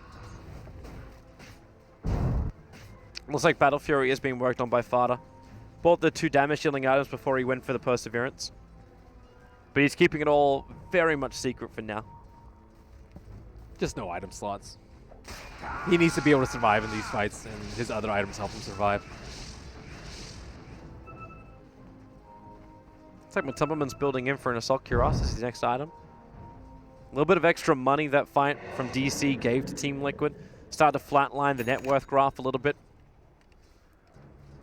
But now you have the Lincoln Sphere over on Resolution. I think they need a gem on Slark very soon. Would make sense. Bounty Hunter can roam freely, and so that they can kill Nyx. Because Nyx actually survived for a very long time in the last fight, if he even died at all. That sentry's still there. Liquid, they hit the scan. They know the DC is coming up to them. They come underneath that sentry ward. Resolution misses the pounce. Batarman going to get the Necro units off, and he moves over towards Misery. Again, the Bounty Hunter is target number 1, but Jerax gets hit by an arrow. Wonderful swap out by the VS, but it's still not enough. Misery gets hunted down. Back over to the main area of the fight where the arrow connected. DC unable to capitalize on Matumbaman. So quick in dog form. Already running back over to Mu. He'll trigger his own Necro books. They try and Fatal Bond them up. Not really enough damage. Roar on Matumbaman. The wolf form has worn off. In through the rear, Resolution goes to work. The rocks will drop, but where is the damage with the lasso? They keep Resolution in position. They have enough with the Starfall from Weeha. Team Liquid, they're splitting the damage up. Already with a 3-for-2 trade-off. He has another volley of Starfalls, though, if they stay too long. Well, they're here. There goes 1 Starfall. And the second set, but not enough damage. Leaps away. They get the Vengeful Spirit. Weeha's out, but Mu had the gem that fight. He got Omni Slash by Fada, and Fada ended up recovering that gem. I'm not sure why they didn't put it on the Slark. That would have helped, but it also would have helped had he hit that pounce initially on the Lycan to keep that doggy in check. Why does it feel like DC is not just given 1 bone, they're given 2 bones for Liquid? They shouldn't take 5-on-5s. They're strong, but they lost the last one even with the Aegis. And maybe they just thought it was poor positioning, which it certainly was, but they don't have BKBs. So Nyx, Warlock, still going to do a lot of damage, as well as the Batrider. The swaps have been used either after Lasso has done its damage or when Lasso isn't even used, they try to use it on the bounty hunter. That was sexy. Hits the arrow perfectly, straight blink into double starfall. Juggernaut didn't even know what hit him. Kuro's going to try and find something in return, but I don't know really what he intends to do. And Weeha blinks, TP's out, has no mana, so he's all good to leave. I wonder if he's getting EB or BKB. The standard build is EB, but I think BKB versus Nyx and Bat might be pretty useful. They also, like, he can also kill the Necro Books if he has BKB, and I think that's actually pretty important so that Bounty Hunter can run around freely. Also to just get rid of the detection. It'd be like the only BKB carry if he does it. Stark could get one. He could, but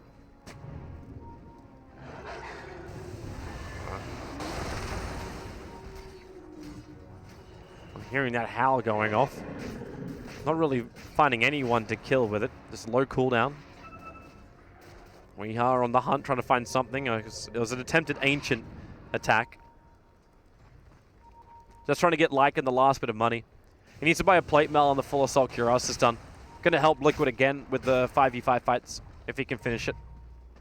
Liquid just should not really take fights outside of them being on 5, unless DC are outnumbered, which they can actually perhaps find if they do carry around the gem. Mind Control does have the gem at the moment, and they will smoke. 1, 2, 3, 4 heroes. Oh, Matamaman actually didn't get involved in that. Scan goes out. Yeah, perfect from Radiant, but it's not going to stop the Blink Lasso over the Beastmaster. Necroina's trigger, so Moonlight Shadow won't hide you. So they just let Mu go down. 56 seconds without him, which means Roshan is now an option if only he was alive. Team Liquid even had a quick look. He doesn't even spawn up. Okay, so 1 minute and 10 seconds. But they will get the D-wards around it. Mind Control will napalm the high ground, and one will get quelled down. They need to get the vision again. Still an obs ward there. Mid lane, Misery is hovering around Fada as well as Kuro. Quick track. I wonder if Moon didn't blink out in time. Maybe he didn't see that the scan had hit, but the rest of DC seemed to know exactly where they were. There's that AC done. Matamaman found the money. So 8,000 is still the net worth advantage going the way of DC. Liquid rolling it back from 12k. 3.5k for experience now. And Fada feeling, even with what happened to him with Weeha, has enough confidence to just farm up in the mid lane. There's a Blink Dagger on Kuro, so support can be there a lot quicker. Again, they have a look for Roshan. Up in just under 10 seconds. So Kuro goes for a run, bit of a scout. Misery's in the neighborhood. No gem over on Kuro, so he does not see the Bounty Hunter. But Bounty sees Liquid all running into the pit. So very, very obvious maneuver. And with the Beastmaster ball running into, yeah, they know what's up. That's why Kuro is waiting. He's going to come underneath the sentry. There's a Hawk giving vision, so Resolution knows the Kuro's on the side. They drop a fresh sentry in case Kuro comes in closer. But Roshan's almost down.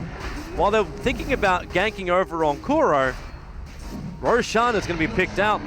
Matamaman gets the Aegis Immortal, and DC are in a bad spot. Maybe with the initiation on Kuro, they can get the early advantage. Mind Control jumps forward. They're going to find Misery, so it's an Invis hero for an Invis hero. Thanks to the Necro Books, they can keep the vision up. Maybe not so easy once they lose one to the arrow that Mirana was able to connect with, and man, they're not even committing a real hero. They just want the Necro Books to hit him, but they can't finish the job. They've got the movement speed available.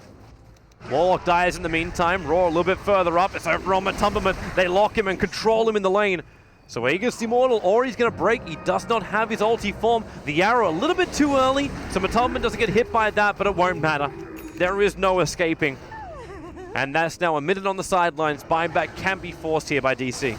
Liquid chasing far too deep into the DC's base while Shapeshift was still on cooldown. And overall, I don't think that Roche should have been taken down. I think that was poor hawk control from Beastmaster. It was sitting right there. He was like checking the room, but all you needed to do was move it maybe 500 range to the northeast, and he would have seen it. But at the end of the day, DC will be taking down this Rex. Will they? After that double stun and then the pullback on the Vengeful Spirit, the tier 4 towers to give them the damage to get the kill. Kuro doesn't have Spike Carapace available, but he's got Vendetta, which he will slip back into. The healing ward gives them the life. And Kuro sees Mu running to the west. They hold their mid. I think DC were ready for that big stun from Kuro. Nope, if they were expecting much more of defense, they would have gone for that range Rax instead, and looks like they perhaps want to fight for strong. Lycan is about to revive, and Kuro will TP away just in time. He planted down an Observer Ward underneath an already existing Radiant Observer Ward. Hence they knew exactly where he was. Just means a simple rotation up for Mind Control as well, to have a bit of a peek. Can Wolfie Min carry this? Yeah. It takes one good fight where Matalaman can survive, and the push power from Team Liquid is ridiculous. I beg to differ. I think the BKB coming out on the Mirana is the start of it's the beginning of the end. I think they were doing pretty well in the mid game. I'd say just one good fight, man. Just one good fight. Just one good fight for DC too. Track gold galore. I agree. It can go either way, but I like the pushing power a lot more from Matalaman than I do from DC. Definitely. Like, Lycan is always going to be a better pusher. All they need to do is get that gem for Mind Control. If they get the gem for Mind Control, put it on the Slark, or put it on Mirana, even because she has BKB, then I think they can do irreparable damage to Liquid's base. What's Resolution up to? Just chilling. Waiting for the next creep wave. Dark packed it. Gotta come back to defend. Because he just walked past his own creep wave. Maybe looking for someone weak to push out the lane themselves. Batrider, perhaps. There's pings coming out from the Slark. I don't know if Resolution is asking for help or if he's hoping someone's going to come to defend. Either way, creep wave now gets dark packed, and Team Liquid have to think about defending bottom lane. In fact, they think about it no more. TP already comes back from Fada. This is time for them to smoke while all of Liquid are scattered around the map. They could go in through mid if they wanted to, but it looks like they will not use the smoke. Well, instead, they just keep that bottom lane pushing in. Plant down the Obs and Sentries. Weehaw can easily nuke down creep waves. No problem for that one. Kuro's on the hunt, potentially finding couriers or rogue heroes, but everyone from DC is on bot lane. So Kuro won't find either of that. Even the courier is traveling to bottom lane now, bringing out Resolution's quarterstaff. So he's actually going to finish up a full butterfly before this fight begins. How long until they have a new gem? It's actually off cooldown right now.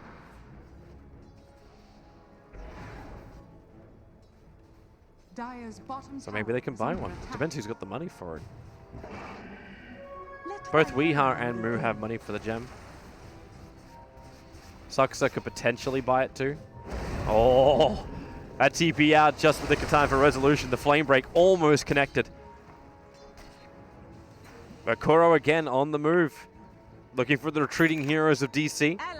There is a sentry ward. The Moonlight Shadow is going to go. So Kuro actually visible. Sasuke can initiate on this one. Kuro didn't realize it's just a rogue sentry. A good D-ward position turns into a kill sentry ward. Liquid using this time to D-ward their own side of the map. But they will be without the next assassin. Buying more time for Resolution to get bigger. 19,000 net worth now. 1,800 gold after already finishing the butterfly 2 minutes ago. The butterfly's a big problem. They don't really have that much magic damage. He can always dark pack off the napalm stacks, and spin doesn't really do that much damage at this point in time. It's mostly the right clicks from the Lycan and the Juggernaut. It means Fada's going to get a Monkey King bar, right? I don't know if he gets you're getting a Bash or a Bizzle over on Matumberman.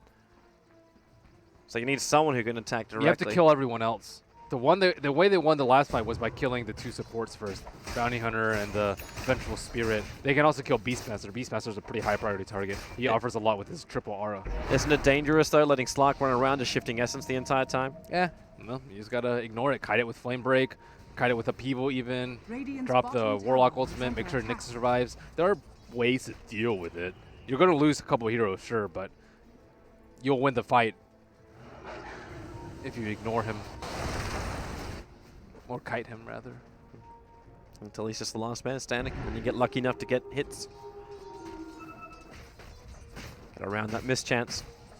They don't have a way to like stop him from casting Dark Pact unless they get the jump on him with the Blink Lasso, but if that goes wrong, they just lose the fight. Well, Resolution, be careful. They have their own Sentry Ward down, but Mind Control's going to get rid of that. Firefly was up. Resolution was close with that Shadow Blade. I say be careful too, because he does not have buyback. He's short by about 1.1k.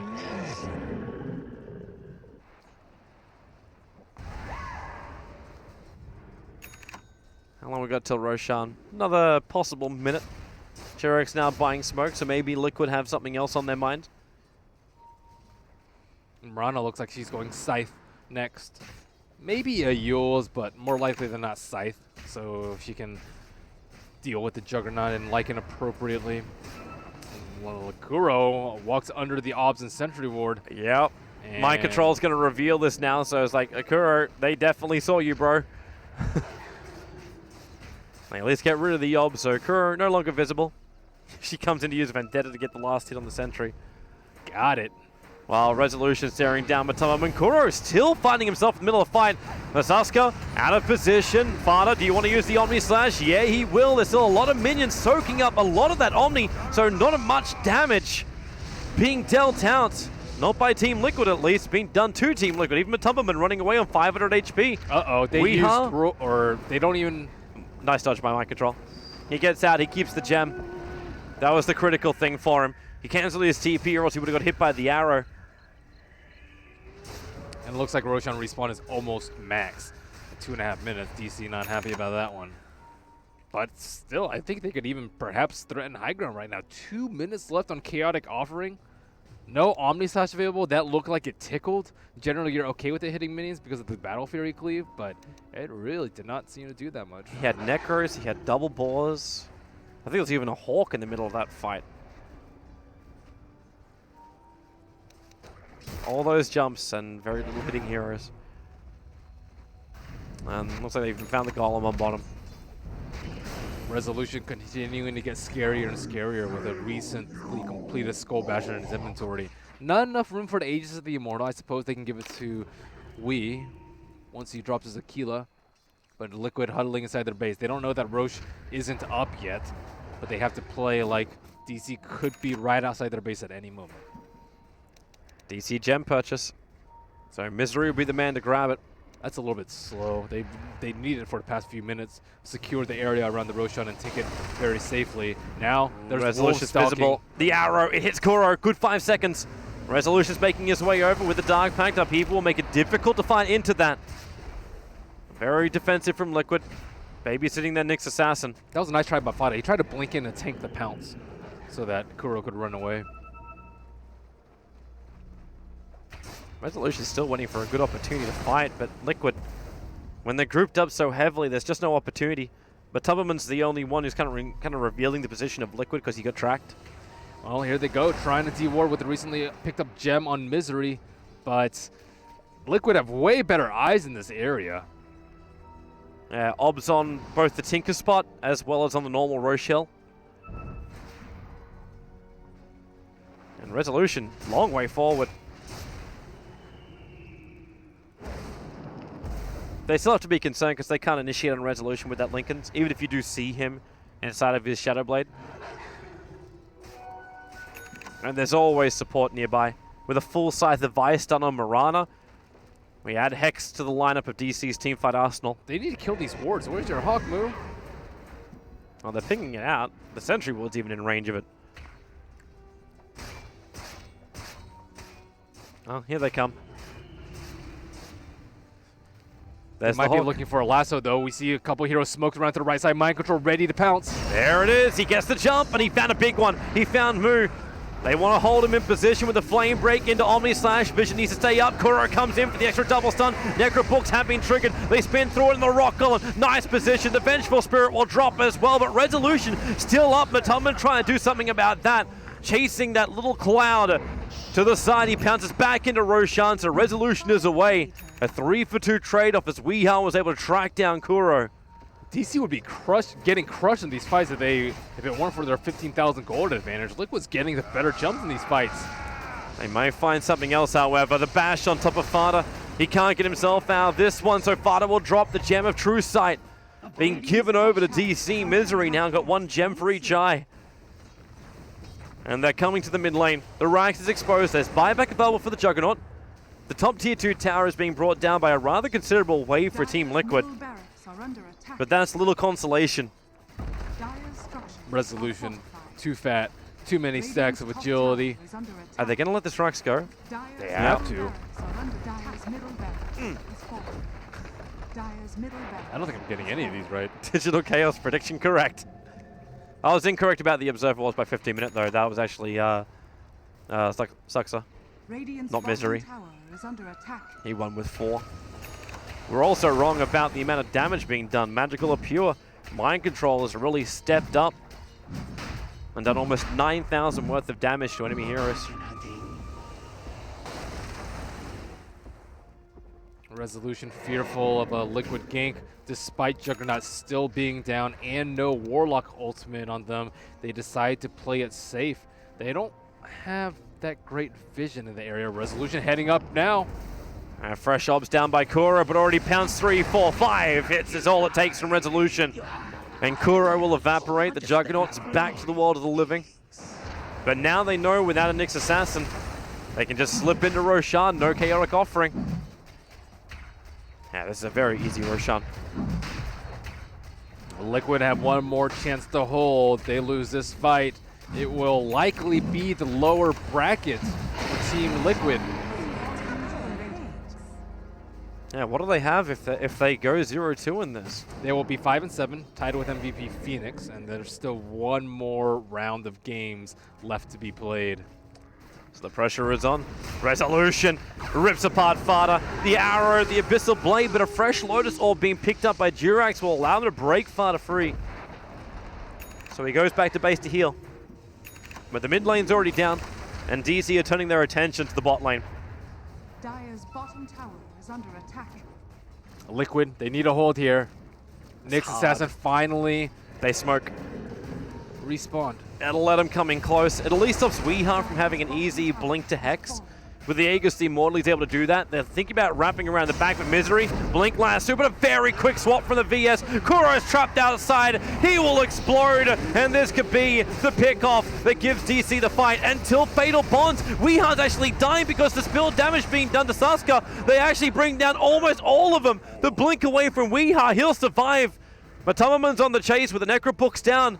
They need the vision over on Misery. Gem of True Sight's there from Mind Control too. And Misery locked. He'll trigger off the quick heal. The arrow will fly in too, but the spin from Fada, he doesn't care. Weeha plays king of the hill, but the damage isn't going to be enough. There's still gems on the deck. The damage to Fada. Resolution, he has enough. They'll find the monster kill. Still buyback available for Fada. Liquid can reset. And this isn't the cleanest fight here for DC. Still pretty darn good. Warlock doing a lot of damage with that chaotic offering. I thought they had the burst damage with the Omni Slash and the Fatal Bonds, but just wasn't quite enough to pierce through these 2 farmed agility carries of DC. Bottom Rax is gone. These guys are so 6-slotted, they couldn't even pick up the gem, which is down next to the hill. I don't know if Liquid realize it's still out there. Curry is busy buying up items.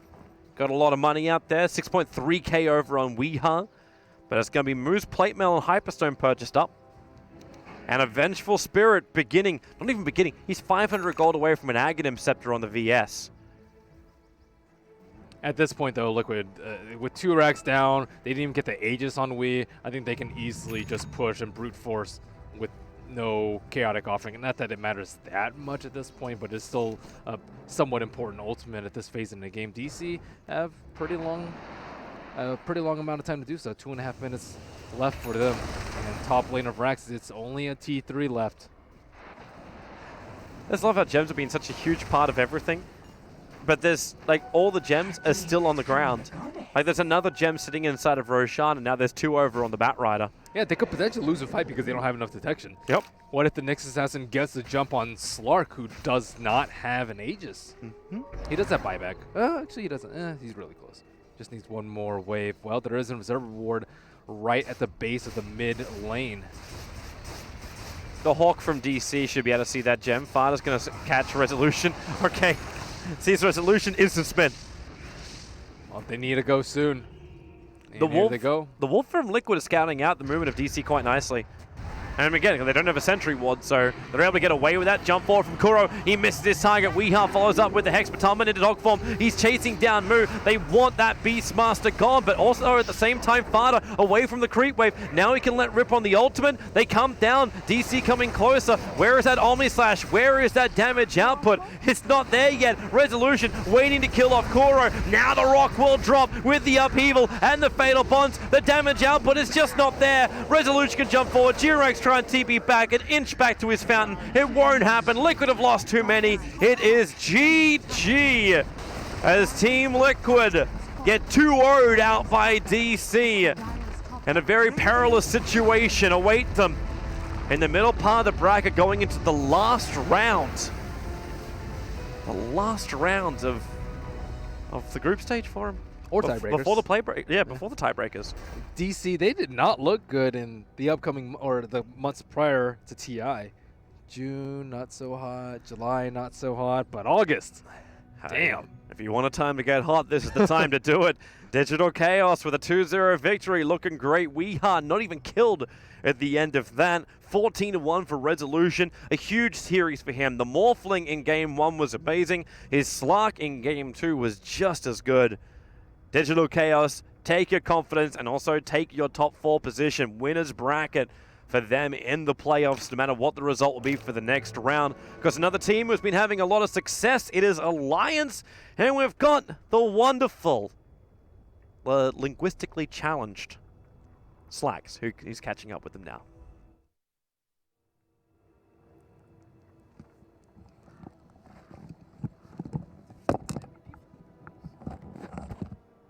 Easy questions, who apparently S4 is changing some currently. No cheating. All right. The game is quite simple. You are paired up with the person across from you, and you have to try to guess the answer to the question. Question number 1. What is your partner's least favorite hero? What did you say about our team manager friend over here? Pudge. Pudge? And the correct answer was?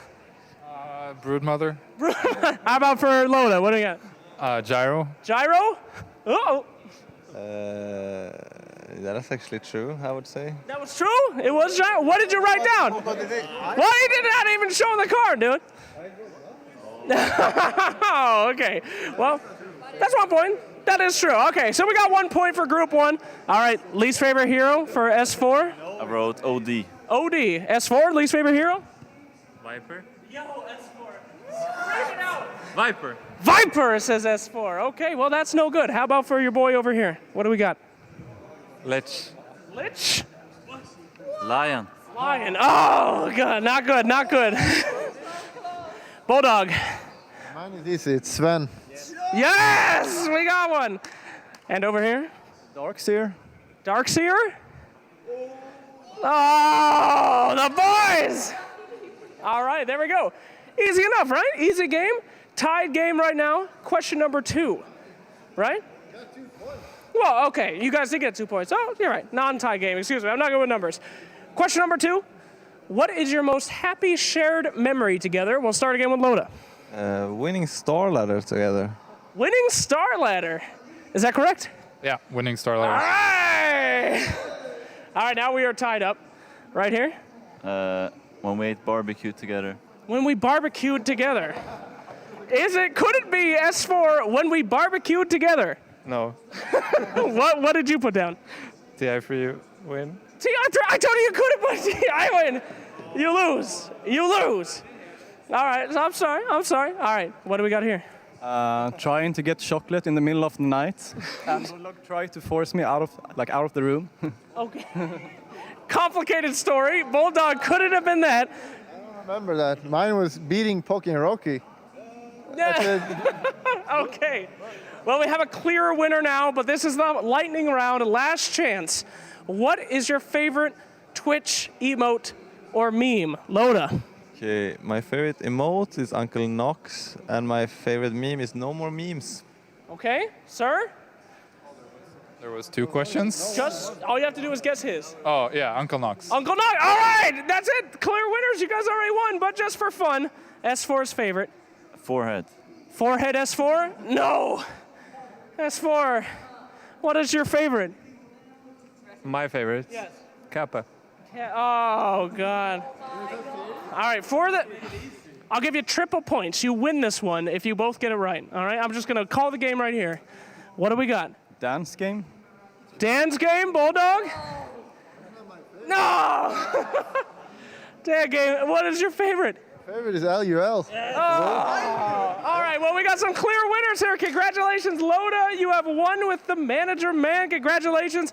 What would you have to say? You both love each other the most. Any words for your partner? For which partner?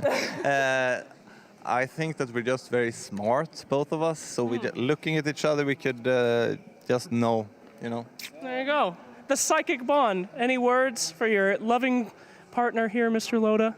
Yeah, we have a mental connection. The connection is there, ladies and gentlemen. Well, thanks a lot for Alliance. Another heart-stopping game of Know Your Team. And we'll see you some more here at TI 6.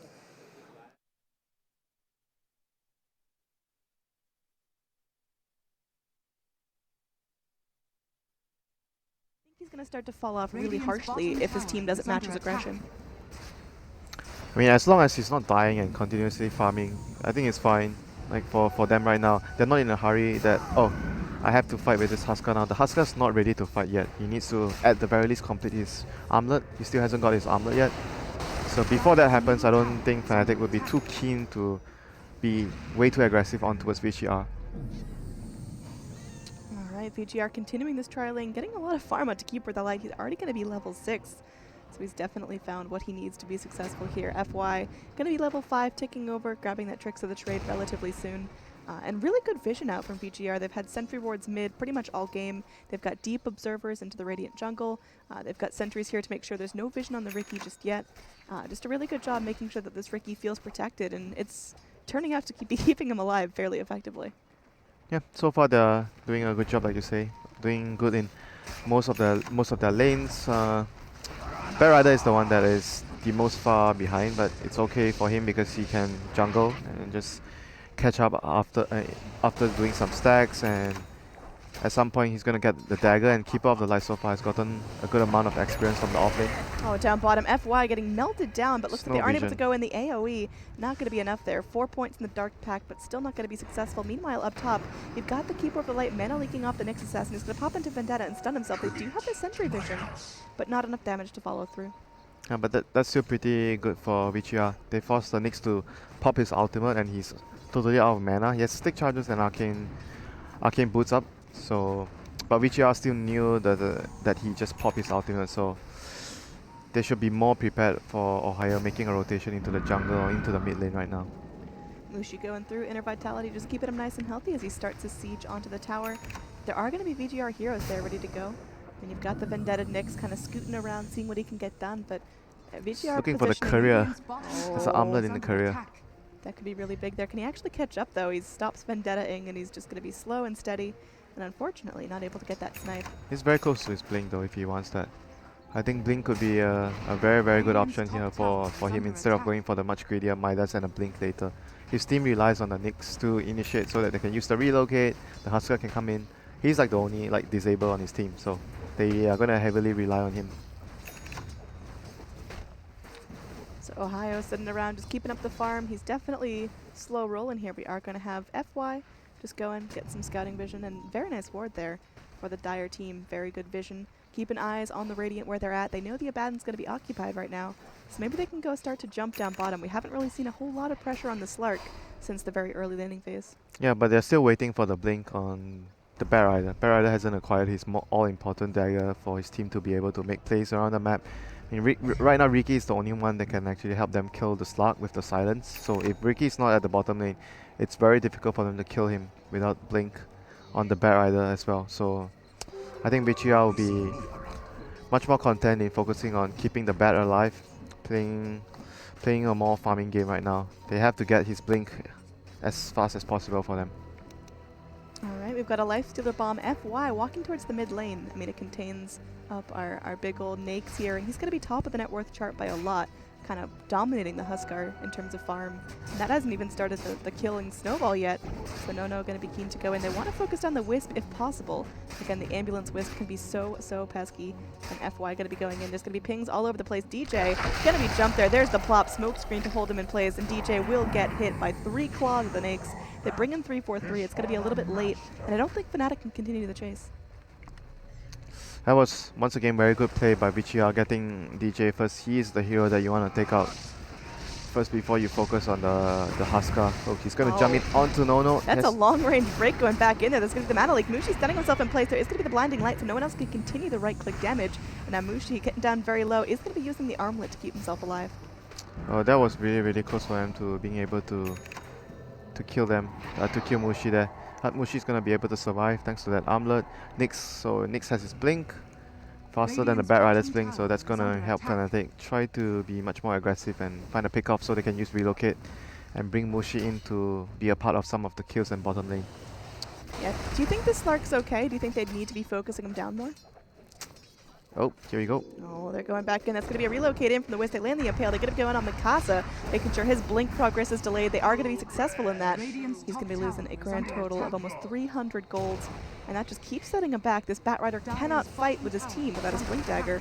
The longer you delay that, the more safe space you make for yourself. Yeah, for Slark, he's far behind, but he's actually not that far behind. Like the Lifestealer is just like 1k. He's a bit behind, but Slark catches up pretty quickly if his team is able to make space and allow him to farm for a few minutes to get his Shadow Blade. And towards his all-important BKB this game to deal with the smoke screen of Riki. That spell actually owns Slark very hard. So he has to get a BKB at some point. And bottom lane DDC gets Spike Carapace and pounce. Under his tier 2 there. That's going to be a nice little snowball starting it for mid one. All of a sudden finds himself his first kill of the game. And meanwhile, FY sitting comfortable in that mid lane underneath Sentry Vision. Yep. So he knows he's not going to get revealed. Very good play there by Ohio. So with the early blink, he's going to be able to make a lot of plays around the map for his team. Like I said, he's the only disabled, so they have to rely on him to hit his stuns and Carapace so that they can relocate and kill heroes with Huskar and Slark. And he's doing a very good job for his team so far. Every time Vendetta is up, he's going to be looking for kills.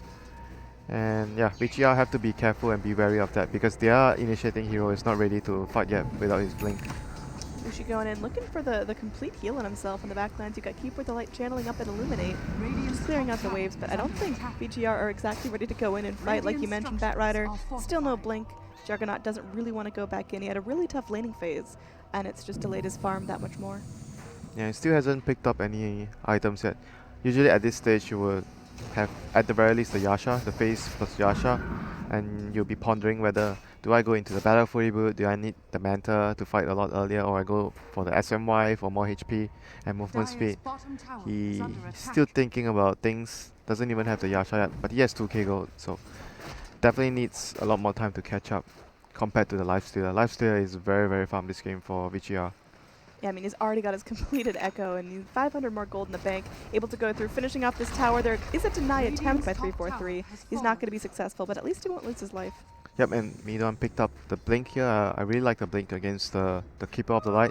You want to be able to jump him before he does a lot of spam with his Illuminate and the Mana Leak, so that item is definitely really good at dealing with the Keeper of Light and picking him off. A Slug is always very strong to kill a squishy hero like Keeper of the Light, so the blink is just going to allow him to constantly pick the hero off. And Ohio just continuing his rounds. He's Vendetta up. He's got his blink. He's got his arcanes. He's got 500 gold, but hasn't really found himself a whole lot of kills since he's picked up that blink. I mean, I think with that Slark now ready to rotate, they could look for the jump. Oh, the smoke immediately revealed to go. An immediate response from the Dust. This Dire team's looking for something, but both blinks away. I mean, they shouldn't be able to find anything. He's going to go Lifestealer bomb. Okay, Ohio, he hits the deck. Nice job there. Lifestealer picking himself up a mega kill streak. All of a sudden, 5-0-1 for this undead monstrosity. Yeah, this Lifestealer has been doing a lot of work for his team right now. No thanks to the Ricky vehicle that they have. And remember the game yesterday when Lifestealer's vehicle was the bounty hunter. It was like so difficult for them to initiate, but with the Ricky it's so much easier because of the blink strike. And he's just putting his team on his back right now, creating a lot of space and hopefully buy enough time for the Juggernaut to get back online. Oh, Huskar jumps in, but he's going to regret that there. Armlet on armlet action as No debating whether or not he goes in. The blinding light going to be holding everyone back for now. There's going to be a leap in as Slark able to go get that pounce. It does latch, but there's going to be the Lifestealer bomb heading out there. No, all of a sudden says your Uber driver's arrived, hop in. Barrider's not in the middle lane though, he has to get himself towards the mid lane to help his team fight here. If they want to defend this tower, they need all their heroes here. It's like Mushi maybe trying to go in. There will be a double man impale. DDC going to get very, very low. Will end up falling there. No more Cube for the light in the fight, but Ohio going to grind it down. He's going to be invised up. They don't have vision on him for now. Deep life break in, going back on through, and he might be in some trouble. He's armlet toggling himself to safety. It will get pounced up. That's going to be another kill going their way. Ricky just sitting there trying not to die, but I don't think he's going to be so successful. Triple kill for the Slark. After what looked like a really shaky engage in the mid lane, Fnatic, they managed to equalize this for themselves. Yeah, that was just not very coordinated from VGR. If they wanted to defend the tower, they needed the Bat Rider there ASAP. Like he was farming the bottom lane and his team was like, oh guys, we have to defend this. Lifestealer is very strong now, but they don't have everyone there. Bat Rider was their main initiator and Fnatic, as soon as they realized Bat Rider is in the bottom lane, Nyx just jumped in, initiated for his team and won the fight from there. We may have a bit of a Roche contest coming through, but I don't really know if VGR can get themselves far enough into the pit to get the job done. You've got No just walking in. He's going to try to occupy their time, distract them. Roshan still has about a quarter health. There's going to be the Illuminate coming back in the pit. Another pounce latches. No goes in for the Omni Slash, but it's split among too many heroes. It's going to be Nyx able to... Oh, wow. Oh, wow. They're chasing him down. No. He's going to be hiding in the trees, looking for the neutral deny. Will he be able to get it done? Baden's able to go and get the kill, and that's going to be another kill coming out. Mushi, oh, he's manning up here. He may still end up going down, but he might be able to take someone with him. They get the bat down on the back lines, and this is going to be just a bloody massacre. Oh, Huskar buys back. They want to commit for this Roshan here. Ohio lands a double man stun. They do have the relocate gank coming in. They're going to bring in Huskar. Oh, God. There's going to be the blinding light coming back on through, but it's not going to be enough to save DDC's life. Oh, that was a very, very good buyback there by Fnatic. They bought out immediately. They got the double stun. That was very good coordination by them. FY. Oh, yeah, that's going to be something he regrets. And that's 5 dead on VGR. Again, there was a buyback committed onto the Huskar, but certainly worthwhile as they're able to get a full wipe, mid-tower, Roshan. I mean, everything they want. Yeah, that was just very good decision by Fnatic. That immediately buys back, uses the relocate to bring Mushi into the fight, and setting up with a double stun by Ohio again. So well played by Team Fnatic there. Good coordination, gets the Roshan as a reward. And VGR, so once again losing the Lifestealer once more. Like Nono was like way too early. He went in way too early. His team was not ready for that to happen yet. They were still quite like maybe 3 seconds away. If he waited a bit longer, that would have been perfect for his team.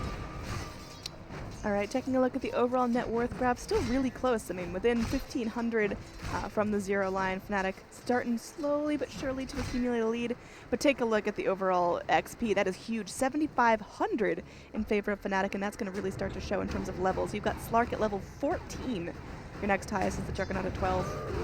Yep, Slark still has a lot of unspent gold, so we'll see whether he goes for... Still wants to go for... I guess he won't go for the Shadow Blade anymore because of the blink. He would go for probably Skadi at this point. Most likely after the blink. That's the usual build after a dagger. You get the Skadi. Gives you a lot more HP. I mean, BKB is still very important for him, but he might delay the BKB as a third item after the Skadi. Oh, Slark going to be going in. The smoke does end up popping to go for the dust, but there's going to be a leap away. Anyone able to go, uses pounce, uses his blink, and dodges out a smoke gank with a Lifestealer Infest bomb. That's pretty dangerous. They might actually connect with the bomb as well. All right, Slark went back in, a little bit greedy for him, and he will end up going down. So, and is able to go through. That's almost 700 gold for the Lifestealer right now. That's a big, pretty penny. He should have known there was a ward. Like his ulti, I don't know, maybe he was just slow. His ulti got deactivated when the enemy was around him. I don't know. But I was expecting the Slug to play a bit safer because he saw the enemy heroes around the jungle, but he still wanted to farm the camp nearby. So he just pay a price for being greedy. Now Ohio, he's been netted up, he's sneaking around. Lots of priority on Invis heroes this game. Where do you think the first gem's going to come from? Ohio, they go in, they start the fight, but they don't actually get a decent initiation. So VGR, they pop a dust, they pop their lifestealer bomb, but they do have to retreat. Bad Rider is too poor now. You want to get BKB against Nyx. So if you look at the supports, unless the supports buys the gem for him, Ricky doesn't look like he wants to buy a gem. Just wants to buy his items. So I don't think the gem will come. I think they need a gem, but not so soon. Maybe in the next few minutes once they get enough gold. But for now, they can't really afford the gem. And so, if you're Fnatic and you're running a Huskar strat, you really need to get the kills snowballing. Is this enough? Is Fnatic getting enough of a lead to hold on late game up against a Nyx? I think it's fine though for them. They don't really need to force anything despite having the Huskar because they still have a Slug. Slug is really, really scary late game and it's very good versus the heroes that BGR have. Juggernaut and Lifesteal are not very good matchups against Slug. So if they can make sure that Slug keeps getting items, keeps scaling, get towards the late game, they don't really need to force anything too much. I think their late game scaling is very, very good with their heroes. Abaddon itself is also a very good hero late game if you get Aghanims. He's holding on to Ohio's Brinley, so I was trying to figure out how we can have the poor Kotal, like I said, the blink on the Slug is very, very good at killing Kotal because he always wants to defend the lanes and buy time for his team and constantly getting punished by the blink on Slug. It's going to be another exterior his tower. Skadi is almost there. He almost has his Skadi. And we've also got Huskar picking up the Halberd, so just getting that disarm pretty crucial up against heroes like the Juggernaut and the Nyx. And, alright, everyone's dying. And End could be in some trouble, gonna get blocked in. There's gonna be a flame break trying to save his life. End is able to crawl up to his high ground. They're not gonna lose the lifestealer there. That would have been a big bounty given away, but Fnatic are still looking really strong. Do they want to continue to slow siege here, or do they have to reset? Oh, they definitely can siege. But Midwan seems like he is telling his team, I'm very close to my Skadi, try to give me the next wave of creeps. He just needs the point booster. He's at 850 gold now, so just needs a few hundred more. Going back in, Moosh is hitting pretty hard. Flame break going in, popping everyone down, but not going to be slowing him down too much. He's going to get napalmed up, and they've got to make sure he doesn't get too low for comfort. He's using that inner vitality to keep himself nice and topped off. And I mean, it's almost like Fnatic are challenging VGR to jump. They've got so many resources to go in and back up the Huskar if he does get bullied. Yeah, they just need to get Midon a Skadi now. Like all his net worth is on the career now, so they need to just sell one of his items if they need to, and just get the point booster on him so they get the Skadi before the fight. So Aegis is gonna wear out in the meantime, but Fnatic right now still looking really, really strong with their position. Huskar just got his Heaven's Halberd, like you said. Very strong timing right now for Fnatic with their items, with their newly acquired items. Oh, they want to go in, they want to get the start of the spike. Carapace going into the flame break. Mikasa going to get stunned up there, but FY drops the lifestealer bomb and going to get pounced on though. Again, armlet on armlet action coming back on through. It looks like in the end, End is the one that has to run away, as Huskar still feeling very, very strong. Huskar maybe trying to threaten out. Does he jump for this? He's got the life break in 1 second. Does he actually go for the full peel? He is diving deep. Look at him fly through the sky. DDC, this poor keeper of the light, is just so gosh darn squishy. And now the lifestealer crawling back towards his face. The flame break only forces the issue, and they are able to go through, get the lifestealer kill. They're harassing Mikasa from outside the fountain, and it looks like this lane of Rax will be firmly claimed by Fnatic. Yep, like I said, Fnatic is very, very strong with the newly acquired Heaven's Halberd, plus the Skadi on Slug. They're just way, way stronger than BGR at this point of the game. So how'd that lasso work out for you, Batrider? This is suddenly looking super, super bad for BGR right now. They're going to lose the set of Rex. The deny by the Abaddon means they're not going to give VGR anything. Juggernaut now the only one left standing. He's just kind of farming mid. He wants nothing to do with the massacre happening over in the top lane. And oh, just sitting back. Oh, it's Ancients. Neat. Meanwhile, his entire set of racks is crumbling. Yeah, he just got a Battle Fury and is in no position to fight against the Huskar and the Slug right now, so he needs to be able to farm. Like, there's no choice. This is not ideal for VGR. You should have all your heroes defending when they're sieging your racks, but unfortunately they're just very far behind in terms of net worth, and they just got farming items on the Juggernaut, so they need more items on them before they can actually defend. one Rex is still manageable for VGR. One side of Rex. Hello, ladies and gentlemen, and welcome to Team Secret versus Team Liquid here. We are getting ready to round out the last heat of the last day of group stage action. It's heat number 4 and day number 3. I'm Coddle Guy. This guy over here is Wagamama, and we're ready to round things out. Are you hyped and are you ready? I'm hyped. I just want to see here. Come on, Secret. Bring it out. You won 3 games in a row in the beginning. Let's end on a positive note here. Who'd have thunk that when we look at the series, I mean, on paper, when we were first handed the schedules, and it's like, oh, yeah, we're going to round everything out with Secret versus Liquid.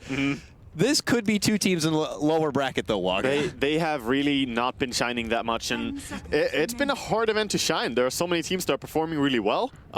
Liquid and Secret, they just haven't really found their rhythm. Of course, Liquid doing a little bit better and probably expected to be the winners in this series, but we don't really know what we're going to expect here. Now, we can't exactly crack down every possible situation with this group, but there is a plausible situation for a bunch of different types of tiebreakers, whether it be a 4-way tie of 5 points, a 3-way tie of 7 points, a 2-way tie of 6 points. There are a lot of possibilities, yes, Coddle. Yeah. We looked at it a little bit, especially with Knoxville as well. Shout out to him. And yeah, there's a lot of stuff that could happen, and some of it relies on Secret actually 2-0ing Liquid here, which we'll see if they can bring that out. And from what we're seeing, if Secret could 2-0 Liquid, that would actually end up being a bit of a surprise. So let's see if that's going to happen or not. We dive into the draft now, and as we can see from Secret getting rid of the Drow and Oracle early on, Liquid, no Wisp, no Elder Titan. Yeah, choice. Pretty good choices as well, getting rid of those. I definitely think that EG, OG, and possibly Team Secret are the teams that play Elder Titan the best. Whoa, real fast start by both teams here. Secret go right into their precious Shadow Demon. Liquid hesitate not one bit, going right for the Bounty Hunter Bat Rider here. Yeah, I think you have to expect that Shadow Demon gets picked up when you leave him like this. He's just one of the very likely picks. So probably according to plan if you're Kuroki right now. It's very fun as well seeing Kuroki and Puppey going up and drafting against each other. These two, of course, they've been playing a lot together and they really know how the other one thinks. And now they're looking at each other like, what happened? Yeah. Why are we down here? What are we doing in the lower part of the group? and they're looking at each other like, I got to get past you if I want to get a higher ranking and have a better matchup, whether it be in upper bracket or lower bracket. So they view each other as stepping stones from now on. Yep. That's true. One's friends. What does Secret do to pair with this? They have a multiple options. We've been seeing Puppey have that attraction for Kunkka a bit. He does have that. You could do the Kunkka Shadow Demon pairing. Could also go for the Dazzle and hint towards a possible Huskar later on. I'm really curious to see what he puts in priority. That's either that or they go right for the Bulba pick. Well, the thing is they've been playing Kunkka a lot, but they have been playing it without Shadow Demon. And Shadow Demon Kunkka, that's kind of a whole different thing. It's just insanely powerful, such a free setup. And I was talking to S4 earlier today and a lot of other players as well, just discussing picks and meta and, you know, getting into the mind of these players. Yeah. And Kunkka SD is something a lot of players think is a powerful combination, definitely worth respecting. And then it would not be the Lanham style with a max Tadbringer, you would do it with max Xmark. But they're gonna go into the Mirana. Which is a pairing in itself. I know for more often than not in a lot of these teams, this Mirana is branded as a core.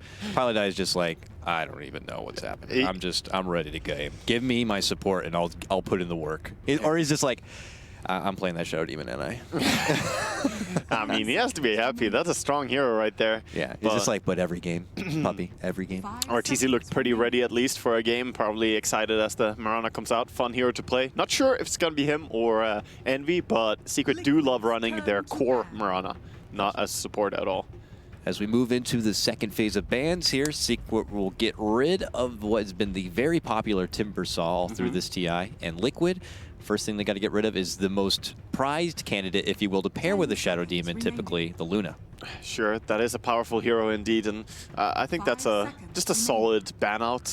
And we actually got to see an interesting hero played against the Shadow Demon earlier today when Newbee played a Spectre. In fact, in the previous years, that was some crazy stuff bringing that out. But isn't technically Shadow Demon very, very good against extremely Spectre? Good against her and with her? Yeah. Shadow Demon he pairs up very well with some of these agi heroes, and likewise he's great against them. He just wants the illusions, man. He doesn't care if it's a friend or foe. Yeah, Puppey could see that Spectre and be like, I like that. Maybe I'll put that in my game. Who knows? Definitely. Liquid, though, not about that, you know, heavy illusion-based Radiance lifestyle either. They're going to be getting rid of the Alk. Does leave other probable options, like the Morphling, for example, still in the pool. Yeah, for Secret to pick up.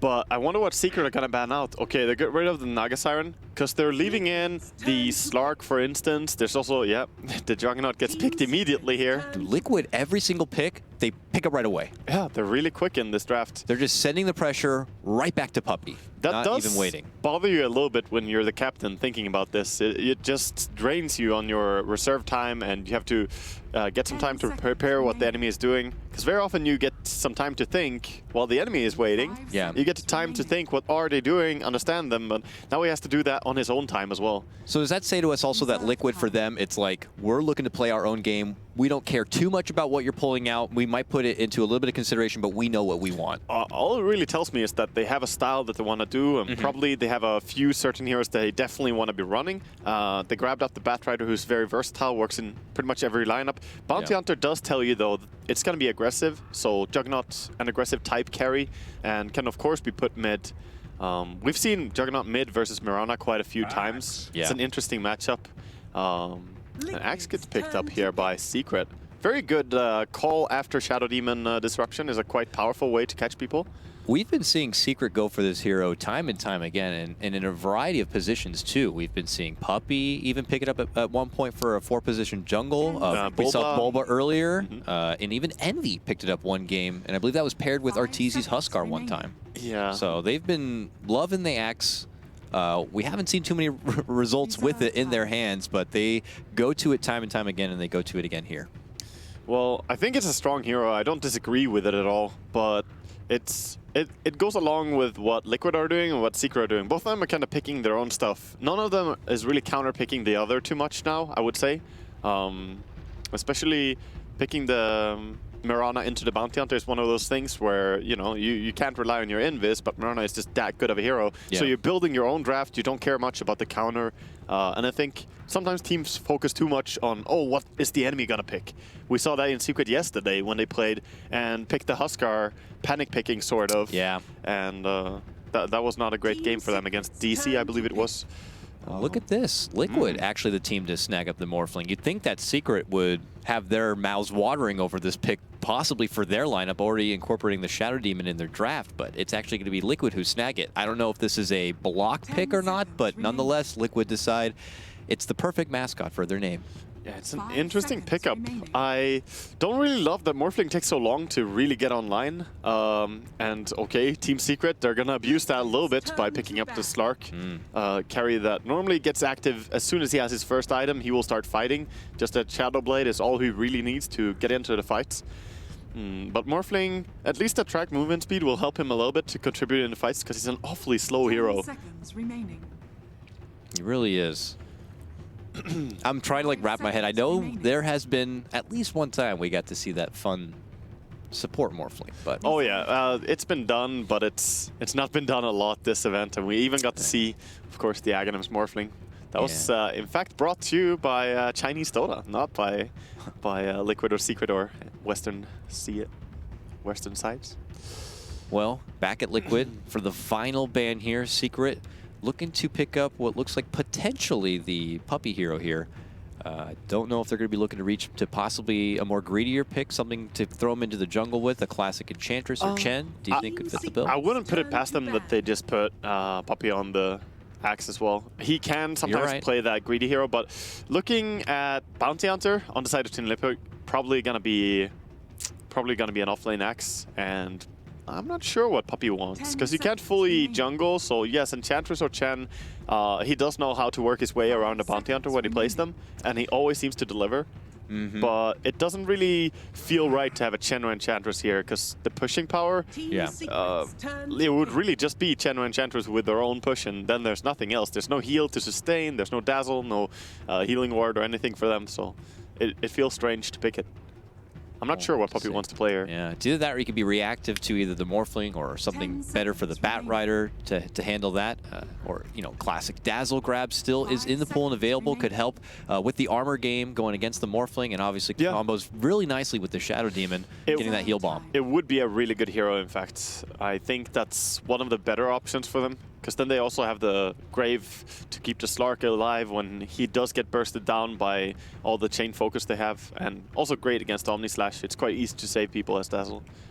But I'm not sure. They're digging into their time here, and Liquid feeling pretty happy. They did it all game long here in the drafting phase, just pressuring, picking very quickly, and just putting the timer on Puppey here. 10 seconds. Yeah, the focus being on him because Liquid know they have that last pick as a potential audible, and ooh, that's a fun pick right there. Abaddon. So it definitely feels like Puppey should be playing the Axe then, because Abaddon, that definitely feels like a Bulba hero for the offlane then. I don't like the support Abaddon, support Shadow Demon. That would be very strange to me. Yeah, when you say it like that, it doesn't make sense, because I'm like, my first thought is like, okay, Puppey Abaddon, but you're right. When you have it as a pairing with Shadow Demon, it does feel a bit awkward, and they have that experience of the classic NA style. It's just that you want something that can pair with the Shadow Demon, something that can work with it. So if you disrupt someone and call them with Axe, that's a kill. While if you disrupt them and then Abaddon runs at them, that might not be a kill. With so many of these heroes, the spin, the waveform, the Batrider flying away. Okay, Disruptor is going to come out. Great hero against the Slark here, and Jerax should definitely be the prime target for RTZ in these team fights. Trying to go in for him first. How times have changed for Liquid. A team where I used to look at it's like, if you're going to let the Earth Spirit through, it's going to get snagged up. Jerax is a beast, but man. It doesn't matter anymore. It doesn't matter anymore. Get nerfed too many times in a row. Here we go, folks. Secret versus Liquid about to get underway, and believe it or not, we are in a position where both these teams are at risk of being sent into the lower bracket at that main stage. Both of them, of course, looking at so highly touted coming into this event altogether, expecting possibly big things from Secret as they were on the uprise from Star Series. For Liquid, always were consistent being there at the top, but here they are right in the middle of the road. They need this 2-0, and it would help out in kind of relieving what could be a potential crazy tiebreaker situation. Sure. When you say it like that, to me, after yesterday, it almost feels more surprising that Secret can still get in the upper bracket, but they can. Power of tiebreakers and so on. But we'll see what happens. Secret definitely took a long time there, by the way, to pick up their last hero. RTZ just waiting to pick so that their team can talk about exactly what they want to do when they get into the game. That often tells you they're up to something. And yep, we see the instant smoke out. Yep. So they're moving maybe to find a kill. They didn't TP out though, which surprises me a little bit. Pi went out ahead of time and was able to kind of get a couple of wards down already there in the bottom. But yeah, for the rest of their team, they spread out and headed all the way up and above. Yeah, there's a lot of Liquid moving up towards top though, so it's going to be hard to find any form of kill here. All the heroes are quite tanky as well. I don't think they're going to set up for anything.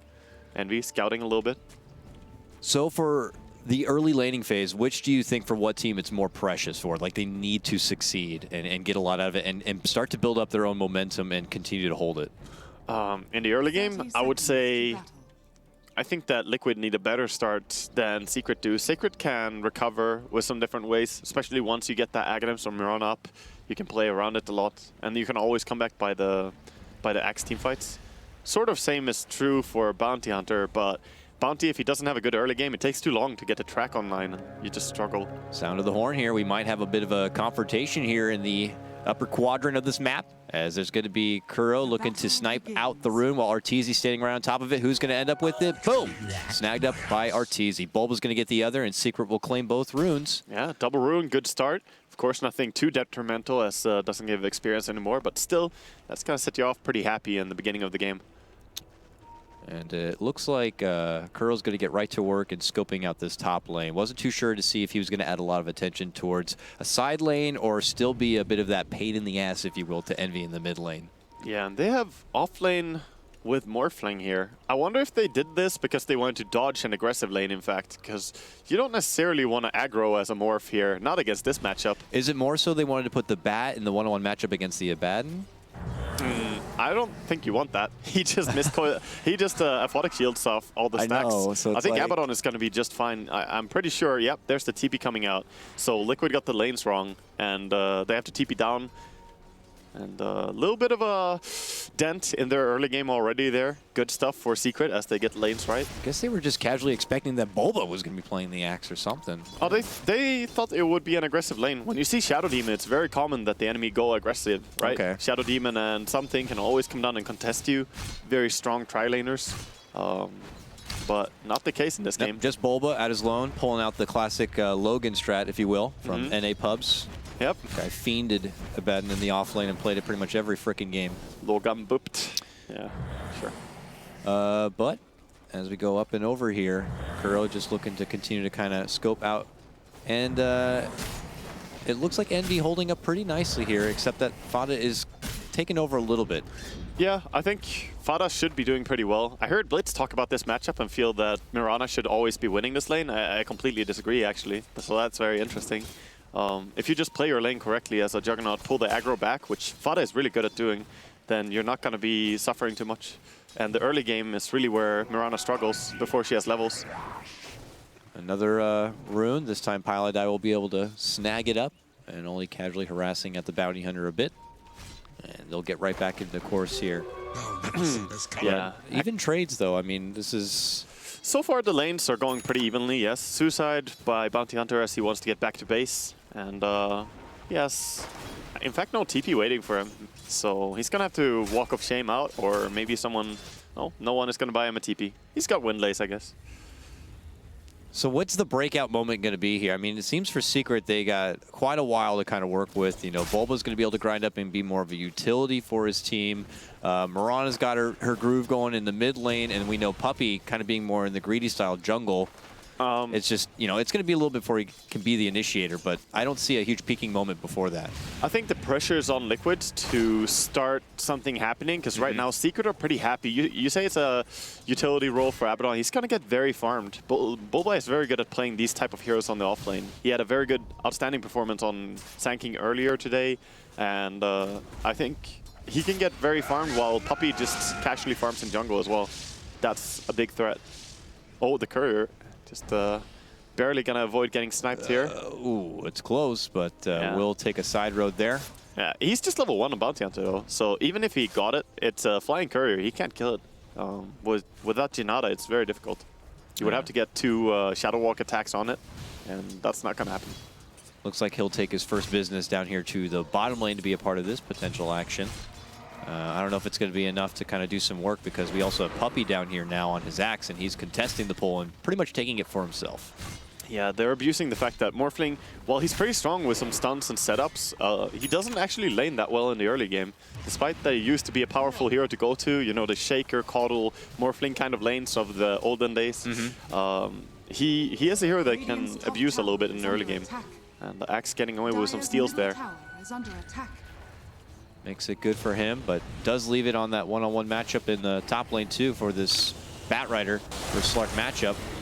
Yeah, I think the fact that Shadow Demon is around, he can probably still free farm on the Slark, and if Batrider gets a little bit too frisky, he might get disrupted and pounced. So still fine lanes for Secret, and I like that they're activating the axe a lot earlier than I expected. Oh, there we go. Bottom lane. Puppy thinking about making a move here. Gets the call off. Forces the waveform away from Atama Man. Kinetic Field also going to be dropped there by Jerix to kind of create a little bit of space between. Yeah, it's super tanky heroes. They have to respect a little bit now that level 6 is up on Juggernaut, and he has a travel TP scroll coming out. So if they get a little bit too close to the tower, they could get punished. Yeah, we'll look for an opportunity maybe to open up and give us our first Omni of the game here. Puppy, ooh, he tried to see if he can catch Kuro, but Kuro, you know, didn't head straight down south, so no easy predicted call. And right now, I like what Seeker are doing, actually. They're playing way better in the first 5 minutes here than they have been in a lot of their previous games. Liquid, of course, holding on. They're getting some CS, but looking at the Slark, it's just 43 CS, and he's shutting down top lane quite hard. Yeah, and Envy is also taking this moment to head into the jungle, it would appear, and kind of make work there. I don't know if this is him getting outmatched in the lane or just finding reliable farm while the wave has been moved forward, but just making time on the side. Yeah, I'm not quite sure. He killed some big creeps, so that is going to score him some extra experience, but Juggernaut is definitely holding his own in mid lane, even winning a little bit against Mirana. Bulba about to hit his level 6 here. Borrowed time going to be available.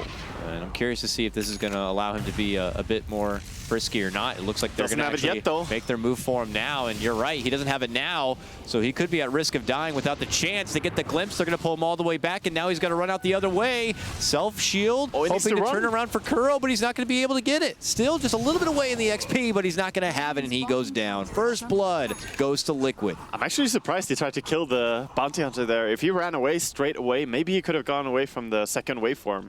He had 11 seconds there, but of course the glimpse put him in a tough spot. Moonlight Shadow did come out, but... great time to kill him, though, when he's that close. Just 51 experience away from level 6 on Abaddon. Perfect timing. Yeah, great for Liquid. Bad for Secret. Oh, yeah. Oh, yeah. Fortunate timing there, but Bubble will make his turn and should be able to claim the borrowed time now, but not going to be too happy about being stunted a bit on his possible item progression. Well, we check out back at mid lane here. 31 to the Jug's 38 CS. The 16 denies is a pretty big part, though. Yeah. Yes, so many denies on this Juggernaut. Fada playing it very well. Oh, he might be going for kill here. Oh, Leaps she into has to frantically leap out and goes for the immediate TP. Yeah, that's pretty painful, TPing back to base like that. Bottom, see a little bit of a dive as well. Axe and Abaddon. Are they going to go for it? They surround him from both sides. They're going to be able to get the call off, and that's all it takes. Well, that was actually very close to Morphling living. They managed to get both the call and the shield off when they were in fog of war from the Morphling. So he didn't get any magic wand charges and couldn't wave away. If he got that, he would have wave formed. He was really close. That was clutch. Now, though, we have Secret kind of congregated here in the bottom lane, at least 3 of them. Jarex is hanging around here now, but still at his lonesome with Kuro just kind of on the way here. Looks like more reinforcements. Oh, they saw a bounty. As they have the return. They spotted the bounty kind of walking in. They set up the disruption and the soul catcher here. While that happens, Bulba's borrowed time is going to be procced as they do see Liquid making their own approach. Mistimed the call a little bit, threatening here with the Juggernaut, but not going to find anything. And some aggression top lane, but these two shouldn't really be able to kill or die to each other. As I say that, though, you know, Caster's Curse and all. Certainly. But it's a very profitable lane. I mean, it's a win-win, obviously, but Mind Control is going to make good time for a Blink Dagger at this rate. Yeah, he's 1400. getting pretty farmed, for sure. But RTZ is also going to have a very good timing to get online. He's 68 CS at 8 minutes. That is, yeah, pretty much free farm. Yeah, he's clearly the biggest breadwinner in this game at the moment here. It's all a matter of when he decides to kind of ramp it up and go on the warpath. But Secret have been playing a more slower, methodical kind of a game with only some mild action here at the bottom, and that action could continue. Puppey is now shown back up, and they could look at more openings here, or at least try to bully Matamaman out of the lane. Yeah, we see the weakness of the Morphling really when the axe just runs at him and the aphotic shield. But the illusion is pretty nice. Yeah, the replicate on axe is probably one of your better targets and uses for that spell. Yeah, definitely mid lane attempted kill on Envy. Can they get it? Spin's going to be flying through and they'll get it done. Envy goes down and Liquid pull ahead now 2-1. Courtesy of the glimpse, of course, from Disruptor. Really good stuff to kill Mirana in the early game, and he has not had a very good early game on Envy. Sure, he has good CS, but he had to TP back earlier and now getting killed. Some tower damage being traded, really. Tier 1 bottom gonna go down very quickly to Secret.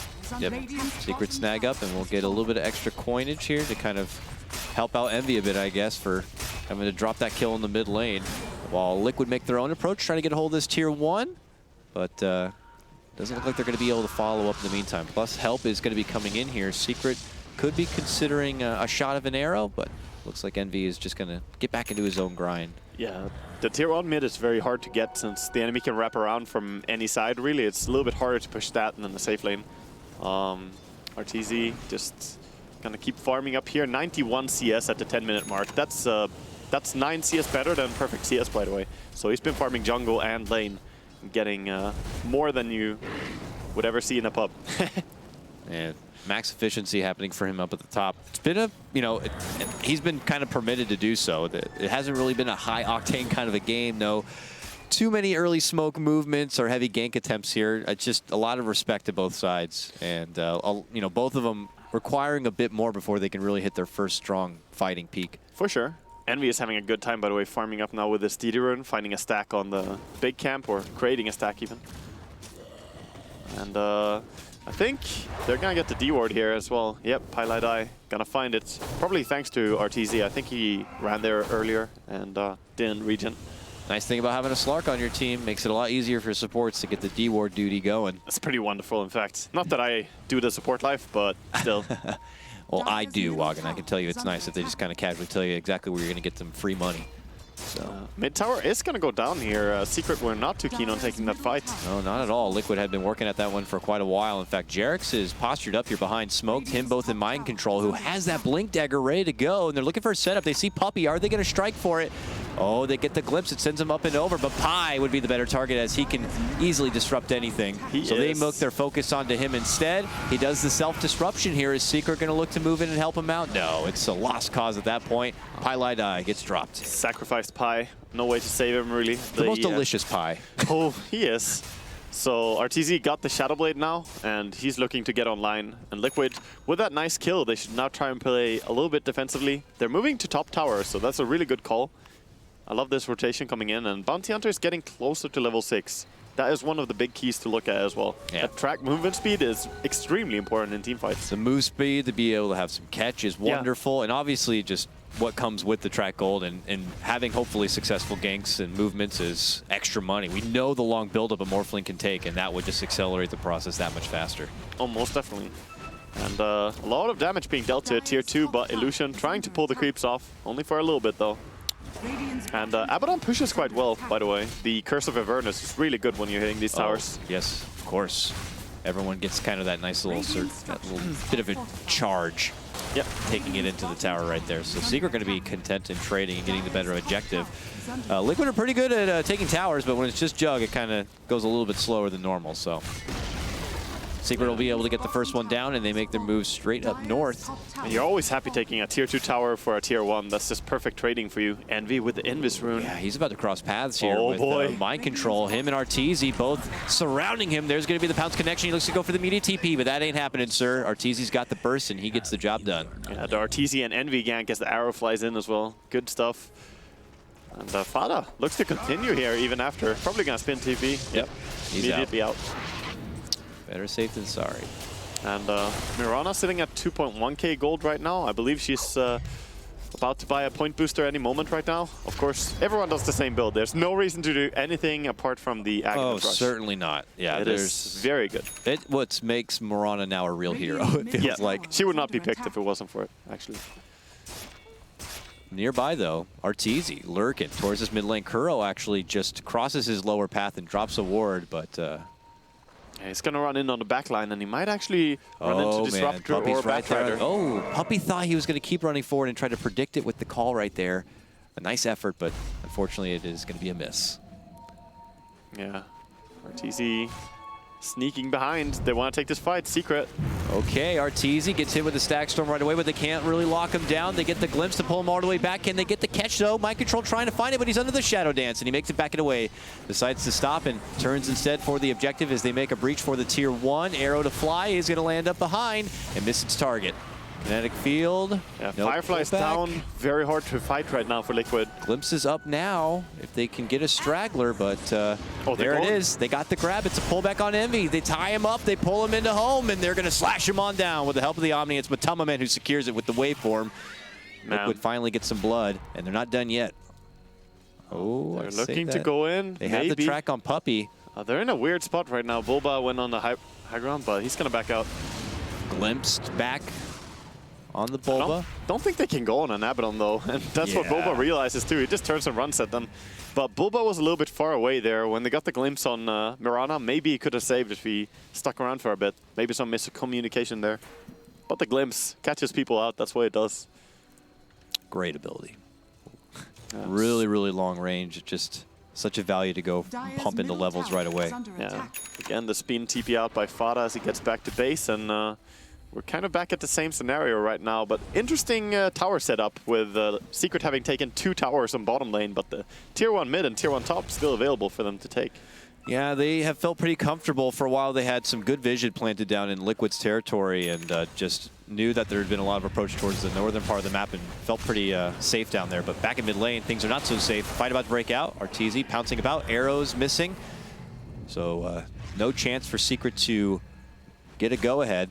Secret do have Axe coming in with a Blink Dagger, by the way, so once he gets there, he could look to start a fight for them. They have kind of struggled to get the fight started. They've tried with some straggler arrows, but haven't really connected. This is what they need. This is the easy initiation tool, and they're going to go with a smoke, it seems. Okay. We'll see. The debut of the Puppey Blink Dagger, if it's going to be good to get Secret some momentum here. And they are running up and around here towards this mid lane with Arteezy kind of slarking about. Yeah, they want to go on Fada. They're going to creep after him here onto the top lane, and with a Blink call, they might be able to do it. Looks like they will. Oh, or not. Hesitation. They're waiting. They're thinking twice. Man, Fada has done so many TPs this game. He's gone. TPs everywhere. Just a little bit of hesitation like that, and the prey moves somewhere else. Back at mid lane, closer to his team. Secret on the high ground. Puppey waiting in the Raptors up here, makes the jump call. Not connecting though. But it's not connecting. That's your debut, and they send him right back to the high ground where he came. Yeah, luckily not a very long cooldown on that though. And with the Firefly popped and they're not really going with the Batrider, I think now is a good time for Secret. They're hoping to finish off this tier 1. They're pushing in hard for it. Flame break bumps him back. Fata runs on in and decides to pull off. Still sports that level 2 Omni Slash in his pocket. Boba wants to finish the job here. Borrowed time, set to be procced here with one more hit. Yeah, there it is. The tower is going to be doing it. So a minute cooldown for that, and Secret up to totally Look at the pull illusion away. go. The Axe illusion just clearing creep waves like nothing. Such a value grab for that replicate, that's for sure. Yeah. Sad to not get a catch there with a Blink Dagger reveal. You always want to try and make sure you land on the first show of the Blink. I know I'm like a broken record, but these teams, you could tell, just respect each other so much, man. They're just so cautious, hesitant, and... They actually are, yeah. 6 kills in 18 minutes. And they play in a pretty cautious way, that's true. And both teams bought up new smokes after that team fight. So you see the courier flying out for Team Liquid, and it's actually going to deliver a smoke. I believe Secret have theirs as well in hand. Or do they? Maybe they didn't send it out, in fact. Yeah, they haven't sent out their smoke yet. They bought it. I'll take that. Yeah, I'm not sure if they're considering giving it a good old college try once again, because that successful Blink-in debut really wasn't so much of a success at that moment. Liquid have been camping down here in this mid lane still. Yeah, and Secret are the ones to come there over and over and just trying to fight. Running their heads into the wall, but this time they get a glimpse. They get a nice setup with the Static Storm. Arteezy's trapped inside under a Shadow Dance, but then he finally shows himself, and Fox there waiting, slashing his sword, jumps onto him with the Omni Slash. Bulba, though, pops the borrowed time, will heal right back up, and then he'll try to flee, but a nice kinetic field will lock him in a cage of possible doom here if Liquid can burst him down. Another glimpse, this time for Pi, as they pull him back in. This is track money, mind you, so if Liquid can take them down, it's going to be even more money, but then Bulba shields himself, gets rid of that track, moves back in, and tries to make an assault for Kuro. Liquid, I think they win far enough. They get away scot-free as well. As the Axe didn't manage to get a Blink initiation on anyone, really, and he got tracked up as well, so Kuro gonna keep tabs on his old friend Puppey. Gonna steal something as well. Oh, more than just tabs, yeah. Oh, the creep! Well, are you serious? At least they got the track on him, so they're gonna get the track money, but yep, that is a professional tomato. He gets we got the TI tomatoes, you know, last hit skills. He wanted redemption for Puppey starting that fight to begin with, and he got it. Good for him. Okay, Bulba comes in. Bulba goes back. That's the saddest thing, TPing out to the lane. At least there was a Not TP when to you're the tier 2. disruptor. Let me tell you, I love when I do that. God damn it. I even have the gem that counts him every time, and it's wonderful. Counts how many times you glimpse someone back to base? Yep. God. It's wonderful. That's the worst gem in Dota. Arteezy, Shadowblade, and guess what else he has now? Echo Saber in his other hand, ready to work with. Are you a fan of this kind of progression? I know a lot of people are like skeptic between when they like to throw the Echo Saber into play, or even if they like that. I personally love the Echo Saber. I think it's very, very strong. If you look at how expensive it is and what it gives you, it's just an extreme value item. 2.6k gold for what it gives. But I also think the Silver Edge upgrade is pretty good. They had Bulba, been scouted out by the Fada Juggernaut. Tier 1 is just in deny zone here. They're not going to go for it. Arteezy just runs right in and steals it right under their nose. Puppey's waiting, possibly for a jump call. He just ends up calling. No jumping. Puppey has not been connecting anything what really is yet. Happening? It's a tough Axe game, it seems. Liquid, of course, have a lot of vision and scouting, so hasn't been that easy for him to get in the position. But even when he had the position to jump on the mid lane there, just sadly didn't connect to the Juggernaut. Hopefully something he can shake off here moving forward. Yeah. Because that is a pillar of your team that you want to be able to be in there to kind of set things up. It's definitely important to him. I think one good thing that they have going for them is that Boba has Midas and Vladimir, so he's really building in to become a strong Abaddon. And if you get an Aghanims on Abaddon in this game, you're going to mitigate so much damage. Yeah. Against the Disruptor ulti or even against Omnislash, it's very easy to just pop that ulti and say, okay, I'm going to get healed. That's basically what's happening during this. He could be the true paramedic for the team. I mean, you see Matamaman's Morphling jumping in, trying to like shoot someone down. He could be there at the moments to mitigate the damage. That's certainly right, and it's very likely. Puff for Secret as they group up together. Yep. Bottom lane is Liquid's approach here, so we'll see if Secret try to do something about it. Coming in from maybe the side. Bulba's the first one on the scene, helping to try to take away a bit of the aggro here, but this tower is going down. Matamaman is going to get the last hit, but Secret's still on their move. The jump in, this one will connect from Puppy, gets the call back. The Linkage is going to be popped. That the response play from Liquid is a Static Storm kinetic field that keeps Matama alive and well. Even though the long start of the arrow will waveform backing away here, still has the replicate. Kuro in the mix. Fata also looking to go toe-to-toe. Pops the Omni now, slashes on through. Matamaman barely alive, will get dropped right there from Envy as he steps on in. And that is going to be a huge Star Storm play by him. And arrow to fly. Nice connection. Are you serious?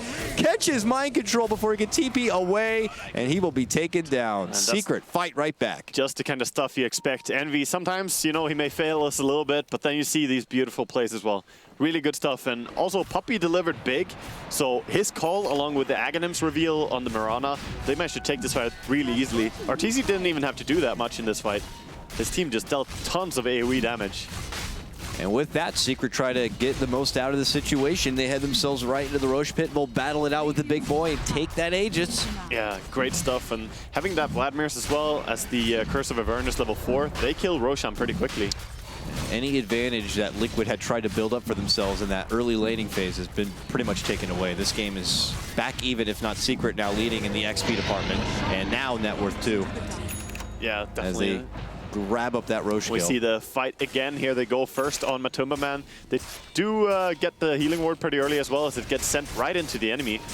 And then the re-go by Puppy is the big part after the waveform. But they just keep their eyes on Matamaman eventually. Puppy gets the follow-up call there, and his team just converges and just takes him right out.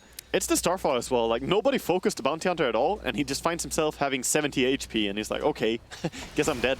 Yeah. It's so hard to fight into that in the early game. And of course, Mirana now very close to getting her Blink Dagger as well after that money, that team fight. And if you thought she was elusive enough before, when she gets this Blink Dagger, she'll hop in, she'll hit you, and she'll just leap right out before you can even realize what the hell happened. Yeah, you can get even cleaner initiations as well. So good. Arteezy looking for something here, but... And it could be on Matamaman. He happened to wave forward at that moment. Arteezy doesn't connect with the pounce and will just... He has Aegis, so don't really he walked forward, almost walked right into a setup there He's not from backing, Jerix, but he can't get back yet. Under the Shadow Dance, looks to go for a pickoff on Kuro, and eventually will use the rest of that Shadow Dance to step back and away. Arteezy just happily steals some stats, and he's like, okay, that's fine by me. Puppy's coming in here from the side. He's looking to cut him off with the blink call. Oh! Good stuff. Nice waveform away. Probably would not have been able to kill anyway with a Morphling being able to morph up so quickly, but still a good try.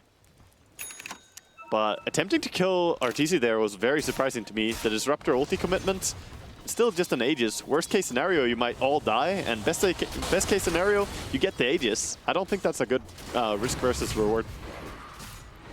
Kuro goes back on the move here to see what kind of funny business is over here, because with Secret kind of taken over, they want to kind of reclaim some of that vision back, if possible.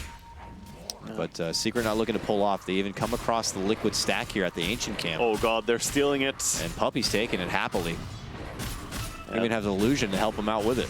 The spins, so good. Highlight Eye is the Vision Lord right now, by the way. He has sentries, wards, and 2 dust. Oh, Jerix gets held in place. It looked like he was trying to time out some sort of pact here. He pushed himself out with the tree. He pushed himself out. He broke the leash. But there's going to be the pounce in the kill. That's really sad that he has to die after that. That's a beautiful little play. Not good enough, though. Very cute. That's not cute. That's beautiful, man. Beautiful. Gorgeous. It really Mid lane, is. Secret now moving in. After another advancement, they'll push in for another tower. They seem to make it work like that. They get something good, they'll get something better to follow it up. And I think I remember Dota being an objective game after all, so let's get these tier 2s down. Let's bring in the money. Towers are really, really good to take this early. The tier 2 towers as well. So much money here. Secret wants tiebreakers. Yeah, they just want to win, I think, but tiebreakers sound good to them. Jump and call, but only on the replicate there. I like the Blink Dagger. Boba always does this on his Abaddon, buys the Blink Dagger sooner or later. You can blink during your ulti, even if you take damage, since it doesn't really deal any damage to you. Yeah. So you can always blink. It's sort of like TA and her Refraction. Makes it so easy for him to disengage, because you know as an Abaddon you just naturally want to get in there and get your ass beat. It allows you to be ultra aggressive as well during your ulti, and then at the last second you can just blink away and be like, okay, he just has to be mindful about the Disruptor place. Okay, look at this though. Liquid have smoke. They've wrapped up and over here. Kuro will run right on through here while Matama waits back and behind, but the jumper is going to be mind control. Leads in, lassos up highlight eye, but he jumps into his own demise as he gets brought down by Arteezy then and there. Oh, Envy on the hunt. He gets a good connection there for Kuro. They got the vision. The pound's connected, but okay, there's the vision. They have the dust, and that will do it. Highlight eye is not the fastest, but he does carry a lot of detection at all times. Yep. I mean, Puppy would have been there and called that spot if necessary. Yeah. Secret, though, it's their time now. We've been waiting quite a while for them to get some real momentum their way, and it looks like they're doing great in this game. It's just beautiful. They're finally connecting and playing well here against Liquid, but Liquid are also not really looking like their former selves. They're kind of spreading out and going on targets that they can't take. And even though they get some beautiful little plays like Jarek's maneuver there with the Iron Branch, they're still not really coming together as a team. They have the E-Blade though, so Matumba Man is ready to kill some stuff. But is he ready for Arteezy here? He's creeping up on him. He's got an illusion. He can just jump away. And he will, on site. See you later. And that's, it's a good point from what you made before, is as much as it's like, okay, Secret's, they're getting good things going their way here. We don't know yet if this is even the true potential of Secret going against the true potential of Liquid based on what we've already seen in the group stage. Both these teams have been struggling a lot in the group stage, so whoever comes out on top here is gonna have a much better way to go into the main event. Yeah. That's for sure. No matter what the tiebreaker is gonna be. Bop with the adaptive strike. Not going to really shake up Bulba too much here as they pull on out. Secret kind of taking things a bit slower. Pilot Eye is going to set things up. Just casual illusion work here. They saw the Invis Juggernaut running by. Their sentry just barely scouted it out, and Secret pinged it as well. So they know he's sneaking about. Oh, they think this is real? No. Just going to poke at it a bit, it looks like. And wait on back. Matama Man here in the mid lane. This team behind him looking for a D ward. Shot on Arteezy, looking to go for the burst. He gets the packed off right now. Bulba looks to go swing, and he goes into Shadow Dance. Matama Man gonna be forced to step back. Fodder jumps in though, and now the spin breaks out. That's gonna be a sack store committed now, but it's not gonna catch anyone really from Secret here. They're still on the outside while Puppy slides his way up and above and tries to make it out, but the glimpse will pull him right back in. Captain Puppy will be taken down. Only one to drop here, it looks like, from Secret. That was all made possible by Matumba Man. Just his adaptive strike, E-Blade combo, and then waveforming in front of the Slark so he can't jump away. He actually forced out the Slark ulti in the beginning of the fight, and you never want to do that if you're Arteezy. Good heads up there from Matama Man. Now awards Liquid an opportunity to push up at this top lane here. Make advances on this tier 2. They'll take anything they can get right now, but Secret, they want to contest, they want to fight. They even have buyback if they want to really commit here. Arteezy hanging down south. Maybe an opening to make a quick pounce in. Now gets knocked up from her track, which she'll quickly purge up. Jump in from mind control. Quickly goes out. Doesn't commit the lasso for that one. Yeah, he doesn't have one, actually. Oh, he doesn't have one? Mind game? It kind of looked like he thought he had one, but I think he's just scaring or something. Yeah. I'm not sure. I mean, he tricked me. Like he went in, canceled lasso. Oh, he didn't have one. All right, then. Yeah, I'm sure he tricked Arteezy as well. He's like, what? You shouldn't have. No, you don't have. Okay. You forced out the pact maybe sooner than you'd like. Sure. We'll see, though, as Liquid get what they want in a tier 2. Puppy and Arteezy making a little rotation down, trying to get some damage done on Matumba Man. I don't know, though. Oh. Okay. Bumped up. Oh, he missed. Envy's here now. Hi, guys. Puppy just tried for the 4-staff call, but he didn't get the call off quick enough. It was close. They could probably have killed him, actually, with that travel in from Envy, if he got it. Fortunately not the case, and Matama will make it back in a way here as he continues to build up. He's got about 1,600 to his name here to really bulk up, maybe moving towards something like the Scotty here if given the opportunity, but Liquid are not looking to take the time to farm it. They're looking to move in and take what is the last remaining outer towers here from Secret. Yeah, and it seems the Secret want to move in behind as well, looking for anyone they can find, really. Here they come. Arteezy, Puppy and company. Puppy actually going to walk right through 2 of them. He's under the Moonlight Shadow. They don't quite see him. The spin's going to be there now. That's a lasso. That's a pullback. There goes the disruption as the Pylite Eye attempts to save his captain. While on the other side, immediately shot down. The Shadow Demon is going to get blasted there from Matama Man. Up and over. Bulba, Arteezy all making chase. Can they get the grab? They want Fata. Fata would be a massive kill. TP, but he has the spin. And with that means he's not going anywhere. He's going to get shot down. Secret take a 2-for-1 swing. Yeah, Morphling just kind of run away. He Arrow? does have... Oh, connects. Envy jumps in Starstorm and gets Matama Man down. Another beautiful shot from Isama. He did not expect to die there. He didn't even start morphing at all to strength. He had his ulti to jump away, but after he tanks that arrow, he had to start immediately morphing. He had way too little max HP. And Envy strikes again. And that fight started exactly the way Secret wanted it. Arteezy running in, finding the Disruptor, forcing him to just ulti on top of himself and kind of dying for nothing. If they can get the Disruptor out of the picture, the fight is much easier for Mirana and Slark. Speaking of Disruptor, gets a glimpse on Puppy, back towards that camp, but then he just blinks out. Yeah, he picks out the ward as well. He's like, okay, they saw me here. So they know that at least. And almost ends up working in the favor of Secret then. So they'll take their business back out and away. He actually buys Sentry immediately afterwards. It's like, I'm coming for you, ward. That 100 gold is mine. Mind Control going to be going for a Yules on his Bat Rider too. Yeah, I think that's a good choice in this game. Just a great way to try and counter these initiations and in the way that Secret are playing. All right then, with due time here, Secret go back to their own work of farm. It looks like Puppy, but they Vanguard now looking to build up in probably a Crimson, add more utility for his team. Yeah. Pylite Die moving up and over. He's actually got a decent chunk of change also on his Shadow Demon, probably looking to grab a Blink even for him. Yeah, that would be great. I actually think that they can make Blade Mail on Axe in this game. There's so much damage output from the Juggernaut and the Morphling. And we saw previously today the TA getting called by Axe in the Blade Mail, what it can do to a high DPS hero. It can really just deal all the damage you need. And Morphling is one of those heroes. He kills himself extremely quickly. Envy strikes down here in the bottom lane. Not going to make anything easier here for Liquid if they're trying to come together and move forward with a game plan. All of Secret very good about standing on a ward. They're standing around on a ward for a long time. And are they going to get the D ward? They're smoking? Oh, they smoked on top of it. That is not good. And now Liquid, you have time to prepare. What are they going to do? They're going to wrap all the way up and around, it looks like here, Waga, and try to hit them from behind, possibly. Yep. Moonlight Shadow goes out from Secret. They think that they're going to be on the verge of catching out a Liquid team, but what they don't know is that the jig is up. Liquid are going to be out in the front, and they're going to be ready for a potential fight coming their way. They just want the best position. Secret going to learn quickly, like, wait a minute, what? Where's Liquid? Yeah, and they're... Arrow. Let's see how the initiation goes. It's going to hit Mind Control. How did it land? He actually walked over and into it. Oh, no. Puppy moves in, almost gets taken out, but Pylite is going to be there to save him. Arteezy eats a full Omni Slash, and he actually gets taken down, too. A trade from both sides, but he's going to be forced to buy back if he wants to commit in for this fight and make it Secret's favor because Matama Man is out of control now. Moving in, gets the triple, and a sudden burst flies. Fata even in the mix. Arteezy is back. Has to go into the Shadow Dance, and he gets glimpses all the way back. Liquid retreat with their winnings, if possible. Envy on the front, leaps out. Are Liquid looking to make chase on him? Shotgun. Boom. Blast Puppy hits him over. Trek's going to go out. Sure could toss, but he's still good.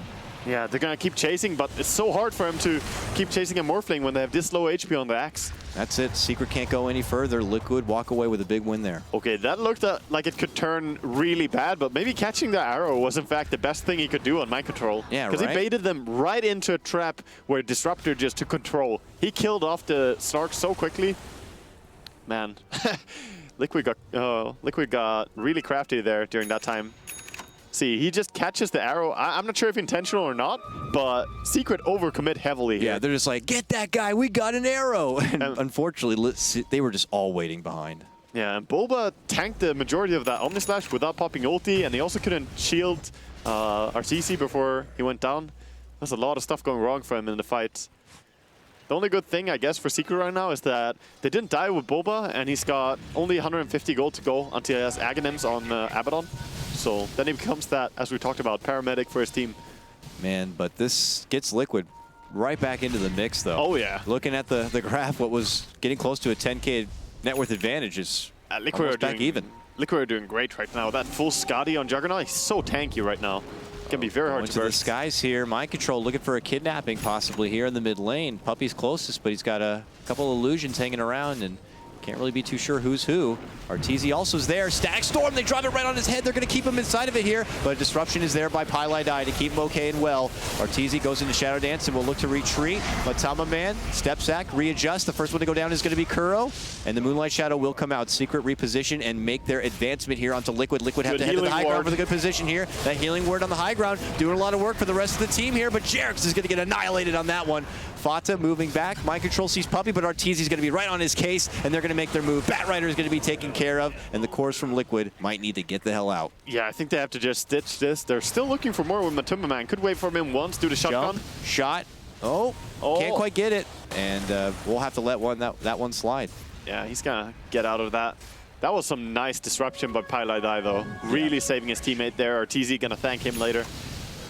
There's a very juicy opportunity right there for Liquid, just seeing a precious target like that right on the low ground, and with the Static Storm good to go, can't really blame them. You also see how they can just turn the fight. This Aghanims on Abaddon, it was very underrated for a long time by a lot of players, but then certain players in pubs started spamming it, certain teams said, hey, that might look pretty good.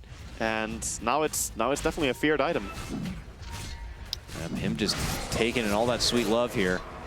Liquid sending in some troops, scout out what's happening as Secret are trying to make a go. Almost able to burst down Puppy, but can't quite get the finish. He turns back, he wants to get him, but Puppy's able to blink away. Almost too greedy on that one, but Fata's here to help him out, both Kuro and Fata. He's gonna have to go into the Omni Slash. Bulba pops out the borrowed time, and that's gonna be it. No Omni Slash for you. It's not gonna be doing diddly squat to Secret on this one. Yeah. A desperate glimpse back, but Kuro is not going to get away.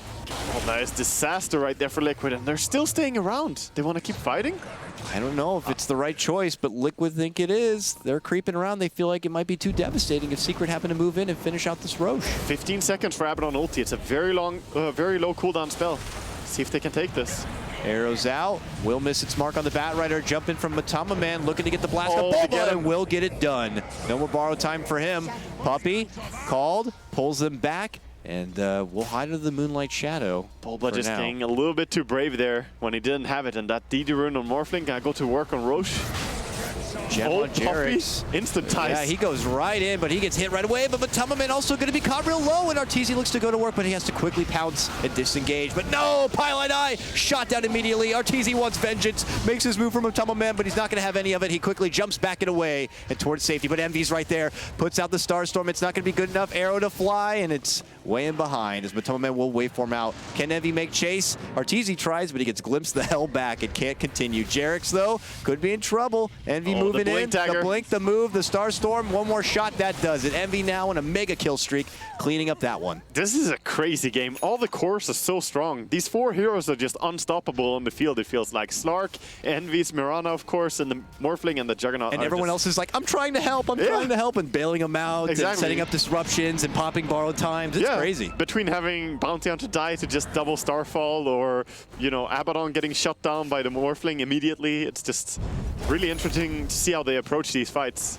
It's definitely not easy, but I think that Secret have a slight advantage now. Despite being behind in farm, their Abaddon is simply doing more than the Batrider can offer for Liquid, I think.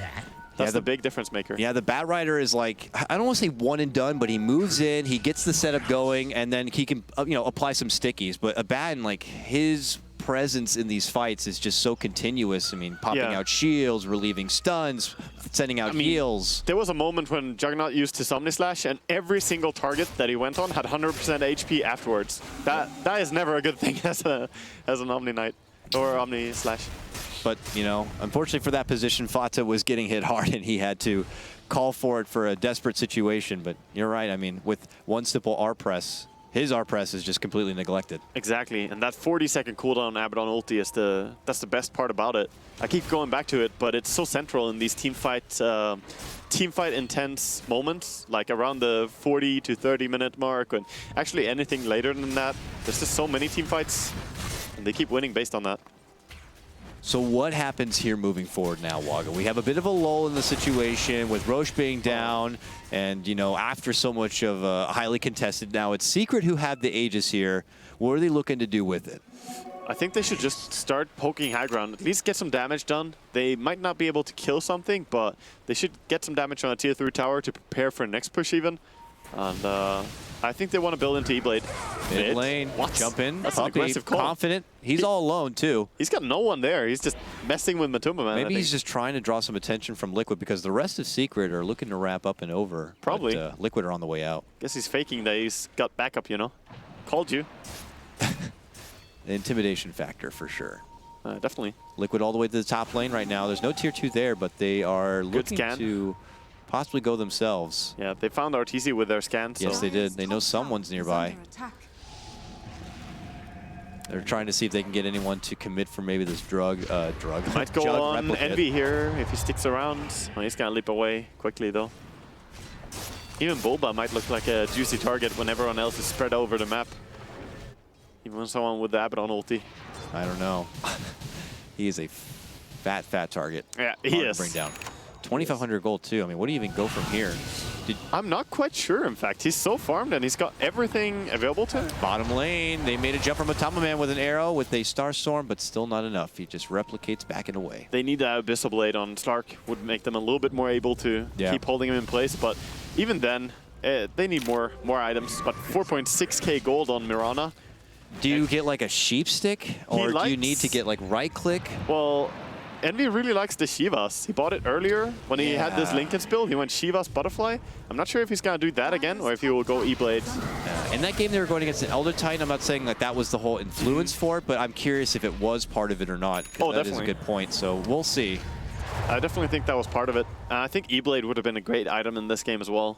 Because while Morphling is great at shotgunning other people, just having more ways to mess with this Linken Sphere will allow you to be more aggressive against him as well. It does feel like sometimes Envy is one to be not always going with what's cookie cutter, but loves to go for more what's situational in that particular moment, which can be game winning. Like, let's get a Deso before we take this, you know, the Ancient, or you know, cheesy. or too cheesy, for example. Or cheesy right in the middle of everyone. Moves right in from Matama Man here. Track is already out. He waveforms back. Yeah, just gonna steal some stats and get away. Just more footsie play from the Slark. Yeah, I definitely know that Envy has a massive love for Shivas. There's no doubt about that. With his Shivas Razor and Shivas on Mirana earlier, and he just likes buying it on a lot of heroes. And I think he's right. People are underestimating the value of it. We'll see where he decides to go on. Actually, it's gonna be E-Blade this game, as expected. Or Butterfly. Or Butterfly. Not sure about that though. Obviously, it's so easy for a Juggernaut to just say, okay, I'll buy an MKB, and then you take tons of damage. That's true. We'll see. For now, the Eagle Song works both ways, and it's just good trusty damage in the meantime. So Envy will be content with that. But Secret have been taking things a bit slow here. I don't imagine they're even going to be able to get much out of this Aegis. They continue this more passive play. Well, they've already been getting much, though. Just getting the confidence to move across the map the way they have been doing the last 4 minutes is really worth a lot to you as well. Fair enough. Maybe I mean not getting much to please the audience. Oh, yeah. We want kills, later. destruction. We want base damage to happen here. And Secret are just waiting for the right moment to do so. He's looking for it. He wants that disruptor. Creeping around. They're sending in a replicate here. They've been spotted, though, a little bit by that ward. That Jug's moving a bit too fishy for Secret to commit on. And they'll take their business elsewhere, it would seem. Yeah, and they just keep split pushing with Matuma Man on top lane as well. Making sure to force Secret home sooner or later. And they find a ward eventually. Yeah, they'll take care of the ward. Eventually they'll have to double back, though, reset this top lane a bit, and then come back and get into the grind once again to make an attempt on pushing forward. So Liquid are doing a nice job just stalling things out. Is it just to get Matama Man closer and closer to his critical mass? And do you think that him at critical mass is going to be good enough to take on the likes of Secret with that Slark, with that Mirana, and And a bad null behind it. I think they have the tools to take on the Slark and Mirana. It's honestly Abaddon and Axe that worry me more, and even the Shadow Demon and his impact in the late game. I think Secret are just more set for late game with their 5 heroes combined. Whereas I feel Bounty Hunter and Disruptor honestly falling off. They need Aghanims on Disruptor to have that big impact. We're gonna see a little shot mid, I think. Matumba Man might go for the shotgun on anyone he can see. Oh, he does make the commitment in. Bulba ends up walking through. They already popped the Lincolns there. Buppy decides to make the move in for the call. Arteezy wants to follow up. Stack's going to be dropped right there. And because he's pushed out, he's not going to be caught under it. Matama gets hit with the arrow, and he gets taken down. That means a strong, strong start for Secret now. They're going to be getting the call on the Fata, and they slash up down looking for the dunk. They'll get it. Oh, that was a disastrous flame break. Some miscommunication going down, and they push him out of their static storm. Man, they had the Slark locked down, and he did not have a BKB either, but oh well. Things did not go well there. Already has to go for the buyback here. Puppy makes a jump on what he thinks is Matama Man, but he's not going to get that grab. Eats a shotgun blast, but will quickly get a heal. Yeah, he's going to heal up with Tranquil Boost slowly as well. Secret begin to make their approach now. Yeah, already forcing out that buyback is almost good enough, but getting damage as well. Kuro eating a lot of damage there as Envy tried to go for a quick snipe with the help of the E-Blade, but it's not going to be good enough to get the finish. Tier 3 almost going down. Bulba. Borrow time is going to be forced. Oh, yeah. And Secret may have to pull off, but they get a glimpse back into a lasso pullback here for Arteezy, and they will be able to burst him down, possibly. No, he gets the Shadow Dance off. He's going to be leaping away. He's out. He's good. Meanwhile, Matoma Man is going to be able to sweep it and does get the cleanup there for Bulba, and he will get the cleanup onto Puppy too. A double kill for the Morphling. And they're holding Pilot Eye as well. They're chasing him now, tracked up. It's going to be 3 here, and it could be all 3 for Matoma Man. It is triple kill for the Morph. Some good payback. The downside is getting 3 kills in a row on the guy who had buyback penalty. That's not actually good. That's minus 60% gold. So 60% of the gold from those 3 kills is straight down the drain. And you need every little bit you can get as Liquid right now. I actually think you should let the last hit for Shadow Demon go to someone else. We are seconds away from seeing the real-timer Roche. It's an immediate Roche too for Liquid. God. Immediate Roche. Santa Claus comes early. Could not ask for anything better. Yeah, that's perfect. If you're a Liquid fan. The Liquid Roche. Wow. They'll go in, they go for it right away. Rune. I mean, are you kidding me? Secret are probably like, it can't be that short of a timer. We'll be able to come back and be there in time. Yeah, the fact that he spawns immediately and then a DD Rune, this is just the gods smiling down on Matumba Man right now. Frog is definitely a Liquid fan, it feels like, at this moment. But it's confirmed. He wants a closer game, if anything. Liquid, get that Roche. Secret going to have to accept that one. And then they quickly smoke and move out. I think see Bruno sitting with a joystick over there. He's controlling the odds. Kodo guy, stop him. Rune. It's going to be a double damage at 48 minutes. Oh, we see Arteezy walking a little bit far out. Mind control. He has his ulti, but... And they get the glimpse back. They skewer on forward, trying to get a hold of him, but he's already hit another Shadow Dance. They flame break him back, still holding that lasso. But Secret do end up showing up and even force him back away. But you're right, the arrow connects on the Matama Man. Meanwhile, they are going to get the lasso pullback. It's on Puppy. Arteezy steps in to help out. Matama Man still here. Wave forms in, and whoa, might have committed a bit too deep. The force is going to send them even deeper now, but at least away from Puppy. Now commits the shotgun blast, looking to go for the finish. Fata as he steps in, but there is going to be a disruption from Pilot Eye, keeps him alive. Matama Man tries to wave form and make it back in away. He's very low, but he's still going to be fine. Secret now hustle to get themselves back inside the base. A nice arrow happens to side blast, but mind control there while Arteezy eats the full Omni Slasher will be going down. Yeah, so nice. Fata held that Omni Slash for a long time, disrespecting that. If Abaddon triggers his ulti, he doesn't do any damage, so he waited on until afterwards, and then when Arteezy got isolated, perfect, easy kill. That was really well fought by both teams, actually, but Liquid just barely pulling out ahead. Man, Matama Man, I know he plays a lot of Morphling, but it seems like he really knows the ins and outs of this hero, really pushing it to the limit. Are you kidding me? Like he spams this hero a lot, man. I played against him. He spams it.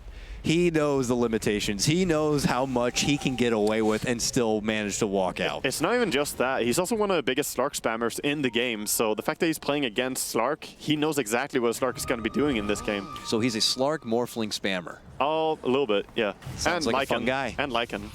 Oh, that sounds wonderful. Welcome to Finland. Secret now residing inside their own home base. In a bit of a disarray here. A game that was at one point about 10K in their favor, and suddenly it's Liquid coming back and getting ready for a probably strategic high ground approach soon enough. With the Aegis now and Morphling just pushing up towards the high ground, everyone has to be very careful. That's a fun little tool Secret have there. They're going to go for the Disruption Axe with a shield and just keep sending him out. Tomaman, though, already inside, and he does some good base damage here. Going to E-Blade him right back, a little taste of his own medicine. Ooh, the clones gain some illusions. Yeah, it could do some work. Arrow, going to be dodged. Nice work, king off the healing ward immediately with the illusions. Good value. And one thing that I don't really like so much from Secret, they don't have a single BKB yet. And I think BKB on Slark and Mirana would have been really amazing. Like, I get why you go for the E-Blade Dagon combo on Mirana, but I just see so many heroes that would love to have BKB against, right? Disruptor, there's the Morphling, the Batrider, all these heroes are completely shut down by it. Yeah, even the Bounty. No value in it at the moment, though, here, especially for Secret, so that means that Liquid can get away with pretty much spamming out everything they'd like. I actually think that Arteezy should go back and get a BKB as his next item and just play without TP scroll for a while, you know? Go the C9 strat. That's dangerous. Oh, he's been around the block. He knows his ways around the map. Fair enough. As he still nurses 3K, we'll see what ultimately he decides to do here. But the one thing is that Liquid are the shepherds right now, and Secret are the sheep being corralled inside their pen. It quickly turned into that after that little team fight that just went wrong. Just like, get back inside. Yeah. As they try to go out and find any sort of, you know, grass to Neon, Liquid will be there watching. Jump in for Puppey. Sheep's feeling frisky. Steps out. Goes from Matama Man here. No arrow as a follow-up. Just eats the casual E-Blade. Well, it seems like Mind Control tried to invade a bit. Fada dealing some damage as well, but Bottom gonna back up. Hit from both sides. Another jump in. Puppey call. Quickly back inside they go. Those illusions deal so much damage to Matuma Man. You should just keep disrupting him non-stop. Of course, sometimes you want to do the defensive disruption, but really, Abaddon can take over the defensive role almost entirely. That's true. I'll have the R button ready to go, still sporting that 4K too. I'm still not sure what he should be buying, actually. It's so hard to say. Oh, glimpse back. Arteezy puts him right in the middle, but Liquid not looking to move in on that. There is some merit for Abaddon to actually get a full refresher. Not even kidding. Yeah? It would be a powerful tool. The teamfights are going to be extremely difficult against that, but at the same time, there might be some other item that he wants more, like a full Assault Cuirass, for instance. The downside would be the Morphling can just clone him and get the Assault Cuirass bonus for his team. Very true. I don't know. For now, all he's probably really thinking about is what kind of defensive play they're going to be pulling out here. Secret have been stuck in this position for what feels like 5 minutes straight now, with Liquid just kind of casually taking those jungle camps on the side and starving out Secret. Aegis is out now, and Morphling sitting on a lot of money. Ooh, Mind Control. Oh, he actually made the connection there. Grabs Puppey, pulls him back, but Bulba's got that blink and he's got the shield to save him. Now Puppey decides to go for the call, but pulls off and away. Oh, Arteezy actually gets ulted. Oh no. Static Storm's there. Arrow, though, is going to connect. Jerix is going to be taken care of, and that's a gem down unless Matama Man snags it up. Takes it away. Hits his own E-Blade shot on Bulba. Bulba gets brought down very low. Doesn't pop off the ulti, though, and Envy gets his own claim there, taking down Kuro. Both supports hit the deck on Liquid, and that means that everyone else will flee. Yeah, they're still chasing a little bit. Envy gets a kill on the courier, in fact. Some money there, and also 4K gold on that. That's a full BKB on the courier, I'm pretty sure. Oh no for Liquid. It was indeed. Good snipe there from Envy. Takes that money off the field, and Liquid get hit in the gut pretty hard. That was Morphling's BKB, so he's not going to be too happy about that. Getting denied for 3 more minutes, of course. And yeah, I didn't recognize you. Sorry, Puppey. You, of course, have a BKB. I was more talking about the course earlier, you know. The BKBs on Secret, but he went for Abyssal Blade on Slark instead. Still got 3.8k gold again, though. Got so much money in that fight. Yeah, I guess just valuing the extra bit of lockdown, too. I mean, we saw a couple of times earlier where Matama was able to barely etch out and make it away. Stacking together the Puppey call and then something like the Abyssal stun could be more than enough, but we'll see. A lot of sneakiness here. Batrider getting caught out. Oh, quick blink. Avoids the call. Then a quick force. Can he make it away? They're holding him in place. They get him with the Purge, and now Arteezy moves in, and then boom, Envy shows up, and he's got a laser gun. Yeah, he had a Yule Scepter, but he kind of gave up on life there, realizing he's dead. And Gem is going to get in the hands of Arteezy now. Very nice thing to have on a Slark. All right, now Secret on the fight back here. They had been forced inside their base for long enough, and now we're able to kind of hit the nose of Liquid and be able to kind of take some dominance back. You know, it's ultimately going to be true that all our series yesterday and all our series today have had at least one game be more than 1 hour. That's how it goes, man. That's Dota now. It's pretty funny. Yeah, there's been a lot of late games in this group stage. It's definitely split. It feels like it's either one of those kind of Huskar / Drow fast-paced games, or you get into situations like this where it could be very strategic. Yeah, any moment, really. Yeah, you know, one fight, and then the other team is able to kind of swarm through your base. Yeah, Dagon 4 completed now on the Mirana. Still got buyback money as well, so sporting a pretty good net worth, actually. Yeah, Envy is kind of that quiet core. I mean, a lot of the attention seems to be on Arteezy sometimes with his Slark plays here, but Envy is the one who continues to strike and is really going to be offering the huge burst for his team now. That Dagon, Starstorm.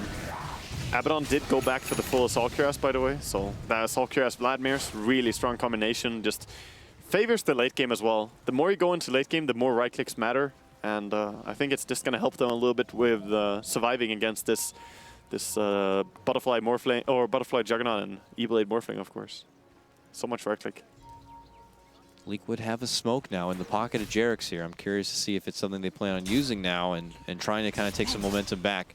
Looks like it could be the case, but at the same moment, Secret also Moonlight Shadow. They're going to cross paths already. Oh. They jump in. Puppy gets a beautiful call to set things up. The arrow's going to fly in as Arteezy makes his move, trying to catch those backliners. Looking to go for Kuroki here. He's locked him down with the Abyssal, and he plans to right-click him apart. Meanwhile, on the other side, Mind Control moves in, gets the pullback for Pylite Eye. Omni Slash from Fata helps to go for the finish, but there's a disruption that helps him in the meantime, but he will end up going down a 2-for-1 trade, it looks like here. But Tamaman sees Bulba, looks to focus him. Bulba being set back, no borrowed time means he's going to get taken down. Triple kill for the Morphling on this one, and Arteezy and Envy are the last two stragglers for Secret. Envy going to be the first target. Get hit with the E-Blade, get hit with a shot, the adaptive strike, the waveform through, and it's an ultra kill from Atama Man. And Roshan, he's gonna spawn again. Look at that timer. It's so low. Liquid. Look at it. He's gonna scout it. Hey, don't leave, don't leave. Oh, stay. It's too late. It's gonna come up now, and they're gonna miss it. They instead opt to go right instead for the Secret base to force out maybe some buybacks. Yeah, definitely. They're still gonna get a good payday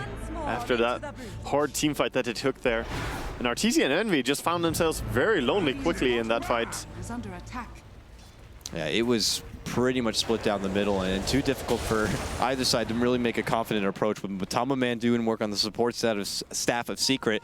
And for Secret, it took a long time for Arteezy to be able to bring down Kuro. It took a lot more muscle power than he was expecting. Yeah, definitely. I don't think it was the right choice as well going for the Bounty Hunter. It's not that important. Yeah. You need to bring down the Juggernaut, who was really low HP, or try and stop the Morphling from murdering your entire team. Not that it's easy, of course. He waveforms towards your supports. You can't really keep up with it, but now he's gonna have Aegis as well on Morphling again. Boom. Aegis in hand and a cheese on the floor, which looks like Mind Control will drop a plate mail to actually pick up. Yeah, they'll send out a courier, I'm sure. Or maybe Kuroki will make his ways over there sooner or later. Meanwhile, Arteezy, he stumbled across what looks like a DD rune. We can see how much he can pull out with that. He's holding it for now, though. But Liquid definitely back in a strong spot. And I posed this question to you when Secret took that Aegis, but now for Liquid, what are they hoping to achieve now with their token? Honestly, right now, after those buybacks that just got forced, you are happy if you can just wait out the buyback timer. Of course, you can go for a little smoke play like this, but you can't really farm and push lanes. So you have to either go for a play like this from the smoke.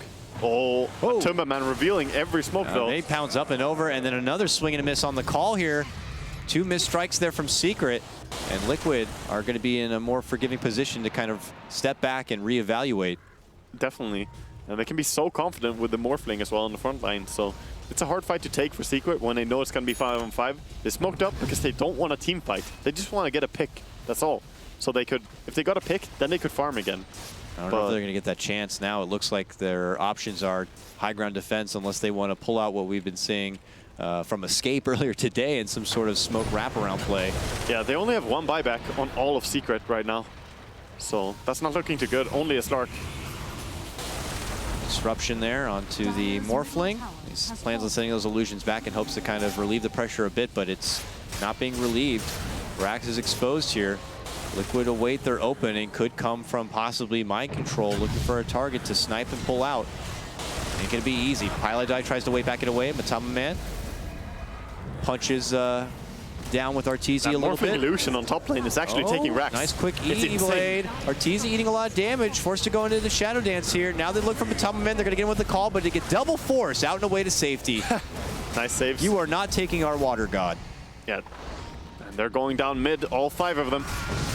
And now they're in. Fata looks to go for one racks. Matama Man working with the other while juggling around with Arteezy. Puppey makes his move, but he gets quickly used up. As he comes back down, they're looking to shoot him. Arrow off the mark, only catches the catapult on that one. Arteezy gets hit in the face with a bit of a shotgun blast, but that's only going to temporarily stop the fire because Matama Man have already brought both down. Both the racks down, and will decide to pull off. Yeah, both the racks, and Puppey goes in. Jump in, hard hits for Fata though, as the Star Storm will come a-crumbling. They'll be able to take out the Jug, but Matama Man still has fight in him. Pulls off and away, mind control, zapped. Envy will grab that one and make it a double. Yeah, very quick and easy kills there. This is the kind of fight that Secret want to take, just being able to fight around that Abaddon ulti, making sure that no one gets picked off in the sidelines, and just staying together is really important. It's kind of funny, actually, that the lineup with Mirana and Slark want to stay as 5, whereas the lineup with the Juggernaut and Morphling are the ones who want to split them up. Funny how that seems to work out. Yeah, normally Slark and Mirana, they prey on people who leave the group, but they also die then to this super farmed Finnish Morphling. Looks like we're going to be moving into the later quarter of this game as we move past the 1 hour mark now. Secret move out. In that kind of buddy-buddy system you were talking about now. Taking bits of ward vision and going piece by piece here. Speaking of ward vision, though, Kuro gets one down himself. They saw him drop that, though. Yeah. And he pinks himself, but as they head that way through, they're not going to be able to get the jump. I say that. Envy is... Yeah, he doesn't know exactly where he is, though. 2 ships in the night, they say. They didn't get the D-ward, even though they saw him place that. They should probably go in there and get it. And suddenly, Envy appears to be ganked on, but he has the leap, he has the blink, he makes it away from trouble. Yeah, Disruptor coming in, though, looking to do something. He's got an Invis rune. Okay. Oh, he doesn't know is that actually a Moonlight Shadowed Secret Squad or quickly rolling turns through. into 5v5 scenario. Okay, Matama Man's here. Secret posturing in. Could be a bit of a scramble here.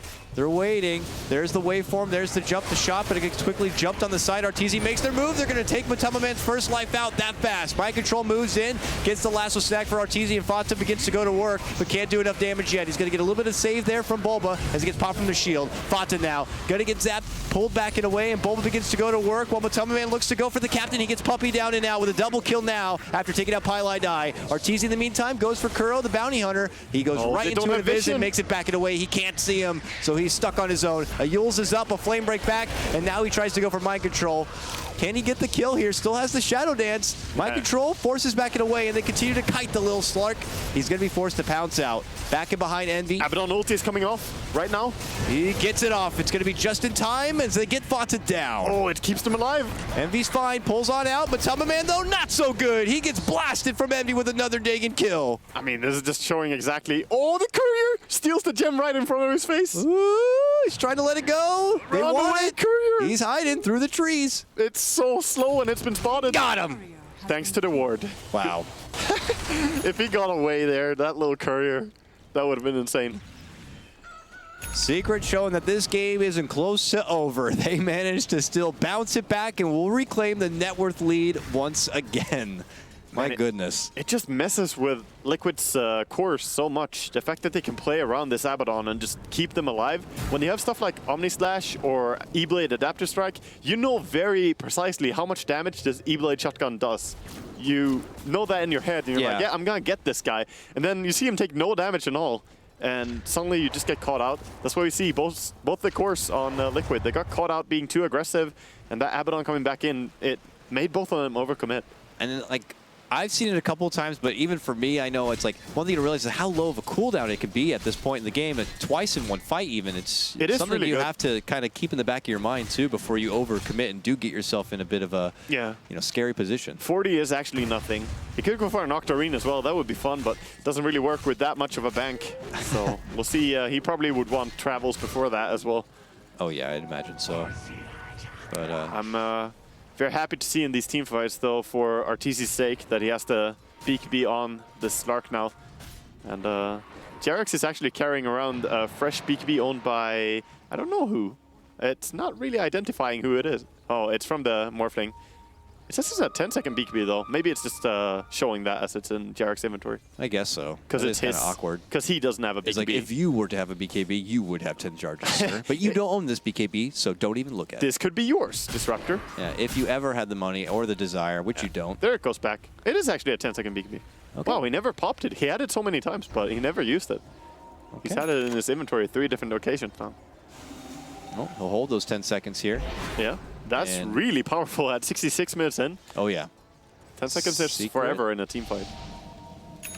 Secret are in the Liquid neighborhood here, and they want to grab some illusions here in the mid lane. But Tamaman waltzes in, casually throws out the adaptive strike. Arteezy casually knocks him a couple of times with the bash. So, yeah, stealing some stats. Just flirting between both these teams right now.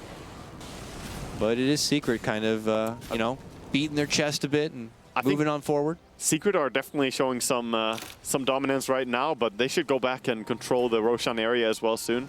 It is not one of those Liquid Roshans, though. It's a slow spawn. Not the slowest possible, but definitely not a quick one. Right now, Liquid pretty contained in their base. And now we have an Eagle Song here for the Tamaman. Just snagged it up, got it from delivery of the Secret shop. Oh, he has a butterfly. He shifted away from the E-Blade, so he's not going for the shotgun anymore. He wants the man fight. Yep. It seems like it's that kind of a game now. But Tamaman could debut the butterfly here, and it could go pretty bad. And they do get him down right away, Waga. Already taken out. Jesus. Fata going to be pulled off. He didn't even get to use that BKB. Fata could be going down next. Oh, the healing word. There is going to be the pull on out from Arteezy to get the lasso play. And Tamaman has made his return, and now he looks to right-click down. He's hitting Bulba while he's got borrowed time. It's not going to be doing a whole lot, and Secret are quickly gone. And that's the 10-second BKB used as well. A lot of stuff going down. The buyback from Morphling being forced. Great stuff for Secret. And they didn't lose anyone, so they could back out now. But they look to be a little bit more aggressive, knowing that one more kill in Morphling and the game is definitely over. I don't know if he was expecting Secret to be kind of lurking right there, but he confidently like strutted himself out once he picked up that butterfly. I was almost nervous for money. He didn't have the money for the buyback as a follow-up, but... Oh, no, he's loaded, I know. He's got the money. And he, in fact, just bought a Satanic as well, and still has money to go, just to, you know, just to show you. Yeah, he's got Dakota. money, but he can't afford to make a mistake like that again. Oh, got him. Yep, cannot afford that one. So I don't care how much money you got to play a bit safer. Secret will easily take advantage of a misplay like that. He shouldn't mess with you. The Caster's Curse is very powerful. It is. You don't want it against you. It is. Here comes Secret. Arteezy lurking. Puppy forcing. It gets the blink. The call on mind control and Jarex. Huge tools and utilities of Liquid, and then they're both taken out. No buyback for either, and Liquid lose a devastating set of tools for their defense. And it's not over yet. Kuro also going to be put onto the sidelines. He will have a buyback, but the damage may have already been done, Waga. Here comes Secret looking to claim game number 1 of this 2-game series. Yeah, they're in great shape right now. Keep going. Puppy Jump gets a in call. From Puppy, gets the call from Tamaman. There's the follow-up, and there's the takedown. He is out, and this game could be over, as he is not going to be back on the battlefield for at least 2 minutes. Yeah, and they're all just alive as well. No way you can kill them if you don't have your full squad. Secret, they are going to take down the base right now. Going right for the jugular, but look who's going to the top lane. It's Fata trying to do his own split push, but I don't think that's going to work, my friend. I'll cheer for you, Fata. Worked for Alliance earlier against EG, but I don't think it's going to be working now against Secret because they got the full team here, and they're knocking at your Ancient. And if you don't want a GG, they will force you to submit. It is over. Secret take game 1, and we are another step towards what could be a crazy tiebreaker situation. That was just amazing team fighting towards the end stages of the game there, Secret. And there were a lot of highlights in this game. Both teams just performing really well. This is what we want to see in such deciding games. And Secret looking pretty content with themselves for the first time in a while now. They finally got that win. What was it, Waga, at the end of the day? 8, 9 losses straight? 9, I believe. 9 losses straight. I Something think so. You would never expect. Put that in your compendium. I would never bet on it. Yeah, Not one time. They get to have a short little break now between these games as they just played for 69 minutes, 27 seconds in game 1. Yeah. We have one more game to go. And then we're done with group stage, Waga. Yeah. I hate to say that. These games have been freaking amazing, and I'm so sad that only one more game, and then we're all done, and then we have a... It only gets better from here, Dakota. Yeah, we get a little bit of hiatus, and then we rush right into the main stage where all the hype is going to be. So, Secret, Liquid, they'll take a breather, and then we'll be back for game number 2. But till then, let's go ahead, and what we'll do is throw it over to stream number 3, where we have the 2 top dogs in the group, eHome and DC, going toe-to-toe. Let's check it out. Decays and absolutely wreck phase, not to mention his tombstone being ungodly good, as well as soul rip. So this is his job, is to make sure this tri-lane goes well for eHome, and we'll see if that's going to be the case, as he's going to secure the top 2-minute rune spot, as right now Weeha is aggressively jungling across the river on the other side of the map. Yeah, these are just a few of the many tricks you'll see for a top-tier Meepo player. Shoves in the lane with the poof, then goes to farm the jungle. Fenrir solo, he has to salve up. They can't quite get the kill. The overwhelming odds almost got the job done. Close call there. Ooh, and there's that double decay. That's frightening. But going back to the Meepo, the last time he played it in a series, in a actual competitive environment, was Canada Cup, and they played it against Complexity.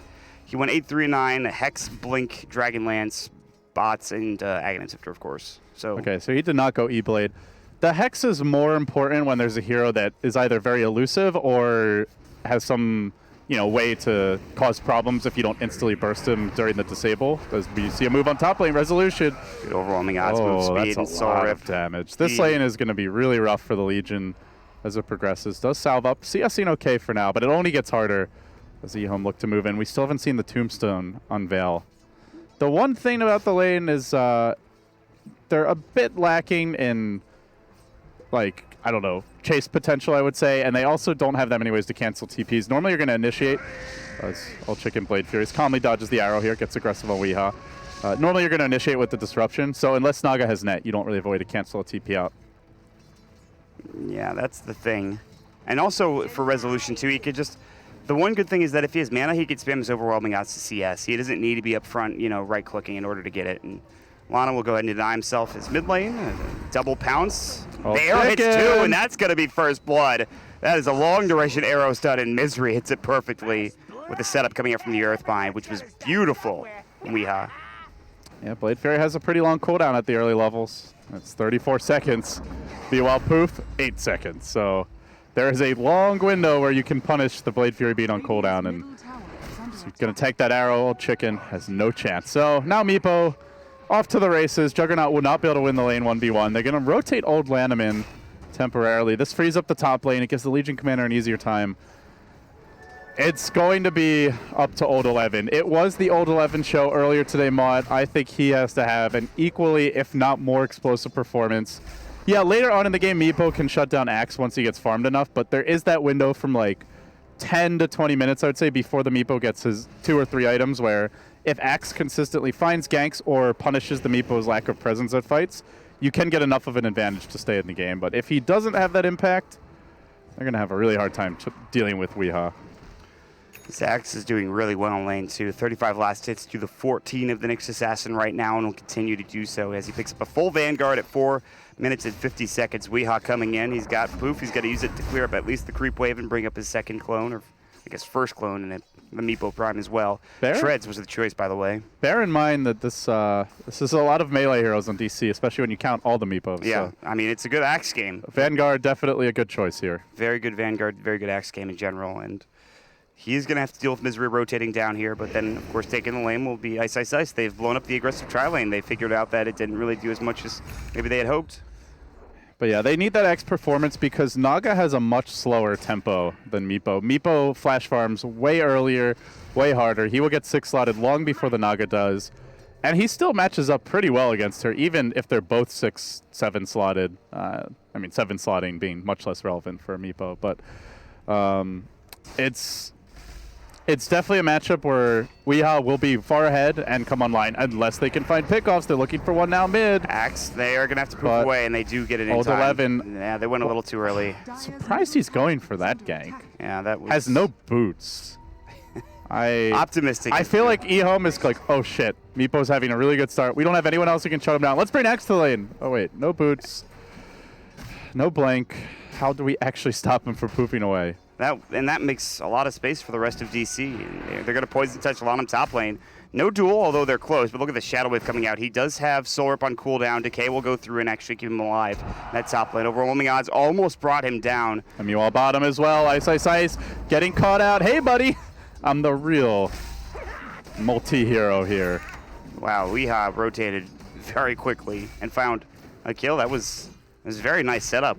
There must have been, there's no vision down there. He must have just walked in, or I don't know, did he TP? I didn't see the beginning of that gank. I don't think he did. He has it off cooldown. Yeah, he just ran in, I believe. This is not good for eHome. This is not good at all. Axe hits boots. Ganky Meepo without an Axe Blink is not the easiest thing in the world. More importantly, they need a lot of time because not only is Meepo having a great start, Naga is having an abysmal one. 1900 net worth. Sure, 24 CS, but he's only level 4 at 7 minutes. That's very low level for a Naga. She had to switch lanes too. Instead of just staying top and farming, she had to go down bottom. That was the problem with starting with that aggressive tri lane. They almost got a couple of kills up there, but it did not work out. But now Old 11 is still putting in a lot of pressure as Resolution takes a couple of counter helixes to the back of the head. And back and forth we go at 7.5 minutes. Lanham is rotated mid, and Weeha has at least one clone. And Moo is moving. I like the way DC are constantly keeping heroes off the map. The Legion Commander showing herself for now, but Moo, he's got Vendetta not visible, ready. Has that Vendetta. Yeah, there's Observer Wards. And Misery also constantly ganking. There's Observer Wards, but they're a little further up. Although he has been spotted now, they see him. They're going to ping him out and know that he's there. So now Ice can farm with a little bit more, I guess, certainty. But there is the Vendetta that was just used. I'm not sure if that was spotted. I think it was. Fenrir as well as Ice are going to back up for the time being. They saw him walking along that ridge anyway, so they may have some idea. Yeah, I think so. Can definitely solo kill Fenrir, though. I think they need to back up and be under that tower. Otherwise, that's a free kill. If Fenrir was in the process of pulling, I believe, but the pull is done now. Yeah, Fenrir may die here. Ice does have Son, though, but even forcing out the Son is still a win for DC. So this looks like a single pull. I want to push now, but there's no siege creep coming yet. All right, well, Resolution, he's getting room to work with now. He's got 41 CS as we speak. Only 5 behind the Juggernaut and 5 behind the Axe as well. And Resolution's not getting jungle farm. He's getting straight up farm from this lane. And the question is, what does he go for first? It's been a lot of Blinks. Shadow Blades, obviously, has been another choice. I like Blink. I think Blink or Shadow Blade is fine. Some sort of initiation item. All you need to do is run around and lock down heroes that Meepo blows up. So Nick's getting a Blink for sure. Legion Commander, Blink or Shadow Blade is okay. I would lean towards the Blink because it's easier to get. And there's so many Invis heroes, too, that I think it's just too much. That they will severely invest in sentries at that point. I think just double Blink on these guys. And then once they have it, they just go ham on ganks. Yep. Misery can transition into that backup late game option. If he gets involved in the kills, go for the Aghanim Scepter, give them a plan B. But plan A is just kill everyone on the back of the Weepo. And so far, I would say they are executing plan A pretty damn well. Yeah, I mean, Misery, first of all, knows that he's really good with this hero. Number 2, like you said, because of the Aghanim Scepter change, like if you get it early enough, and we've seen players like Chemo do that and actually have super success with it. Meanwhile, down bottom, Ice has got his illusions up. Fenrir sitting behind, waiting for a disruption, and I think Moose should know this. These 2 heroes. It's a very strong defensive setup with the Shadow Demon at the tower. And the Naga, even if the Shadow Demon gets caught, can just song, but forcing out the song's still worth it. So the Vendetta, pretty long duration, pretty short cooldown, all things considered, and he'll scout out at least the jungle and show that there are only 2 bottom for the time being, but everyone now convening towards mid, including the Fenrir Shadow Demon, as well as this Lanham Undying if they want to make a go on something. I feel like I am there not urgency for eHome right now, or no? Yes, this is a very poor start by eHome. They did not shut down the Legion Commander in lane. They have not done anything to do with the Meepo. They don't have an early Axe Blink. Naga is not farming. Jug doing decently doesn't really matter. Like, they have to slow down the Meepo snowball, and they're going to try for either by killing him or by mega punishing the rest of the team, which they will go for now. Maybe expecting him to be in the jungle as he was not scouted off towards the mid lane, but This needs to work. They have to start getting kills on the board. They see an illusion and they think it's the real one. Nice baiting by Old 11. Jump in. There's going to be the call. Resolution in trouble. Press the attack. They have duo. The arrow comes out, hits I think Old 11, but it doesn't do enough damage. They need a TP out now. They need to make it through. And Resolution's TP not successful. And Misery, as well as, of course, Zoxar is still there. Resolution in trouble. More Shadow Poison. Blade?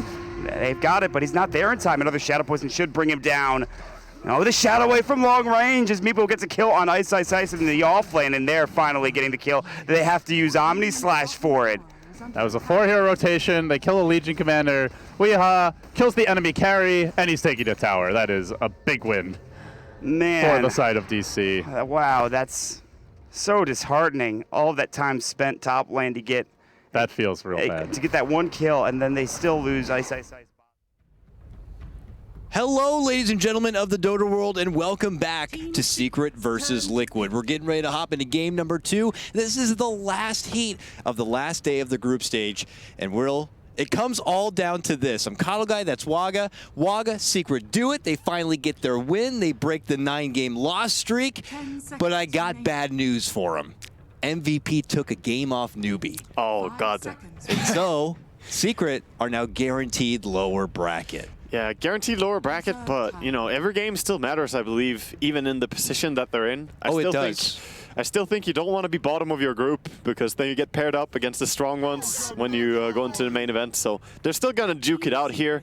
It does suck for them that it plays out that way. But for Liquid, this is much more important now because if Liquid can get the win here and tie the series up 1-1, that means that they go into tiebreakers against MVP. And then if they win that, they will get a spot into the upper bracket. And folks, it's like a $200,000 difference. It's a tournament in itself. So it's very important. Yeah, it's a massive thing though. So if Liquid was to lose here, they're actually lower bracket.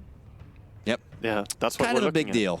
It This is match in itself is like a $200,000 tournament. I love to think of it like that. No pressure, no pressure, teams. Here we go, though. Let's break down the actual draft as we get underway here for game number 2. Secret ban out the Drow and the Oracle and pick up Ogre Magi and the Mirana. Liquid, no Shadow Demon, no Wisp this time, and they will pick up Elder Titan Void. That awesome combo we love to see. Yeah, the cookie cutter combo, just so easy to get that split going down the Void Chronosphere, of course. So really easy execution for Liquid. The Ogre Magi Mirana, a little bit surprised to see that early, but we have seen Ogre Magi just be extremely good at securing mid lane. I think that's one of his best strengths, is that he's so tanky. He can just stand on the high ground protecting his mid laner. It's kind of impossible to go and get a nice gank off. And at the same time, he is very threatening with that Ignite. And Secret look really happy. Look at Puppy. He's got a smile on his face. That's the first time I've seen them smile. Yeah, it's been a very mixed set of emotions for this Secret team, especially from yesterday into today. And, well, you can say the same for Liquid. Liquid, I mean, if they do happen to lose this game, we already talked about the consequences, but they will also be looking at a shutout day on their end, 0-4. So who'd have thunk, man? Secret and Liquid being down in this kind of a position. But nonetheless, as we progress here, we look to see how they want to evolve the lineups here. Second phase bans, I mean, Huskar had been banned every game up to this point. I imagine it is something kind of in the back of the mind for these captains. I definitely think that it is. You can't really let go of it. It's had too much of an impact in the first day of the group stage and in the second day. And it's still just there as an option, right? Both these teams play it. Yeah, and there we go. Puppy, gonna ban it out. Does not want to deal with that. I think it's a smart choice. They didn't have much success with it lately, and they also lost against it a few times, so better to just get rid of it at this point. Well, let's see for Liquid, though, what would be what they consider their possibly biggest threat here. I wonder if Lone Druid is anything they feel could be a problem. I haven't seen Secret run it a lot, but we've been seeing some success with it paired together with the Ogre earlier today. The Bloodlusted Lone Druid is really strong, but it really doesn't feel like something Secret will do. I don't think so. Bulba does not play that type of hero on the offlane, it feels like. And for Envy and RTZ, you look to much more flashier heroes than a Lone Druid. So if they wanted to get something Bulba is used to seeing here, he's been known for him to do a lot of Darkseer. He's done Tidehunter from time to time. Yes, Slardar, Nyx, Axe is still in the pool. He, you know, loves to play a lot of different heroes, actually. He has a pretty wide range of heroes. Even the Sand King is still there. So I think Bulba's hero is still going to be easy to snag up. You don't have to go for it now unless you want to hide your different heroes for, of course, Pilot Eye and RTZ or Envy, whoever is going to be playing the Mirana and who won't. Yeah, that's true. I don't know how much secret value at this point to hold on to a more of a mysterious kind of a strategy or kind of showing their hand or not. I know Puppy likes to hold a bit of secrecy. Works with the name, I guess. Definitely. You had to go there. I did that. I did. All right. But still, I feel that it's curious what they want to approach the Elder Titan and Void with. Both those heroes are quite susceptible to silences, I feel. And there are some options that you can go for, but I haven't seen Secret play the likes of Puck or Silencer support they or used Skywrath. to go for Disruptor often, but yeah, they kind of fallen away from that a bit. They gave up on that idea. A lot of other teams are still running it, and some of them with really good success as well. Disruptor is a strong support this patch, but it seems Secret don't really like it as much anymore. I think it would fit really good against Void, and it also is pretty decent against Elder Titan. You can in fact cancel his stomp from super far away by just glimpsing him, if you're fast enough. They will opt for the Timber Saw, a trusty pickup for pretty much every team here in the tournament. Yep. And they snag it up in their second phase first. It's come to the point where Timber Saw feels like a very reliable hero. Every time you see it, it's gonna have a good impact. We saw earlier today S4 on his Timbersaw. He got shut down in the early game, 0-4-0 on Timbersaw, and then made a massive comeback. Yeah. And just had an absolute amazing performance. That kind of snowball, crowd-pleasing hero. He is. For Liquid, do they focus now on something to kind of deal with the Timbersaw? They have been a team known to pick up something like a Kotal from time to time. I feel this just baits Skywrath pick. I'm not sure if bait might be the right word, because it just fits so well with your own lineup as well. That's true. When you have one of those moments where a hero synergizes with you and counters the opponent, it's normally a really golden pick. But the question is, do they want to play it? They could also go towards the likes of Nyx, very good against Timbersaw. You can just spike Carapace, run next to the Timbersaw, and when the Timber chains away next time, you just stun him. Impel follows up. Very true. Easy to kill. Very, very true. Liquid, though. Timber will have the issue of time dilation, though. That is the thing that we haven't really mentioned. And time dilation messes with Timber so much that you sort of have to buy a Eul Scepter or a Lotus Orb just because of Void. Yeah, and typically has been the former, or sorry, the latter. Lotus Orb has been a more popular grab for Timber. I mean, obviously, probably here too. I mean, you get the armor benefit going against the Elder Titan. I'd imagine that seems to be the sweeter choice. Yeah, for sure. And wow, Lifestealer coming in. Lifestealer's the pick here for Liquid. That is a curious pickup, I feel. A Strength Core directly into the Timbersaw. I mean, at first I'm kind of like, whoa, but is there something we're missing here? I just think he's pretty good against the Mirana and Ogre Magi in terms of if he infests into Faceless Void maybe, or if they're going to pick up the likes of Ricky or something to get close and personal, he can really shred down on them pretty quickly. The Elder Titan to remove the armor from even Ogre, they would melt very quickly to a Lifestealer. But I don't love Lifestealer against Timbersaw. I feel like it can work, but it's not great. Something we got to see from Alliance earlier today. The Lich comes out now. Some teams do occasionally reach for this as a possible option to sub in some extra armor when opposing, you know, the Elder Titan here. And it was a certain ice armor that happened to pretty much save the whole game as they were able to kind of get it on the Ancient. I haven't watched it yet. Dakota, I heard from a little birdie that ice armor was a big factor in that game. We'll say that. All right. I will have a look at that replay later, as we've been busy with our own day as well, of course. But Lich is this pretty nice pickup here as Lifestealer and Faceless Void. All they really bring is physical damage, apart from the infest damage, of course. And I think this is going to be a great answer to Elder Titan. Wow, Alchemist. They're just pumping up melee heroes. Look at this. Yeah, Team Liquid is like, we are going to pick no range hero at all. They're going to Bash Brothers, Bruisers. What are you going to do about it, little baby rage, huh? We're going to beat the hell out of you. Don't say that. He looks so... He's like, please, I'm just so innocent. I'm a child. He looks really innocent. There's no baby rage going on. He just wants to win some Dota. It's been a hard few days. You know, contemplating, of course, anticipating what the motives are going to be for them now as they see that they're going to have to go against this Alchemist kind of a game, which I know some players have been pretty vocal about. Not always the biggest fans about having to approach a game and know that you have to keep tabs on someone like that. Yeah, we'll see what they do here. He's definitely reacting to this Alchemist pick and being a little bit surprised. I can't really blame him. I wonder what they're going to go for. I just feel Team Liquid put themselves in a weird spot having 4 melee heroes against a Lich. That Chain Frost is going to have the potential to bounce a lot. Yeah.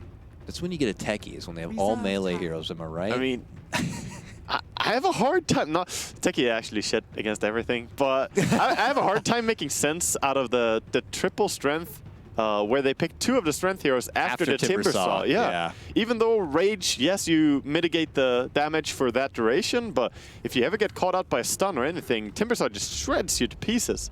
This is so weird from Liquid. Really an unorthodox type of drafting. It's Kuro too, and it's like, we know he knows what he's doing. And before he picks 1 more strength hero. Yeah, right? I think I'll just leave. No, Secret, I think it's going to be the line. They ban that out. Liquid rid of that Sand King that Bulba has made some waves on earlier. And we'll have to see now what that other more selfless support is going to be here for their team. Yeah, thinking about it a little bit. They're looking for it's the Earth Spirit. They want a strength melee support. He's here. Oh, go for Lord it. have mercy, please no. Go for more melee. Okay. Ooh, Rubik. That is a nice little pick. And it's been a while since we got to see a Rubik as well, I feel. Me and you, Dakota. Yeah. Yeah, very true. It's nice. He has that natural null field, which has been buffed in recent history. I know it's not the craziest thing to brag about, but it will be some nice natural resistance when you're going against something like the Lich, of course, Mirana, Ogre, and company. And they got 2 really great Rubik players as well. Both Kuroki, of course, notorious on it. Okay, God? Yeah. And Jarex is also a big fan of playing it. I'm thinking Kuro is going to play it. But if Jarex does as well, then I know he's also a very good Rubik player. Final pick from Secret. It's the Envy Terrorblade, Waga. We are going to be in for a Terrorblade versus Alchemist final game. Man, Terrorblade's going to be great against all those melees too. Whenever he drops the reflection, it's going to hit so many people.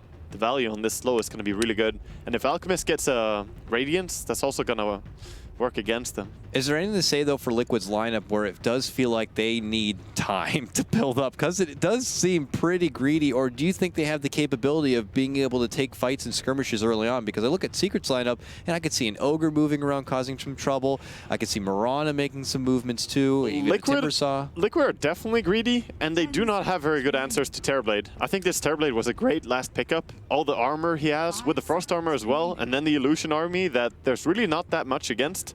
Acid Spray, Fade Bolt, and the Elder Titan spells. That's really all you have. And indeed, it's going to be Jarex on the Rubik. All right, we get out and underway here. We'll fly through some of the introductions as we get the early TP for Kuro to get some boarding advantage in the lane. To remind everyone what's at cost here for this final game of the group stage. Liquid need this win to go into a tiebreaker situation against MVP, where they will battle it out for an upper bracket spot, the last upper bracket spot. But if Liquid are to lose this game, then we have no tiebreakers, and Secret and Liquid just both hold hands in the lower bracket. Yeah, Secret took the first game that was really crucial for them, getting that win. They needed 2-0. Really Look at important this for them. full 5-man smoke movement from Secret already. Heading up and around, Matama Man spinning around in circles, spinning and spinning and spinning, but he doesn't know his trouble's approaching right from behind. Yeah, getting closer. He walks into them. Sees it now. The Ignite's going to fly out. Puppy should be able to move in. Hasn't leveled anything up yet because you know you want to keep sacrifice, but can they line up the shot? The arrow flies. Oh, he sidesteps it right there at the last second. And everyone gives up immediately. It's like, you missed. You missed. You missed, Bulba, in case you didn't know. You missed. Good luck He next tried, time. man. Yeah, he did a good job. He tried to line it over the tree so it kind of come in at a blind angle, but Matama Man was clicking quick and his trigger finger was ready to sidestep and he got it out. So interesting to see Bulba playing the Mirana as well in this game. Every time that Secret has played the Mirana previously in this TI, it's been on Envy and Arteezy. They just used it a lot. They've been drafting it a lot. And this time, got to pick it up on the offlaner. Yeah, I'm curious. Mind control with the pull. I'm looking up here. I'm like, mind control. He's yellow, but he's on Dire side. What am I looking at here? But he's actually taking the creeps on a conga line adventure elsewhere, it would appear. Is he going to do that strat? We saw that strat earlier when he brought to the mid lane. Yeah, the TNC thing. I don't think he's going to do that. TNC had There was brought the the moment wave. where TNC's offlaner brought a full creep wave on level 1 to Cuckoo on the Storm mid. Yes. It was strange, but it wasn't necessarily bad. I think it's better what he's doing now, though, in mind control. Just kind of farm away safely. I don't think Liquid's ready for that strat yet, is the thing. So maybe TI 7. Maybe TI 7. They head their way back up and over. And we'll go right back into work here, and we're going to have to see, because based on paper, it does look pretty damn promising for Secret. But I wonder if, yeah, the Bulba Mirana, if it was something that they were intending on doing from the get-go, or if it's something they just had to kind of pull out as an audible or not. But nonetheless, it's paired together with Puppey's Lich, and in the meantime, Bulba's going to be content and just finding some easy CS.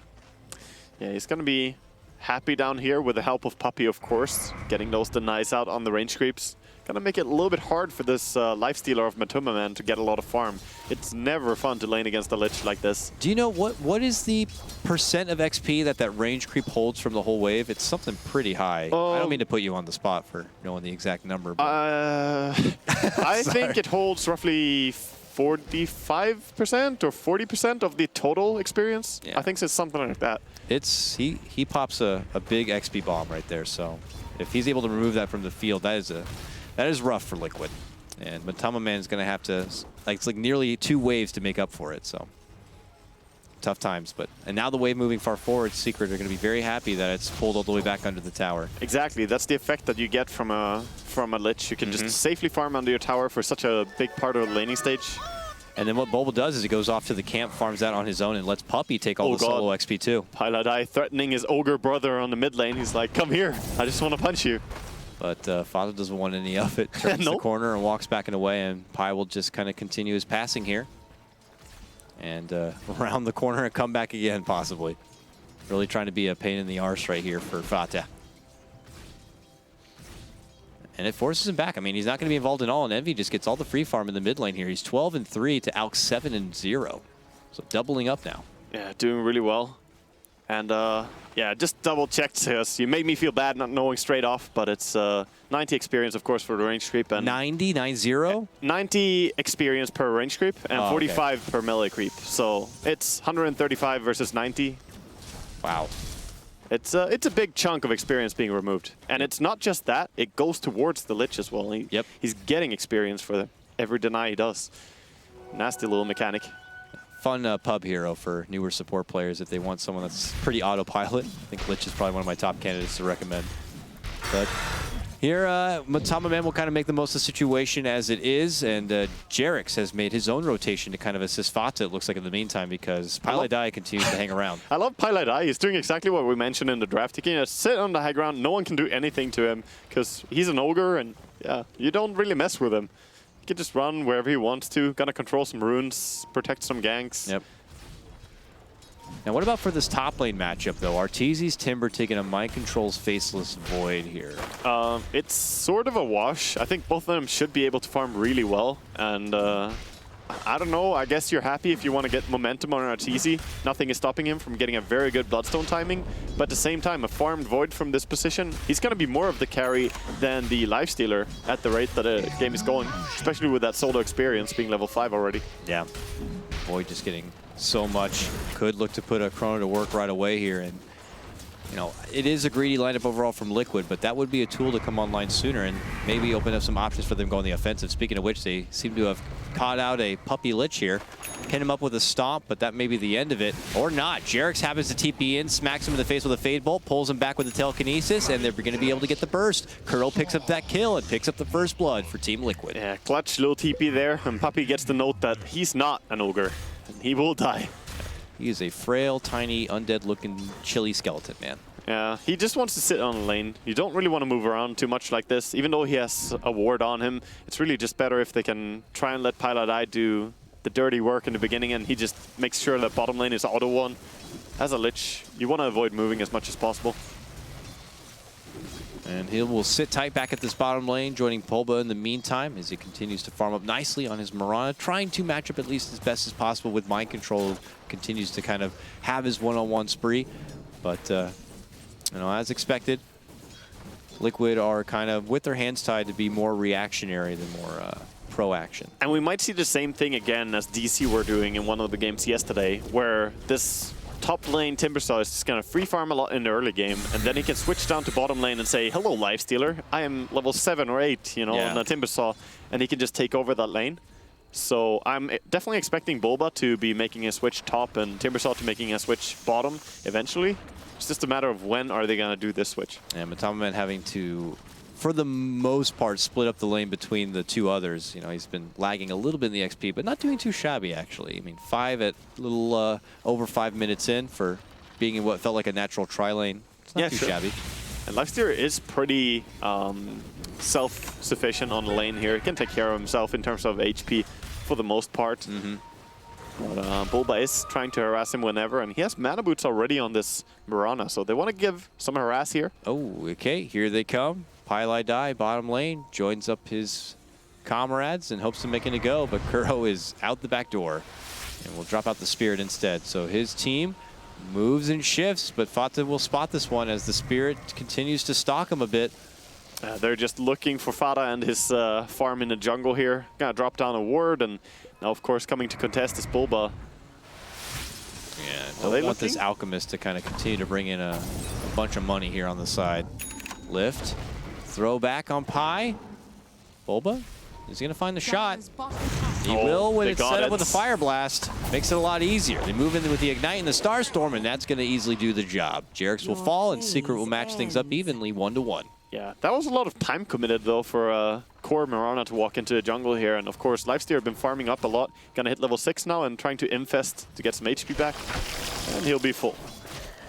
That's pretty nice. Arrow to snipe down a creep from Bulba. Gets back in the lane. Very concerning, though. We haven't really mentioned too much, but Envy, 49 for 27. He's been shutting this mid lane down really hard. Yeah, he's going crazy here. And Fata's trying to make up for it by doing some farm on the side and hopes to move and be a part of some of this bounty rune action, but it has really been all Envy. With the influence that Pi has made the early mid lane too, it's been very, very difficult. It's just that he doesn't take any damage at all from the Acid Spray. He has, right now, 21 armor on this Terrorblade. He's getting the Frost armor from his teammates, and then he's a Terrorblade. That also helps. Fata just has to try and find something on the side, really. But he's maxing Greevil's Greed. He's making a stack, and Pi's like, you making a stack? No, you're not. Oh, but he doesn't really want to tank it, so he broke it. Okay, it did end up breaking. But that has got to be a bit griefing here for Fata when he's like, I'm just trying to find a home and a place to kind of work out, and Envy's just going to end up being a problem brewing here in the back lines of Secret. Seems to always be that way when you play Alchemist. People just don't want to let you farm. It's really strange how that works out. If they let him farm, I think they end up losing. That's usually what happens. So maybe stop that happening. And here's Pylai Die saying hi to his Stop ogre. that. I don't want to lose. I'm going to stop you from farming. Yeah, I will just say hi to you. But it's a little bit deep. He doesn't want to stick around there because Mind Control's swinging in, and he saw that with his ward, so definitely don't want to get Chronosphered that far away from your friends. How much kill potential does Liquid have with this Chrono now? Quite a bit, in fact. I think it's all coming down to whether Lifesteal is able to walk in and kill stuff with his right clicks as well. Level 3 Rage, he hits pretty hard. Oh, top lane. Kuro TP's up there. RTZ tries to jump at him a bit, but doesn't quite catch him. Yeah, and RTZ is, of course, fully free-farmed. The two farmer brothers of Secret, right? RTZ and Envy. Yep. They're having a good day, both of them. And I don't know if one Matamaman Lifestealer is going to be enough to handle both of them while Fata tries to play a bit of catch-up. It's hard when you're laning against a Lich as well. How are you really going to carry against that? It's more about the Void and about the Alchemist. They all need to get something. It really feels like a 3-lane success right now for Secret as things are going. Oh, Kuroki. Are they going to go on him? They're thinking about it here. Puppy and Pi smoked up, supports in arms here, looking to put some hate on maybe a fellow teammate, or a former teammate, rather. Yeah. I think they could do it. He deserves it. Let's go, buddies. They're thinking about it. There they go. And Ignite's going to be flying out first. Then they get him with the Fire Blast. Timber chains on forward. Puppy hits him with the Frost Nova. And then Arteezy comes in and slices them all up and serves them up for lunch. Yeah, he'll get that kill. And Envy now making a switch for top lane. He's going to say hi to this tower. Terrorblade.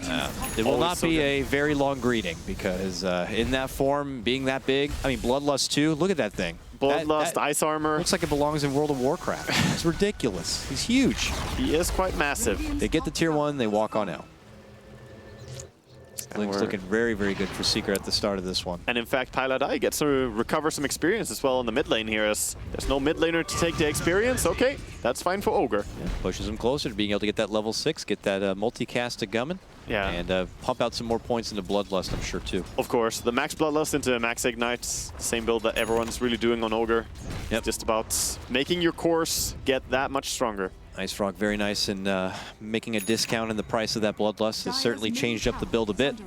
Yeah, It's being used a lot. The 50 mana cost is so easy to just keep spamming. And we might see a little bit of a smoke. No smoke movement here by Secret, just grouping up a little bit. But Mind Control is Invis hanging around this mid lane. A couple NV Terrorblades here. Approach. Finally, the real one shows himself, and there's going to be the Chrono. Quick Moonlight Shadow does fly out. Do they have the detection? It might not be necessary. They get the stop, and a quick Sunder saps the life right back from Kuro.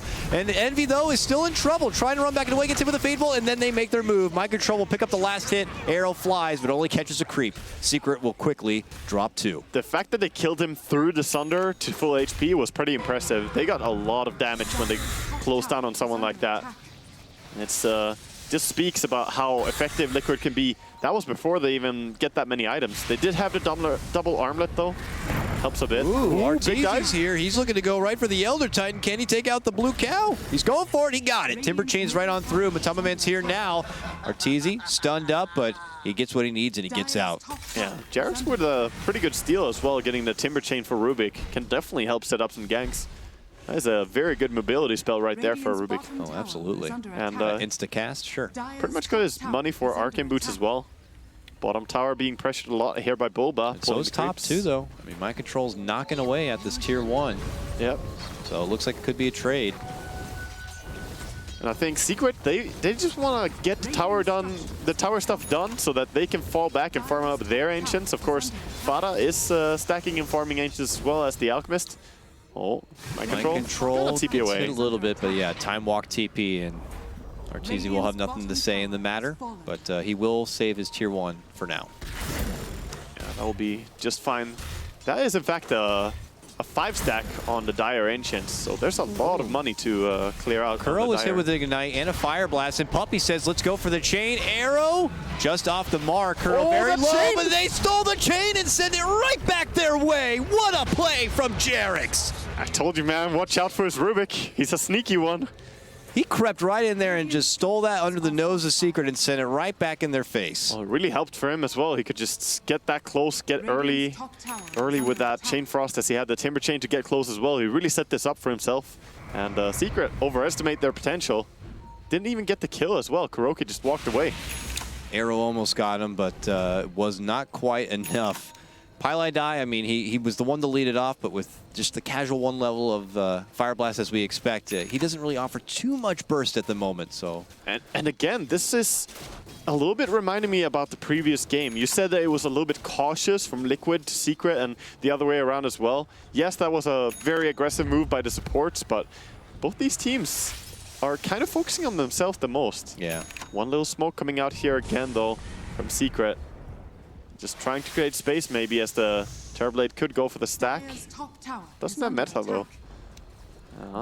That Rubik still also holds the Chain Frost, and he could nurse it all the way till it's off cooldown to have it again for a future fight. But he could, unless his Alchemist gets dove on the mid lane. Yeah, that's the thing, is that a fight could be coming to him before he would like, in the form of a movement from behind. But Liquid is up and on the other side too here, Waga. So we could see a clash from both fronts. Actually, it's already Liquid trying to make a move, maybe for Bulba. Bulba going to be forced to pull out the Moonlight Shadow.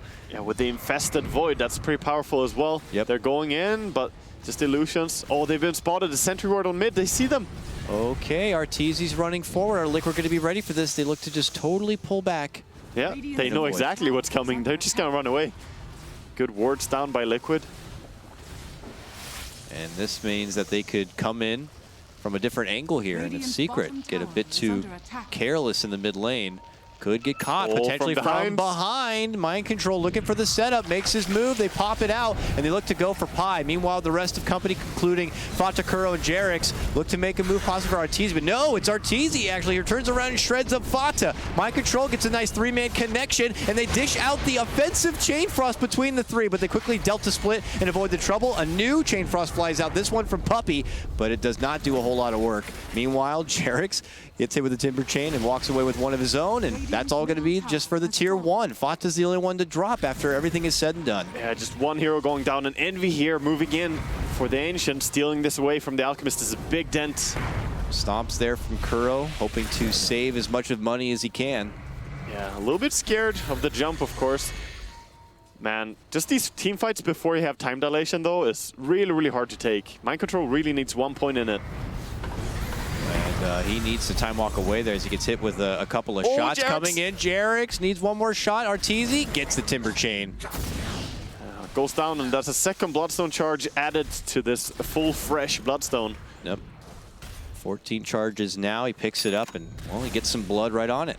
And with that, Secret takes some momentum right back. They've been very back and forth to this point, but they don't have meta, so I think they're gonna just back out and take it a little bit easy. They have so much to recover and fall back on as well. But that doesn't mean that the Timbersaw and the Ogre Magi have to fall back. They can keep playing like this, enemy territory. Yeah, let some of the others continue the farm. I know Bulba would love to finish off his Agnum Scepter. He's just one component away from that. While on the other side, Mind Control, who's actually spotted out Puppey, hits him with a first hit bash. Oh my Another God. bash. Get one more because, you know, why not? Oh, he's not going to get it, though. He was thinking about jumping after him, but that would be a mistake. He's gone. Didn't have the Chain Force ready as well to do the cancel, yeah. Cancel and it's done. So, just Mind Control letting Secret know that he's hanging out on their turf and will step out and away. And Liquid back into the grind, but still not in the position they were hoping to be in here, Waga. As any casual Alchemist game, we always expect to see them there at the top of the net worth with a bar that seems far and hard to catch up with. This case, he's third in net worth and barely edging his way up to second. Yeah, definitely. And here we see it, of course, the... Uh-oh, Matama Man top lane's in some possible trouble here. Arteezy has been 1v1ing him, and then Matama Man actually turns it back after he pops out the Rage. Hey, he's gonna get away just fine on Arteezy, but a lot of rotations were forced to try and catch him. Yeah. Meanwhile, Puppey under the back end of that Moonlight Shadow. Bulba as well, looking for Fata. Oh, pops out the Chain Frost between the creeps. Hits him twice. Fata is able to get off the stun. Chrono. Puts it on the Bulba. Chrono going to be committed for the Puppey support here. Bulba steps in to try to help out. That may be the end of it here. Yeah, not much more gonna happen. A lot of spells being used, but nothing really dying. Chrono for not killing a Lich. Yeah, meanwhile though, look at the Envy. He's cleared up the entire 5 stack on the Ancients. That's a ton of money going his way. 2,200 gold. He already has his Dragonlance. He already has his Yasha. He is becoming a tyrant. Really is. And we all know what Terribly is like when he gets some farm. Yeah. And they don't have the best heroes to clear his illusions as well. Kuro migrating around this mid lane. Walked through a sentry, but I don't think the vision was there by Secret to spot him. No, not quite, I believe. So he just moves on through and all the way over to yonder. But probably not going to find much more. Just going to scout out the Roshan here and see that he's up and well, doing just fine. No one killing him just yet. Bulba has the full Aghanim Scepter now on the Murano, though. I think Secret want to take a fight with us. Secret and their item progression is just looking so damn wonderful. I can't help but fear for Liquid at this moment, Waga, and what they're going to have to do. Yeah. And they have to wait longer, too, because they already had committed that Chrono for that attempted kill, I suppose, onto the Lich. So they are close to a Desolator on Lifestealer. I think that's going to be one of their big timings right now, especially with the Vladimirs they have completed on the Void. That's going to mean he's kind of a monster, but other than that, they just need the Radiance. 1,000 gold away. Alchemist needs to keep farming a little bit more. Yeah, and then, you know, the next step after that, you get the Manta, you get the Octarine Core. He's not done just yet, is he? He's got lots of steps ahead of him in order to even help be able to kind of relieve the pressure. But if Secret have any say in the matter, they're going to want to bulk up and make a push before he can even get that close. I definitely believe so. I mean, what do you think about the comparison timings? I know given that Envy has been getting much more farm this game in particular as opposed to Fata, but is it typical for the Terrorblade to be able to come online this much sooner than the Alchemist? I just think Alchemist didn't have the easiest time mid. It was just the Ogre Magi, the pressure he was under, and Terrorblade does outlast hit the Alchemist really hard.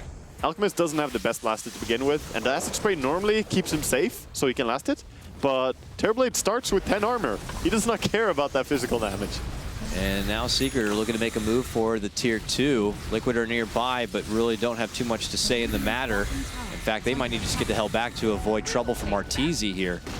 And they will pull off. That's Tier 2 going down. Liquid only hold on to 2 more towers on the outskirts here before they're stuck possibly in the dark.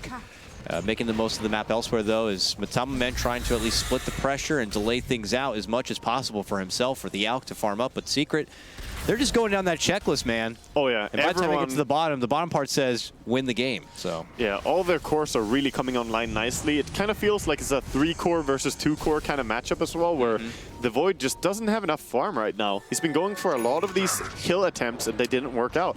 Bulba. Just looking for Kuro, but didn't really connect enough. And it looks like they'll take this moment to move in for the Roche. Secret figure that if Liquid aren't comfortable yet taking a fight, then their best chance would maybe a fight coming to them. But I wager they'll be able to do this, and Liquid are, well, they're going to go elsewhere. Rune. Yeah, we'll go elsewhere. And yeah, how nice. A DD rune once again right by that Roche pit certainly makes things a lot easier, To be fair, Liquid did get that in the first game of the series as well. They had the DD served right in front of them with the instant Roche respawn. That's right. This time it's going to be Secret getting the nice and easy Roche. And it's going to be Arteezy who picks it up. He also recently did grab that Lotus Orb too. So in addition to obviously being able to purge off whatever's necessary, he gets the armor bonus to match up against the Elder Titan. I feel it's a great item this game for sure. Yeah, wonderful value pickup. I mean, there's even a possibility of Jerax maybe messing up with a Lich ulti or something like that. That's just possibility for devastation if that was to happen. And they have a smoke now on the mid lane, Secret, but it's just the two supports. I think they need to pair up with Bulba if they want to fight. And he's like, I just need a little bit of money for Blink, guys. So we'll see if they're going to go or not. Yeah, because thinking about it. They don't have to worry about too much elsewhere here. Liquid's farming their own way up in this top lane, but Arteezy is happy to guard out and keep these lanes pushed off. Secret don't need too much resources at the moment to kind of fend off Liquid with where they are. Well, even if they were to go on Arteezy right now as well, he has that Aegis, so they can't really commit that. Oh, mind control. They actually commit in with the Moonlight Shadows. They spotted out the Faceless Void. He's going to make a valiant jump over to the other side, but look who's waiting for him. Oh, the mighty Dark Lord. But he does get caught under the Chrono. A defensive one from Mind Control as he retreats back and out. While on the other side, Kuro lays down the Earth Spitter. A response is going to be the Chain Frost onto Jerax, who will be taken out first. Yeah, very good kill in the end there for them. A lot of spells being used though. But with the Chrono and the Earth Splitter gone, I think this is pushing time. And here comes the big behemoth. He begins to go to work now on the tier 2, and Liquid face being in the lower bracket if they can't slow the momentum here from Secret. Secret just really going for it, and they cannot take the fight outside of the base. Right now, you just gotta keep farming. If you look to Matumba Man, he knows what's up. Just keep farming the creeps. Just farm, and just know that the inevitable could be coming where you're gonna have to high ground defend, and you're gonna want as many tools as possible to work with here. All the items you can get, really. All of the items. Anything. But Secret, man. Have one more tier 2 to work with there in the top lane. Travel for Arteezy now on his Timbersaw, looking really set as well. 12,800 gold on the Terrorblade, 12,000 on the Timbersaw. Alchemist being behind in net worth to any hero is never a good thing. No. Being behind 2 enemies, that is not a good sign. No, it is not. And V's next item grab is actually going to be a Diffusal Blade now. So more purge capabilities, more just raw damage for him. And also that Blink Dagger on Bulba also going to be snagged up here. More good things coming their way. Back at mid lane, we have Arteezy casually keeping the pressure on Liquid. Yeah, they're just forcing them to play from their base or close to the towers at all times, while Secret are making more use of the map. Envy farming Ancients, they have Bullblack clearing creep waves. It just makes them get more and more money flowing in. And that's why we see the net worth, it just keeps going their way. Yep. The slow starve. Secret have applied this kind of pressure on many teams in the past. Feel kind of right at home being in this position. It has to be a pretty good feeling as well after so many tough games to have this sensation that you're in control of the game and you can keep having it your way. Much like Burger King. Much like that. Not that we're working with him. Down at bottom, Bulba. You know, he's, for not having to see him play the Mirana in quite a while, he's been doing all right. Not as flashy as some of the other Secret members, I'd have to say, but job's done. Quick to react with the Moonlight Shadow. Oh, yeah. Set up, arrow. And he actually connects with this one. And a reverse caster's curse possibly here, Waga. But Mind Control will be able to time walk away, but Bulba's not done yet. He actually forces out the Chrono. Meanwhile, Puppey goes down. Matumba Man's able to get the snipe on Little Lich there in the mid lane. Yeah, he found 2 supports, and Lifesteal definitely shreds them really quick, but here comes the cavalry. Oh, arrow just in front of Arteezy. Smell my Timbersaw ass is all he says. He's not going to allow him to pass whatsoever and just bulldozes right on forward into the base. He is seriously a mech right here. Yeah, he's just chasing in. He knows he has so much armor to work with. He can't really be brought down by the towers alone. But this is the push coming here from Envy. So much agility now, the diffuse blade. Jesus, the damage. Arrow to fly out. It's so much work, and that is quickly going to be a tier 3. Secret, no, that even with the win here, it's not going to get him in the upper bracket, but it will get him into a better position for Liquid. Seeing this one go down means they go down into that lower bracket and into the scary best of 1. Yeah, nice stomp here coming in, but they can't really commit as they don't have Lifestealer. Gotta just sit back. Now even potential to making an aggressive play, but Secret are gonna play it safe, back out. Very good choice. They already did a lot of structural damage there. Oh yeah, and that is money in the pocket for the rest of them too. And very intimidating seeing that Terrorblade deal that much damage in no time at all. He is getting real farmed. And just accept the fact that when he comes back to do it again, he'll probably have another new item to make him even more scary. Yeah, just a Scotty or something along those lines. Yeah. It's gonna be great fun. What do Liquid do, man? I think they need to be the ones making the aggressive moves, but they don't have the best stuff to throw into a Chronosphere. Honestly, it just comes back to they have a kind of wonky draft. I mentioned it during the drafting phase. I still feel it. This quad melee with the Chrono. Yeah, you have 4 melee heroes, and only one of them can actually move into the Chronosphere. The rest of them have to somehow do stuff outside of it. I don't know, man. It's not easy to execute. I want to say they should just go and gank, but I don't know who should be going and ganking. I guess the Chakram Rubik is the best damage they have right now, with the Lifestealer, of course, for the physical. But, yeah. Right now, they just got to keep farming, I think, which is really a sad spot. Alk finally gets his position at the top of the net worth where, you know, you hope he's at sooner and holding longer and with a much bigger difference, but he's only barely able to etch up there now thanks to the Greevil's Greed. Yeah, and he won't have enough to really stop a Terrorblade if he doesn't rack up a lot, and he needs the help from Void and Lifestealer. Do you have to itemize appropriately? Do you get something like a Mjolnir at some point just to help with the ridiculous amount of illusions? Mjolnir would be really good, but you don't make yourself tankier when you buy Mjolnir as well. And these illusions hurt mid lane. Might see a goal here, but Pilot Eye sticking far back. Yeah, Pi has always... he has also started building into the Aghanims on this Ogre. Very close, in fact. He's just needing 1,050 gold. Doesn't even want to finish out an Ether Lens. He just wants to go right for the juicy stuff, the secondary blast. Pi knows how to play that poor life, you know, the position 6 stuff. He knows how to make the most out of very little gold. Top lane. Are we having a trade here, Fata? Looks like he's able to TP away from the trouble of Arteezy ball. Back at mid lane, it looks like Mind Control will be able to snack up a bounty rune and waltz back over. Ooh, don't head that way. Gotta be careful. Liquid trying to just get some grasp on the map, but they have to be careful at the same time because Bulba is just sneaking around in their jungle at all times. And if he ever lands an arrow and flies in, there's a lot of heroes that just instant die. We even saw the Void lose so much of his HP. We'll see how Liquid can crawl their way back into this game. If there is a way to crawl back, we'll have to see. It's going to be tricky. Secret still nursing their time a bit. It looks like they're keeping tabs on the Roche pit here, looking to kind of take the safer road. You can't really blame them being the final game of the group stage. Right, no, the comeback. There's only one comeback in this game. They need to pull an Aghanims to Jarex, get that 2-second cooldown on spell steal. Oh yeah. And just carry the game. Yep. It's actually a 2-second cooldown even on the lowest level, so it doesn't matter what level the Rubik is, as long as he has the mana to sustain it. Oh well. We'll see. Mirana Invis popping here. See if they can go on Matumba Man. Seems to have been their target, but he's running away. But he's running up. Oh, he's sticking and he's around. Still there. Ogre, where are you? Pi, what are you doing? Oh, they changed their mind and just completely pull off. Pi didn't feel it, man. He just hung back a little bit. He didn't want to walk in there. He's like, I don't have Force Staff and stuff. I don't want to walk there. They're like, maybe that would have been too easy, so we'll just let him go. Pull back and away here. And it's just Secret respecting Liquid, actually, though. They know that if they make a mistake here, they could definitely lose. But Envy, now with that Assault Cuirass, he's looking really strong. The double damage again. Could go for a bottom tier push if he wants to, but we'll see if Secret quickly make that choice.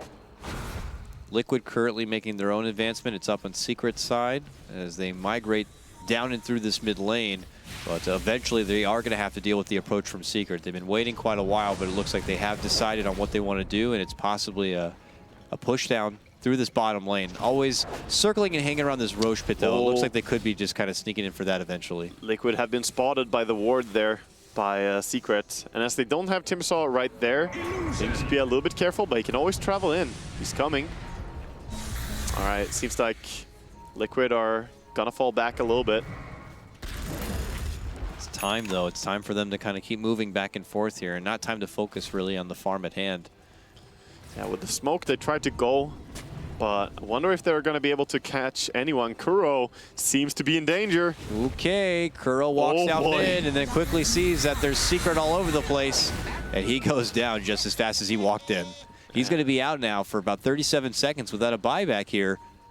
Yeah, and bottom lane is available to be pushed in here as Secrets. They all start moving there, apart from Envy, who's going in on mid. But yeah, there should be backdoor region, and then there is. Yep. Dota still works. Dota does still work.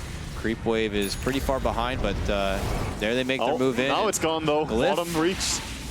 Glyph comes out, but it's not going to stop everything here. The firepower does continue as they make their move in. Oh God, Rax is in trouble. Liquid can't stop it. It's going to be a hard hit for him to recover from, and they just got to take it. Yeah, and Secret can just back out and take Roshan right now. Liquid are playing very scared, but honestly, they don't have many tools to work with. I just feel they massively outdrafted themselves in this one. It looks so hard, especially as the Void went down for the initiation path. He has the Blink Dagger, and they need to put it to use now. Going for this Roshan stop with the smoke, they need to be there in time. Oh boy. It's a quick Roshan, though. Yes, it is. They'll go right in and go to work, but okay, I guess they worry about Liquid's approach here. They smoke, they move out. Arrow gets sent. Runa Destiny again available. Both teams see it. Radiant scans up and around the area, but does not trigger yet. Oh, this has got to be a bit nerve-wracking. They move in, and they kind of scope that the Roche was hit a bit, but now they worry that they've just walked into a potential trap of Secret. Yeah, they're thinking about just going. But now they're like, well, it's been quiet enough. Why don't we just move in and finish out the Roche? Oh, they're kind of going, but they're not committing fully. Secret finally, okay, they come around. They're like, are you doing our Roche? Are you doing our Roche? Oh, boy. And they're going to scare Liquid back. Arrow connects on mind control. 5-second arrow. He's locked there up on the high ground. Die, though. Yeah, they can't do anything about it. Roshan is so low. Neither team can really leave it. They know the other team will get it. Tamaman goes in and comes right out. Eventually, Arteezy moves into Liquid territory here. He's going to be forced to step on the side, but needs to avoid the trouble of Fata, and will do so. Slowly. Oh, here comes Secret. Look at this. They're wrapping around on the left side. Oh, Lifestealer, you do not want to fight against the Terrorblade. Comes out. They're waiting. Oh, they're just forcing Liquid forward. Oh. Pushing in the creep wave. I mean, Liquid have to defend eventually. They are corralled together now down the staircase, and they're just heading for the pit. I mean, they're zoned out, and they don't even have TP on one of them as well. They're just like, let's go in and let's go. They're going to get it. They're going to get the Roche. They got it. They grab it up. Arteezy steps in, like, excuse me, what is happening over here? Makes a move in, and he could quickly go down. Pops out the Lotus Orb, but is barely able to Timber Chain away. Meanwhile, Mind Control going to get blasted right there with a Fire Blast and with the Chain coming out from Puppey. Buybacks are going to be forced here from Liquid now. And Kuro, who steps inside the pit, goes for a stomp. Will be able to get it off, but Pylite Iron's there waiting for him. Oh, does it get Arteezy? He can't wake up. Oh, he's got the splitter.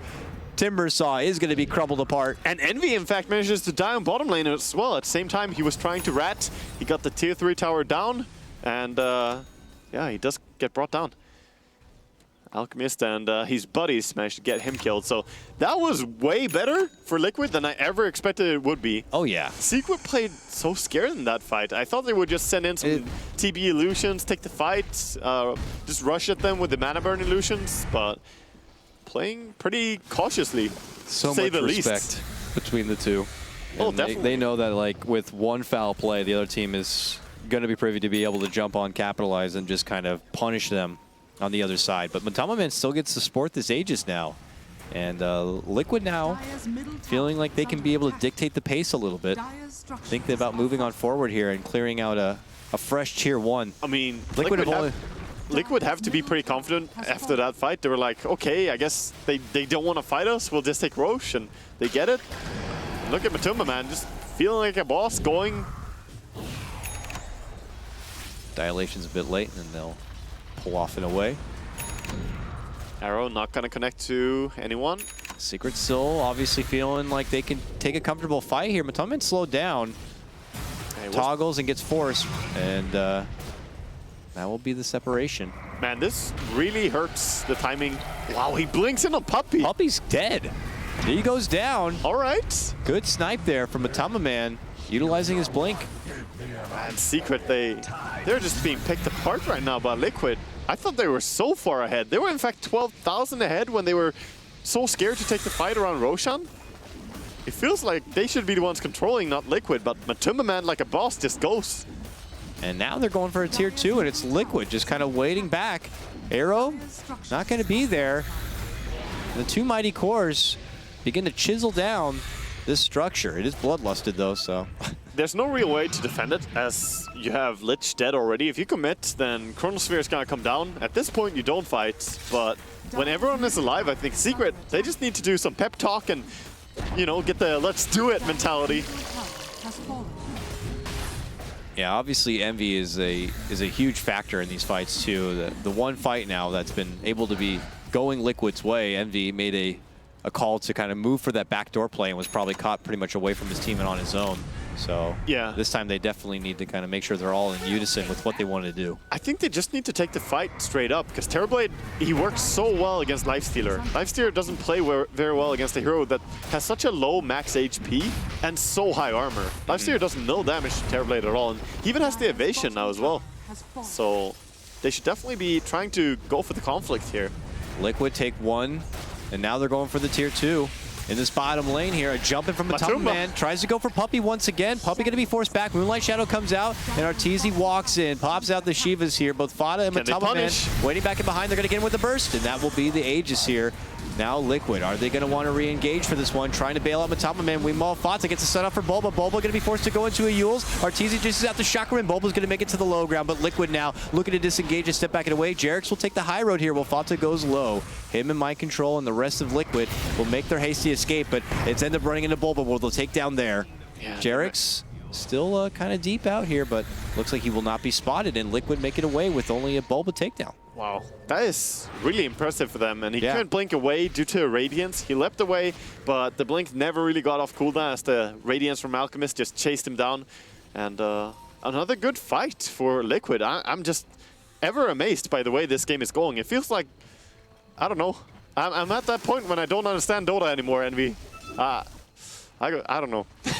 It feels very awkward to me. With Liquid taking a win here, tiebreakers could be upon us. The money continues to crumble in. The advancement of this net worth on the L continues to get higher and higher. Yeah, and right now with all these items they picked up and Alchemist getting gear capped, now they actually should be scared. They have a reason to be scared because Alchemist got so much armor. They can't just burst him down with a Terrorblade damage anymore. Fata casually walks in there, and then it's an insta-chrono setup. They're looking for the target, but it's not going to be easily spotted. Fata totally withdraws from this one as Envy runs in. Kuro pops out the Time Slitter, but it's not going to be able to get connection. So Secret make their move. Arteezy joins our Eternal Envy in making a catch. It's only going to be for Kuro, it looks like, as the others make a hasty escape. Jerix, though, still lingering around. Has a gem. He's been spotted, and as you said, he has a gem, which will quickly get snagged up by Secret. Yeah, Secret managed to take that fight in the end, even though it was a hard commitment on the Alchemist that looked like it could backfire at first. They still get it. But Lifestealer and Void get out without getting killed, and of course Alchemist as well made his way out. It's not too bad of a fight, just 3 supports dying. But it is Liquid moving in and really not doing any sort of objective pressure. Tier 3 still stands pretty strong, and they have an awkward high ground push. Yeah. For them it's very hard. And it goes back to what we were saying when we cast TNC earlier. It's one of those high commitment kind of drafts. You have to just go in and take the fight. You're not going to be able to just siege slowly. And that's where Secret have an advantage. Terrorblade is great at taking down the enemy base. And Metamorphosis just came off cooldown. And here comes trouble from Secret. Liquid will begin their approach to try to slow down this wave. Shouldn't be too much pressure. They have plenty of wave clear to work with here between the Acid Spray and the Elder Titan, of course. Even Fade Bolt helps quite a bit. Yeah, they're just slowly setting up some vision as well. They clear the top creep wave, and then Puppey sets up a ward there. And they're just trying to get that chokehold on Liquid. And be able to do it in good time here. And I don't know if they want to stall all the way out for the Roche, but that seems to be when they tend to run into trouble. So I wonder if it's something that they consider and try to make a push as they have the better sieging team before Roche is even a consideration. Yeah, I think that would have been a good play. Oh, right now, Secret, they want to make a play with the Invis. Matumbaman, he's farming the Ancients nearby. Oh, so close. And the Courier as well, holding out on that Mount Everest. Golden OD. Hi there. They find Matumba. And they also see the courier, and it gets taken down quickly there from Envy on the side. He puts his full force on for Matama Man. Him and Arteezy going to be able to take him down. Matama Man's out. Quick sender for Fata. He's going to be low, and he quickly tries to retreat. If they lose him too, this could be bad for Liquid. Yeah, definitely. Kuro going to be the one to fall, though, as they focus down on him. They settle for it. Cost them a chain and everything, but that is going to be Matama Man out for nearly a minute without a buyback. Yeah, that is really harsh for them. Nice quick reactions, though, from Envy there, getting the courier as well as targeting down on the Lifesteer. And that was sort of what I expected earlier. The Lifesteer works so poorly against Terrorblade in team fights. You can see how he can't even run away. Buyback comes out from Kuro. Mind control in position on the left-hand side with the chrono just in case. They saw him with the arrow, and they're not even going to push there. They're just saying, okay, we're going to play this one safe. We forced out your buyback. We're going to be happy with that. Pull all the way up and off, and Secret can take some farm on the way out, and then probably look to scout Roche as the timer's underway, but for them it is a longer timer, about 2.5 minutes till even be back. Yeah, I'm a little bit surprised, by the way, by Matumba Man's itemization. Maybe he's going for the upgraded Orchid. It could be that, because he knows there's evasion on the Terrorblade already, and still he goes for a Crystallis. But of course, if he goes for the Orchid, upgrades that, then you have the guaranteed hit as well. Oh, you mean the Bloodthorn? The Bloodthorn. Upgraded. Yeah. Could be very nice. We'll see if it's the I haven't seen a single Bloodthorn, in fact, in this entire group stage yet. I haven't either, now that I think about it. I have not seen it in any of our games, at least. Yeah. Maybe outside of them. Yeah, there's like 3 other games, usually simultaneously, I'm sure. There's Probably been a lot of Dota. Here comes Liquid, smoked up. They look to scope out the pit, but they will see nothing's there, and nothing will be there for at least another minute and a half. DD Lifestealer, though. That is so strong. A stolen Moonlight Shadow that Jerix happened to snag, now going to be used. Great scan, though. They also saw that they're in the neighborhood. Yes, they did. Oh, Matumba Man, he wants to jump someone with this. He's thinking about it. Holds it back, though. Even mind control, look at him hanging up on the high ground, spotted, quickly gets down. Secret look to make their move and hope to get this Faceless Void out of the picture, but they can't quite follow it up. Kuro zones them back with the Spirit, and Secret do not risk it. Both teams backing out, playing it a little bit safe. Of course, Liquid will have to back off soon as mid lane is pushing in. You have to do something about it. You can't just sit here forever, and Secret know this. They're going to smoke up, though. All right, Secret. Let's see. They can move in, take a big fight, take a big push in the base. Oh, Kuroki, not again. Finish out those Raxes. Oh, man. No chance at all. Arteezy spots Kuro, and just as fast as he sees him, he gets him killed. And he sees Jerix there, too, who's looking to sidestep the chakrams, but he has nowhere to run. He has to run right through him, but he is going to be able to make it back. Gets the telekinesis off, and Matama Man's there to assist. But Pai's moving in, gets the 2, gets the 3. Multi-blaster coming on forward. They're going to be able to get the finish. Look at the army come out from Envy. Going to work on the Rax now. No glyph seems to be popped yet. There, it's going to be popped now. But the damage, man, it had been done. Arteezy being the gatekeeper, forcing the rest of Liquid back it away, but Envy does the real job here and quickly is the demo man. He's already top. He's going for this base. He's running that way. The tier 3 already had half of its life. Liquid on the verge of not even being contended for tiebreakers and going right into the lower bracket, joining Secret there. One more kill as well, getting the Lifesteal there. Really big pickoff. He is out for over a minute without a buyback, and they're not done yet. Arteezy looking for more. He is gatekeeper of the Fountain of Liquid as he heads right back and out, not allowing him to go anywhere. While Envy does the dirty work. The Megas are out, and I think Secret are going to block out Liquid from making it into the upper bracket. A Secret with a beautiful comeback here after what has been a very, very hard few days. And look at that smile on their faces. They needed that. They needed that. Finally, we got some good Dota done. They needed a series like that for a day. It was just long overdue for Secret, but the sad thing is for a team like Liquid, another high prestigious squad coming into this tournament, what a day for them. 0-4. Super painful, and all they really needed was to win 1 or 2 games and they wouldn't find themselves in this spot, but right now they are not happy with where they are. I don't mean to kind of rain more onto what it is that they miss out on, but you're talking like a $200,000 difference making it the upper bracket, and now you don't get to the luxury of going right into those best of threes. You have best of one round to work through. It's only a $200,000 difference if you lose immediately. That's if true. If you go all the way You from get lower even bracket, more. you can CDC this shit. That's Just true. Go. Cinderella stories are really what it's all about right now. Yep. But, we'll see. Secret get themselves in a bit of a better spot, and we'll eventually get to see who they're going to be slated to go up against, but it is going to be quite the climb. Tough day for the Finns as we see them here. Jerex and Matuma, man, those were some hard games as well. The first game was really even. The second game, I think Secret had good control of it for the majority of the duration, and you just gotta give it to them. They finally stepped up and played the good games that we expect from them. Yep, and with that, Waga, our group stage is totally complete. It'd been a hell of a lot of Dota over these past 3 days. We got to see, what, over 101, 102 heroes picked. It's been fun, Caudle. It's been awesome. I'm so happy I had the opportunity to cast this one up, but we're all done here for now. To wrap up all of the action and tell us exactly where we stand, we send it over now to our awesome panel of Paul and company. Take it away, gentlemen. Thank you very much. Yes, we are back with our panel members once more to wrap up the day and to wrap up the last 3 days worth of group stages as well. We'll start off by showing you the final groups in just a moment, but let's hear some words of wisdom from our final panel of the final group day. It's Shiva, Shane, and Gods. Hi, how are you doing? Pretty good. What a day. What a day. What a day. What a day. We love these days. Players hate them, of course. We love them in a sort of sadistic kind of manner, Well, if you watching looked on. at Secret's faces at the end of the day. Oh, They kind of enjoyed it.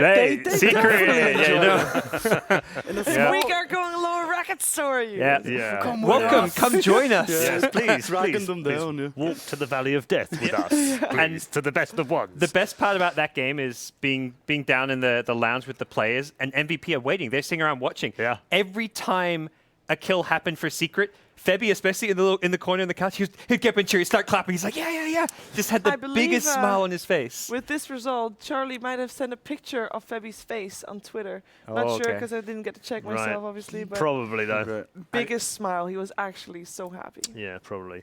Mean. Absolutely, they're in the top 4. Hey. Secret win just got them 200K. So they did. They did. They guaranteed them that. Right, let's take a look at the final group standings. The one thing to point out with these group standings as well that we didn't think we'd be saying at this time of the day is that there are no tiebreakers. For the first time in living memory at the International, we won't be having any tiebreakers out of the groups. It's incredible. Group A then, here we go. OG, 11 wins out of 14. They top the group. They have the choice of who they play in the upper bracket, and it'll be Newbee or MVP that they choose. EG have 9 in second. Alliance brilliantly finishing in third, just ahead of Wings, also with 8 points as well. Those missing out, TNC just on the bubble, falling at the last, thanks to that incredible comeback win from Alliance, which actually pushed TNC down into the bottom 4. But they have 7. They are in 5th. They will get the choice of either 7th or 8th in Group B, which I'm going to come to in just a moment. TNC played really well. Na'Vi finished 6th, LGD 7th, and Escape in 8th. In Group B, it's eHome at the top of the table, having beaten DC in the very, very last game of the day, having already dropped 1 game, but that secured them top spot. They'll have the choice of either Alliance or Wings in their upper bracket game. Newbee in 3rd, safely through, and then finally MVP securing that 4th position. Now, although on the screen it says Secret, Liquid, Fnatic, they are all tied. So let me give you the clear up on the heads up here, on the head-to-head, because the rules say it's head-to-head first. So Secret, Liquid, and Fnatic all beat each other. So the next tiebreaker is, how did they fare against the team below them, which is VGR? And Secret, Fnatic come out better of all of those, as do Secret. Liquid were the only ones that lost to them. So Liquid drop out of the... He's still with me, Gods. Liquid drop out of that, and they finish 7th, right? And then we go back up. We go back up to the head-to-head, because we return to head-to-head, and Fnatic beat Secret. So Fnatic will finish 5th, and will therefore have the chance to choose between LGD and ESC, which, of course, fantastic. I think I know what they'll choose in that one. It also then means that Secret finished 6th. I wonder who TNC's going to choose. Liquid will finish 7th, which means Liquid or VGR will play TNC or Na'Vi. I'm pretty sure we're headed for a Na'Vi Liquid best of 1 lower bracket game. That's it. I don't think we're going to see. I don't think TNC is going to be picking Liquid here, guys. Does someone have some sort of You know, can someone pick me up after that? Because that's Na'Vi- hella brain stuff. That is. Na'Vi Liquid BO1? Like, Yeah. what? Of Na'Vi all Liquid teams best to of play one. in a BO1, like Na'Vi is not the team that Liquid want to see. Well, I don't think Liquid are the team that Na'Vi want Well, either, it goes frankly. both ways, though. You know They're what I both going, wait, what? Really? Anyway, that's how it is, and that's how it will look. There is no guarantee as to who plays who right now. And you might think, well, show us the bracket then. Well, we would, except that's not going to happen just yet because the teams have the opportunity to pick who they play based on where they finished and where their opponents finished in the opposite group. So that won't be known for a little while, so you just have to hold on and be patient about that one. So we are going to bring you some more information as we go through. We're going to wrap up the show, of course, by showing you some awesome plays from day number 3 of the groups as well. But also, I just want to talk about who you think might pick some of the teams in the 2 groups. Now, I think that one's fairly obvious. Yeah, TNC get the choice at the bottom. But who do eHome pick? Alliance or Wings? EG. Oh, sorry. Well, they pick Alliance. Easy. Yeah, you want to think so, wouldn't you? Because Alliance pick. You know what you're getting with Alliance. You know their Because- drafts. You know their play style. Wings are a bit more unpredictable, and there's higher variance. Like Wings could do bomb out at the main event, but you don't know which Wings is going to show up. You say that, but earlier today they picked Lone Druid and Loda played it. Yeah. So they definitely can't surprise you. Sure. And they have, The playstyle was still the same Alliance playstyle. Like Alliance don't vary up how they approach games. Yeah, there may be Loda like the most diverse hero pool. Yeah. You don't know what Loda's going to play, but I think Alliance as a team, you can prepare for much easier than you can prepare for Wings. Yeah, I would agree with you. I think if I'm in eHome's position right now and I get a choice of the 2, you'd probably pick Alliance. I think Shane's right in the sense that you never know what you're going to get from Wings, which can be dangerous, but also could be easy. And perhaps for eHome is maybe more familiar with Wings because we're all looking at it from a Western perspective. And so Wings more familiar with eHome too, which is worse for eHome, isn't it? Yeah, that might be. So if you're DC, you would be okay with eHome choosing Wings because then you get to choose Alliance or get to play Alliance. If we're talking about eHome, right, so in this entire group stage, they've actually picked the least amount of heroes. They've only picked 30. Okay, so just behind you right now is the updated graphic. So they're in order now after we've applied all the tiebreaker rules to them. So as you can see, Fnatic are in 5th, Secret 6th, Liquid 7th, and VGR Again, that in one 8th. series. One series. They That's were all it cost fourth. them. They were about to be fourth. One game, effectively. game. One Fourth game game would have Liquid. made it different, and Liquid dropped to 7th. Yeah. I'm didn't most think we would curious be to saying see who OG picks because I think that's the hardest choice is who does OG want to play, Newbie or MVP? Because I don't think there's an easy answer to that. No, that's tough both ways. I would imagine they'd probably go for MVP because they'll have looked back at the results. They'll have looked back at some of the inconsistency. MVP, fantastic going, head to head and smashing heads and getting rid of kills, but they've lost 4 of their games But of they are their more matches familiar with Newbee. where they were ahead in the match. They haven't won a series. They're all draws. They were all draws. That's the amazing thing about looking at the 2 groups. MVP drew every series. They lost a series, and they're in the top 4. Meanwhile, you have like TNC who goes 7-7, and they're like, we can't cut a break. Group A, like. I watched luck of the draw. The MVP Fnatic game earlier in game 2. They weren't the MVP I thought they would be. They didn't put on the pressure. They didn't push as hard as they usually do. They had a Huskar and they had an Aegis and they didn't even take a fight. They just farmed. It was really odd actually. But they normally have a very high tempo. Yeah, so. but they didn't. They just completely slowed it down, and that led to their downfall against Fnatic. So maybe MVP aren't looking as hot as. Well, I take your point, but also when they play Fnatic, because they played so often against them and they lose so often against them, admittedly online, maybe that was one of those reactions. It was like, guys, let's just play totally different. They won't expect us to play slow. Maybe. And then maybe they suck doing it. I don't know. I mean, maybe they've only got one way of playing, and that's just go hell for leather. Yeah. We're going to take you through some of the highlights of today. We've picked out a number of highlights over the last 2 days, if you've seen them, and we've got some more today. And I've got to tell you, they just keep getting better and better and better. We're going to start off with some Miracle Invoker, and why else would we start off with anything else? All right. First of all, he has the items that are the dream items on Invoker. I haven't seen this clip yet. No, me neither.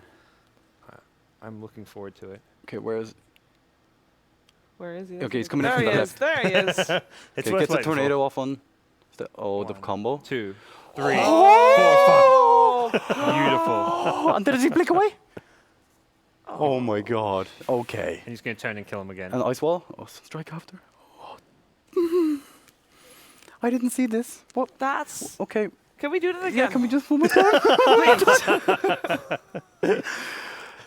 Gods was just like, But how do your What? fingers? I want to watch that like again from his like fingers. Yeah. Watch the hand cam. yeah. That's amazing.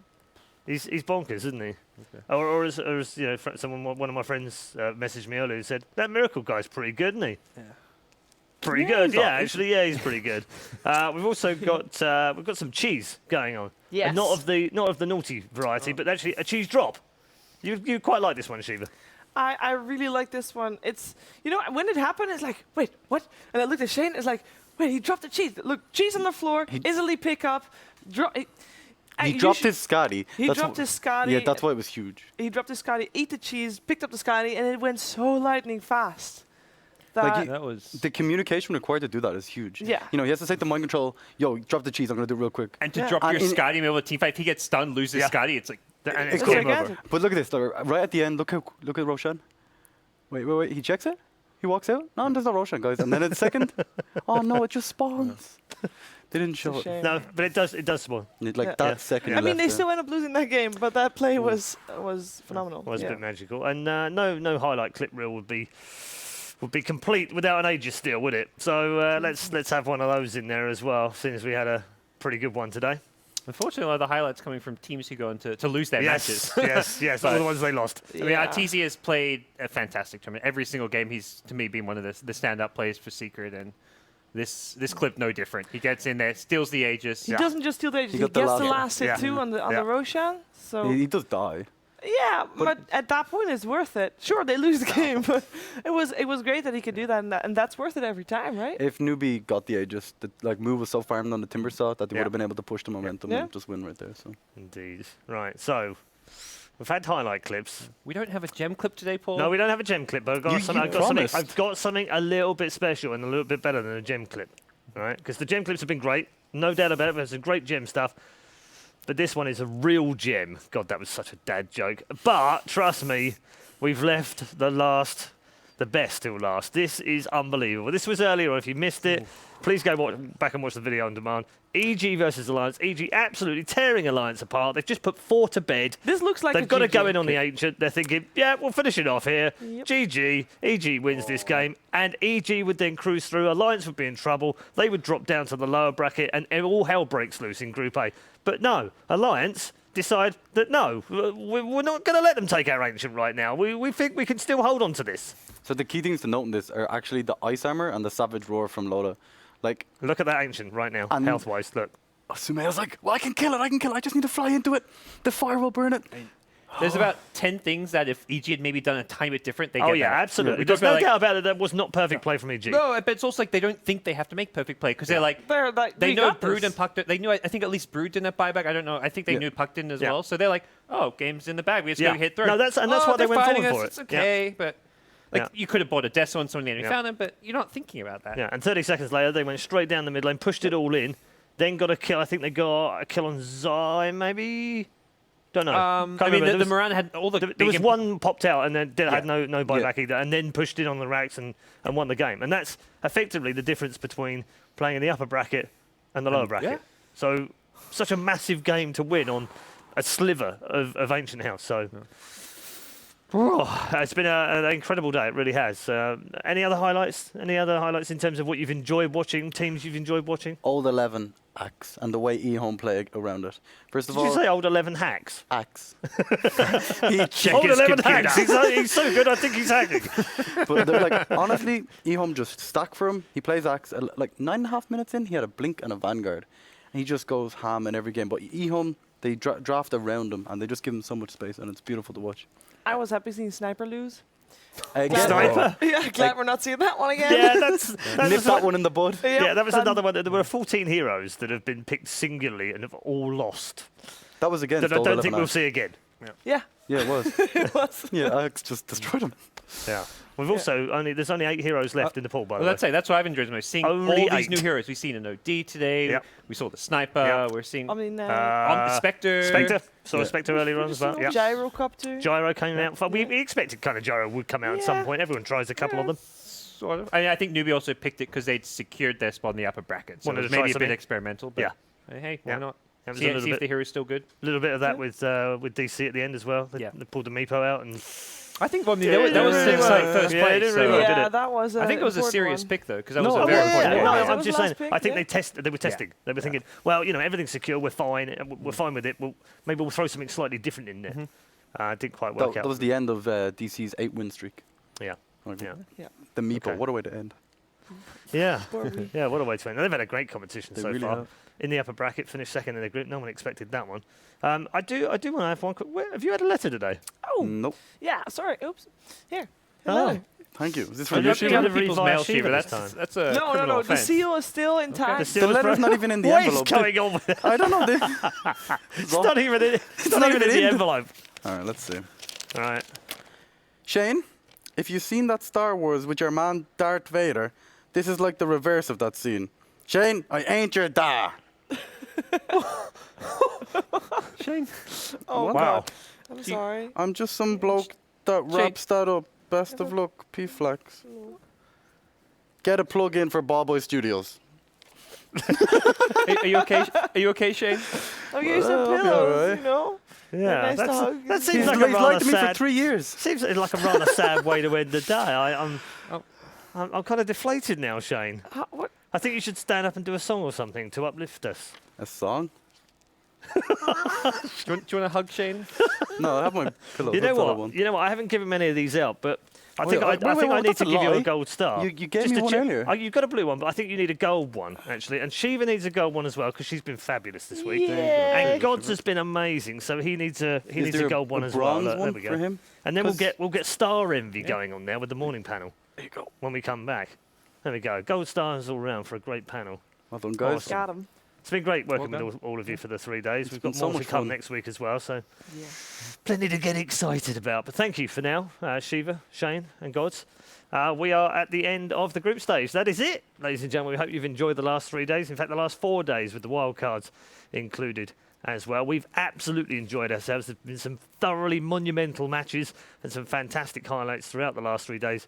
It's only going to get better from here on in as well. We've got 6 days to look forward to at Key Arena, starting at Monday at 10 a.m. local time, where we'll be starting our way through the lower brackets and the upper brackets as all 16 teams head to the Key Arena.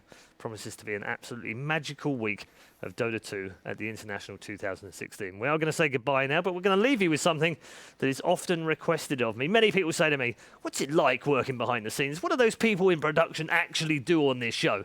Well, we sent Sir Action Slacks along to find out, and hopefully he won't break anything. We'll see you Monday. Hey guys, I thought I'd take you back into production and show you a little bit of the behind the scenes look. Now I know they don't let us do a lot of behind the scenes here at Volvo, so I'm taking it real easy and I found the prettiest person to talk to. What was your name, sir? My name is Steve. Steve. Hello, Steve. And what's your job back here? What are you doing for this production? Well, this lovely area is the replay area. This is where we do all the instant replays of the Dota games. Okay. And how does that process work? What do you guys do for that? Well, we watch the game come in through here, and then with the magic of television, we rewind the game as it happens, and then we use the T-bar to make it go slow. Oh, cool. Could you teach me some things? Could I cut a replay maybe in this area? Okay, what do we got here? So we're back live. We're looking at the game. Okay. In, And just T-bar. T-bar. And then wiggle, wiggle, wiggle. Wiggle, wiggle, wiggle. Okay, is that good? It's that. Cool.